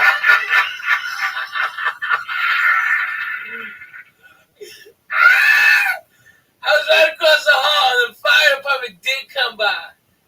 Oh my God! And I asked anybody, I go, I don't know nothing. That fucking bum, probably somebody just driving through that fucking alley, flicked it on it. Fuck him. Oh my God. Get that dirty bum the fuck out of our house. Guys, I feel bad. A little bit. Once I saw the blanket, I felt a little bad. One time, did you get him a new blanket at least? So one time I had not even a fucking blanket. I'm looking at a blanket myself. I was snorting my blanket. I was about to snort my blanket. I had a choice: A blanket or snort cocaine. You're on my futon a lot. It was Oh good. my God. I had a blanket that I can't believe you just brought up a blanket. Okay, let me tell you something. Let me tell you something, though. In 1983. It was maroon on one side and tan on the inside. The one I had? Yeah, in my the house. Lion, the brown one. Yes. Okay, let me tell you something about that brown fucking lion. Let me tell you something interesting about that brown lion. 3 times a week. I got that brown lion. That brown lion. I got that brown lion at a Kmart. May of 1984. That's it. It took me 5 years, but I did it. 46. Got a one back.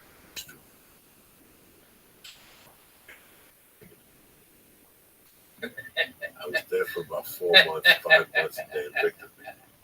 But right before I moved in there, I wanted to go straight, so I bought this blanket. I mean, it was $9.99. Yeah. It's fucking $9.99.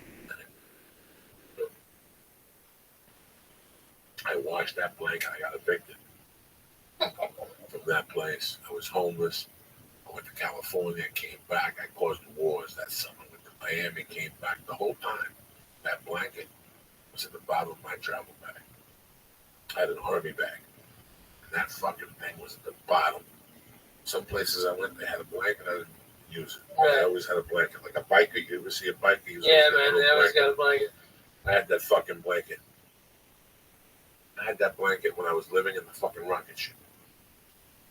I would take it back to the runnies and put it in a little corner and leave it in there. And at night, go take the fucking blanket. When I moved into the hotel in '84, I was homeless and I got to the hotel, I went and got that blanket. And when I beat Joel for the 1500, I had that blanket. I took that blanket with me. That blanket was with me from the desolate time of my life in that rocket ship to 1990 fucking 9 when that fucking car got towed. That car, that blanket was even with me when I went to prison. I left it in that room and nobody fucking touched that blanket. That blanket was $9.95 in 1984. And I had that blanket for what, 15 fucking years. Yeah. And that blanket was one of the warmest blankets I ever had. It was a bear. Okay? And on the inside it was the bear with brown and yellow. And on the outside it was the bear with yellow and brown. You follow me? Yeah. And then the outside of it was fucking brown. So for $9.95 at fucking Kmart, I bought a blanket that went through fucking hell with me and back, Jack. A marriage, a divorce. When we were married, she wanted to throw it away. I don't fucking ever throw that fucking thing away. That thing was in Miami. I slept behind the fucking McDonald's with that thing. Because in those days, I would just take the fucking clothes out of the army bag, take the fucking blanket out, put the clothes back in, use that as a pillow, and put that blanket on top of me, G. That was an all-purpose army bag I had. I had a little bit of water. I had a razor blade for blow. I had a fucking wrench in there. I had to break a window for a car. Oh, no, wait. That fucking blanket was there with me. And that blanket, I would just wash it. Yeah. All that blanket wanted was my love, and I lost it when that fucking car got towed. And I trunk of that fucking blanket. That blanket was on the road with me all those years with triple runs. Whenever I got a hotel room, that blanket came into the hotel room. I threw the blanket off and I used that fucking blanket. Have you looked for it online? The same blanket? Yeah. It wouldn't be the same. Why would I want the same blanket? It wouldn't be the same. That blanket was with me through fucking wars. When I lost that car, that was the hardest thing about that tow. I got that towed. That car got towed. Like I thought it was. Is that the car that I got my car towed to get all your shit out? No. It wasn't that time. No. This was a car that Aunt Mandy gave Josh for. Yeah. I got you. No, I never got my shit out of it. I got my car towed to get all your shit out because they wouldn't let you in the lot. Yeah, but they wouldn't let me in the car. It was fucking crazy. All I could get was the back seat and some of the front. Yeah, no, it was nothing. Headshots, boxing gloves, Oh, yeah. blankets, fucking pictures from when I was a kid. I had shit in that fucking car they took. And sometimes, you know, till this day, I was just thinking of that blanket yesterday. Going, Jesus Christ, how long did I have that goddamn blanket before I wish that happened? that blanket, fuck, I would have taken it to the next attorney with me. That's what that, let me tell you how deep that blanket went. In 1985, February 1985, that blanket went in, there was something wrong with that blanket. There were crabs on that blanket. I had crabs and gave it to the blanket. You understand me? Who the fuck gives crabs to that blanket? I did. Where's Tony Bennett?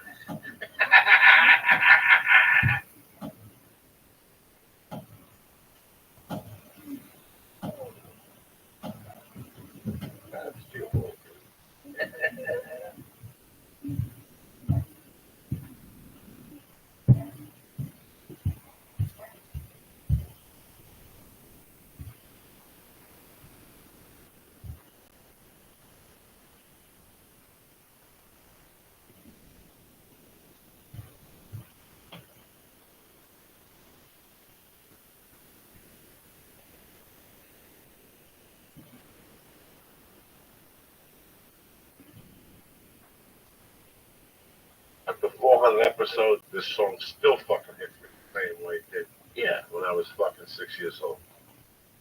For 1 minute, I go, geez. Shit. Do my shit today.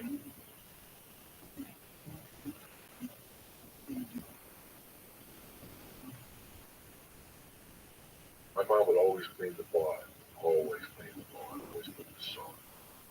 Like if she went into the bar in the morning, she'd open the bar to get air in there, she'd open the back door.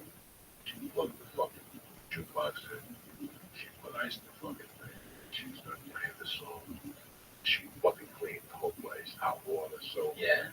Old school soap everywhere, steaming off the floor. Fucking sweep it out. I mean, this was after the cleaners came at 3 in the morning. You know what I'm saying? That's how fucking deep. But she always played the song. The song was always on. This was the first jam to go. So I'd walk in there and know why she played the fucking song.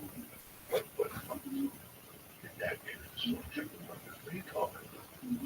So I would play the song on Mondays out of respect. Sometimes you gotta have respect in your fucking life for something. Oh, well, I'm an atheist. All right, when you're sucking a dick in purgatory. Don't like Uncle Joe. You gotta have respect for something. You gotta light a candle. You gotta do something. You know what I'm saying?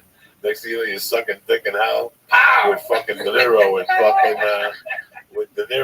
fucking Angel Heart staring you down. You're like, what the fuck is this shit? Someone posted that scene today from Casino where the guy was going to, I forget the actor's name, was saying like, I want my money back. And he was like, you can't have your money back. And I was like, let me just tell you what I like. That whole scene, it killed it. I mean, you like that? Huh? Yeah. The guy who played De Niro's attorney, representing him in Vegas, okay, was played by the actual attorney, okay, that went on to be the mayor of Las Vegas. And he was apparently shady as hell. I mean, you'd have to wonder he'd sue if it was a gross, you know. I don't know. It was pretty incredible. A little shady. A little mob lawyer. I love it. That's real. I don't know. Maybe I watched the DVD extras too much.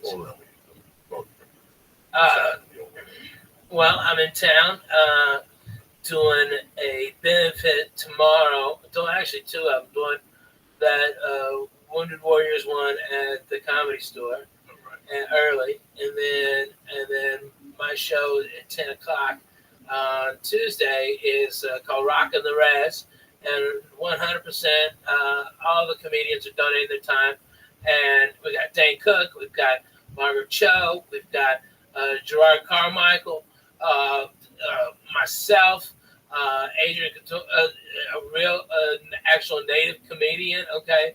All right, and all the money goes to pay for propane in North Dakota in these reservations where they're allowed to freeze, basically. Every year, people see their kids die, see their old people die.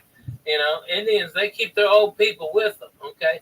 White folks ship them away, put them in a box, okay? Feed them them happy pills until they fucking die, you know? That's what happens. But Indians keep them close. And so every year people die, and this is keeping people warm who really need it. And so, I'm happy to donate my time. And I think it's going to be a fucking great show. Where you at this week? Oh, this weekend I'm in Oxnard. I'm at the new Levity Live in the mall, apparently. I don't know. I've never been there. It's brand spanking. I bet it is, man. They don't really fuck around, dude. Those guys, they kind of get their shit together. I mean, they're always phenomenal venues. And then when they make, like, everyone is like, let me top the last one. Okay? Like, fucking Irvine was fucking amazing when they redid it. Okay? You got umami burger in there. That's a fucking deadly cheeseburger, Jack. All right?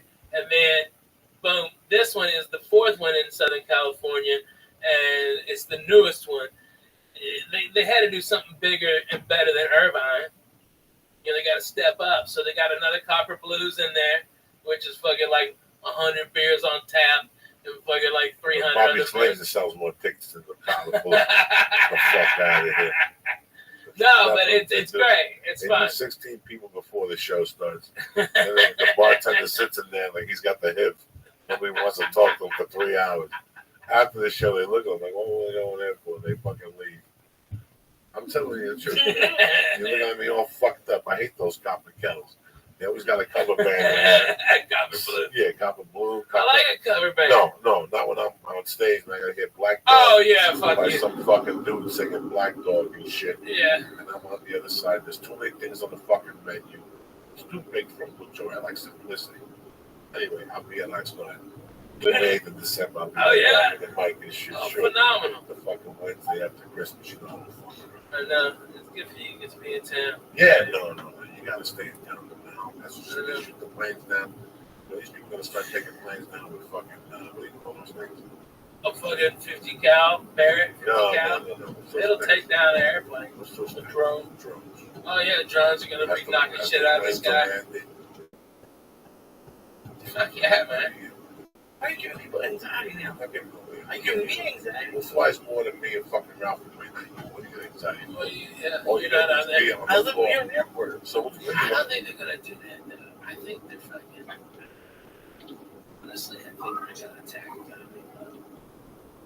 Yeah. And then, like, blasphemous assholes like us, Joe Rogan, somebody going to get shot. One of us is going to get shot on stage. Call him a shot. It's going to be horrific. I hope it's me, because at least I can take 42 9mm rounds to the torso without fucking stopping. I'll get over there to fucking Johnny Blow Up and fucking gut him with a Budweiser bottle. A hero.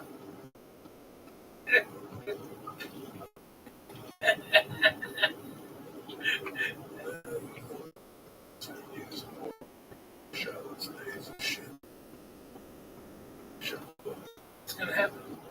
I'm telling you. God forbid, exactly. No, never. It's horrible. When are gonna people gonna start laughing at me?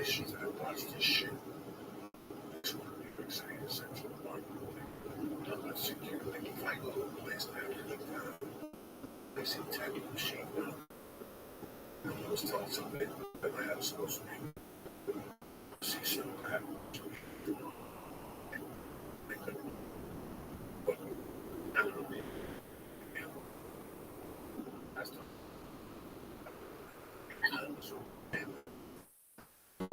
I was great. I gotta tell you something. It's my age. I don't know what's he doing. I haven't. Which I was crazy.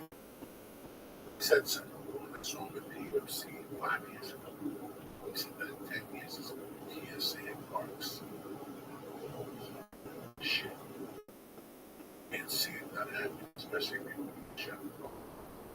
I'm a big one. Yeah, there are a lot of states. In Tennessee, there are. I'm sure there are. When I was working at the Manhattan Guards, like hired security or cops during the weekends. People were going to movie theaters when that kid shot the kid in fucking them. Yeah. So the sort of security. So what I'm trying to say, I mean, there's a bunch of realities involved here in life. Every time I sell the fucking plane, every time I sell the fucking plane, Right when I put my luggage up at the time, I said, I see all that. It's not right now. So I just really don't want to remain. You have to think that way when 2 months you prepare. Yeah.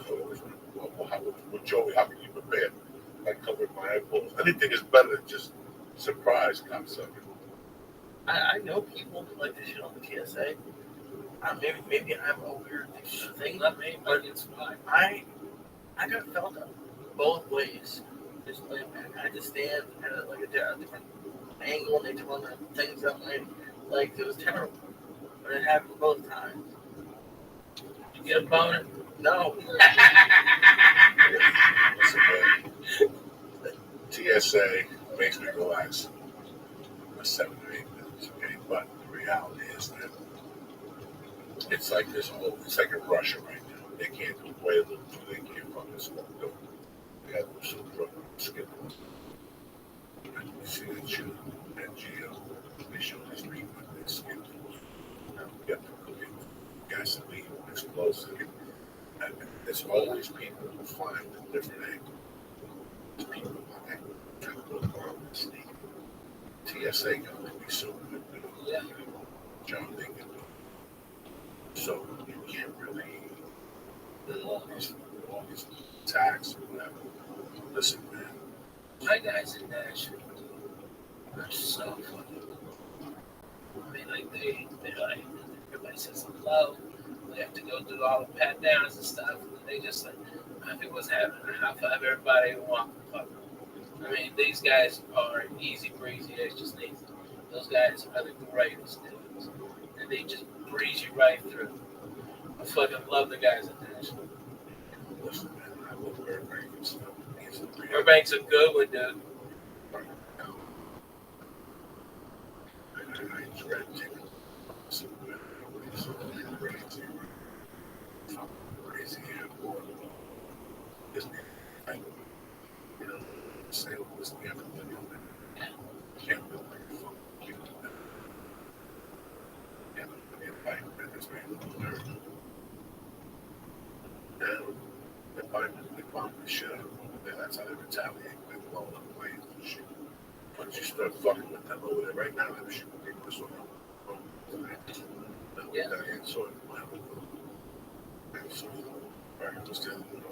You like Stephanopoulos? I hate He's the only substitute. I'll watch him. I'll watch Stephanopoulos. I like that guy. Every George Stephanopoulos. Yeah, I'll watch him. He's like something right now saying. Yeah, he was good. Let me give some fucking big shout out to my man. It's a great scene. The Lingus family in Chicago. Oh, amazing. I love you motherfuckers. The old man came out. He knows I love him. It was a great scene. Meet the Greek. It was a great scene. Josh. 10th motherfucking planet. He took us over the house and stuff. You know, I want to really thank the club. The management, the staff. They were great all week. I want to thank my man, Ramir Shaman, Fred Nasser, Post Lacrosto, Raymond Mann, Garrett LaHunga, Nikolai Zeppa, Sean Charles, Jason Jackson. I want to thank you boys down there in Austin, Crystal, my man, Bobby. And I'm excited to see my boy in motherfucking Las Vegas next week, Larry, a.k.a. the Toking motherfucking Lab, all next week at the South Point Casino with my man Larry. We'll be there Friday night, fucking lurking. Something.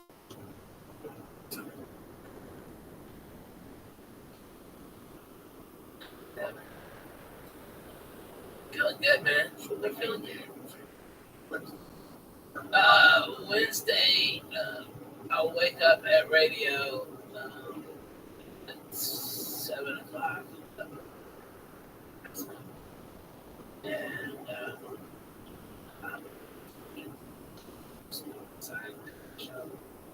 I really don't like the morning because I got that LASIK eye surgery and I have to wear sunglasses in the morning. Otherwise, it gives me a migraine headache now. It's one of those strengths. And I get a fucking bad headache and everything is because of that surgery.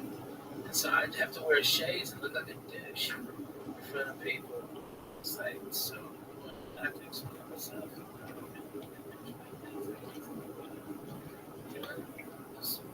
Does the LASIK work? Did it take? Yeah, man. You know, I've got great vision. I'm in 2010. When I got it done, I was 2020. The next day, I was 2015. The day after that, everything was healed up, and it was 2010. I think I'm like 40 something. I'm terrible. I can't see big either, so you know that. I don't know what happened. I can see little things. You know, this is.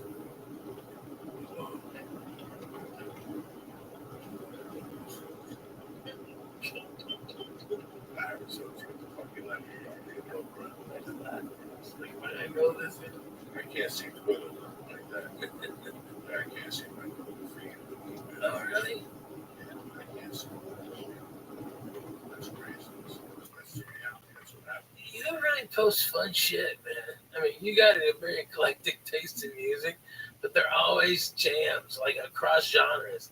You know, it's really fucking, you put out good vibes. I love it. But when I get up in the morning, man, I get up like everybody fucking else. Get up uncertain. Like, what the fuck is that?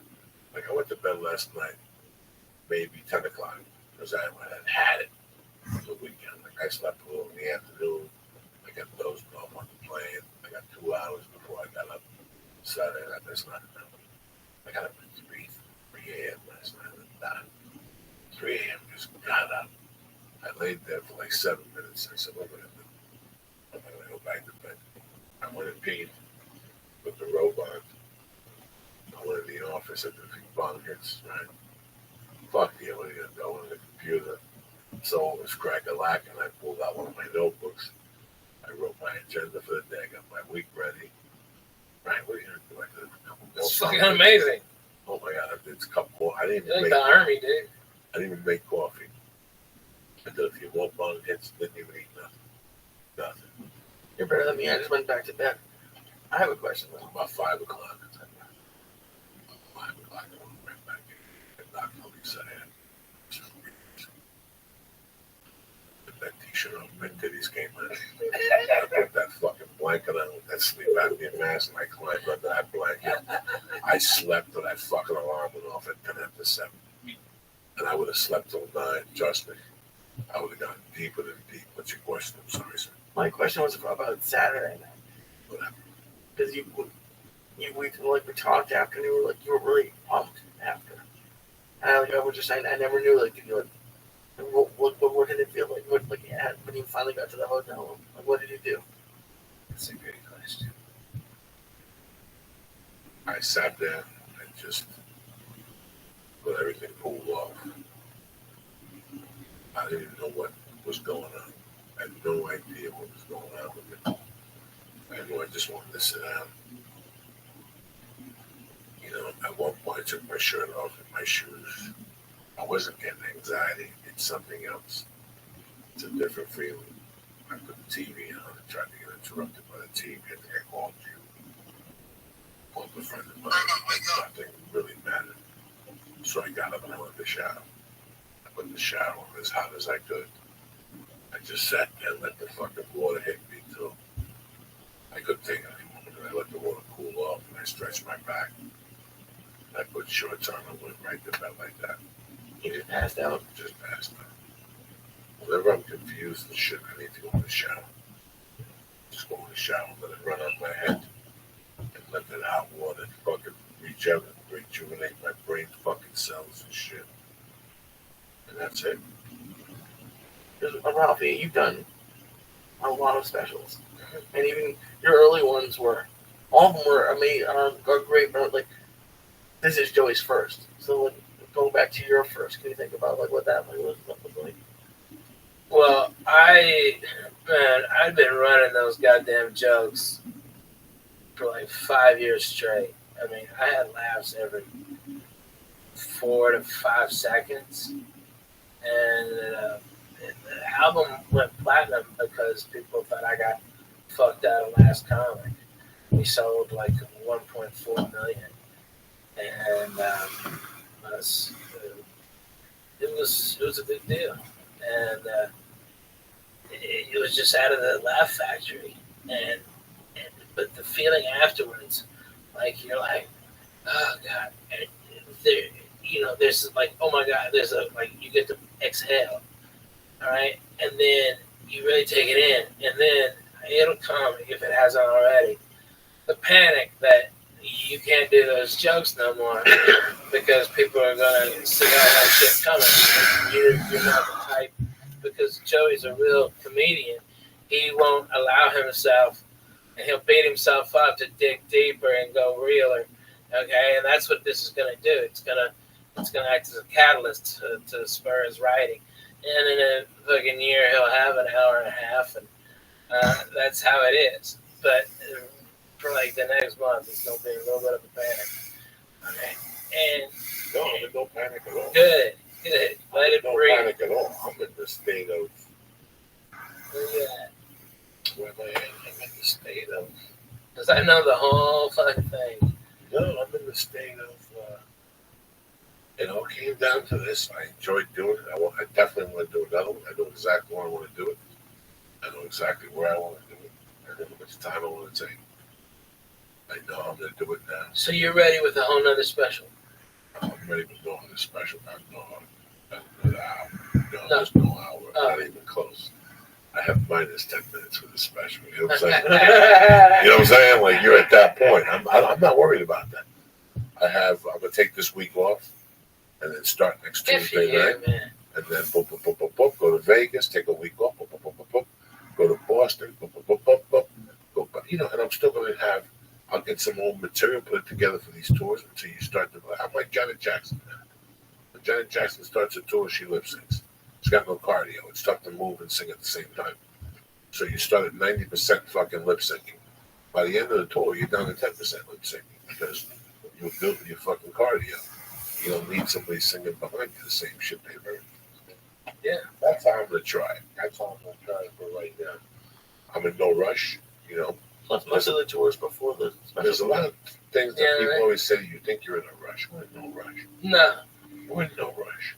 Not at our level. I mean, it's like I did my special and I was 11 years in, and I hit my first special, and 12 years in. Yeah, 12. And so when I hit, I knew what I was doing.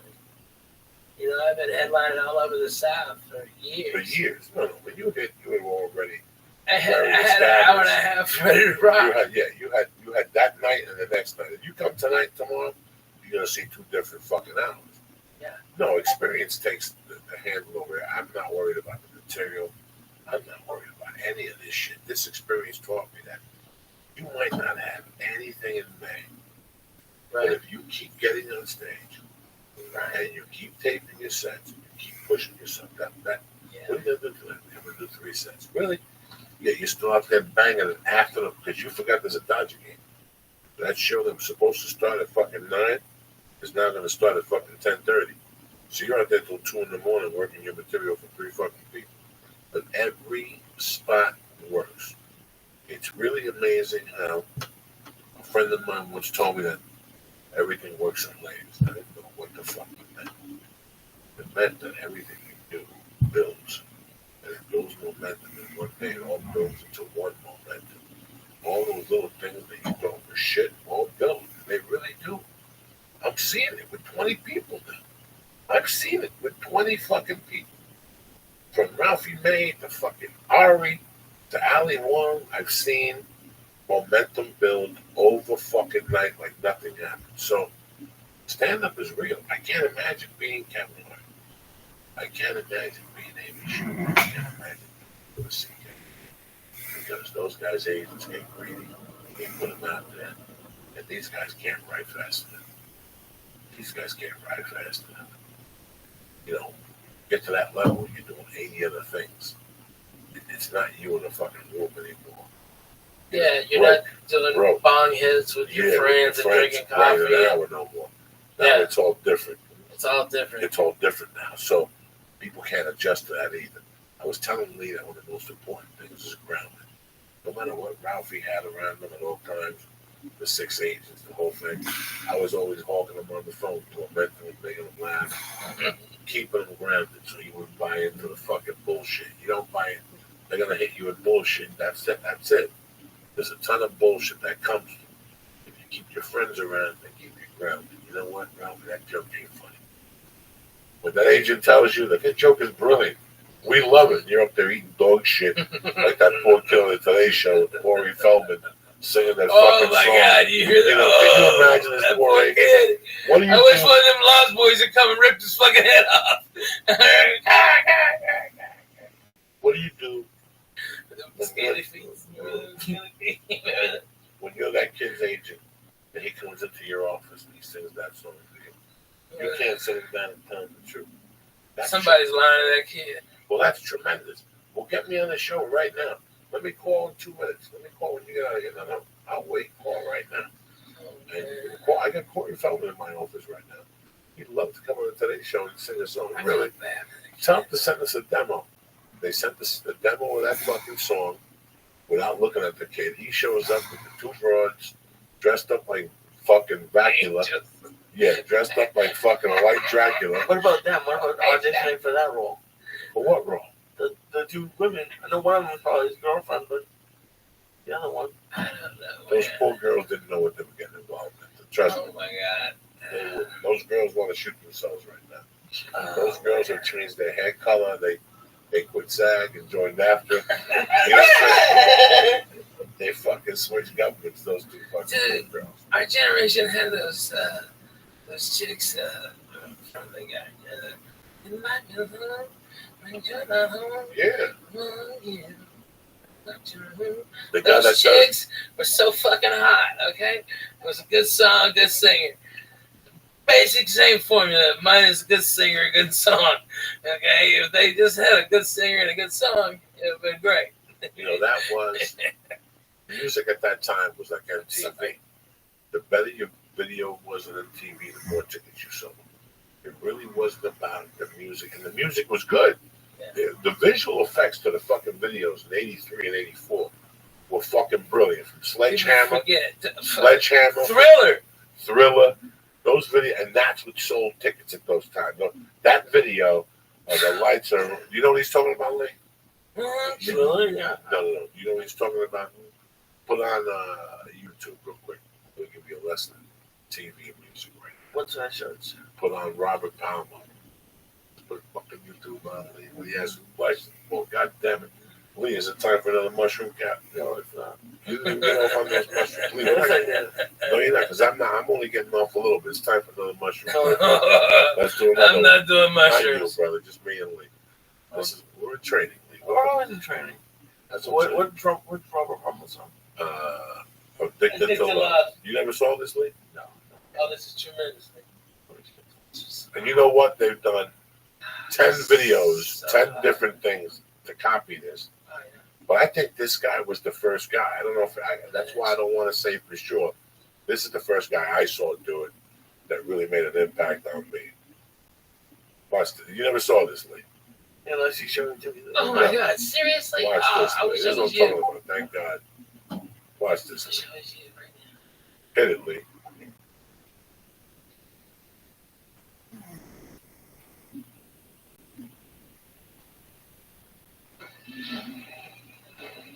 Watch the screen, Lee. Don't watch nothing else.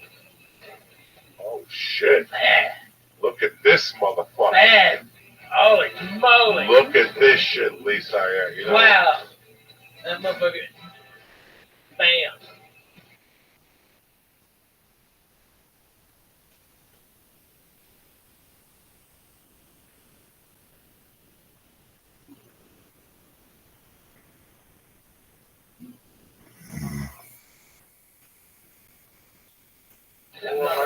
This is tremendous. This really is tremendous. And look at him. He's such a bad motherfucker. Bad motherfucker. This guy's a bad motherfucker. Listen to his sound. Nobody's got balls like that. Nobody's got a sound like that.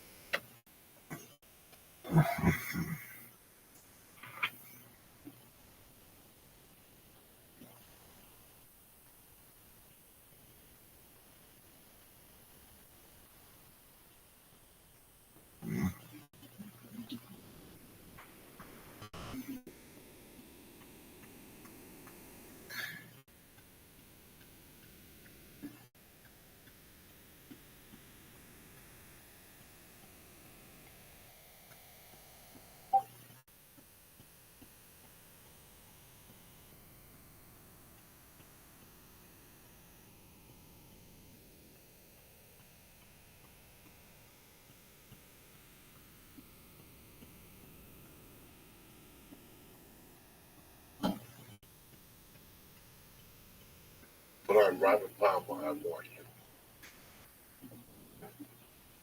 This is what you know this dude is dangerous. This guy is always dangerous. Nobody knows about this guy. Nobody remembers this guy because everybody thought he was a pop dude. This guy was a pop dude, but he went deep with some shit. Right there.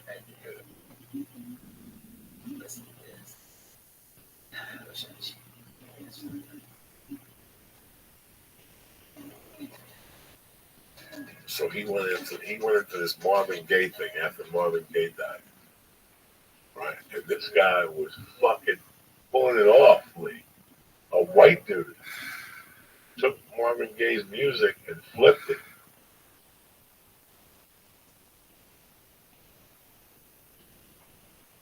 He flipped it, this dude. Nobody said dick because it was that good.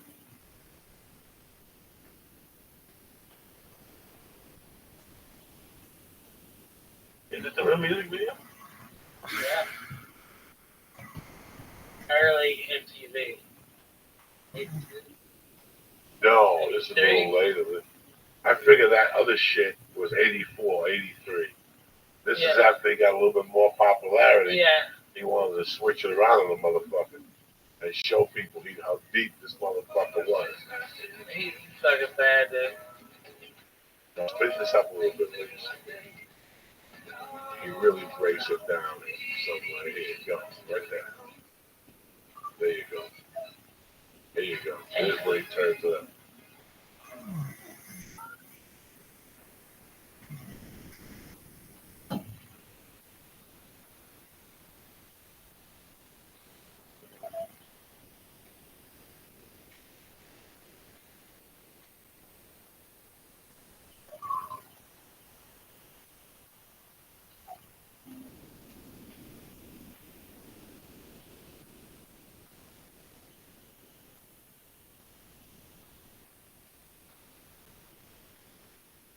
Kill that way. Damn.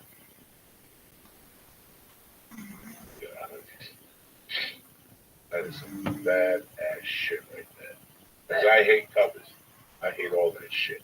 When I first heard this, I looked at him for a little while and I go, you better not be doing what I think you're doing. But he sounded so good and I watched an interview. I was like, you know what, man? This guy is a dangerous motherfucker. I like all this type of shit. Like my guy takes that thing and puts a spin on it. What's up, Lisa? Are you ready for another mushroom cap? I said, it's Monday night. It's the 17th of October. You got dick going on the 18th. Not anymore. I got nothing going on the 18th. Might as well. Let's do it. Did we finish all the animals? Oh, yeah, we have what? 1.5? 300. Tell me whatever. 350. Look at a bunch of cooking. 350. Gonna get a nice sleep though. Go sleep. You wake up, you think you got fucking two massages. It was a lot of fun. When I went back to the room, it was very, I felt I had done something. That's what I felt like. I had learned a different concept of comedy. I had never learned. I had never known, and I never really thought about it because I never thought I would shoot. You know what I'm saying?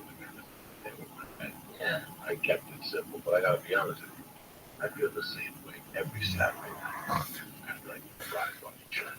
Really? Yeah, I'm done. I'm fucking done, man. Especially if I fuck around in the daytime and work out and stuff. And think I'm Tarzan on Saturday. We live to go for 30, 40 minutes when I go on that fucking stage and do shows. I'm not saying I'm Everything hurts. My whole body is electric. Sometimes I only got 4 hours, so I know the shower will fucking wake me up. I don't want to do that. But this week, that shower was one of the best showers I had. 2 weeks in a row, I had a great shower. Last week in Columbus, Ohio, I went to shower for so long, the fungi nail peeled it up. You know what I'm saying? The fucking fungi nail. Like a big ass dip size burrito. And it was the only week I didn't bring my tools with me. But it gets fucking soft like that. You have tools? Oh, I have this whole. I have the comb. I got the comb. I got the fucking little eyebrow cutter. I got a scissor for your nose hair. But then you got on the other side, you got like a fucking. You got a needle to mend the fucking like a button. I got one of those in there. That needle works for everything.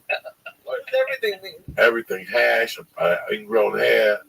That can work on stitches. Anything. Anything goes with that.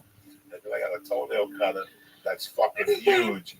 I can cut a gorilla's fucking toenail with it. Right? I got that. And then next to it is like a chisel. So you pick up the nail and you go in there deep and you chisel that fungi out. It looks like fucking. It looks like fungus and blue cheese put together. And when it gets wet, you cut the nail in holes. It's tremendous. It's a shout out to Buffalo. What's the matter, Lee? You look a little dizzy. I'll get a little vomit in my mouth. I see it. What's up, Lee? Ingesting all this information. Oh my God. Want another mushroom cap? Not really, to be honest, I will. All right, let's do it. Fucking Monday night. This is 17th of October. There ain't nothing going on. Okay. I was supposed to have something at 11, but it's not going to happen. So I'm just going to fucking do my thing. Yeah. I don't bother nobody. Right. You look good, Lee. We had a nice time this week. Oh, my God. You learned a lot. Congratulations to you both. Yeah. That's nice right. to Joey. Like I said, nah, you too. Like I said, man, it's a pleasure to see your growth. You know, I was always happy about all your success. You know, you see all these guys that you all came up with, and everybody rates success differently. You know what I'm saying? Listen, man, I don't want to sit in the fucking outside. You know us, man. We've been stoned 82 hours a day. The last thing we want is human contact. You know what I'm saying? I don't want fucking TMZ ever to question me about something. I don't want to be one of those guys, man. I just want to be a dirty Man, I get that shit so much, I just want a dirty comedian. That's it. I don't want nobody to even know I exist. I would never want to be an Amy Shooter's shoes, God forbid. I would never want to be able to see everybody gets so critical of you. Oh, I You know. can't be a comedian anymore when you get to that part Yeah, of comedy. man. Because you It's can't too rough. develop it anymore. It's too rough. No, it's too rough because look at people get affected about AIDS. Oh, everything. So it's too rough to even go there. So you don't want to be in that particular spotlight. If you're going to be in that spotlight, you have to have 3 writers that write, material that's that's great. Policy friendly. I'd rather shoot myself in the fucking head. Next topic. What else, cocksucker? Talk to me. You smoking weed? What's going on? You doing jumping jacks over there, Lisa? Ready for another mushroom? I found some acid hidden under one of the albums and shit. A half a piece. Can you imagine? Oh my God. We can break our own record time, Lee. Leave me out of this, We got these green stars, Oh my too. God. All right, Lee. I'll take a green The star. sofa is a safety safe, okay? Lee knows all Lee, about that okay? fucking sofa. If you feel anything weird, okay, Lee, go to the safety safe, Lee knows okay, all Lee? about the sofa. Lee Just is write it out, okay? Lee's Write it my in main like dog. 3 hours. Lee knows all about the You want to take a shower, take a big old shit. I'm telling you, Lee That's knows, how it goes. Lee knows all about the sofa. Lee has Yeah. been on that sofa a couple times. He's a soldier. Leave my little Lee alone. I love it. He goes, when does Yom Kippur finish? I think it's over. It's over. That's it. Is What's it? the next big Jewish holiday? Hanukkah, maybe? I don't know. Maybe there's something in between that people need. Letting people know. Oh, we always got to get one more. Well, we got Halloween. What are you going to be for Halloween? I'm going to be in Nashville. Nashville. Yeah. You're not doing comedy on Nashville? No. What are you going to do for Halloween? Fuck that. I'm going to hand out real size candy bars. Everybody comes to that. Real size. Well, those fun size candy bars? Yeah. There's those nothing size. fun about them. I No, mean, there's you just not. get started and they're done. Fuck that. I give whole candy bars. I go to Sam's and get fucking cases. You know, man, you might have Sit a out point there there. and fucking just boom. Here you go. Here you go. Because when you open up a real candy bar, you know where you stand. Right? Where you Like, I appreciate children. You know, don't toilet paper in my house. You know what I mean? I'm your man. Okay, we're down. Okay, you know, you pay the neighborhood. It saves the way picket fence from getting fucked up. Okay, you know what I mean? Just pay it forward a little bit. Okay, their mom will come up. I'll hand them 3. Well, which one you like, Reese? Okay, well, Snickers is bomb too.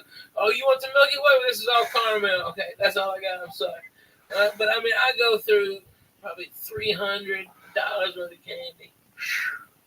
But it just, I mean, kids just light up, and I get toys and stuff. Yeah, this now that you they but I buy the plain size ones. But you're right. When you have the little fucking things, what happens is, like me this week with the Butterfingers. I just wanted the Butterfinger. Next thing you know, I was eating 22 of them, which meant I ate 3 of those life-size ones. If I would have just stayed the life-size one, I know where I stand. All right, that's it. I'm good to go. You know me, I have to control the fucking savage. I could say, fuck it, that's it. I had a few of those Butterfingers too. I saw those. You were tearing shit up this weekend. I was not tearing shit up, which I'm proud of you. I'm proud. Listen, you know me, dog. I ain't no Slim Jim. I don't give a fuck. I want you to be healthy. But don't sit there, look me in the fucking eyeball and go, I don't know who ate these 2 pizzas. I didn't eat no pizza that day. 2 pizzas disappeared. No, yeah, there was 3 of us, 2 pizzas. I was on stage for 2 hours. I come back, he's sitting there with a big grin on his face, happy as fuck. No, there were veggie pizzas. There was no veggie pizza. They were all veggie back then. No, please, I'll strangle you. I was eating them. They were not veggie. I wasn't. They were cheese and prosciutto. Not backstage. Right? What backstage? In the green room. In the green room, there was prosciutto, arugula. No, when I got back there. It was me, you, and Willie. Ask Willie. When I got back there, I had no pizza. It was just veggie. Ask Willie. Get Willie on the phone. Wait a second. When I got back there, there was 2 slices of pizza because I ate one of them. Lee, stop. You're insulting my intelligence. Get Willie on the phone. I wasn't in the state, folks. He's saying the back room. There's no back room. There was no nothing.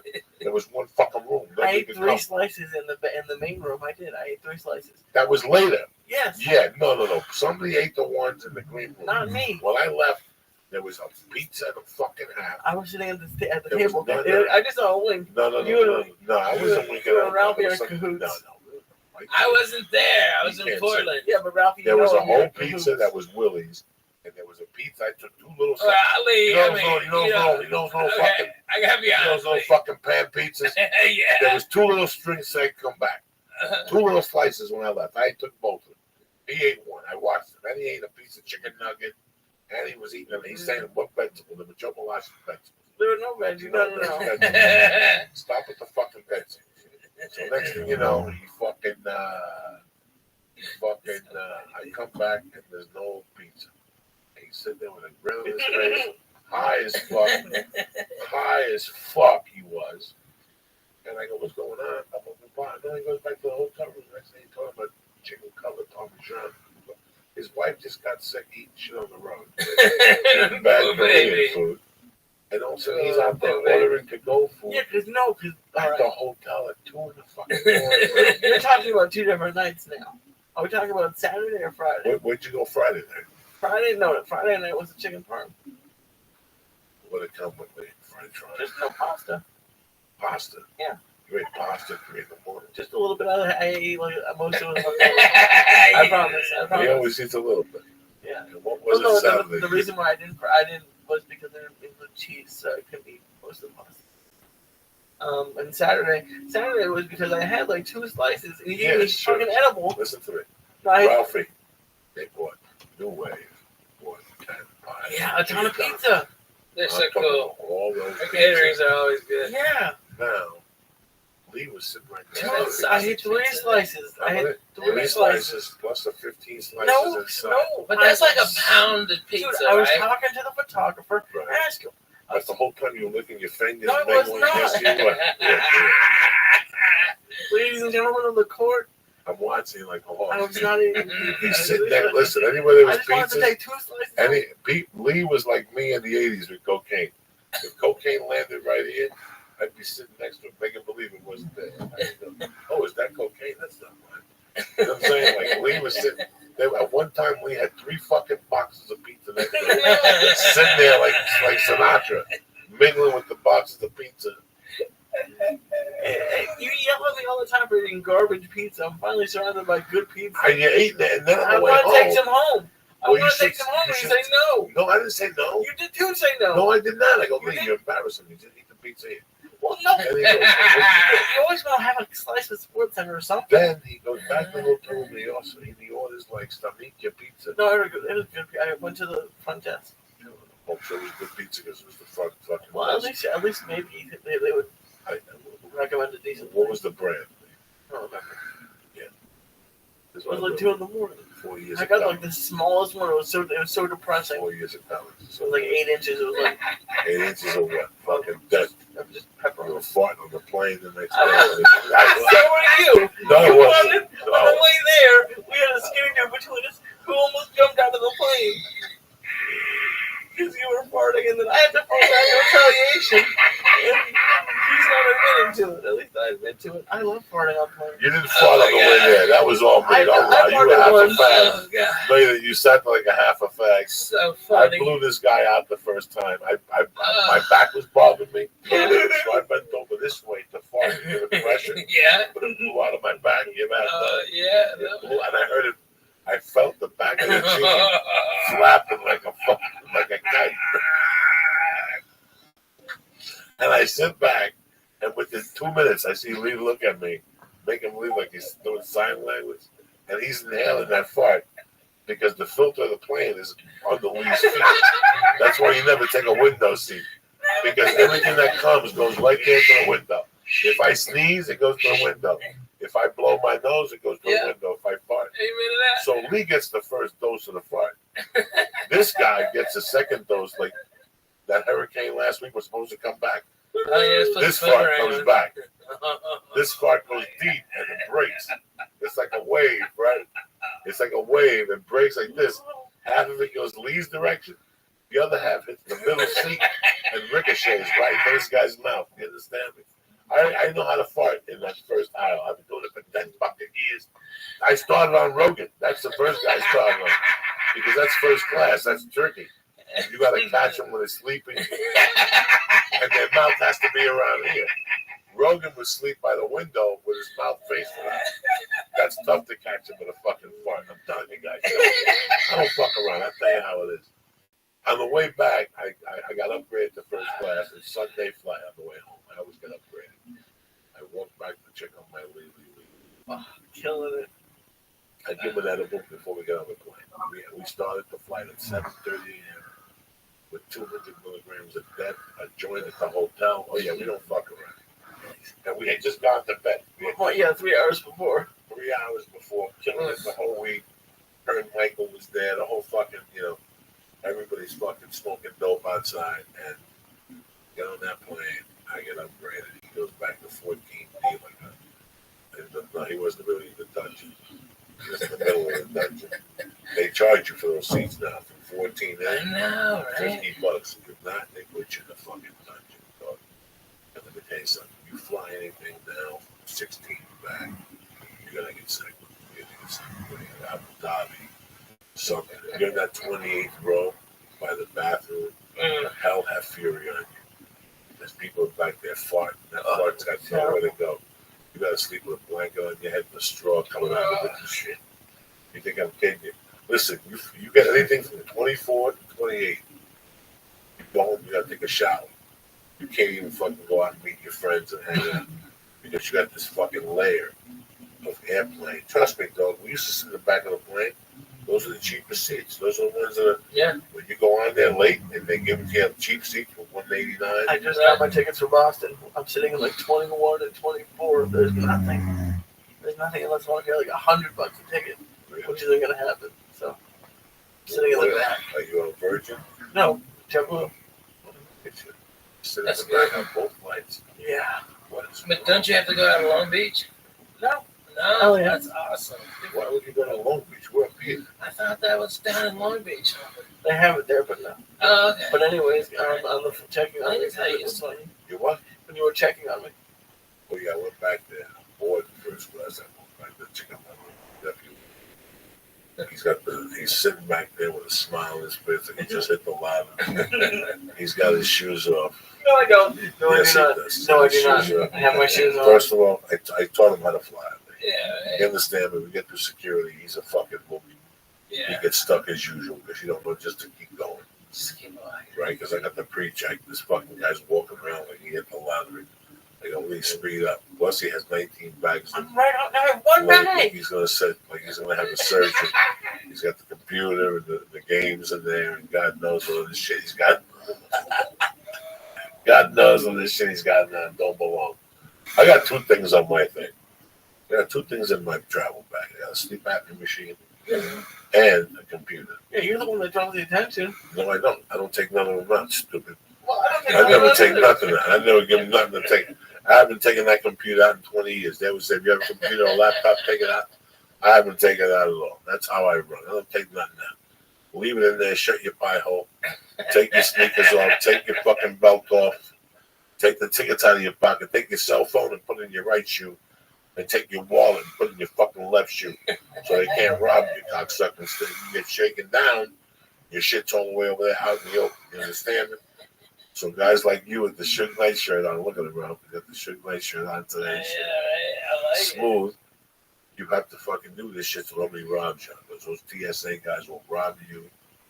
Really? Oh my God, your wallet will go missing. And you have to run the tape. They'll get rid of the tape. It's a conspiracy. It's like the Trump keeps saying, the media. It's like, fuck that. Oh my God. So, we get to the airport. I leave him there. I was going to wait for him. I go, what would he rather have? We wait for him. Nice breakfast, wait for him. He fucking goes through security. It takes him an hour. They search him. They bring the fucking bug, the dog. They brought the donkey. Everybody's sniffing. I go to that fucking macaroni grill. I get him a nice sausage platter with eggs and potatoes and sausages.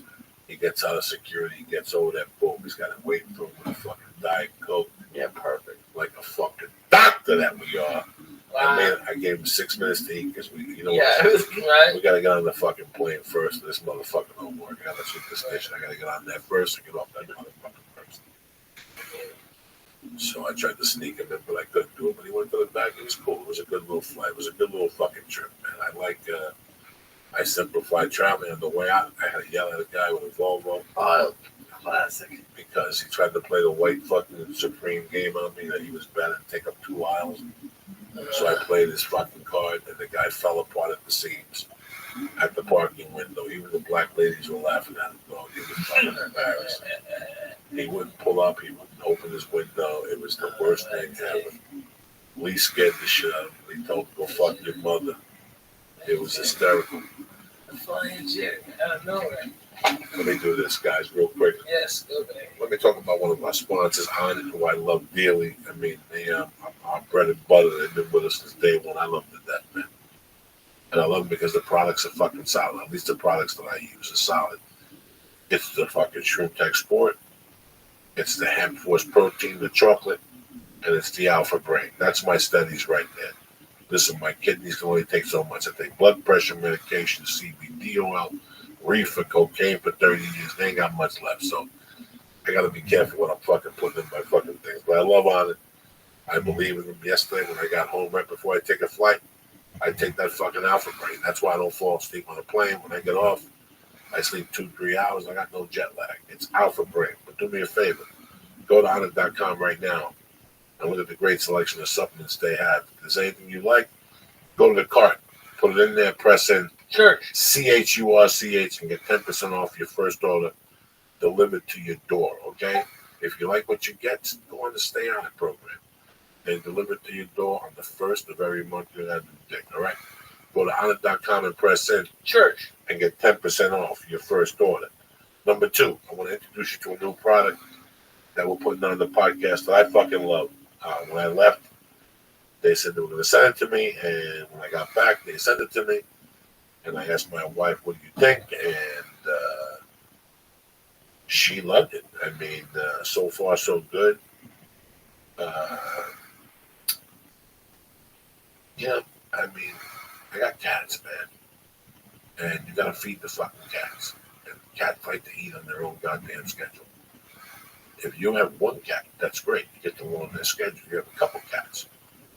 That ruins it, okay? That ruins it because you don't know what you're eating. So sometimes you might feed, you think Frisky's eating, and Frisky's really not eating. It's fucking Lulu that's eating everything. So every time you put a thing out, Frisky don't eat. So Lulu eat all 6 fucking times, and meanwhile for 2 days, Frisky looks like that fucking cat with flies on him in Africa, like he's fucking hungry and shit. So do you ever wonder if you're overfeeding your pet? Sure, studies show feeding your pet the right amount every day will help them live longer. But how do you know you're feeding your pet the right amount of food every day? You know? I mean, this is one way. Introducing the PetNet Smart Feeder, the new smartphone controlled automatic pet feeder that personalizes your pet's daily calorie intake using their age, weight, activity level, and food type. With the PetNet app, you can schedule and monitor your pet's meals from your smartphone. Do you get me? Are you listening to me? Meaning your pet is always fed even when you're running a little late, okay? Stop worrying about feeding your pet the wrong amount of food every day. The PetNet Smart Feeder will feed the healthiest portions at the right time every day automatically. Listen, we all love our pets. The PetNet Smart Feeder is the best way for you to make sure you're feeding them the right amount every single day. But these things are popular, and since the PetNet Smart Feeder is produced in a limited quantity each month, you need to get yours before they sell out. At petnet.com/Joey today. Plus, you'll get free shipping also. Listen, I'm going to test it again this week because I just got back on Sunday. I saw it was there. I asked my wife what she thought. She loves the whole phone control thing. That's the money.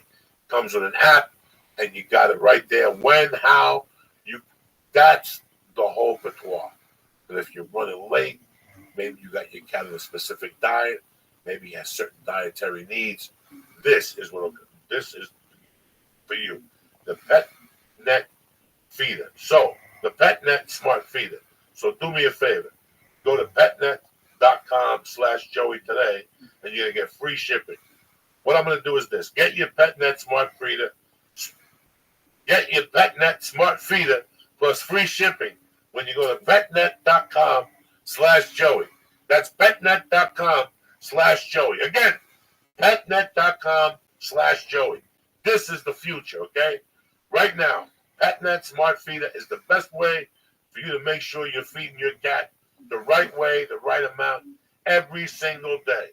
So again, get your the PetNet Smart Feeder plus free shipping when you go to petnet.com/Joey.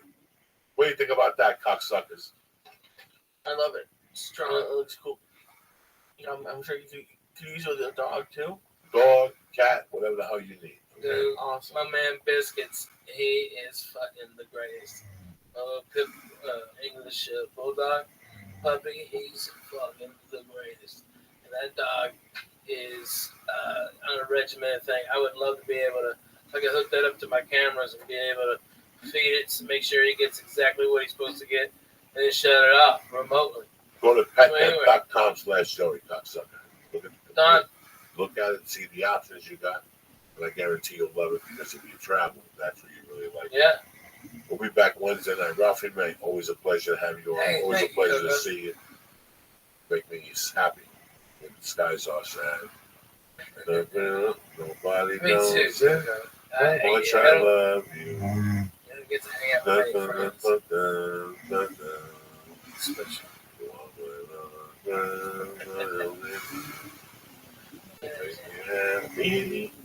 That's a great.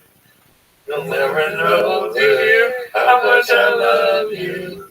Please don't take your sunshine away.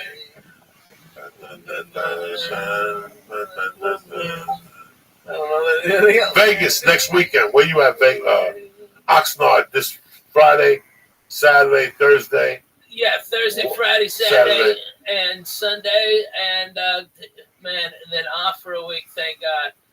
I mean, I've been on Where you going? eight state run so far. We got unit atrocities today. Come on, exactly. It's easy when Nobody you got a knows bus. how much I love you. I'll take your sunshine away. Hit that music concert. Tuesday, I'm at the Improv, 10 o'clock. Okay, for helping Native Americans get propane and keep people alive in North Dakota. I swear to God, it's a great cause. They're nice people. All right, you don't deserve that shit. I remember we used to have fucking holes in the walls that weren't the windows. You know, it was fucking times. Nobody knows how much I love you. You'll take your sunshine away. Hit it, Lisa. Come on, Lee. Fuck yeah. Damn it, Lee.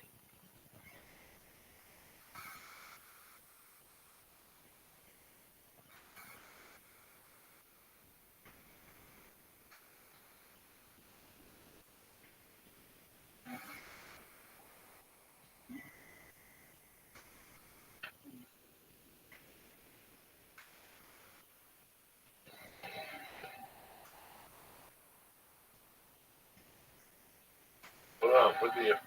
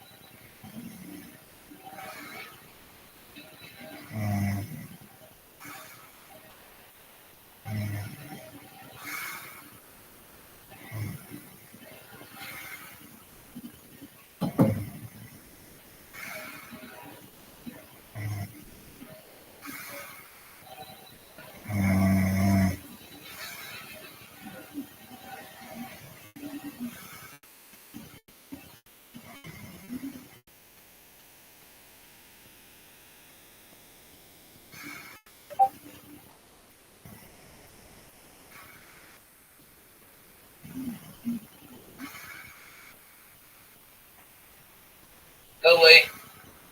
The Church of What's Happening Now is presented by Honor. This show is brought to you by MeUndies. MeUndies are the perfect gift for you and your Valentine's this holiday, and they come in limited edition prints, and even better, for a limited time, our listeners can get a 20% discount off of their first order, and shipping is always free in the U.S. and Canada. You have to go to MeUndies.com/Joey. That's MeUndies.com/Joey.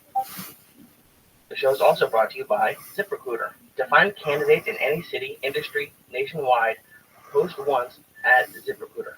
Right now, our listeners can go to ZipRecruiter and post for free when you go to ZipRecruiter.com/church. That's ZipRecruiter.com/church. Kick that mule, Lee. It's Monday, bitches.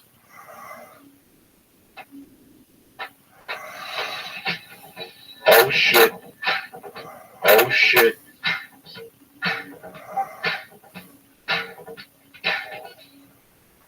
Monday, January 23rd. The Church of What's Happening Now. You're here.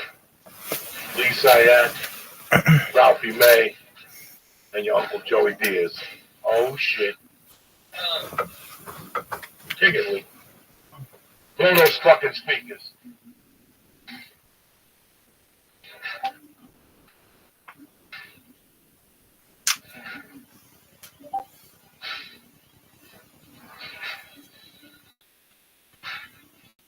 Oh shit, here we go, cocksuckers. Steal grandma's Valiums. We're going. What's happening, you bad motherfuckers? Monday, it's Tuesday by the time you listen. Hope you're having a great fucking day. Uncle Joey, Ralphie May. Hey, everybody. Before we get the podcast started, I gotta apologize for Wednesday night. Mike Kessler was on here. I love him to death and everything. He's my uncle. He was at my wedding. I love him to death, but Jesus fucking Christ. Before he came on the podcast, his retarded fucking daughter told him not to use his last name. There's something going on. She's suing somebody for poisoning her. So she's seeing fucking DEA agents in front of her house. This poor kid was always fucking retarded. Okay? She worked at a restaurant. She was dating a dude for 9 years. Also, one day she comes home and she's fucking a lesbian. Just like that. No fucking training. Nothing. She just becomes a fucking lesbian right there. You know there's a fucking problem right there. I don't say nothing. I keep it to myself, okay? She gets a dog with this ugly fucking lesbo. They get a house, then the lesbo beats her up. Domestic violence. Who the fuck? Because she's a fucking nut. Then she went back to Dick, then back to, she's worse than Ellen's old wife. Remember the chick? Oh, yeah, the that Donnie boy. Brasco? And then she went and had 2 kids, and now nothing. No more lesbian, no more LGBTQ community. That's how quick these motherfuckers change in LA. They go from LGBT to BLT. Yeah, for the BLT. So now he comes on the show, and every question I ask him, he says he thinks it's like the Godfather too. He's under questioning by Congress. I did not remember that certain fucking thing. Mr. Senator, you owe my client an apology. On the fucking podcast, I launched into him. Then his fucking retarded wife called me. What did you give Mike? 70 years old. Mike did heroin for 30 fucking years. A fucking edibles. Not going to put it there. First of all, that guy's one of those guys. I love Mike. He's my uncle. But he's one of those guys that hasn't stopped since he got back. You know what that means? He's always got something in his pocket. Yeah. He may not be doing blow, but he may have fentanyl, that shit Michael Jackson drank. Or he may have Vicodin. Or he may have, he's just one of those dudes since I've known him. Or he might have weed, or he might, but he's always got. Yeah. So, like, I told her, when she called me back again, then I go, listen, he's fine. He's fine. He's going to be fine. He just ate fucking 200 milligrams. Just let him sleep it up. She goes, he doesn't know where he is. I go, you know, God knows what's in this fucking city. Yeah. But I go, you were his wife for 30 years, and you're another fucking retard calling me at 2 in the morning. I thought they were going to take him to the hospital. Oh, my God. What a pussy. But no, he's fine. He woke up, and 2 days later, he called me apologizing. He was staying at the Marriott because the retarded daughter, the older one, fucking kept hearing Martians and people with the Oh, my God. You know, crazy. There's a thin line between mental health and, like, fucking, you can see it. Like, I'm just fucking crazy and I do drugs. Right. But the mental health issues, they come. I feel it from time to time. Last time I went up at the end of 7-Eleven because he wanted to charge me 10 cents for a fuking bag. I'm in there every fucking day. I'm in there every day. And they don't. And they always give me a bag. Last night, this particular fucking doc gave me like the evil eye and then charged me 10 cents. I fucking went off on him. I threw $1 at him. I go, here's $1, you fuck. I go, I'm family in the 7-Eleven. I've stopped burglaries in here. This is one of the only 7-Elevens in the country I don't shoplift. Wow. I don't even shoplift. I never shoplift at the 7-Eleven. You don't shit in your factory out there right there. They're good people. Yeah. Family at the 7-Eleven. Yeah. It's not the ISIS 7-Eleven on Chandler and Laurel Canyon. I went there today, dog. That's straight up ISIS. That's ISIS is I all wouldn't up in eat there. that motherfucker because they're poisoning you. They're poisoning you with like that gas. They're trying shit out on you. That hot dog will blow up. Yeah, I don't fuck with that. Yeah, I had to drive my friend there today. I was with that dude. When the taquito is ticking, you know what I mean? I hate that shit. So yeah, I'm very sorry about the podcast last week, guys. You know, it was never my intention. I had to sit here and talk with myself with Lee, and he kept sitting there. He didn't know where he was. He was tapping on the table. That is He so was swallowing overrated. his nose. He was fucking doing everything to irritate the shit out of me. But anyway, now that's off my chest. How are you, cocksuckers? It's a beautiful fucking Tuesday. Ralphie May, what up? Hey, baby, it's so great to be here, part of the church. I love it. You got the new Pope, Coco Boom Boom Diaz. Where's the package? Look at Lee. Lee's I got Cardinal Lee Sayat, the only Jew. Look at him. I know he's back. I think. Fuck. Yeah, Got the shine eyes. when you start me off with, I don't know how, whatever thousands of milligrams you gave me, like it got to the point where the nice lady at the store that we go to told me I need to take a tolerance break. She told me. I've seen her so much that she's like, the blonde, the skinny one. She's very nice. I think her name is like Sky or cute. Oh, Sky. With the black, she's blonde over black hair, real cute. Yeah, I think. Everyone over there is great, but she's like, because I went in there and I even told you, I was like, I asked for something new, and she's like, well, you've tried everything. I'm like, no, there has to be something like new that's more than 50 milligrams, and there's literally like I walked around the store 3 times, and there's nothing that you haven't given me, and there's nothing. There's nothing strong enough in weed stores now. Like I have to poison myself with 2,000 milligrams to get anywhere near stoned anymore. Like Isn't it great? Yeah, no doubt. Very fortunate. Now you're bulletproof, That's Lee. right, you're bulletproof. They I mean, can't fuck with you. They can't stop. What if one of those dirty Russian cocksuckers tried to put something in you? You'd be like, go fuck yourself, you truth, Sarah. Yeah. I'm fucking Lee, I've the been telling you flying that for Jew years. Sayat. Now, when ISIS comes, they're gonna poison these people, and you're gonna be the only one standing. Everybody Yeah. else is gonna be on the floor. All these other Jews are going to be Puking and weak. shit. Not You'll, you, you'll, Lee. you'll be in training. We're You're in strong. training. is that why you go to multiple stores? Like, is that? Like, Yes. That's just they don't know what you're doing. We're doomsday preppers. Well, Ralphie, I've only heard stories about you. I think it's like from Ari and then from Joey about like you had like before mason jars were cool. You had like a pint mason, like a gallon mason jar of just weed on the table. On the table. On the table. I still got it. Where was that place at? It That was was close to Pico. Yeah. Off Pico. The Yeah. first place you moved to was where Sean Rouse was living with you. Yeah. He had a fucking container in the fucking middle. It was a pound of weed. It was fucking awesome. It was huge. It was one of He those would big go ass. to that place on Mondays and turn out their lights. Turn out the lights. 3 ounces of this, 4 ounces. They would sit there and go, "What the fuck are you doing with this?" I know. And the truth is that most of it I gave it away. I gave it away. The clubs tell me, like the waiters, when I Yeah. get there, the waiters are going, "Shut up with these fucking cheaper Jews." Yeah, and I think it's just the coolest thing to do, you know? I mean, the first time my buddy Ari Shafir, of course, you know Ari, right? You know Ari, right? Absolutely, yeah. Okay, Ari, first time he ever saw an ounce of weed, I handed it to him. Here, Ari, you're hilarious. I love you. Here, try this weed. You know? That we were the first. I mean, in my generation, He couldn't believe it. in comics, I mean, in 2003 or 2004, I was the first one to start making some money, and that was a stoner, you know? So it was like, fuck, we're all going. We're all partying, okay? We're all partying. Coco, take this. Try this. All right? And you know what? Joey is a guy that will eat a girl's pussy while melting a coke rock on her clit and then reach into her pocketbook and get hundreds, okay? All right, and mad that he only pulls out ones and fives, okay? All right, he's mad till he gets that 100. Then oh, she came. I'm out of here, right? But when it came to taking weed from me, I had to force it to him. You had to force it to him. You did not. Your pride. You're like, I can buy my own weed. I know you can, but here, take this and this and this. Oh my God. That's OG. I missed that shit. Me too, man. 35%. Damn, that was good. I really missed that fucking refund. That was I good saw him a refund. few months ago, man. Yeah. He married that girl. Yeah, he had long hair and he was doing his thing. Yeah. I said he closed it down.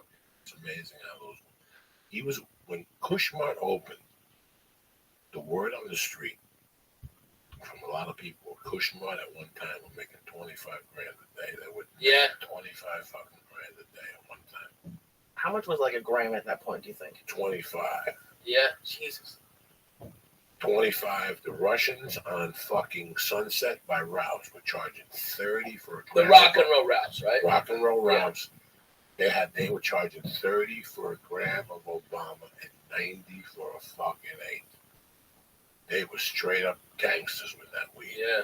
That place, what was that place that we used to go to, the pharmacy? Yeah, but it was the West Hollywood Collective. No, something we like used that. to go to a pharmacy for a while. When we Oh, bought the yeah, shit, the pharmacy with the F. when you bought tickets for us to go see Clemens pitch, and it was 1,000 degrees in August. Yeah. Against the Dodgers, Ralphie bought a bag of edibles at the other place because the pharmacy had like ice cream and they were going on a limb, Italian ice. Yeah. But the other place next to the breakfast joint that we used to go to there, by Whiskey and Go-Go. Yeah, that down place there. with the black chick, the hot, skinny Oh black my girl. God. Yeah, she was fine. They used to have cakes in there, Lee.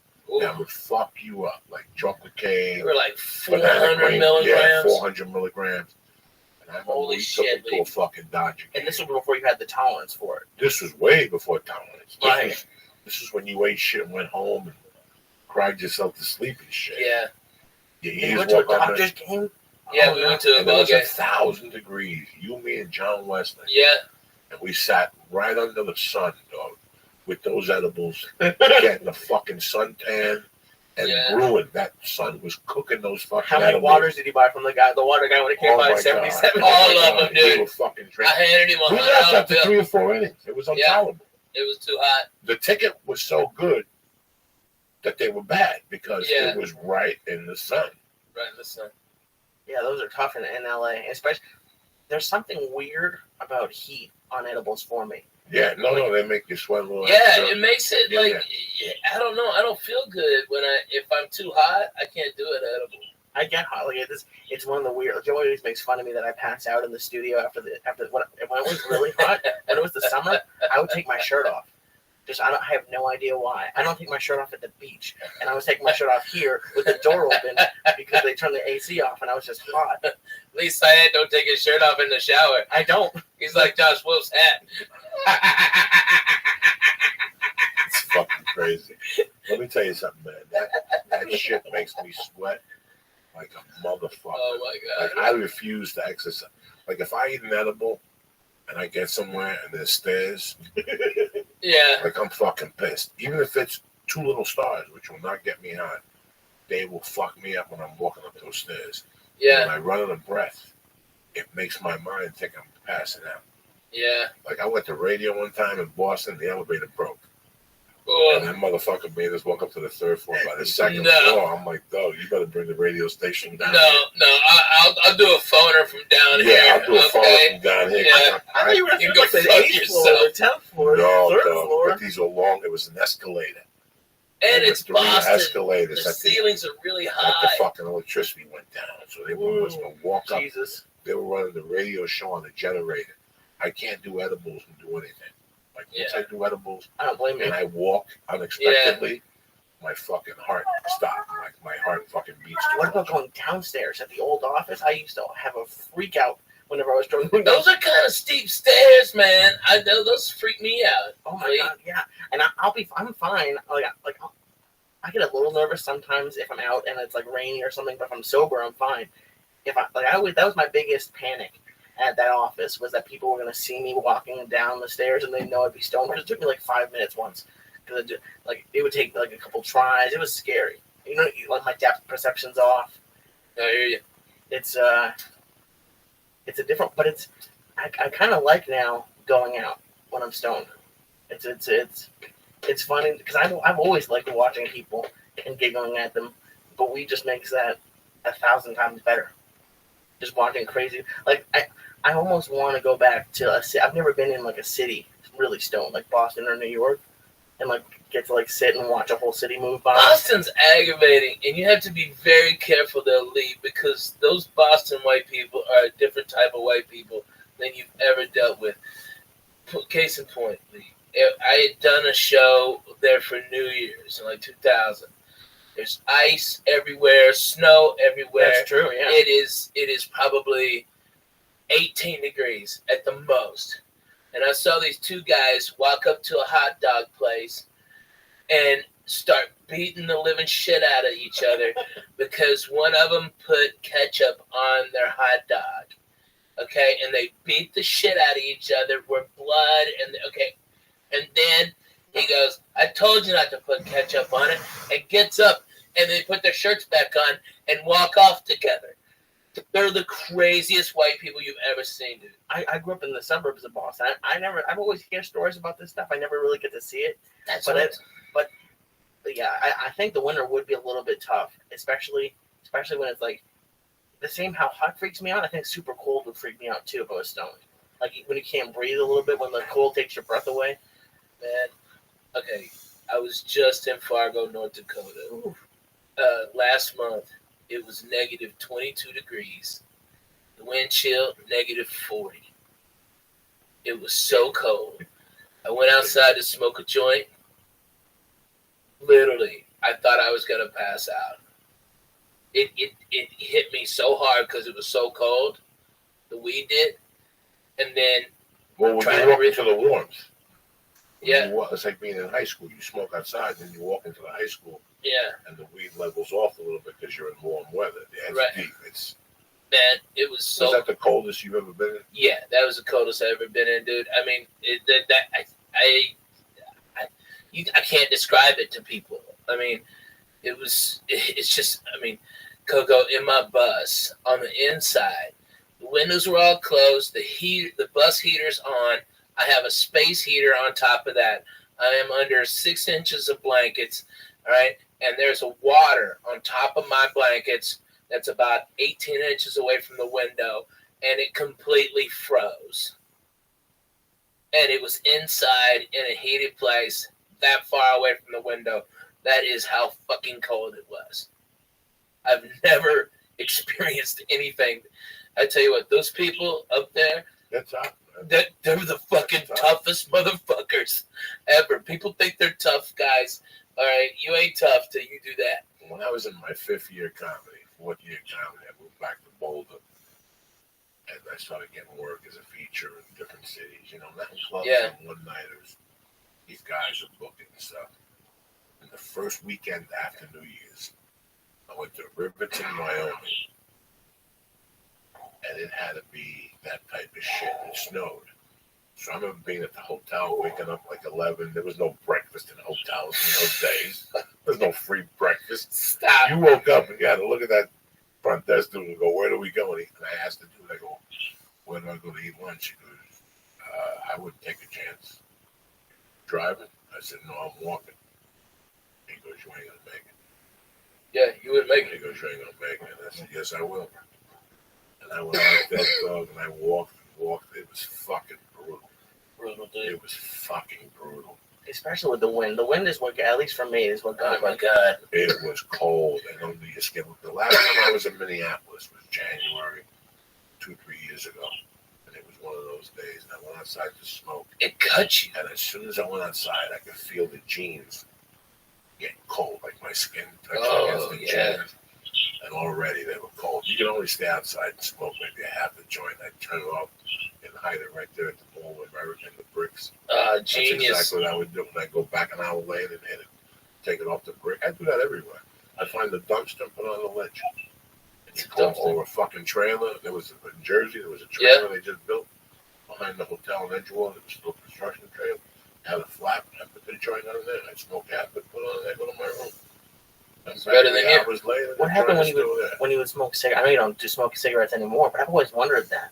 When you have to smoke a cigarette and it's that cold, you go outside. Jesus. And trust me, with the cigarette, it can be 10 below fucking zero, and you go out there. Yeah. My tour manager Ben, he was out there in it. It would take him 10 minutes to put on all the extra clothes to go outside and smoke a cigarette. Now, did you grow up in cold weather? Yeah, Arkansas had 4 seasons. We definitely had 4 seasons. It would get cold. I mean, we had holes in our house, so it was. If maybe it felt colder than what it really was. Funny because I grew up in cold weather. You grew up really in cold weather, man. But the weather has gotten colder with climate change. Is that what they call it? Warm and everything. Even this rain we're getting in California, they're getting history making. Yeah. Like yesterday, it rained 4 fucking inches in Long Beach. Is it true that we're not in a drought anymore? Is that true? I have no fucking I know you don't know, but no. Listen, they were never in a drought. They were growing wheat. They got water to grow wheat. They ain't no fucking drought. You know what I'm saying? Right or wrong? Right? That's why I still took long showers. They got They got water to grow wheat. They got water to fucking long. Long showers. For a year, I would only take long showers on the road. I get in the hotel room, and it was like fucking paradise. I was like Mad Max when they found fucking gasoline. I just laid in the fucking tub for an hour. Then my fungi nails softened. But now I said, fuck that shit. When I'm home now, I go in the shower, bitch. I steam everything. I steam the muff. I don't give a fuck. Coco, you take 2 showers a day. 3, 2. Dude, 3. When I lived with you, it was at least 2, maybe 3. Water was free. Fuck it. Let's do this. I love fucking showers. I love going in there and breaking the monotony. Jerry Seinfeld used to have a joke that he put on his Rodney Dangerfield special about the shower. No, nobody can bother you in the shower. Nobody can bother you in the shower. Think about that. He's too busy in the shower. You're in the shower. You're in the shower. You see that hair? You wonder how it got up there. Howard would just creep his way up the wall. That's early Seinfeld, though. He was on fire. Man, that guy is so good. And yet so boring to me. I find Jerry's jokes so boring, but he's so good. From purely just joke technique and everything. I mean, he's brilliant. But what he has to talk about does not fucking interest me at all. About your fucking socks. I don't give a shit. I don't give a shit about putting your keys in your shoes at the beach. I don't give a shit about any of that. But he's so good at doing it. Somebody fucking cares. Dude, of course he's the fucking greatest. They're paying him a ton of fucking I know. What do I know? They just brought his drinking Mexican Coke next to a Jew and a spick. Netflix just brought comedians in cars drinking coffee to Netflix. But he's also doing 2 specials for him. Wow. He's doing 2 specials, so it's like $50 million deal. It's crazy. And I love Seinfeld, the show. I've seen a couple of his stand-up specials.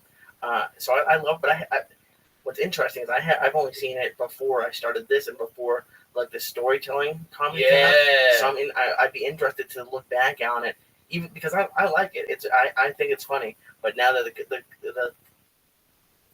what I don't even know what the word is, but the genre of comedy has changed a little bit. I don't know if it stands out. I paid to see him. I took a girl on a date. Maybe 1992. Wow. Then I took this girl on a date. And I did stand up. I was like, open mic. She knew, and I took her down there. He was great. He was fucking great. He did like a Q&A at the end. Oh, wow, really? I was ready to ask him a stupid fucking question. I'm happy I didn't. So it was before the show then? If it was 92? It was around the show. The show was, I don't know. The show was starting? It had a tough first season. I think the show was starting. He had a really hard, tough season. A lot of people don't understand how. Well, they always said that if it was today, the show would have never made it. Because they would have fucking cut him by the 4th episode or something like that. But I still watch the show on the road sometimes. I still watch it. I still giggle. That shit makes me laugh, man. Makes me giggle. I still remember the night that show ended. Oh, it was like a fucking big deal. Like, improvs didn't even do stand up that night. No, they got a big screen. It was a Thursday. They got a big screen, and just people came in and watched it for free. John Panette, I saw that episode the other day. John Panette was great, and they were making fat jokes at him, and that's why they went to jail. Hilarious. I love that episode. It was so funny. John Panette was great. Is it on something that you can watch it from the beginning? Is it like on I think it's on Hulu. Yeah, it's on Hulu. Yeah. I like to start watching that from the beginning. You know, this fucking CISO, they have a couple specials on there, but they have something very interesting around it. What is it? That when you fucking not doing anything, yeah, pretty interesting to watch. They have the very beginning of Saturday Night Live. Oh, wow. The pilot with Carlin, the whole fucking thing. Just watch for 4 or 5 episodes. Wow. It's pretty fucking interesting. Man. And you won't, it's not going to be, I don't want you to, I'm not telling you it's hilarious. No. Oh my God. Wait till you say, I didn't say that. No. I said, just watch it. Next time you're in a hotel room, you can't sleep, just go to CISO TV, press and Joey, they give you a month for free. And fucking watch it. Dude, I used your month for free, and I watched your special. I watched Dougie's special, Dougie Stanhope, and I watched Lori Kilmartin. And how good is Lori Kilmartin? Phenomenal. I heard it's phenomenal. Phenomenal. You know what? It's like, I tell you what, HBO is Showtime. They better get their fucking shit together, because between Netflix and Hulu, those motherfuckers are gonna be out of the comedy business. What I like, as far as like those specials I saw in CISO, okay, as opposed to the last 3 specials I've seen on on HBO. HBO is hot garbage in comparison to Dougie and you and Lori Kilmartin. That's no bullshit. I'm gonna tell you something, man. Times are changing. You know, times are changing and they're moving fast. And I told you that a week after the special came out, I got a call from an agent that I almost signed with. And he congratulated me. He goes, I learned something very interesting this week. That somebody else had put out an HBO special. Nobody's talking about it. You put on the CISO special, everybody's talking about it. And everybody's watching it from 9 to 5. He goes, next time one of my clients gets a both. You know, I think I'll only do it if they only put it on Saturday night and then stream it afterwards. Yeah. Online. If not, it's really not worth it. No. And you learn. You live and learn, man. You know, everything's changing. Your audience now is from 9 to 5. It's people who go into offices. 10 years ago, they couldn't find this. Now we're all over the place. They listen to Bill Burr. They listen to Jim Jeffries. They listen to Joe Rogan. Oh my Joe goodness. Rogan. 100 million downloads last month. They listen to you. They listen to here. I mean, yeah, no. It's this game is changing. Mark Maron. Oh my God, yeah. It's fucking crazy. Ever since we had Ray Canal on, I'm always looking. He runs a Roku channel or a YouTube channel. No more. No, okay. He used to. Before they sold it out or something. I went to this restaurant the other day, and the owner's daughter was watching a YouTube video of like the guy PewDiePie who plays video games and talks about it while he's playing the games. She was watching that on the 60-inch TV at the restaurant, like because it was her father's place, and she was like, I had to be under 10. And I'm like, that's the future. They have cable there, they have all, but she's watching a YouTube video, and it's interesting. Like maybe HBO. Was it a YouTube stream or a YouTube video? No, it was a video because you could go back and forth. It was crazy. It's like HBO is sort of like the Jerry Seinfeld, like that. Like they're still on that platform, and then YouTube. It's everything is changing. Like I would never have wanted to watch a YouTube video instead of TV. I had a computer when I was growing up, but there was no. I remember I had a Rainbow on video disc. There were no real videos or anything. Now that's all. Was it First Blood or Rambo? I think it was First Blood. That's a deadly movie. Is that on YouTube now? Like all those movies are on YouTube? Is that what you said? Probably to It's sell. like YouTube Red or something like that. Right, yeah, So I think they're all on there. Right, you have to rent them, you have to buy them. Yeah, it's. But that's the thing. People don't want. All people want now is like even I saw something like Sam Tripoli tweeted something today. Like someone was like 6,000 people were on Instagram Live watching this workout trainer working out.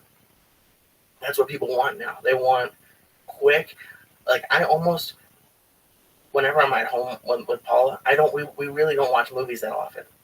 Like I think this weekend we watched one movie, but it's all TV. Like we all want quick, and it's the movies have been so bad. I think that's why they're going to YouTube and stuff. I don't know. I mean, haven't you guys found? Yeah, man. I mean, I got that Fire Stick, that Amazon Fire Stick, and we had it hacked, and so we get all the movies and stuff like that. Bro, so many of the fucking movies are not worth a goddamn dime. I mean, are total shit. Even for free, there's no point. Yeah, there's no. I mean, we'll turn off a free movie just because this is killing my head. You know, this is a headache.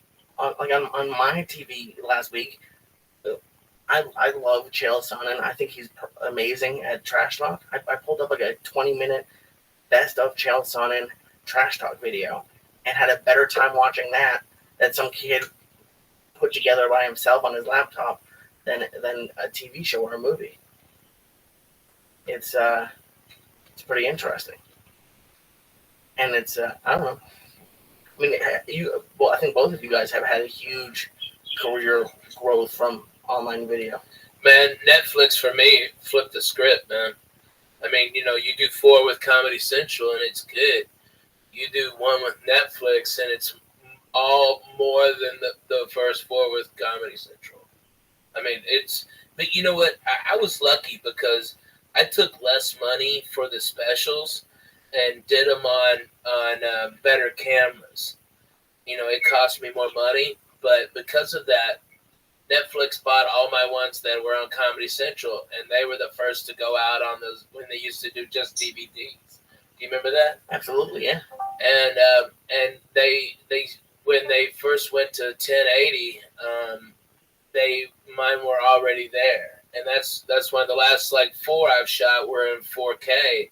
And so they're still going to be good for years and years and years. And I took less money, but it's better for me in the career. But, man, Netflix, dude, I'm going to Australia in April because of Netflix. I've never told a joke in Australia, and I'm going there. It's crazy. It just opens up so many doors because you're special now. It's worldwide. Yeah. It's fucking just, it's too... I didn't know what the fuck you were talking about way before. I'm high. You confused the fuck out of me. You went to PewDiePie, and she was watching the restaurant. You and Paula watch. You and Paula watch fucking nothing. It wasn't also you watch fucking terrible shit anyway. You stay home, and it's like Jim Jones fucking. It's when Jim Jones gave out the Kool-Aid. You're just waiting to give out Kool-Aid to shoot yourself out. The other day they were watching Animal House. I was so fucking happy. Yeah, that's right. I was so fucking Animal happy. House is a phenomenal movie. 28 years old. He sits in at night and watches Cheers. You want to shoot? You want to shoot him? You want to fucking shoot him? This is what I got to deal with. He watches Cheers. I like Cheers. I'm making my way through it. I think he's a fucking boss. Taking your way through the world today? Is it taking everything you got? It really is sometimes. Be nice to know. I haven't. I don't. What a shoe would help a lot. Come on. I don't even know. I don't even know what to watch anymore. Like, I judge a movie, brother, right from the fucking trailer. Man. And I can tell you from the trailers now if this is the movie. Yeah. Do you follow me? Like, you could see it and go, that's the movie. That's as good as that movie is. Guaranteed. Don't even take a genius no more. Don't even take a genius. I grew up a movie buff. I still watch trailers. You could see it. You know, all these assholes that did a movie and it was great, but they were on top of their game at the time. And when they went to them with sequels, they said, no, let's move on. Like Jim Carrey with that fucking Death Trap and Santa Claus 2, which Momo finally went to see after 3 weeks. After the fucking Doubleday canceled, he still went 3 times. That was the sign right there not to go see Santa 2 because they made them years later when they needed the money. Right. And they just did it, and then they just got it. It's just garbage. They don't even care. They just keep putting out shitty shit. It breaks even in the box office. They sell it to international, and they make a little profit, or it's a fucking write-off. I heard that fucking CBS is redoing the Honeymooners. Yes, that's a true story. Oh, my God. There's not an original fucking idea left. Not an original idea left. This new youth is fucking They're worse. garbage, dude. This is hot garbage. And the networks have came because they don't know what to do. They panicked. So they said, what shows work? The Honeymooners. They didn't know that it was the Honeymooners with Jackie Gleason. Yeah. That was Cedric the Entertainer. You know, they didn't know that it was fucking Uncle Buck with the fat fuck, not fucking the black dude. Yeah. You understand what I'm saying? And I got nothing against nobody. I'm just telling you the truth. John Candy. Yes, John Candy was Uncle Buck. That's it. Leave it at that. Yeah. Leave it at that. Yeah. Leave it at fucking that. Fucking. You see, they're remaking Training Day as a TV show, but they just switched the races. Oh, Yeah. That's all they did. Oh, They just made the Yeah, I mean, if you can't say my nigger, okay, then kill yourself. Okay, you can't say my nigger I on saw fucking that TV. yesterday doing football, and I was Oh like, my god! they're using that fucking mutt in the Titanic to be wild and shit. Seriously though, dude, you Bro, gotta be able to say my nigger. Have you watched Lethal Weapon? You know what? I like it. Oh, I like that. I think it's brutal. You think it's brutal? I like it. I like Damon Wayans. It's tough to play rigs. It is. It's real tough Listen, to play rigs. It took. I was Chuck Lee. Here you go. When I got arrested for kidnapping in 1987, Bruce Lee died in 1983. In 1987, you came to me and said, "Joey, you got to watch this kung fu movie." I tell you to go fuck yourself. I hated kung fu movies more than ranch dressing. Just because of your allegiance to Bruce Lee? There's no reason to watch any of those stupid fucking movies without Bruce Lee. Right? He was here first. I like Chuck Norris. Chuck Norris, Men Wear Black, Good Guys Wear Black. Dude. Dog Code of Silence. What was that Bruce Lee where they just start like warming up? Return of the Dragon, all that shit. But Chuck Remember Norris. that? Chuck Norris till about 85, the Octagon, whatever. What was that movie? Return of the Dragon. Him and Bruce Lee fought in the fucking Coliseum. But until that time, I wouldn't see dick. Like, if you came to me with one of your stupid fucking movie ideas back then, I'd tell you to go fuck yourself. But there was this one dude in Boulder at the car dealership in Detroit, Michigan. That was my dog. His name was Jim Wheeler. I lost contact with him 10 years ago. He's from fucking, where's that comedy club outside of Detroit that's been there? Mark Ridley's Comedy Castle. What's the name of that town? That's where he was. Something Oak. Oak Brook or Royal Oak? Royal Oak. He was from Royal Oak, Michigan. This motherfucker met Bruce Lee and got a book with his autograph. The Tower Jeet Kune Do. He was cool as shit. He was a kung fu dude. He fucking came to see me when I was in county. The whole thing, he got me a job when I came out of county. And he kept bugging me before I got arrested. The night he kept bugging me for weeks to watch Lethal Weapon and this movie with this fucking dude Steven Seagal. The one where he's fucking great. Oh, he only did one good movie, and that was when he's on the boat. No, Under Siege with Tommy Lee, and they're doing that knife shit. The first one is tremendous. No, the first one is fucking. Which one is? No, the only reason why he made that one on the boat was because it must have been good. It was tremendous. But what was it? What was the name of it? Above the Law. Oh, that was a good one. I thought I got it twisted up. Okay, he made Above the Law, which then he went on Letterman and made an asshole of himself. Yeah, right. They asked him if he was the real CIA. He wasn't the CIA, but he was married to Kelly LeBrock. And if you're married to Kelly LeBrock, you're always welcome in my motherfucker. Yeah, right. You know what I'm saying? Yeah, let me smell your hand. Kelly LeBrock on Weird Science. Good movie. Holy moly. When you're a kid, your head explodes. And what do you guys want to do? Yeah, that whole fucking thing. But then he released the one when he goes to Brooklyn. Who shot Bobby Lupo? That one wasn't bad with Sticks. And all those. That's the dude from Law and Order. Who shot Bobby Lupo? And he fights it. It's all about the mafia. Dude, I saw you the other day on fucking Law and Order. William Forsythe is the gangster in that. And you know the girl that Tony Soprano hooks up with, that he buys the real estate from, that she's on that show now? Hard to Kill? No. What's the show that she's on now? Viviana Margulies or something is her name. She was Tony Soprano. And then she started dating Christopher. Yeah. And then Christopher was doing heroin with her. Right. It's her first movie. She plays a hooker. She's the gangster's hooker. and Steven Seagal. So that's that one. Yeah. And then the third one was the horrible one, when he gets shot and he goes into a coma. Oh yeah, that And was he wakes horrible. with Kelly LeBrock and he wakes up and he's fucking no paralysis, no fucking Yeah. what's that thing you go for training after you wake up? Rehab. No nothing. No. He woke up from a coma and he was throwing sidekicks for Jesus 2 days later. Fuck you. And then after that, it all went downhill and shit. Yeah, who gets out of a coma and starts beating people and Yeah, choking them out and shit? His I cardio. was in a coma. I Yeah. couldn't work a spoon to my mouth. Okay, what the fuck you talking about? He came out of a coma. He's Almost beating drowned up in a fucking couple of muscle applesauce. guys and running 4 miles. Almost drowned in applesauce. That is fucked up. But no. Fuck the law. It's the real fucking deal, man. It's deadly. It's a great movie. But dude, I saw you the other day talking about Alexis. All right, taking out the trash on that fucking Law and Order, dude.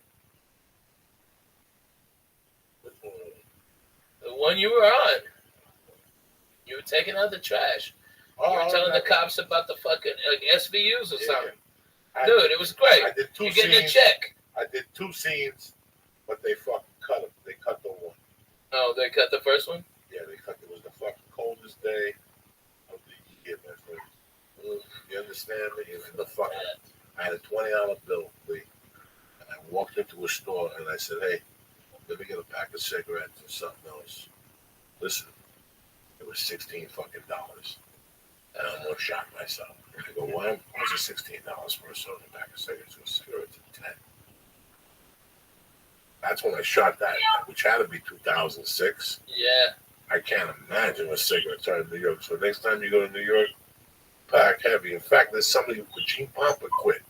Because he said he went to New York and he went downstairs, it was $10 a pack. He goes, I'm done. Done, yeah. It was 10. I got a Snapple and a fucking pack of smokes, and it was fucking $17, $16. A lottery ticket, $17 or something. I was like, what the fuck? Jesus. And the wind was coming. See, this was before. I was trying to tell you about global warming and stuff. Oh, yeah. But it changed in New York because there were all those tall buildings got built. All those buildings along the Jersey coastline facing New York City, they all got built. That slows that wind down. When I was a kid, I still remember I could still go through maybe 4 nights. One night I was coming from Judas Priest. I got Millennium. I went over there by myself. And I came home. My mom had just died. She'd been in the grave 2 weeks. I said, I'm going to see fucking Judas. And I went over there and I got off that Boulevard East bus and I was walking up to Kennedy Boulevard. And the wind got me and I was dressed to kill. Like, not dressed to kill, but like, parka, hooded sweatshirt, boots. That wind got a hold of me, man. My fucking spine almost broke.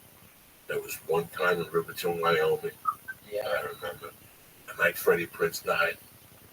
Oh, wow. I was a kid, and I remember finding out when I was out with a fucking kid. And we got, in those days, you drank a bottle of booze for me, And I ended up drinking a fucking, 2 bottles of Boone's Farm, and you split like a $10 bag of reefer. And I walked through the cemetery. There's a shortcut in Northburg, and a lot of people know about it. You're going through 64th Street, right behind the projects. Okay. You come out on 46th Street.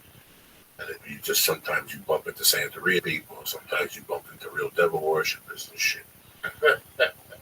How much time are you saving on this walk with devil worshippers? 20 minutes, but you're a kid. You're just 20, 25 minutes. Because at night you got to walk over on Kennedy Boulevard and then walk down 43rd. Now you just crawl through somebody's backyard. Yeah, right. We had a spot where we had made like a little hole, just come onto somebody's backyard right there. They live bordering the cemetery. But I went in that cemetery, it was fucking freezing. Yeah? It was freezing. So cool. Shit.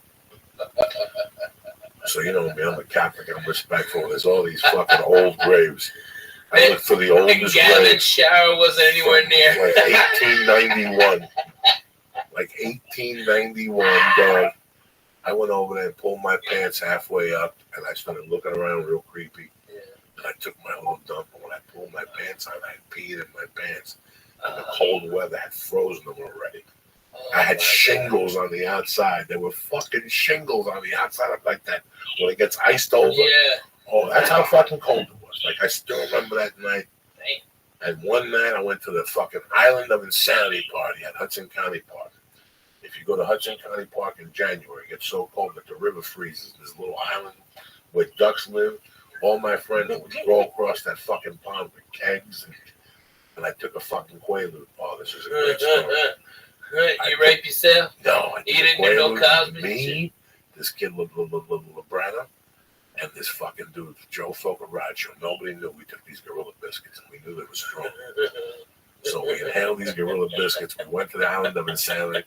We got so fucked up at the Island of Insanity. We had to go, dog. We had to fucking go get something to eat. So we went to the Wing Fung. It was on Bergenland Avenue. We were kids. We were professionals. Wing Fung? The Wing Fung Chinese restaurant. We were on foot, so we couldn't Not walk the chance. chance. No, couldn't walk the chance. It was fucking freezing. We walked out of Hudson County Park. We made a left, and there was the Wing Fung. But the problem with the Wing Fung was we would always dine and dash in that motherfucker. So as soon as we walked in, these motherfuckers started lining up. They called their cousins, their uncles. So we had money to pay that night. Right. You know what I'm saying? Like, we just sat there. You gotta keep them off guard.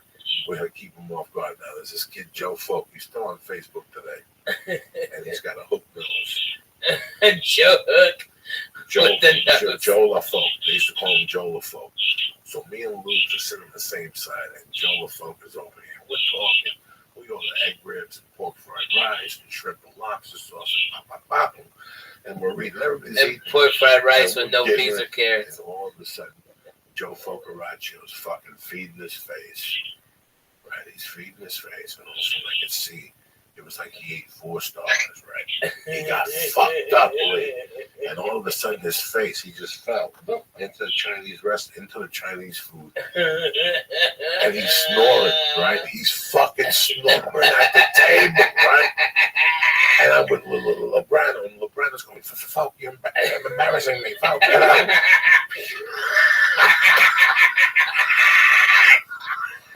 Why would you go to Chinese food but after this? Because we were fucked up and freezing. And in those days, you couldn't go home smelling like reefer and like duck shit. So to tame the high from whatever pill we took, we went to the Wing Fung. And we fucking ate, and we stayed there for like 2 weeks. Stayed there till we ordered extra noodles. We took because it was 10 below fucking zero out there.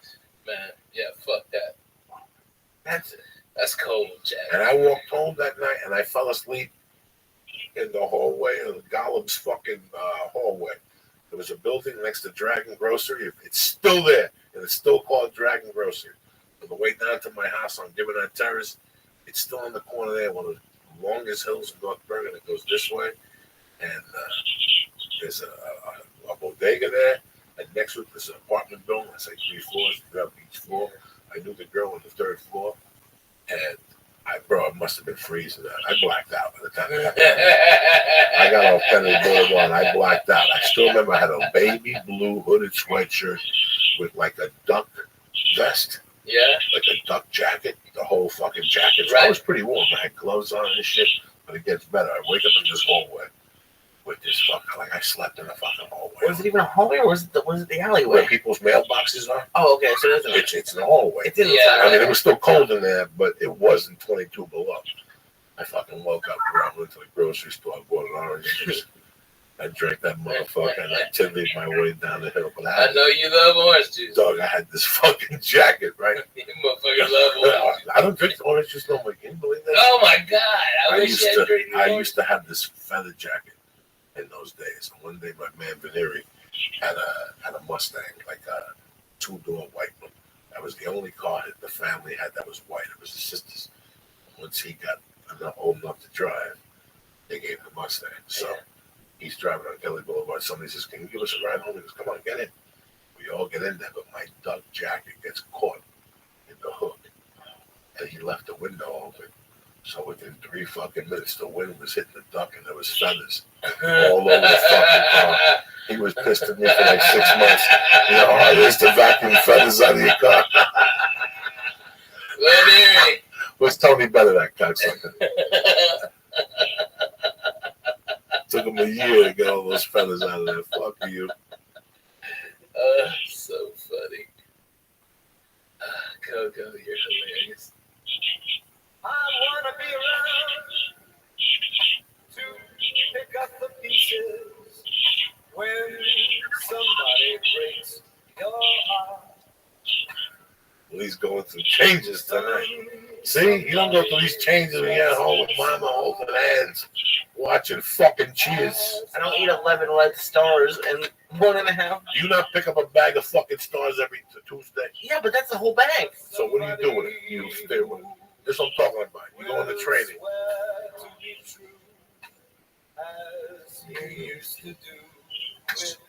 Oh yeah, baby.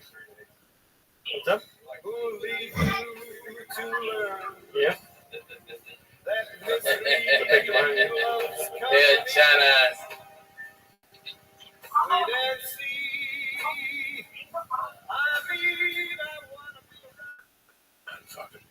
Man, you know, I was doing a show in Louisville at the Old Improv when I was there, and I ran into Tony Bennett, and he said his assistant, which was like a 30-year-old hot chick, and he was performing the next day, and I go, Mr. Bennett, if y'all are just putting it out there, Mr. Bennett, I'm a stand-up comic, huge fan of your music, Anthony, and I'd love for you to come over and see the show. Didn't think a thing of it. That was a waste of my breath, right? He came to my show and stayed 2.5 hours for that show. I don't even know he was in there. And at the end, I was doing those finger banging shirts, and he goes, "Hey Ralph, can I get a shirt? You know, the fingers." And that was the coolest I've ever felt. Was when Tony Bennett was asking him for a finger bang shirt. How strong is that? Poor Tony Bennett. He's bad. Boy, he's badass. 80 something. Badass. 80 fucking something. That song came out the day I was born. No, it didn't. Yes, it did. Look it up. I believe you. That's fucking crazy. He's so good, dude. He's still killing it. Yes, I saw him last year with Lady Gaga. So he's got to be 80, right? He's older than 80, I think. Look it up, please. You got the computer. So like my daughter. He is 90. He's 90. I was born in 26. That's fucking heavy duty, my friend. That's as good as it gets, Jack. That means if he stops, he dies. Yeah. That means if he stops working, he dies. He knows that he'll get stiff and shit. He doesn't want to do that. So he keeps fucking moving. He probably paces himself. Probably does a show every other night. Black Sabbath. Yeah. He shows at night when you're 60. You know, when we had the doctor around here one time, I asked him, "You prescribe testosterone, his clients, movie stars." He goes, "For a while, football players." He goes, "It's musicians." Because all my musicians had fucking testosterone. They go out there fucking 3 nights a week. Yeah. And they, you know, look at the U2's coming back. Man, they're playing Joshua Tree. They're playing Bonnaroo this year. I don't even want to know what they charge for tickets. I just thought $300. Yeah, it's got to be $3 because Cat Stevens is charging $3 at the Beacon fucking theater last year. Yes, he did. Wow. Yes, he fucking did last September. $300 a ticket. That's the welcome to the new. What?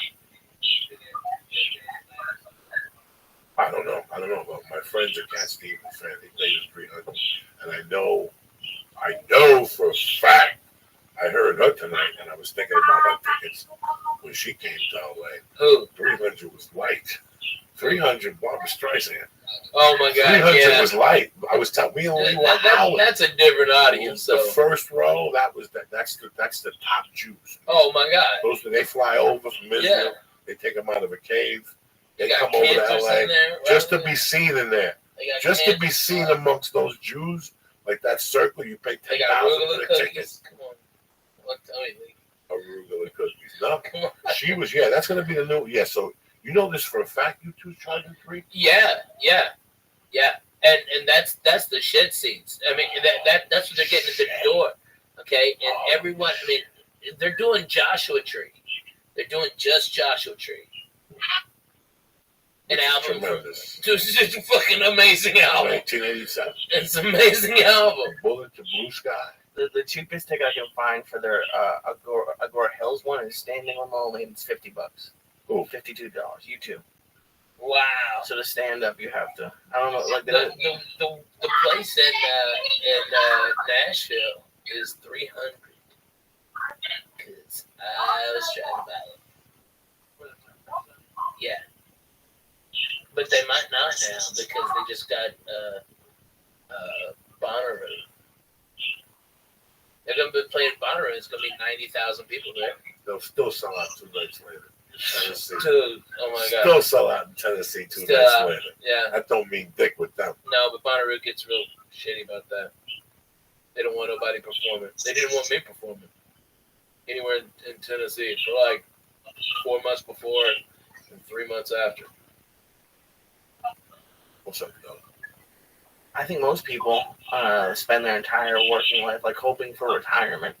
Do you guys think about retiring at all? Is that even a goal? I mean, that could be like doing nothing or doing a couple shows a week. I don't know what that would even mean for you. That's a YouTube tribute band. No, it's Hollywood U2, and that's his opening for them. That's a tribute band. No, Oh, Jesus Christ. It says U2 tribute Hollywood band. U2. Look, I swear to God. All right. You said I got to deal with it? That's his opening for them. You say I got to deal with it? I swear to God. You say I got to deal I'm not that much. Agora Hills. Where they playing at Agora Hills? The Canyon Club. No. YouTube's not the Canyon. Yes, they are. They're not. You It's big called dummy. Hollywood U2. You big U2 dummy. This is what I got to deal with. You tribute see what I'm saying? As much as you're slipping, that's it. Take a strike from them. I knew. I'm saying, where are they going to play at Agora Hills? There's only a Canyon Club. They're not going to do the fucking Canyon Club. They play the Staples. So why do they have it on their YouTube website? It says Hollywood U2. I don't know. You say I deal with it. I tried. I took You a know, strike. Fine. Okay. I took a Here, strike. is this a good one? U2 and the Lumineers at the Rose Bowl? Yes. Yeah. At the Rose Bowl. The Rose Bowl. Not the fucking Canyon Club. I thought they're opening up on the tour. I don't know what they're doing. Yeah, jeez. Where's that song before? Remember Black Sabbath when Ozzy was starting? Yeah. We should just put sound bites on and shit.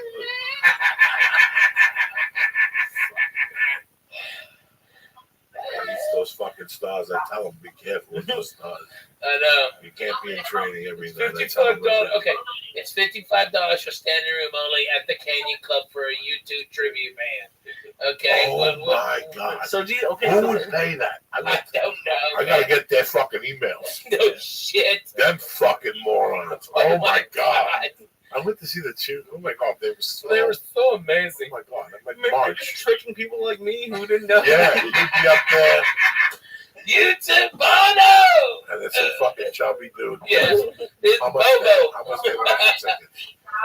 And at the Rose Bowl, they want $250. Oh shit! Rose Bowl is fucking huge, man. It was it hold 60,000, 70,000? Oh my God! Oh, hold on a second. Yeah, look at the price of these tickets. This is California. And that was for general admission below. Up top they want. So I'm sorry, $430.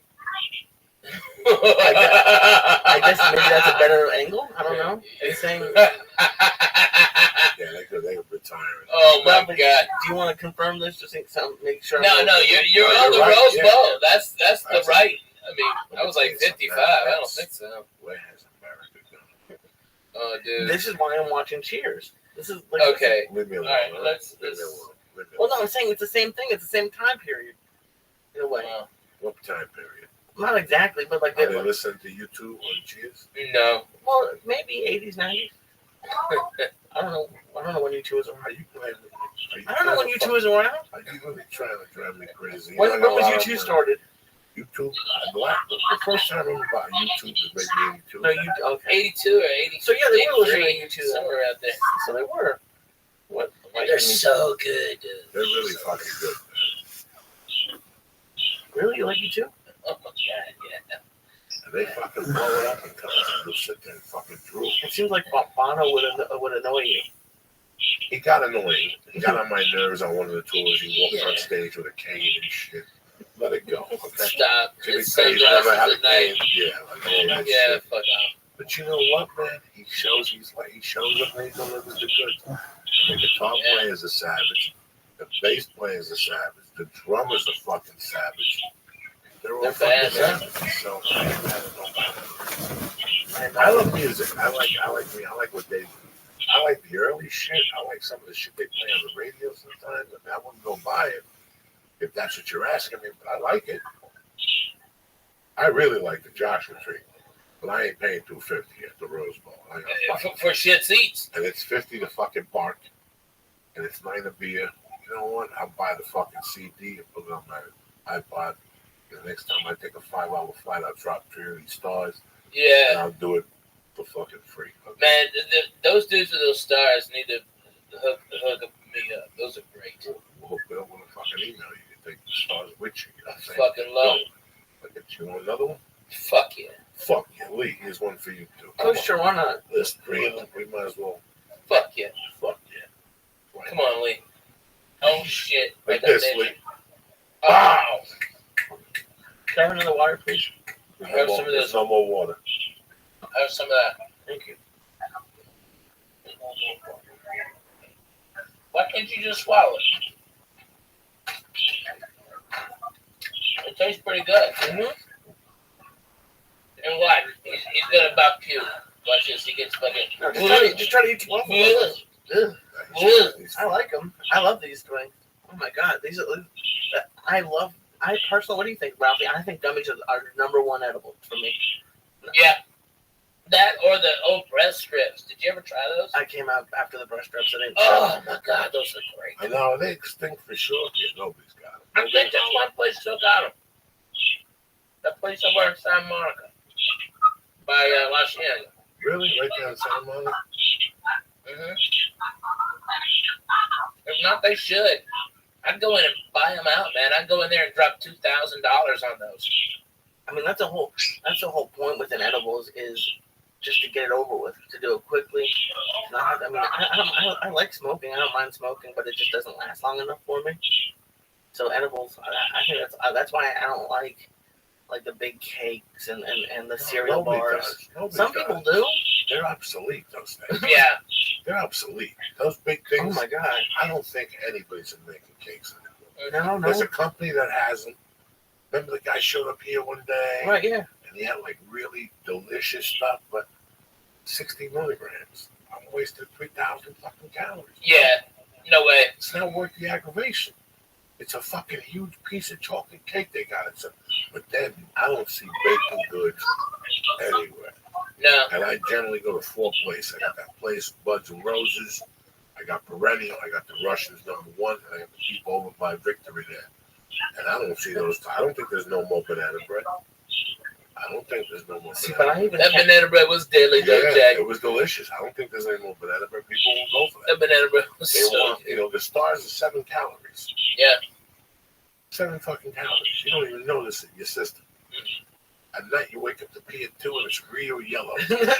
That's it. It's glowing in the dark. You wake up and wow, and in the morning go, oh shit, that star has some kick to it. Yeah. That fucking meal. Look at that toilet. It's shining and shit. It looks like that shit in the fucking. What's the old man movie?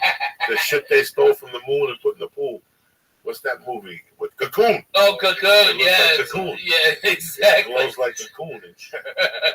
Yeah, right. You wake up at 2, you pee with little stars at that. You're like, ooh, that kidney's working overtime, Jack. I know. We're putting the strain on those motherfuckers. This motherfucker eat steroids and kill that fucking liver. Speaking of Ralphie, Joey has tried to, or doesn't try to, he does torture me. He's the recently with his boogers, and I think you must have been around at that time. Have you ever seen him eat a booger? Who, Coco eat a booger? Yeah. No. My favorite Joey booger story is we were at the Comedy Store in like 2000, okay? And me and Joe Diaz were the only ones smoking weed, okay, up there. There were a bunch of lamos. It just wasn't in. Me and Coco were it. And we kept on getting the ear beating from this black guy who said he was a producer from Fox. He was just doing this to come into the shows. He probably wasn't even a PA, a production assistant. You know, this guy was there, and he was so fucking annoyed and telling us about what TV show we should do and stuff like this.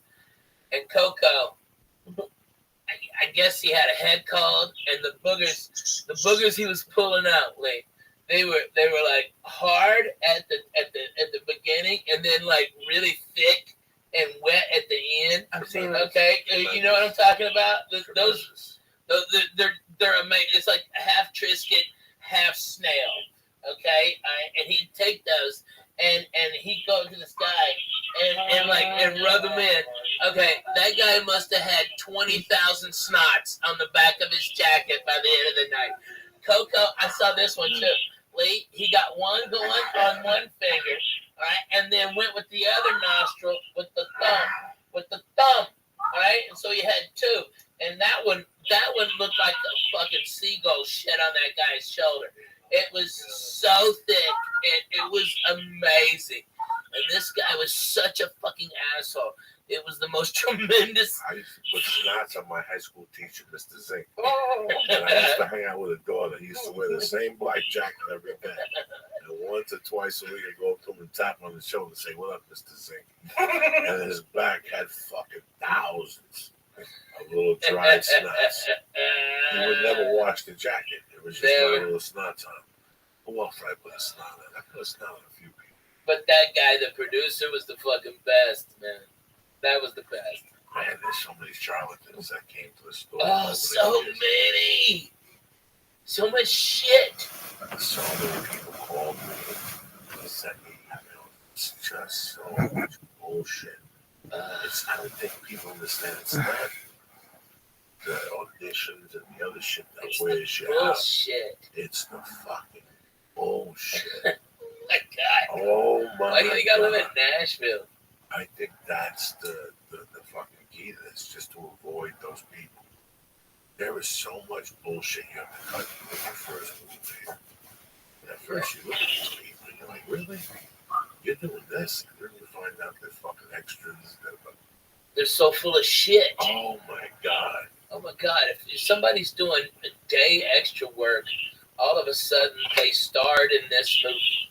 Or you may have seen them in that movie. It's like, no one saw him in that movie. You know, it's just annoying as shit. But speaking of movies, dude, you gotta tell. Does the church know about the Eminem story? Does the church know about the Eminem? Yeah. When he threw it in someone in the movie. And it bounced off his fucking head. Okay. All right. Yeah, we walked out. The guy had to have him.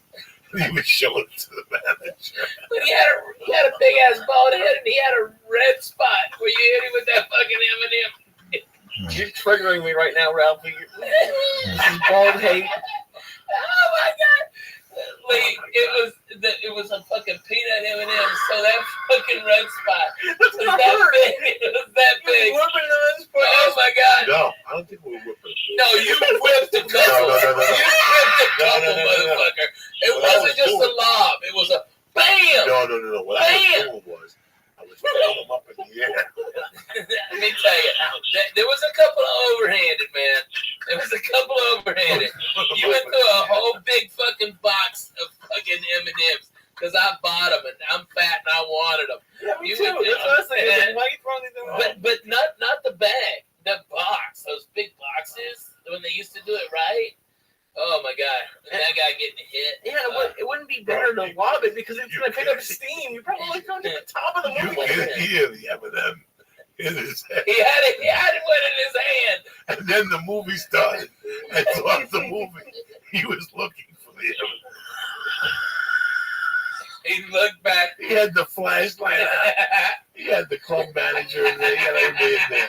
I'm sitting there like I don't know what the fuck's going on, right? He knows it's us or the black dude in the corner.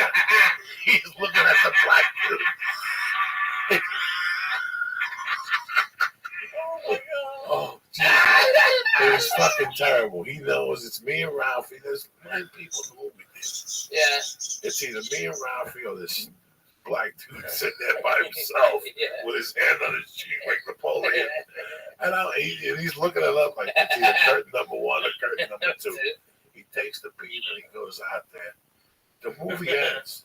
I thought he went home because his head hurt.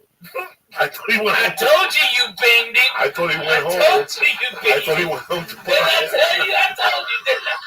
I knew his head hurt. We need to I hear thought how he- they. He had no I rest thought he on went- that big. I thought he went home to put ice on his head, right? The movie finishes. I forget all about this fucking dude. We're walking out.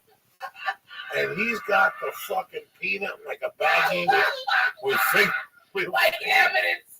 It's evidence. Oh my god, and we're dying. Is it lining it up to the bruise on his I head? need his fingerprint.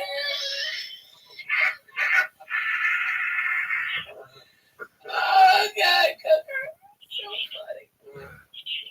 There has to be like a Facebook group for all the people that you tortured throughout the years. Oh my God. Like, we don't know who he is. He's a masked man. Bro, since I was a Gonna kid. set your asshole Listen, on fire. I'm gonna be honest with you. Since I was about 6, I've been the king of the lob. I'm the type of guy that'll get a rock and go 5 feet away from the corner of the roof. The king of like the 11th floor. Yeah. I won't even look down. I just go, whoops. And take my chances. And then take the elevator down and see if there's somebody down on the floor or if it went through a windshield. Yeah, When I right. was a kid, I was fucking crazy, man. Why are you laughing? Rocks, pains, whatever I could get up to that roof and get away with. You were gonna kill I somebody? would throw it off the roof. I didn't give a fuck. I was crazy. I did not know. I did not know. You know, when you're 5 and 6 and you run around, you don't know and you don't give a fuck. Then my family took me to Puerto Rico. And we went to fucking San Juan. And we got in a hotel. And the hotel was, we had like the 5th floor. And my mom and the ladies went out. It was just ladies and me and the ladies' boys. It was me. The kid's name was Johnny Crespo. And there was another kid there. I forget. My moms were all friends. I had to be like 7. And when they left, I went out the balcony and started throwing ice cubes off the fucking balcony.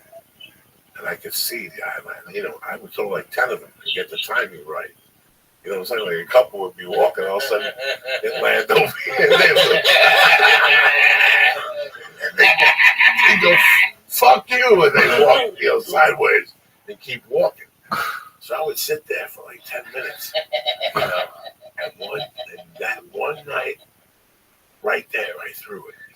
And I saw the thing hit this dude. And he goes down, his wife goes down. And I run into my room, I put the bucket in, you know, the whole fucking deal. And within like 20 minutes, they go. And the guy had to be taken to the stretcher, the whole fucking deal. They measured where the ice cube could have came from. They checked the balcony, So the ice cubes fell out, there was water out. So they asked us to fucking leave and they press charges. It was a fucking, I told you, that was a devil when I was a kid. I was into all that shit. That was my world. Throwing shit at people and tormenting people. That was my fucking world. I don't know if you remember, but do you have did you feel like it was exciting to do something? Did you know it was wrong? Like, I remember the kid doing stupid stuff. I used to buy, my mom had a bar, jukebox, there were 45s. And I lived on the 3rd floor, 205 West 88th Street. And there used to be like a parking garage where people would park their cars and walk out. I've got on the 3rd floor. But I was in the deep corner. So I would take the 45s and whiz them out my window.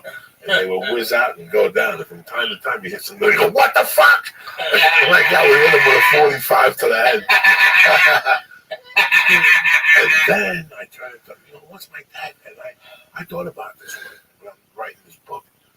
I thought about that time period. It was a scary time period for my mom. One time I almost set the building on fire. I fucking went behind 88th Street and I started lighting little papers. I love doing that shit.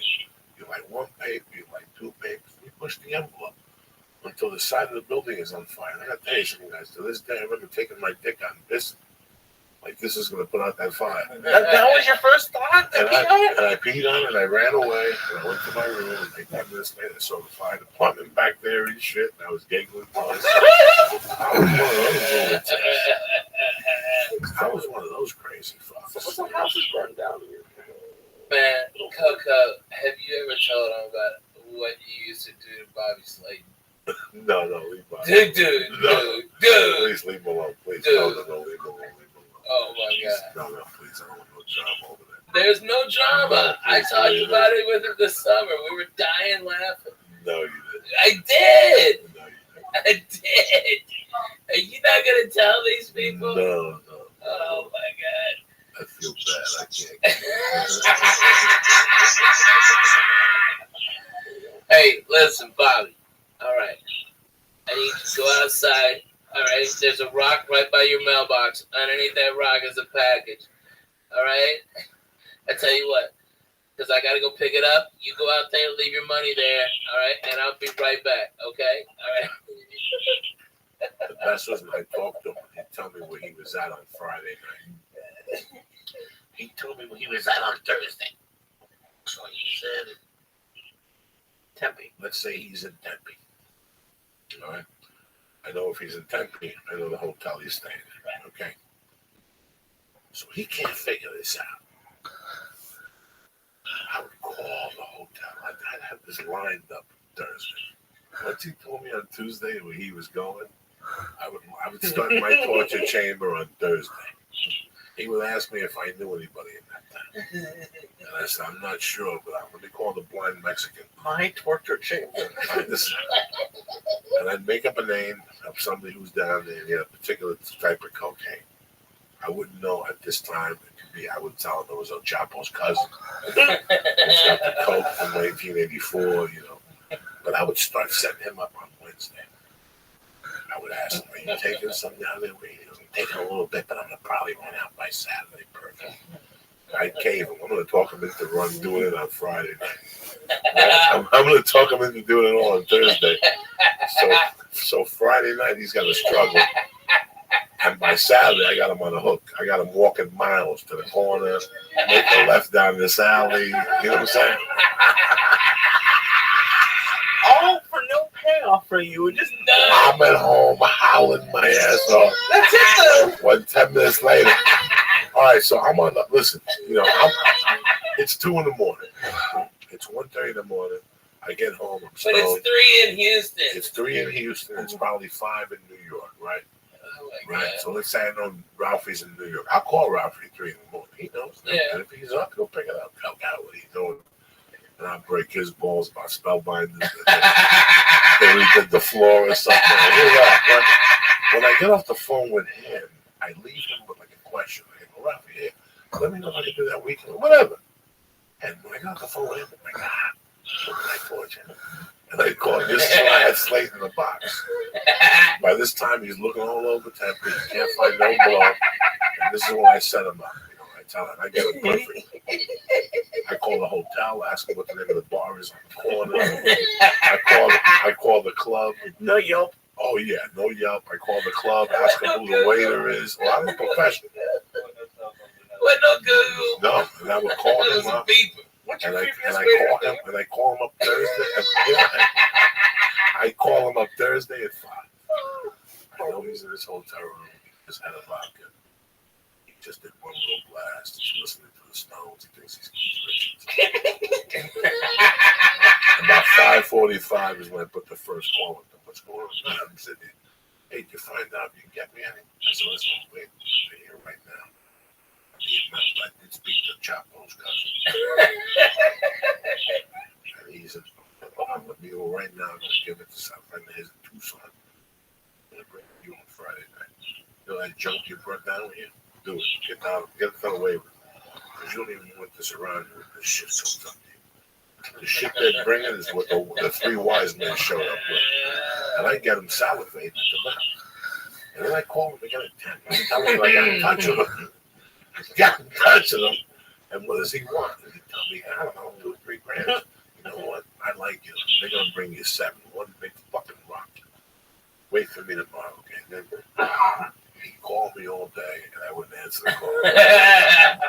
Can Coco be at my house going, nope. No. No. He'd be calling me all day, and I'd be setting him up. And then I'd call him, and I'd go, Bobby, where you at? Listen, good news. He's on his way. Click, hang up on him. You know what I'm saying? Where you at? Listen, Bobby, hold on. You there? Bobby, you there? And he'd be yelling, I'm here, pick up. And I'd hang up. The next day's when the torture really began. Okay, so I call him, we go to the corner to the Stagecoach bar, sit at the table, and ask for fucking Manny the waiter. Oh, I get him going. And he wouldn't know whether to ask him, but Manny the waiter was going to And then once that foiled, he'd call me back. But see, it's like jiu-jitsu. I did the first attack, but I'm already anticipating the second. By the time he calls me, he's going to say, I went into that place, I sat there for 3 fucking hours, and the fucking waiter didn't say nothing to me. His name was Manny. I go, what the guy look like? I don't know. What the fuck? They all look the same. You know, he's Mexican. He 5'8", brown hair. I go, this guy's fucking white. You stupid. Yeah. But he's gone now. He's gone now. Now the mule's coming. You would call him And then I would stupid. call him that night and tell him to meet him at the fountain down by the University of fucking Arizona State down there. Walk to the fountain. I can't. It's raining. Go to the fountain. He's going to meet you at the fountain. When you ever go like real deep, like, but don't take your car, they can see you, take a bus.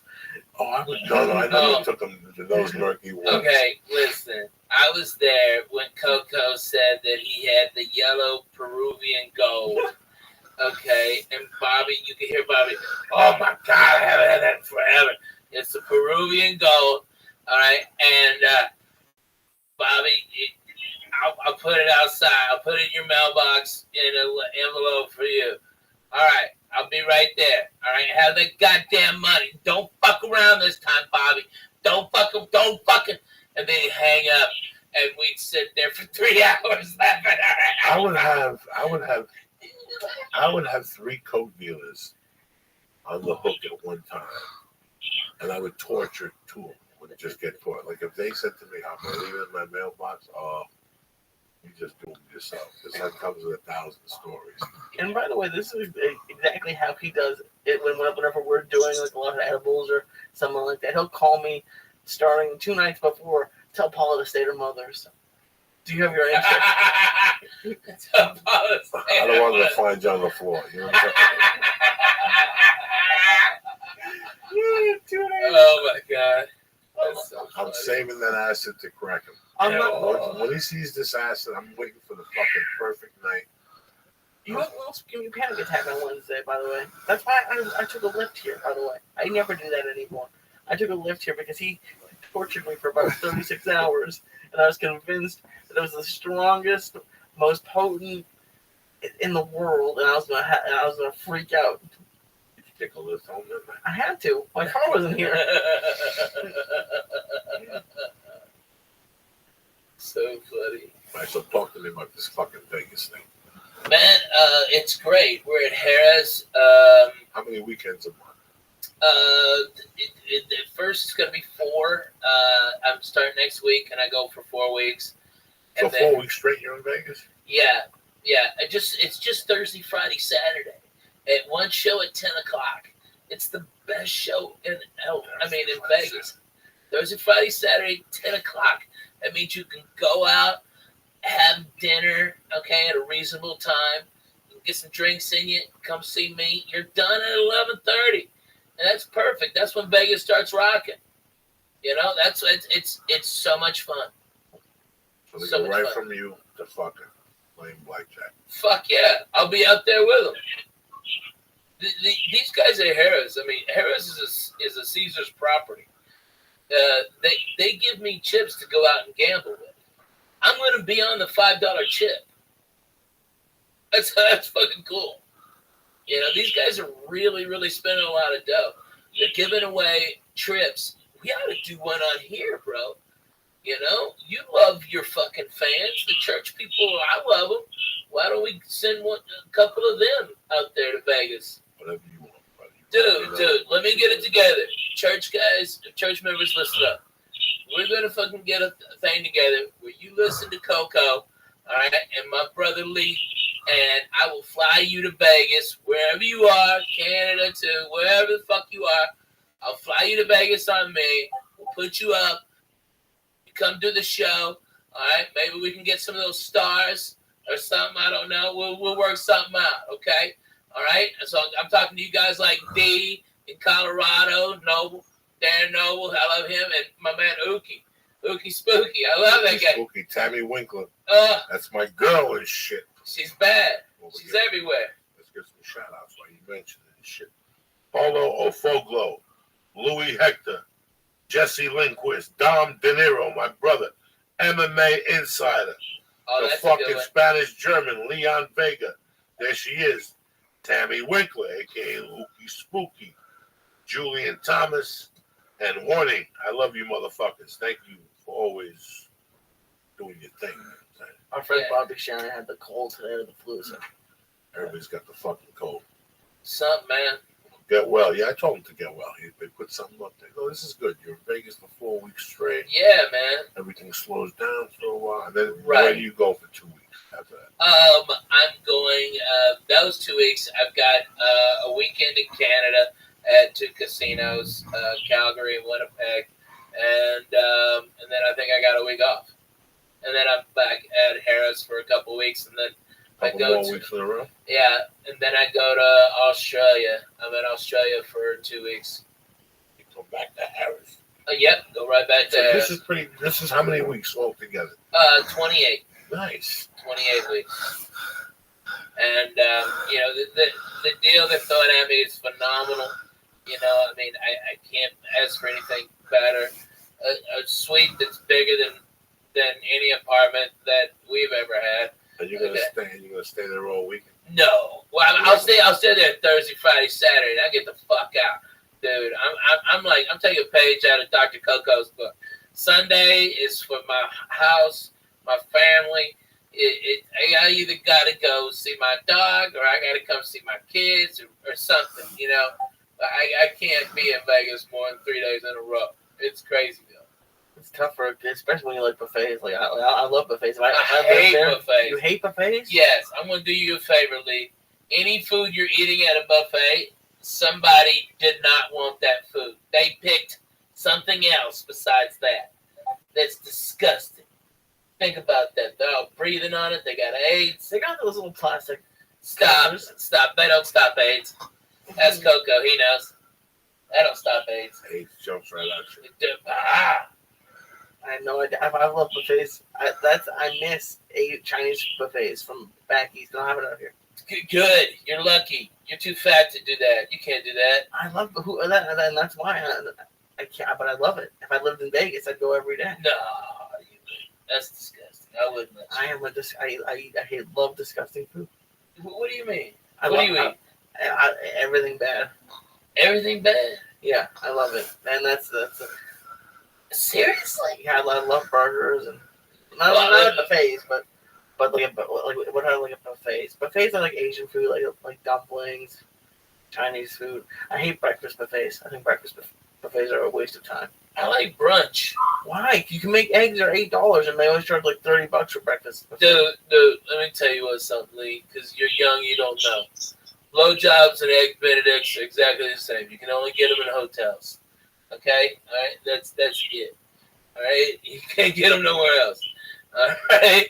I'm telling you, that's what you want, man. That eggs benedict is the fucking what's up. I'm excited that you're taking a breather. Yeah. Then you'll come back here on Wednesday or Sunday. Yeah. I'll be doing a lot of Los Angeles press, top days and stuff. And, maybe I can come in here and hang out with you guys. I love it. You know, even if you got, you got other guests, I just want to hang out with you. You still drive by Ghana when you come to town? Every time I'm going to do it tonight. Does it remind you? It does. It keeps me humble. As I remember where I fell in front of my house where you thought, Ralphie, get up. They're going to think I mugged you. Ralphie, get the fuck up. You got to get up. They're going to think they're going to take me to jail, Ralphie. About a month ago, something happened. There was a lot of traffic on Laurel Canyon, so I went the long way. It was like 1:30 in the morning. And I I shot up that street. I parked under that tree. And it was pretty for like 10 minutes, man. It was like I was waiting for you.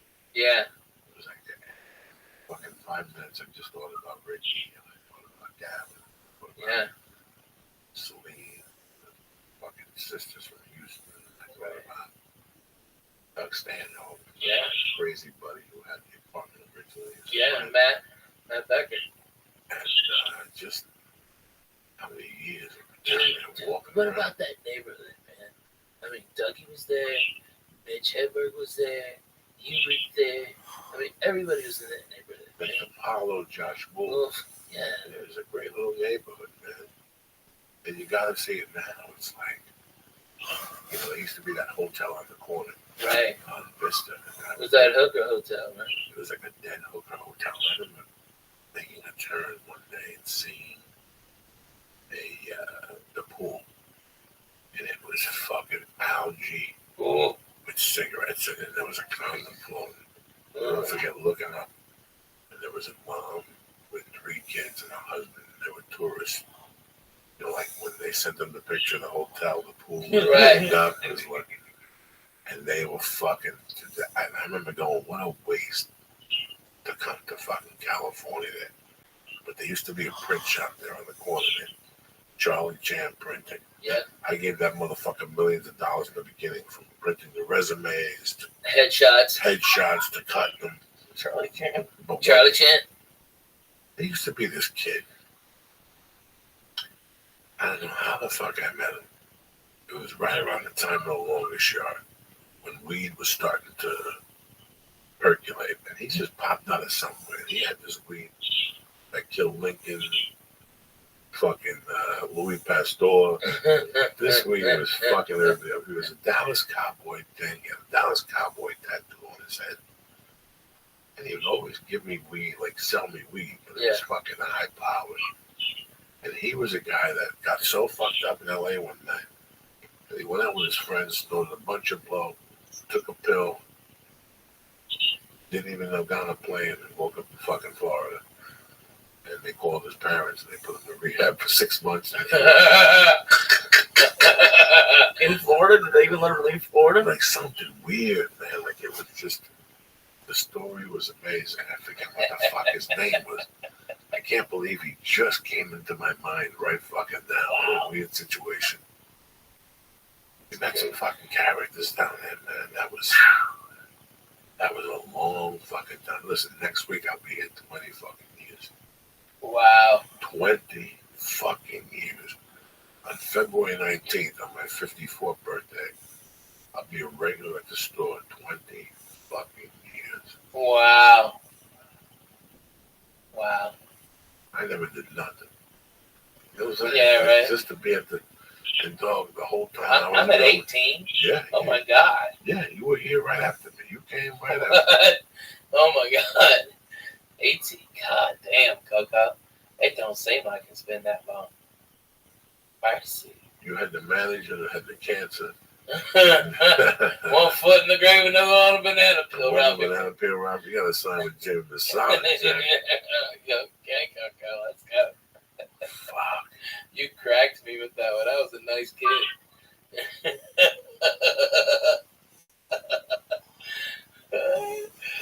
My manager, when I first got here, she signed me in San Antonio during the Latino Laugh Festival. They fucked up and let me go first, and I got a standing out. All right? So she signed me on the spot. Come out here, and within a week and a half, 2 weeks, I found out she's got terminal cancer.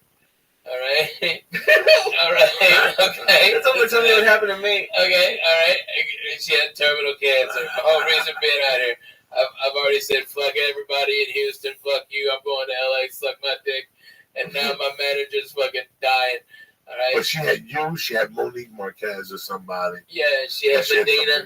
Okay, so Yeah, one Joey day, Medina. she was a little kind of fucking 30. Right? One day Yeah. I called from her, she goes, listen to me. I just got off the phone with these casting people at CBS. I had done dick at that time. I had done the pilot for CBS and maybe basketball, maybe not. she called me. At that time, I was getting tormented by people. I was at Ken Phillips. Yeah. Okay, and I was getting tormented by weird things, like weird, oh my God, weird offers in those days. Yeah, there was a guy that went to the comedy store every night to torment a bunch of comedians, and I was one of them. And he had a company that booked extras. And he would come to the comedy store and go, "What are you doing tomorrow?" We'll put you in, like he would come around while they were shooting Titanic. I moved here when they were shooting Titanic. Everybody had a job for you in the Titanic. They had 4 different casting people sending 50 people a day down to Rosarito, Mexico to work on the Titanic. You would go to a place, they'd take a picture of you, within an hour, you were in a fucking van, taking you to Rosarito. They had the ship there, parked, they put you on there, and you didn't know you were going to be union, you might not be non-union. You were in Titanic? No. That was the big ticket sell. Okay. When I got here. So if you wanted to get to be in the movie, you go to Rosarito, Mexico, and they cashed you for the day. Remember at the end, they had all those violin players and all those. Yeah. There was thousands of people on that fucking boat, or at least it looked like it. You know what I'm saying? That was the hot job. Every fucking backstage, everybody could get you an extra job on the Titanic. But this specific company would be at the store every night tormenting me. Listen, you could be in the movie tomorrow. What if the director likes you and he upgrades you and he gives you a line? You know, come on down tomorrow morning, take a Polaroid. What is it for? And then I would question. Why? What is it Polaroid for? You already told me I got the part. Yeah, tomorrow I get it for you. They just need a Polaroid to see what size shirt you want. What the fuck? It's going to cost you $40. So in those days, you would get $35 a day. Something fucking crazy. Like you would get like $75 a day or something. And you got to pay him $30 or something crazy. That's no fucking deal. You know, there were a lot of those guys. But you could just spend all day in a bus to Mexico. Yeah, but I wasn't going to Mexico. Some people fell for that fucking trick. What, right? You want to go to Mexico? No, I'll get you an extra Titanic too. Cocksucker. So I get a call from her. I'm salivating them out for a role to fucking because they didn't like me as a stand-up comic. And there was a hot show at the time. I forget what the fuck the show was. And she called me one day, and she was telling me her father owned the Latin Quarter.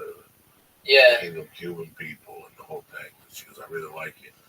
I'd like to work with you." I got a. She goes, "Usually when a manager signs, you don't have a job for you. I got a job. You're gonna make $10,000 on or some shit." She goes, "They want to meet with you this afternoon.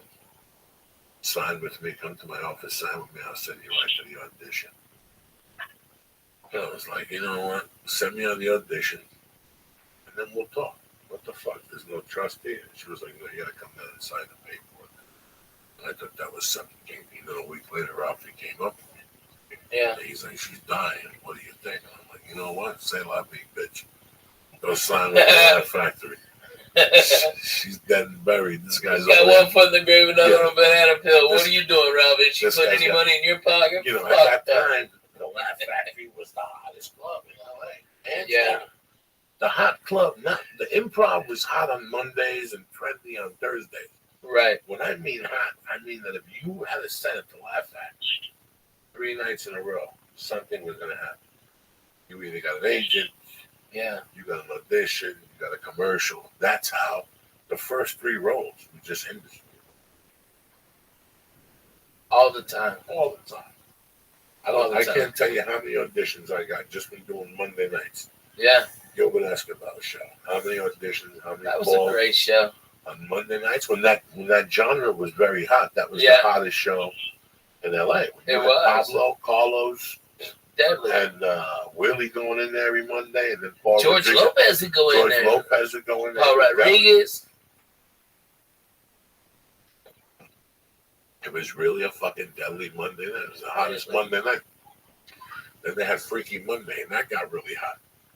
That was the genre at the end. Yeah. That was a great night because they put white dudes up till about 8:35. Then about 8:35, they put like a mixed guy up. Mm-hmm.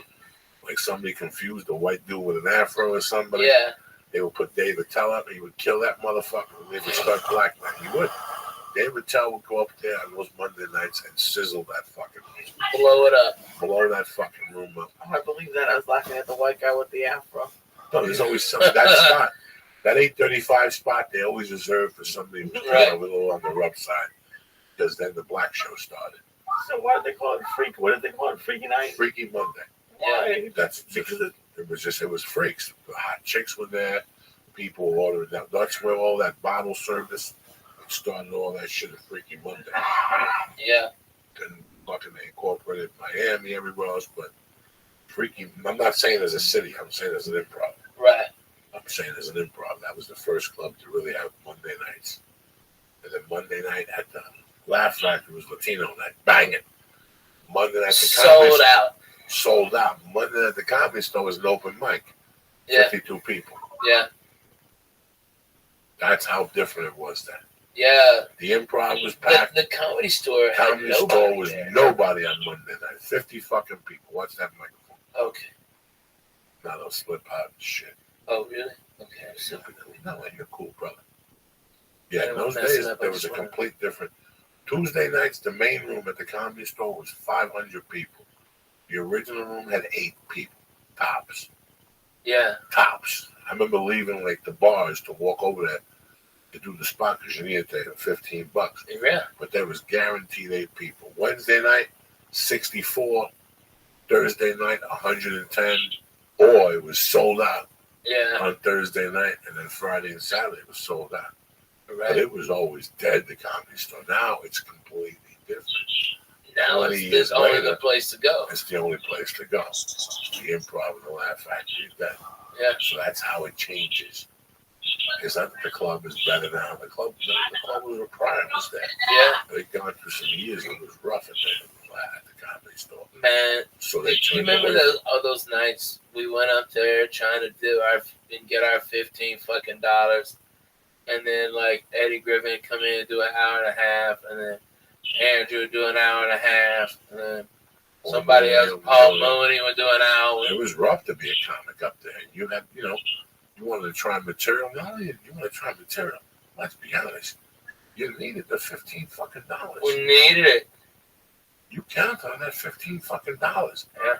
They paid you every 2 weeks. It was like if you got the main room and 3 spots, you were okay. I mean, you weren't going to pay the rent with that.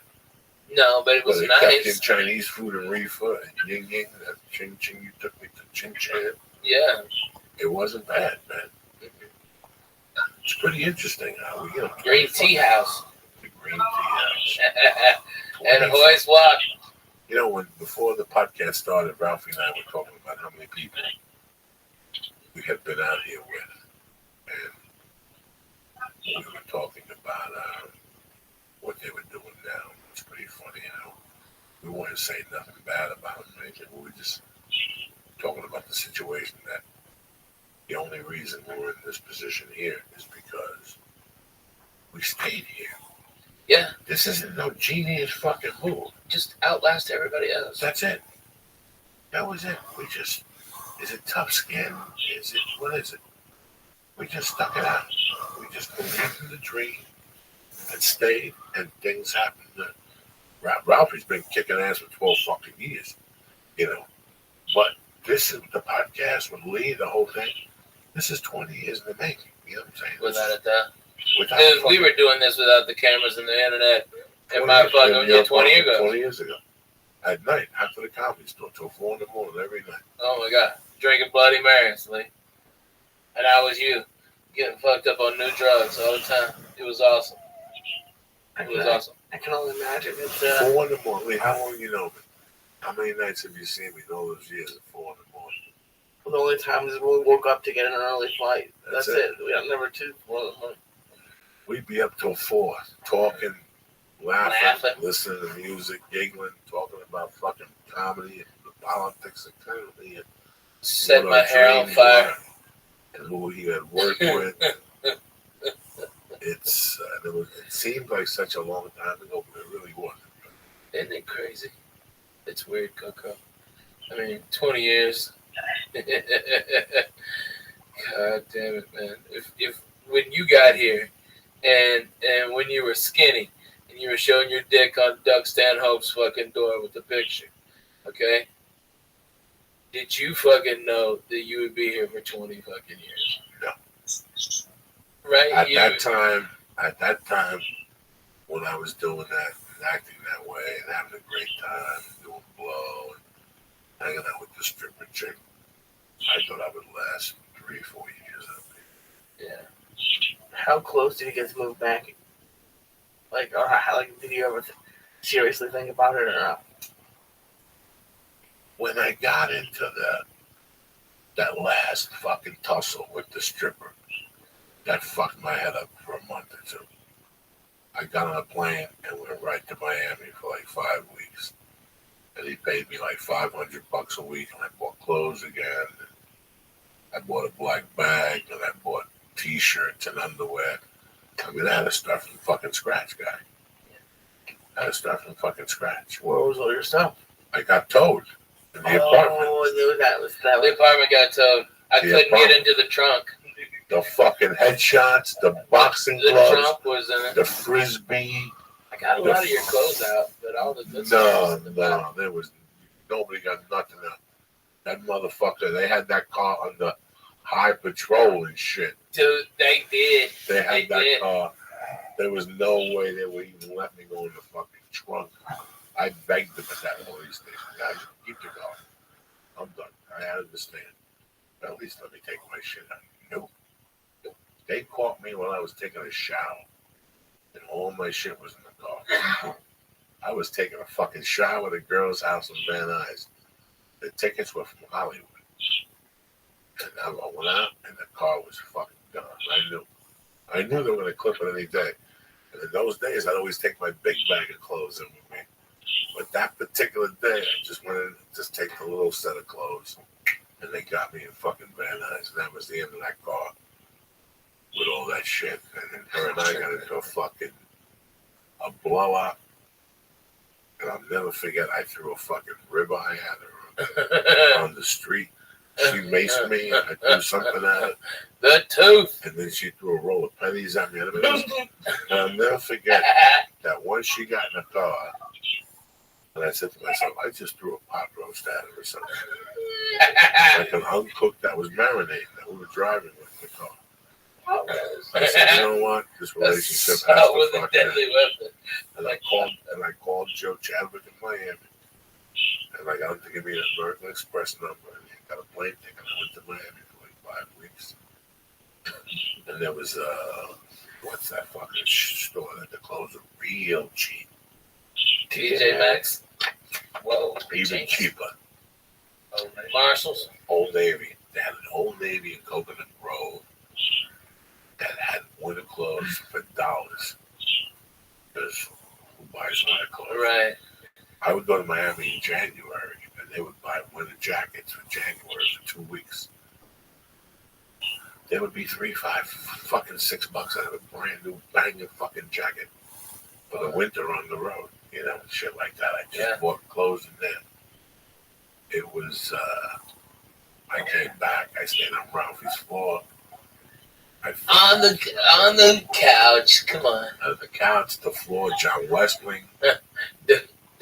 We made Westling sleep on the floor. All right, the big guys got comfortable spots, but when Lee, this is the truth.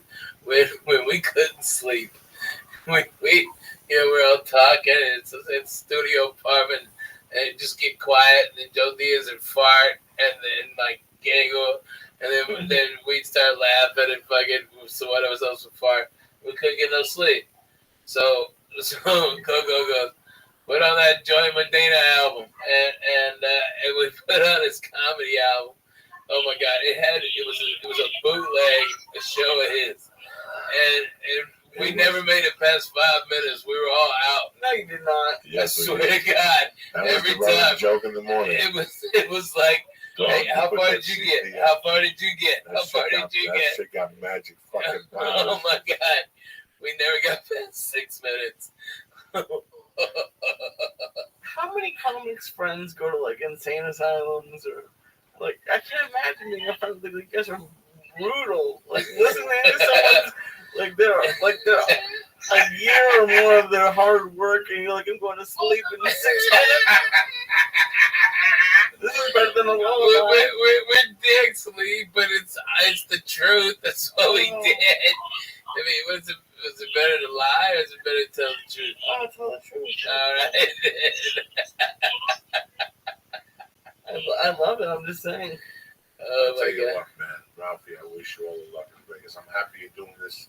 Thank you, It'll sir. slow you down a little bit. You've been on the road a long fucking time. Long time, man. A lot of miles, bro. A lot of miles. You I got mean, nothing to prove. Theaters, small small arenas, comedy clubs, crushing it. It's nice. You went to Vegas. You take a little breathe. You get some sun. You breathe some desert air. Yeah, man. Yeah. And it's like, bath, you know what I'm saying? yeah, I get to work out. I get a steady thing going. I'll be in just 2 time zones a week, not 6 like we were in December. Okay, I'll just be in my house or in Vegas, and it's like that's the greatest. That's the greatest. I mean, you don't get much better than that. You always can't wait to travel this one day. You know what? This fucking 1 hour and a half before the flight shit's getting fucking old. You know what I'm saying? Yeah, man. It gets fucking old. Yeah. Today we were thinking that. Man, let me read these things and get you the fuck out of here. All right, Coco. Do radio tomorrow. I love you. No, I love you too. I'm happy you came on. I'm happy you came on tonight. Man, you're fucking fans, dude. They're great people. They're so nice. I don't even call them a fan no more. They're fucking family. They show really up. are. They're gentlemen. The fucking clubs even say they're so gentle. They They're come so in nice. stoned to the gills and they fucking. They order tons of food. They get I cotton thank mouths and them. they drink. This is why I do this. They're so good. The other day I got on leave. You would have died. I almost sent you to that. Look into. I told you. Look into sponsorship. This and media and this, and it's all bullshit. Because I don't like nobody fucking with these people. Yeah. You know what I'm saying? If anybody's gonna fuck with them, it's gonna be me. Let me fuck with my own people. I love these guys. They know I get up early and I play music. I have a good time, man. I would have done it anyway. Just you gotta put something out there for them to get motivated. Put a Periscope tape out. I get fucked up. I on love your Periscope fucking in the morning. Periscopes. Man, listen. It's an outlet now that we don't have to fucking wait to pitch something. Yeah, right. That's it. Those days are done. You feel like doing something, do it. Do it. Do it. Who gives a fuck what you say on Yeah. Do it. That's it. If you start with 3 people, eventually you're going to get 4. Yeah. Eventually you're going to get 8, and then you're going to get 12. And now what, bitch? Yeah. Now what? I got 12 people watching me now for a week. You're going to get 13, but you keep doing it. And one day you'll get right up to 38. And I don't even know how the fuck that happened. Do you tap? No. Keep fucking doing Keep on going, man. Nobody's special here, bro. Exactly. We just believed in that dream and kept doing it. We under that. Fuck yeah, Coco. We just kept showing up, bitch. That's more than half the fucking battle in life. Show the fuck up. I mean, when people wouldn't show up, who got their spots? Me and Coco, because we were there early. We didn't have no spots. We were getting them and smoking weed out back on the steps. Like doctors. When you're broke, you get to that spot early. Fuck yeah, you do. You get to that spot early. It's like that fucking first line in the Pope of Greenwich Village. Oh, how come nobody keeps me waiting when they're looking to borrow? That's my favorite fucking line, that movie. Damn, that's a good line. Anyway, Me Undies has been on the podcast for a long fucking time now. For one reason only. They're comfortable. I like how they feel, and I wear them when I go to the gym. They keep everything tight. Plus, they have a fabric, and they keep your nutsack nice and fucking clean. I said it once, I said it 1,000 times. When I had the surgery last time for my nose, I couldn't bathe for a day and a half. The next day I went in there, I took a whiff, and they smelled like hip-hop would do. You understand me? And you know why? Because of Me Undies special material called Modal. But listen, this Valentine's Day, give a gift that they can unwrap again and again. Matching underwear from Me Undies. Who's better than you? Valentine's Day, it's near, and it's go-to time for the thoughtful gift hunting. Me Undies has covered you with limited edition matching pairs of undies for you and yours. Has Valentine's Day got you stumped? Forget the cliches. and give a gift that looks great, feels great, and will make everybody happy. MeUndies. You ever give a girl a pair of underwear, then knock them right off their fucking horse? You understand me? The only thing is make sure the size is right. Because if you give them a big pair, they're going to smack you right in the face. And there's no danger getting a fucking hand job. You understand me? Fancy dinners, chocolate last night, flowers last week. Fancy dinners, chocolate last a night, and flowers last a week. This year, give the gift of looking great and feeling great. Every day with the world's most comfortable underwear. MeUndies, all right? MeUndies are the perfect gift for you and yours this holiday. They're unbelievably soft and come in limited edition prints. MeUndies knows that your special someone deserves a special fabric, which is why their underwear is made with exclusively out of modal, like I told you, a fabric with a touch 3 times softer than cotton. MeUndies is special, limited edition Valentine's undie, which means you and your Valentine can match. And yeah, it's as cute as it sounds. You understand me? Not for me. Women like that shit. When you show them shit and matching, and you want your balls licked, something's got to match. You know what I'm saying? And if for some reason you and MeUndies aren't a perfect match, they'll give you your money back and let you keep your first pair. There's no refund on a bad fancy dinner, all right? They offer free shipping, and for limited time, listeners to this podcast get 20% off their first order. But you got to go to MeUndies.com/Joey's. With the MeUndies Better Day Guarantee, you have nothing to lose. Ugats. So don't wait any longer. Go to MeUndies right now. Go to MeUndies.com/Joey right now and get 20% off your first order. Get the matching Valentines. Get the red with the fucking black polka dots. She's going to love it. Fuck the flowers. Hit her with the underwear. The one she's got on, you rip them off. You throw her on the floor. You eat that monkey. And then you put the new pair on. You say, Happy Valentine's Day, honey. I love you. We've been together 10 years. Your monkey's never tasted so delicious. Oh, man. And that's Very what you romantic. got MeUndies on. Again, go to MeUndies.com right now/Joey and get 20% off your first order and free shipping. Who's better than you, cocksuckers? All right, here we go. Let me ask you people something. Are you hiring? Know where to post your job to find the best candidates? Posting your job in one place isn't enough to find quality candidates. If you want to find the perfect hire, you need to post your job on all the top job sites, and now you can. You ready? With ZipRecruiter.com, you can post your job to 200 plus job sites, including social media networks like Facebook and Twitter. You ready for this one? With a single click. Find candidates in any city or industry nationwide. Just post one time and watch your qualified candidates roll into ZipRecruiter's easy-to-use interface. No juggling emails, no calls to your office. Quickly screen candidates. You rate them, and you hire the right person. Boom, fast. Find out today why ZipRecruiter has been used by Fortune 100 companies and thousands of small and medium-sized businesses. And right now, my listeners can post jobs on ZipRecruiter for free by going to ZipRecruiter.com/church. Again, ZipRecruiter.com/church. That's ZipRecruiter.com/church. One more time.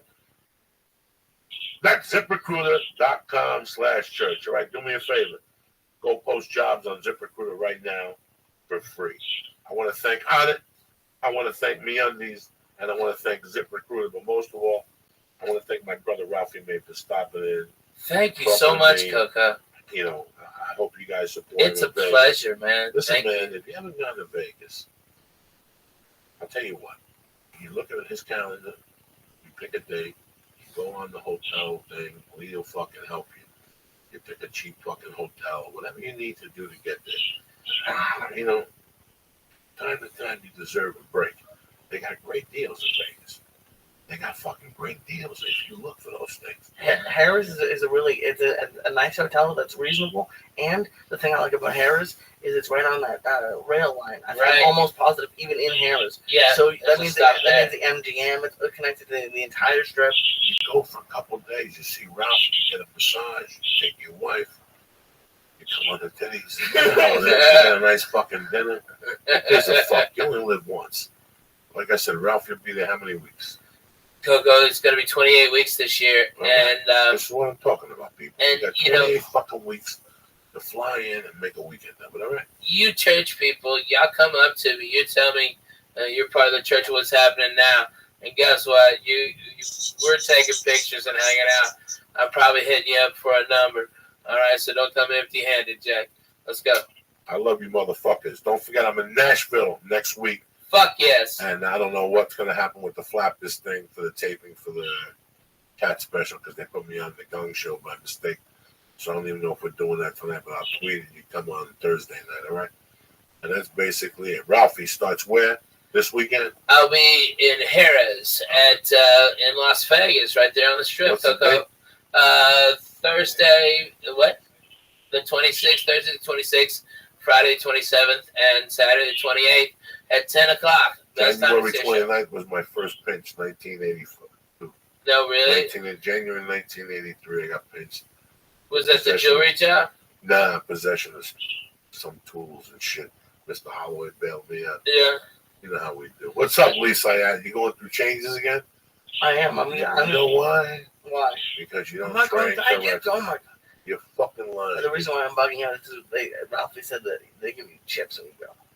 Yeah. That's like my dream. Where? At Harris. Yeah. Well, you come, Lee. You're going to be part of church weekend. I'll be there every day. We'll see if we can get Coco to go out there, and maybe we'll make a big thing of it. Me, you bring the girls if they want to come. I get spa, so I'll send Terry to the spa like a doctor. All right, we'll go down there and get massages and get steams and shit like that. That's the best. It's better than you. All right, and we do that, and we go to Vegas and have fun. We bring some church people in. You know, my man Darren Noble wants to come out. Those fools, dude, all my friends are watching us right now. My Twitter's blowing up. Oh, shit. They love us. I love them. They can't do nothing about it. Too. I know. It's like, Coco, it's like, if we can't fucking have fun with our fans that are friends of ours, then what the fuck are we doing this for, It's like you see those comics who try to big time everybody. It's like, what the fuck are you doing, man? These are the people that love you, that pay your fucking bills. It's a fucking nightmare. They're fucking nightmares. It's like a jungle sometimes. It makes you wonder how I keep them going under. Hit it, Lee. Come on. I love you, motherfuckers. Stay black. And don't forget Uncle Joey, Ralphie May, and Lisa. I love you. We'll see you motherfuckers Wednesday night. Same bat time, same bat channel.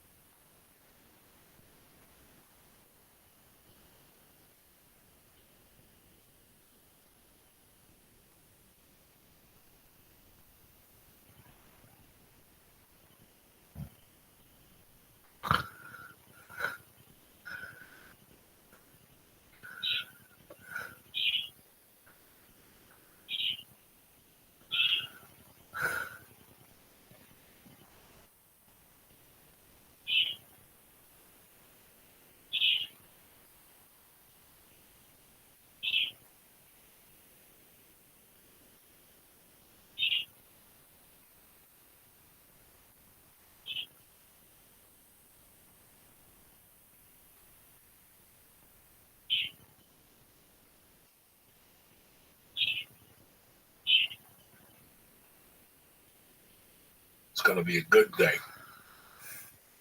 The Church of What's Happening Now is presented by On It.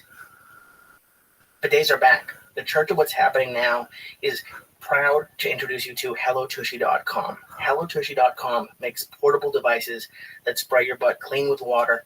Go to HelloTushy.com/church right now to get 10% off. That's HelloTushy.com/church.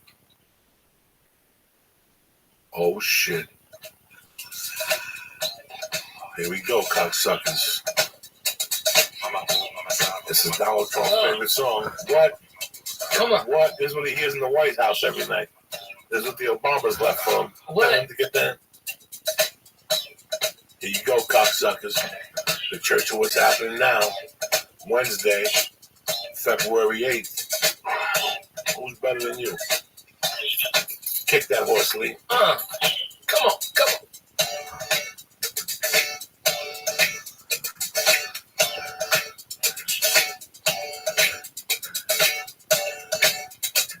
Oh, shit.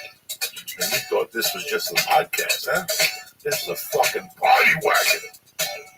Here we go. Black people jump up and down. Come on, black people. Mexicans jump up and down. Let's go, Sticks. Armenians, do your thing. Ow, werewolf for jungle. Wiggle, cocksucker, wiggle. Here we go. The intensity. Oh, shit. There's a white chick suck black dicks in the 70s. Fuck yeah. Oh, here we go. Hey, sama cosa. Lisa, yeah. Ralphie May. Oh, shit. And Uncle Joey. My belly, what the fuck? What's happening, you bad motherfuckers? Uncle Joey here, the Church of What's Happening Now. It's a beautiful motherfucking night. I'm happy you get to join us. Lisa Ayat's here. And yes, again, my brother, Mr. Ralphie May. Hi, everybody. If he's in town, we bump motherfuckers around Ralphie May. I had to tell somebody today something happened. The fucking studio burnt down. I'll call you next week. What do I give a fuck? Somehow I'm sure I got blamed. Oh, you always get the blame. I always throw Lee in the Flying bus. Jew right under the bus. Put water on the computer and get people over there and shit.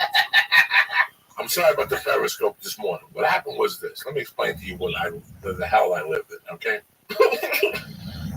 Joe Rogan's my brother. I love him to death, but he gets a lot of creepy fucking people that listen to him, and the creepy people, when they can't get through to him, they start going down the line. So they go to Duncan. When Duncan tells them to fuck off, they go to Ari. When Ari tells them to fuck off, they'll come to me. When I tell them to fuck off, they'll go to Brian. When Brian tells them to fuck off, they'll go to Tony Hinchcliffe. When Tony Hinchcliffe, they'll go to Sarah Tiana, and it's on and onward and onward. So this started 3 weeks ago in Cleveland. I had to fly in early the night before, right? I get there, my fucking sleep apnea machine breaks. At 6 o'clock at night, I gotta get a new fucking wire. What am I gonna get? So already I go into panic mode. I got radio on Thursday morning. I gotta be alert. I'm not gonna go to fucking sleep. So I said, let me not deal with this. Let me get something to eat with these dudes from LA that want to play with me. I know them. And I'll come back and I'll deal with this shit. I'll figure it out. I'll scotch tape it. I'll do something, you know? Right. I go, I eat with these two guys. It's cold out. They walk me back into the hotel. You know the hotel in Cleveland where you stay down the corner from I walk in and there's these two people there.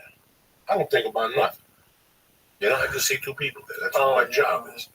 I'm talking to these two guys, and all of a sudden they're looking over at us. And they keep looking and looking and looking. And as soon as I try to, I go, they're here for a fucking picture. God damn it. I know. And next thing you know, I go real loud. I go, listen, my sleep apnea machine broke. To the guys, I go, let me go upstairs and deal with this. I turn around. The guy chases me with the girl. They come up to me like, listen. We got your present, but it's in our car. Right away, that's not going to happen. Right. We didn't know if we'd see you or not. But listen, I'm not walking to no car. You come into the show, would you like me to leave you tickets for the show? That's nice. Yes, we would.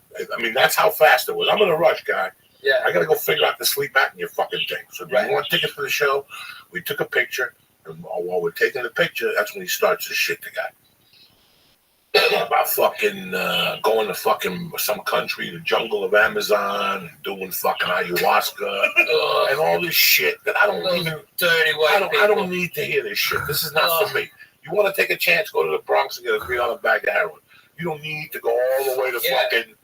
But Listen, before you move to LA, you see how these fucking idiots work.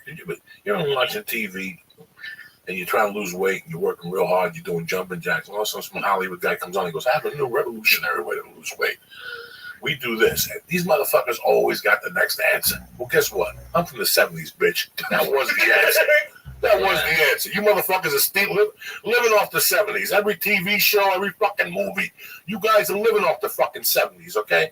So when I see it's like Quaaludes. Quaaludes are great. They became ecstasy. Yeah. That's what happens. They become ecstasy, but it's the same cousin to the fucking Quaaludes. The same thing that just evolved. Me, listen, you want the answer? Take a hit of acid. When my mother was dead, 3-4 months, I think I recovered from the pain. I ate acid every fucking night.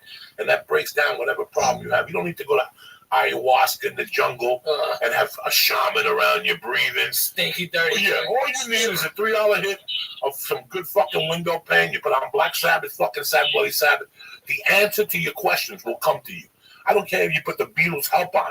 The answers to your questions will come to you. I'm telling you this as a man because this is what I did for fucking years when I was recovering off the biggest pain you could possibly have in your fucking life. So don't fucking tell me my fucking job, okay?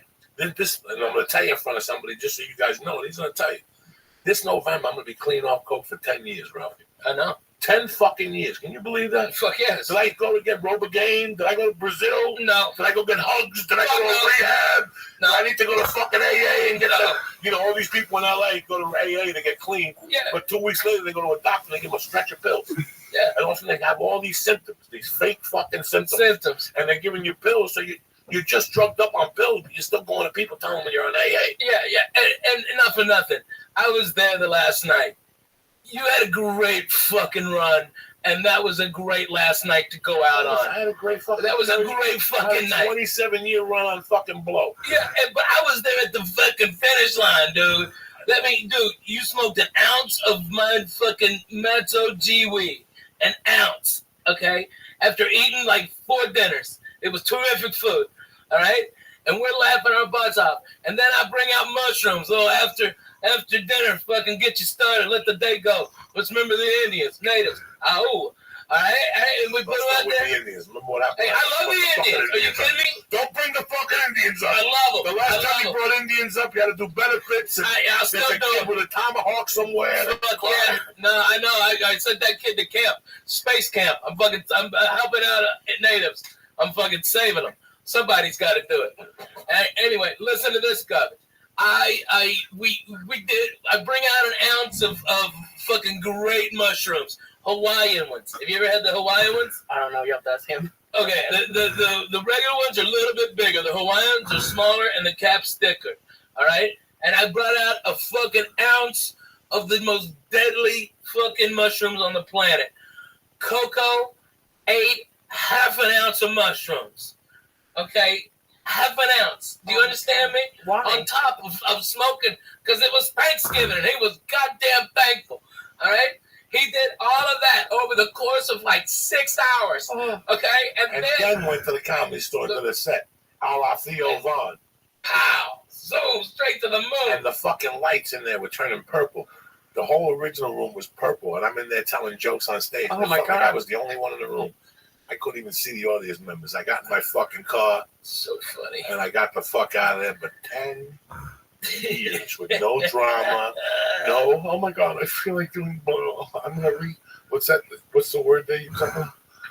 I'm going to relapse. I'm going to relapse. What the fuck are you talking about? Yeah, you make a decision. Right. You set your mind. Here's how you quit. I ain't doing that no more. I ain't doing it no more. That's it. That's it. That's all you did. It, guys. There were no 12 steps. There's no 12 steps. There's no Go to the escalator. There's no fucking. I ain't gonna do it no more. I ain't gonna do it no more.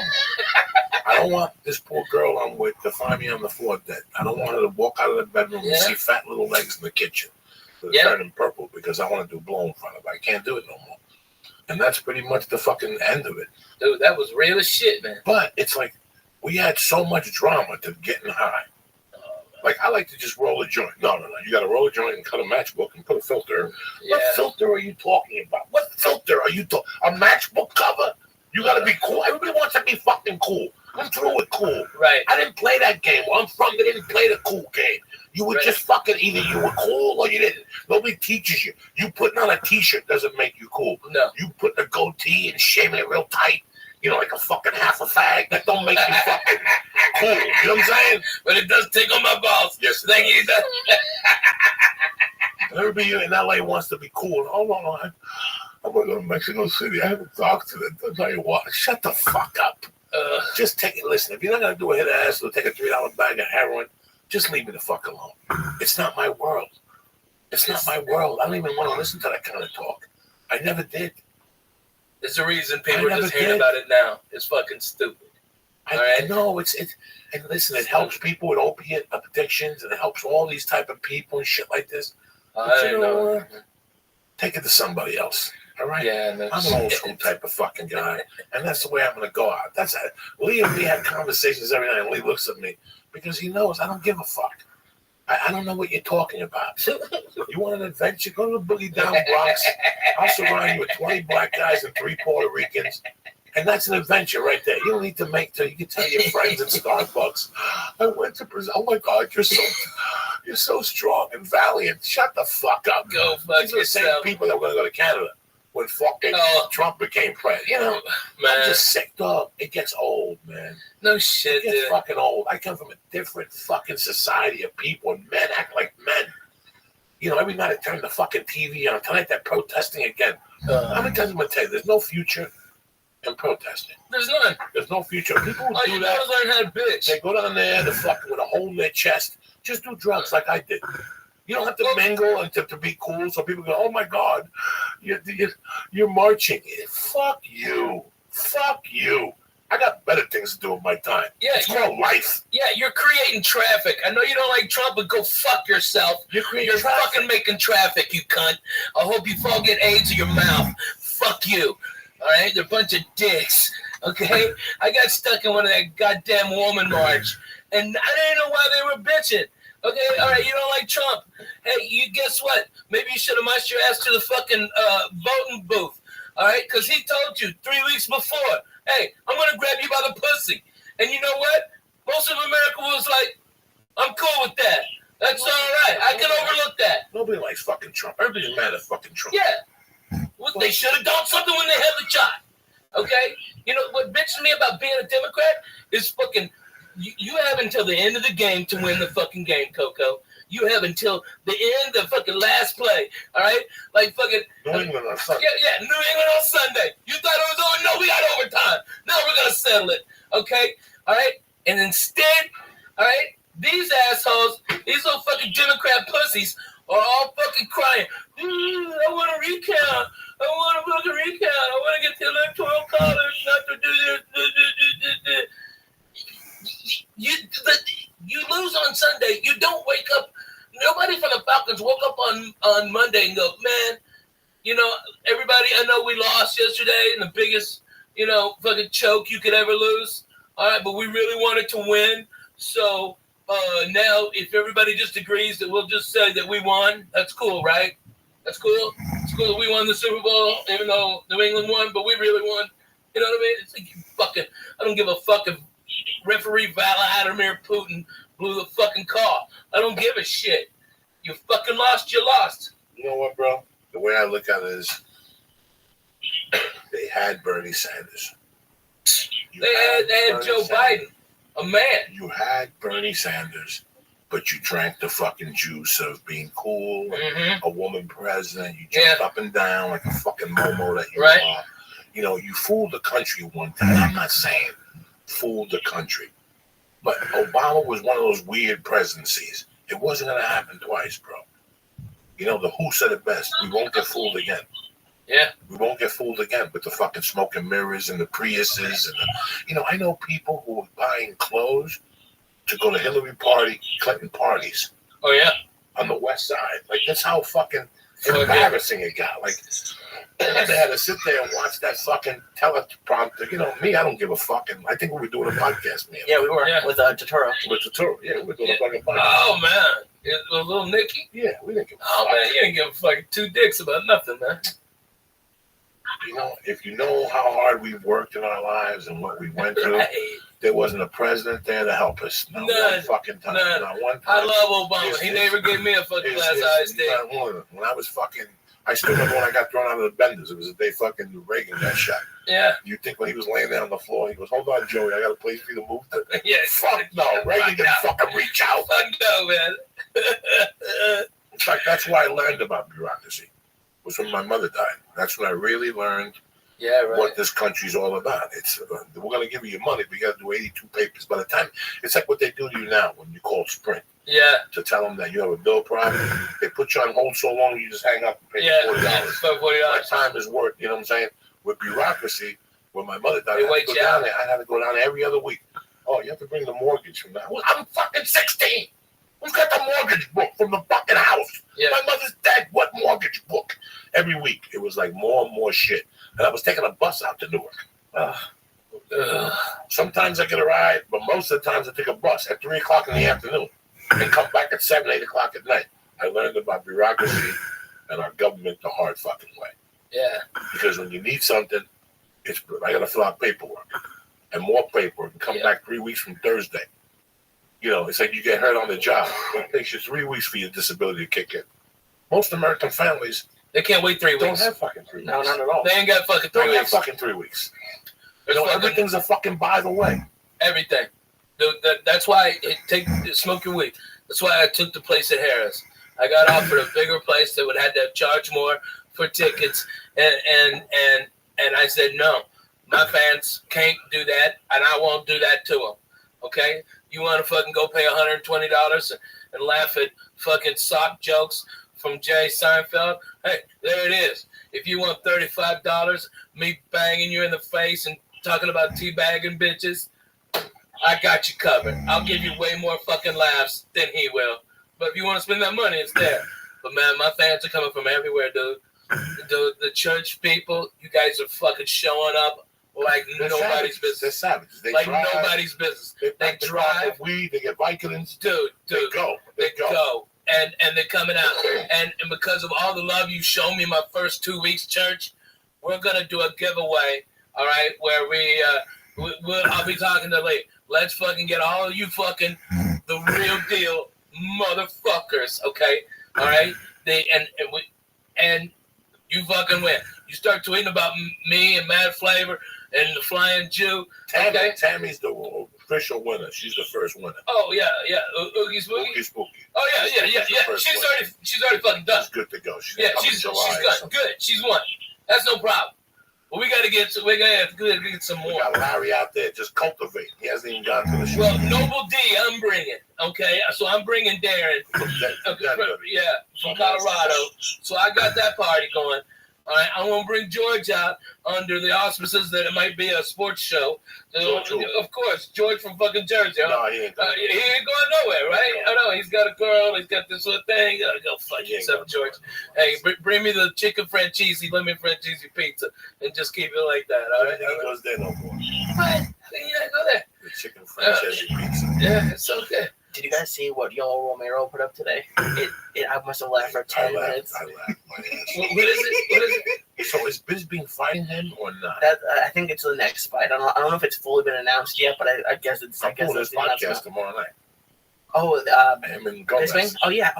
And I know you love Bisping. I love Bisping too, but just like that, I love trash talk. So just. He made a GoFundMe page for his future medical bills, and I have nothing against Mike. I like Mike, but it's just funny. It's just so fucking funny. That MMA is getting fucking funnier and fucking funnier. My fucking Irish brother, Conor McGregor, suck my big Irish balls. Oh, crying. I want that on my phone. I want T-shirts. I want that everything. Suck my big Irish balls. Fuck yeah. Who knew we had a church in Ireland?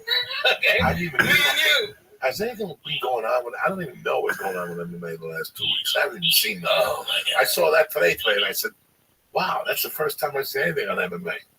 Yeah, that's all. Because there's a fight this week. Yeah, it's Brooklyn. That's Anderson Silva. I placed money on him. Nobody even knows nothing. Like, nobody said nothing to me. Nobody's called. That's why I didn't know. I'm like, what the fuck's going on? Man. And all of a sudden I seen the fucking thing today. And I go, wait a second. There's a fight this weekend. Yeah. Nobody's talking about this fucking fight. Brooklyn, New York. Brooklyn, fucking New York. I haven't heard one fucking thing. I don't know what would be a better fight. The one in the ring in the octagon, or the one with the people leaving? Okay, because that's going to be a great fight. Right outside, all these guys get all fucked up on Brooklyn. Red Bull and Brooklyn. But who's going to go to this thing? It's not going to be your typical Brooklynites. It's going to be, those tickets are going to be high. Oh, yeah. They're doing it up there because they could charge a little more. That's Jay-Z's neighborhood. You're right. Shit. You're right. So it's not the Brooklyn that we left 30 years ago with knuckleheads hitting each other and shit. Yeah.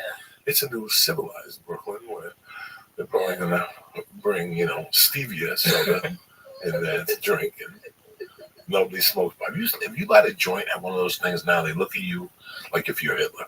Yeah. Did you know that, man? Especially in New York. I can't believe it. I grew up in New York. I used to smoke everywhere in New York. Like, you light a joint now in New York? People walk on the other side of the street, they look at you, like they take pictures of you on their fucking phones. It is crazy. There's a lot of cities I go, I travel, and people get mad at me. You don't Periscope. Listen, guys, it ain't the same. It ain't the same. I know you can Periscope, but I know where you can't. Yeah. There's some places you can sit behind outside and smoke a joint. I put the phone on a fence and nobody sees me. There's some places where they're watching. You stick out like a fucking sore thumb. They're watching you, man. Yeah. What's the matter, Lee? Nothing's the matter. You're already going through changes? I started the sweat starting. Oh my god! It's what do you mean the sweat starting? It's just I'll be shiny.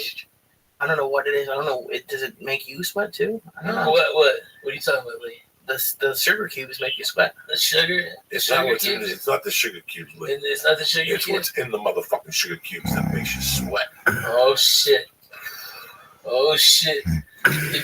Look at your fingers. Are they getting all wavy? Not yet. The fingers are getting wavy, but everything else. I'm going to do you a favor. My daughter, she made this for me, and I'm going to wear it, all right? I just want you to look at that every now and then, okay?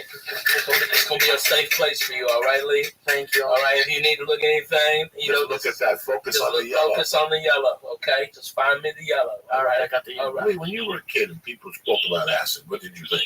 No, it's not even that I was scared of acid. What drugs were people talking about when you were 18 in high school?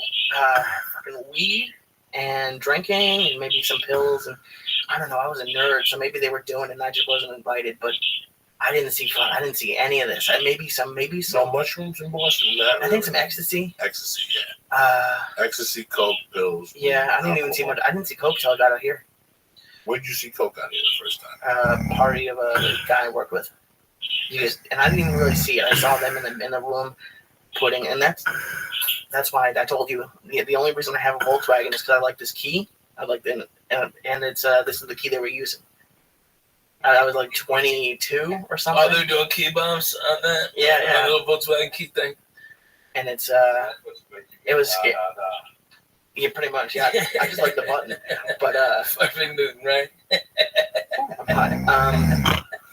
Yeah, it was mostly just that. I never really. I think my introduction to like psychedelics is the podcast with like you talking about it, Rogan talking about it. I've never even dreamed of it. Let me tell you, at 12, we were fucking doing mushrooms every weekend in Clarksville, Arkansas. All right, Boy Scout camp didn't fucking matter. Fucking anything, camping, deer hunting. Fuck, didn't matter. Fucking shrooms were on the menu. And they're everywhere. Everywhere. Everybody had cow pastures. Everybody, you just go pick, keep them dry so they don't get mildew, and boom, you're done. Okay. And then there was like the creepy guys who were like over the 21, who were always trying to fuck our high school girls, who had parties like the Red Cup party bonfires. And that's when I first smoked a joint, was there at that party. My buddy Joel, God damn it, Joel was cool, motherfucker. He had long hair. hippie motherfucker. Dad was a Vietnam vet. But Joe Penny, I knew I'd get it. Joe Penny, rolling fucking pinners. That's where I thought that name came from. The little pinner joints was from Joe Penny because he rolled little joints. All right, and he saw me because that guy wouldn't. He thought I didn't pay for my red cup, and I'm like, you dumb. I was a wise ass. I was like, you fucking dumb fuck. Like I'm just walking around the woods with a big red cup, and I just happened to fucking bump into you, you fucking dummy. All right, and he wouldn't fucking give me any beer, that fucking cocksucker. So Joe saw it, and then when we were leaving, by the way, I smoked. I thought he was like, this is marijuana. I'm like, is it gonna kill me? He's like, no. And he was right, Coco. He was fucking right, Jack. I smoked 5 joints that night of that Mexican dirt weed. Okay, we even played that game where you load up one joint with a big ass seed, and everybody takes a joint. And we all power smoke until the seed blows up and blows your face like those old cigars. That's the greatest weed game. Nobody can play it now because there's no fucking seeds in the weed. All right, and we did mushrooms and you'd always save up your money for wine cooters so you could try to finger bang girls. All right, that was our fucking move. Finger banging the chicks with the Bartles and James Mountain Berry was the resistance. That's what it is. Woo, you are getting sweaty, Lee. Oh, dog, it's all my girlfriend, please. He's gonna have a heart attack. Oh my god. You all right? Oh yeah, I'm fine for now. And you're having a panic attack too, so breathe out of your nose, Lee. I'm not having a panic Hey, attack. Lee, while you're on the Twitter right there, hey, because I'm not on mine, put it on add me to the full thing so people can see this about the church, because I didn't know the church's Twitter handle. All right, and Ben, before you get too fucked up, text Aaron to send it out. Okay, yeah, up the ass. I want everybody to know, because I want all my fans. If you ain't down with the church, you need to be. Okay, all right. That's number one. All right, you gotta get down with the church. All right, and number two, I want everybody to have more chances to win a free vacation, to come to fucking Las Vegas, Nevada, Jack. All right, and we'll have a fucking blast. I like it. I like it. How's Right? anxiety, Lee? You all right? Ooh, it's Just breathe out of your nose. No, I'm feeling another Chibo chew. Drink. no, it really hasn't started kicking in yet. It really hasn't. So what are you sweating? Because that's the part That's that's the kicking. anxiety. You thinking about it.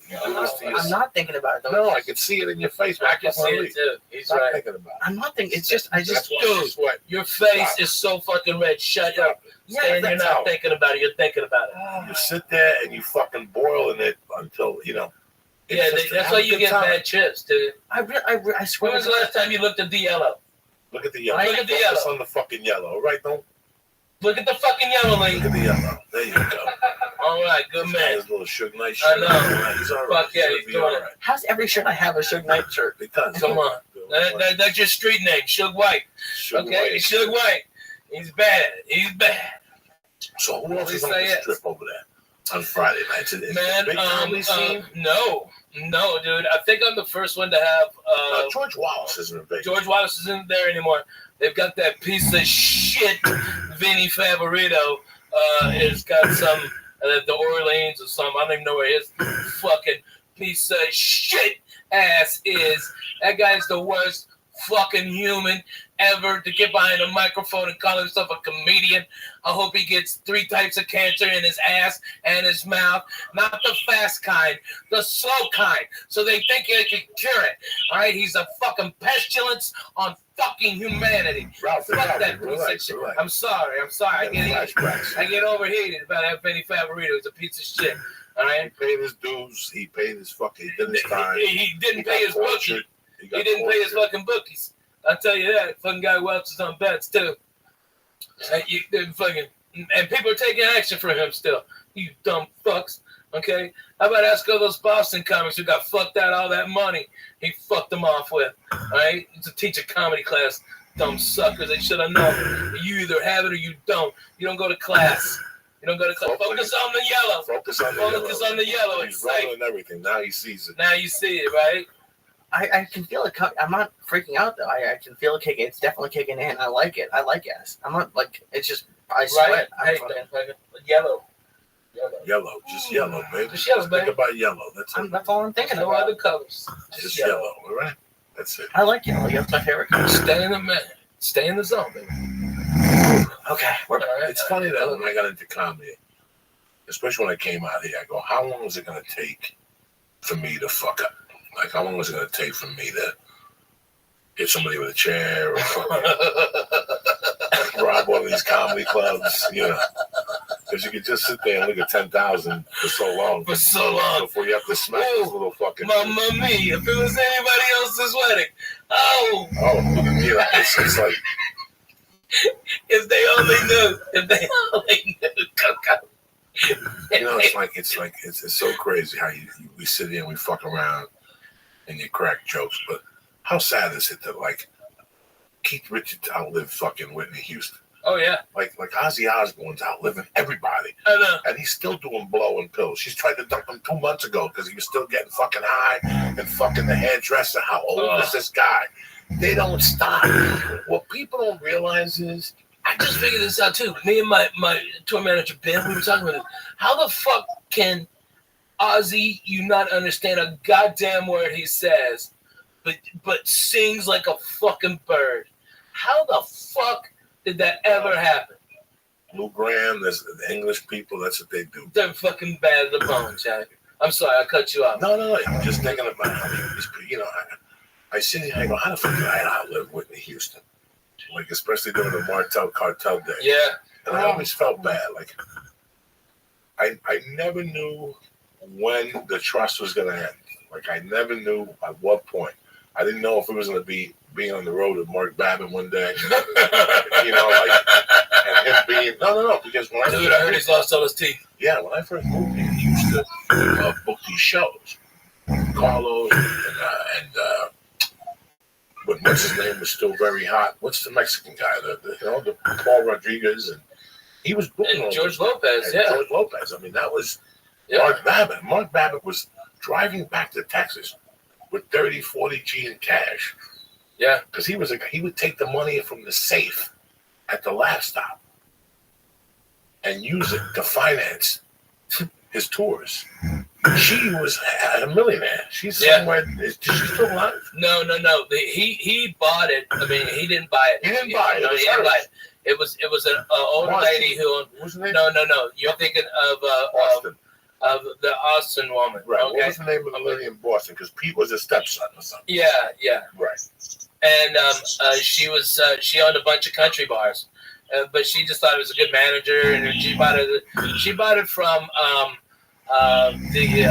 Sandy Marcus, okay? And Sandy and her husband are the ones who started the Laugh Stop, and then Sandy sold it when she wanted to get out to this lady who was a multi-millionaire, probably worth $150 million more, because she owned like the men's club, she owned the biggest country bars, she had a majority of stake in Gillies when Gillies was hot, and fucking the Urban Cowboy.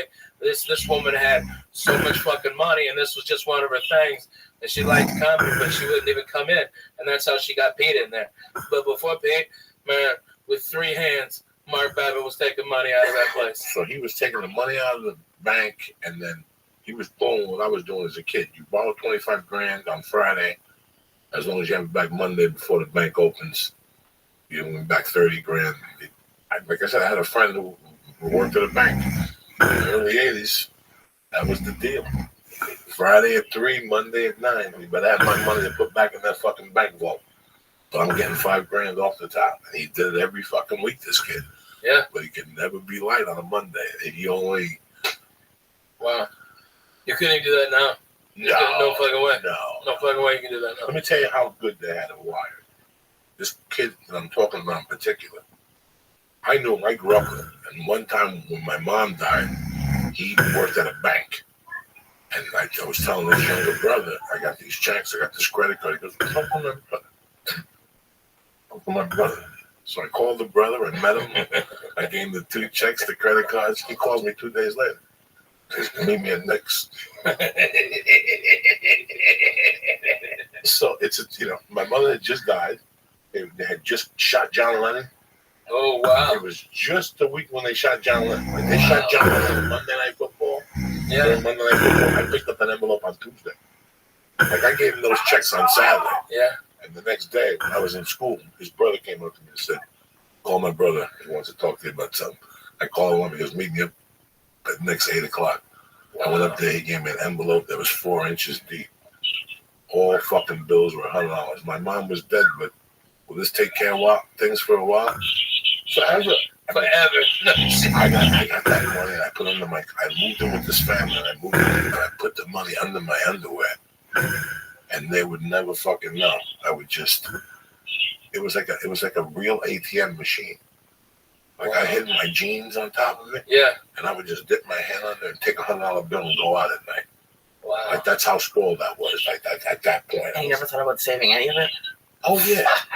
I thought about saving it and investing. I was 17 years old. Yeah. Okay? Yeah. I'm gonna invest in what? Getting a blowjob from that girl. Yeah. Gabby, that's what I'm gonna invest in, Lee. There's no investments, Lee. You took that to the bar and you invested it. You want to hear something fucked up, Lee? Sure. Is that not only did he just say, "Oh, that was fine," he was still working. All right, him and his buddies, they would drop out of trees on unsuspecting gay guys and beat them like gorillas till one back beat all y'all. They weren't unsuspecting gay guys. They were perverts and pedophiles that did not know that they wanted to do that. But listen, man, those guys. And these guys would drop out of the fucking trees like gorillas. You want me to tell you something? My friend just went to the mayor's bar. To my buddy's ball. Yeah, he's done. My friend just went to my buddy's ball on Friday. But there he had his first ball on Friday, $175 a ticket. What? Why does he have a ball? Like for his Because he's a commissioner or he's an assemblyman. I love it. And he told me that the guy we used for bait as kids was there. And I go, "How does he look?" He goes, "Bro, that dude hasn't aged a fucking day." He said he still looks like an Italian model. Oh wow. We used to take this kid and the reason why we used him is because he had a connection. I know that if we ever got arrested, this shit would get squashed. At the end, right before they're ready to press charges, this kid had too much juice. Right. That's the reason why I used to take him. I just go right 50-50 right down the middle. But all he had to do was just bait. That's all he had to do was just bait. We did the fucking kicking and the pulling and the fucking... All right, so explain to him. Okay, so he'd be out there and then horrible, dark, fun time. Did you ever say that to yourself? Like someday when you guys will be 50, that was a terrible, horrible, fun time in my life. You know what I'm saying? Like, it was that dark and terrible. Like it was dark. Like if I think about it now, it was dark. Like even in the daytime, it was dark. Like there was no sunlight in my life then. And it was it was like my junior year. It started my sophomore summer going into junior year, where you heard rumblings. There was this Davy Thomas, this Thomas family, and they were the kings of it. The family who owned Wendy's? They were the no. These kids did not own Wendy's. And they were the first ones. That 64th Street crew were the first ones that started going up Boulevard East. And then the word started getting out. You can make some money. You know how people drive Lyft now? Oh, yeah, right. That's how it was then. Yeah, right. Go to Boulevard East at night. Oh, my God. Like, that's how it was so well known. Spare change. Well, you know what's crazy? When I read the Iceman's book, yeah. Oh, my God. The Iceman used to live in West New York, New Jersey. And he said that in the 60s, he would just kill people for practice on Boulevard East. Get the book. Wow. Get the fucking book. He goes, I can't. He goes, I really couldn't give an actual account of how many people I killed. Because there was 3 years, I was just practicing. He goes, I'd go to a bar on the west side. Yeah. And tell a guy I was gay or whatever, and he'd follow me to Jersey, and I'd kill him on the Jersey side and shit. He goes, just for practice. Just to practice control tactics. Oh, my God. This guy was the real fucking deal. Why do you read this book?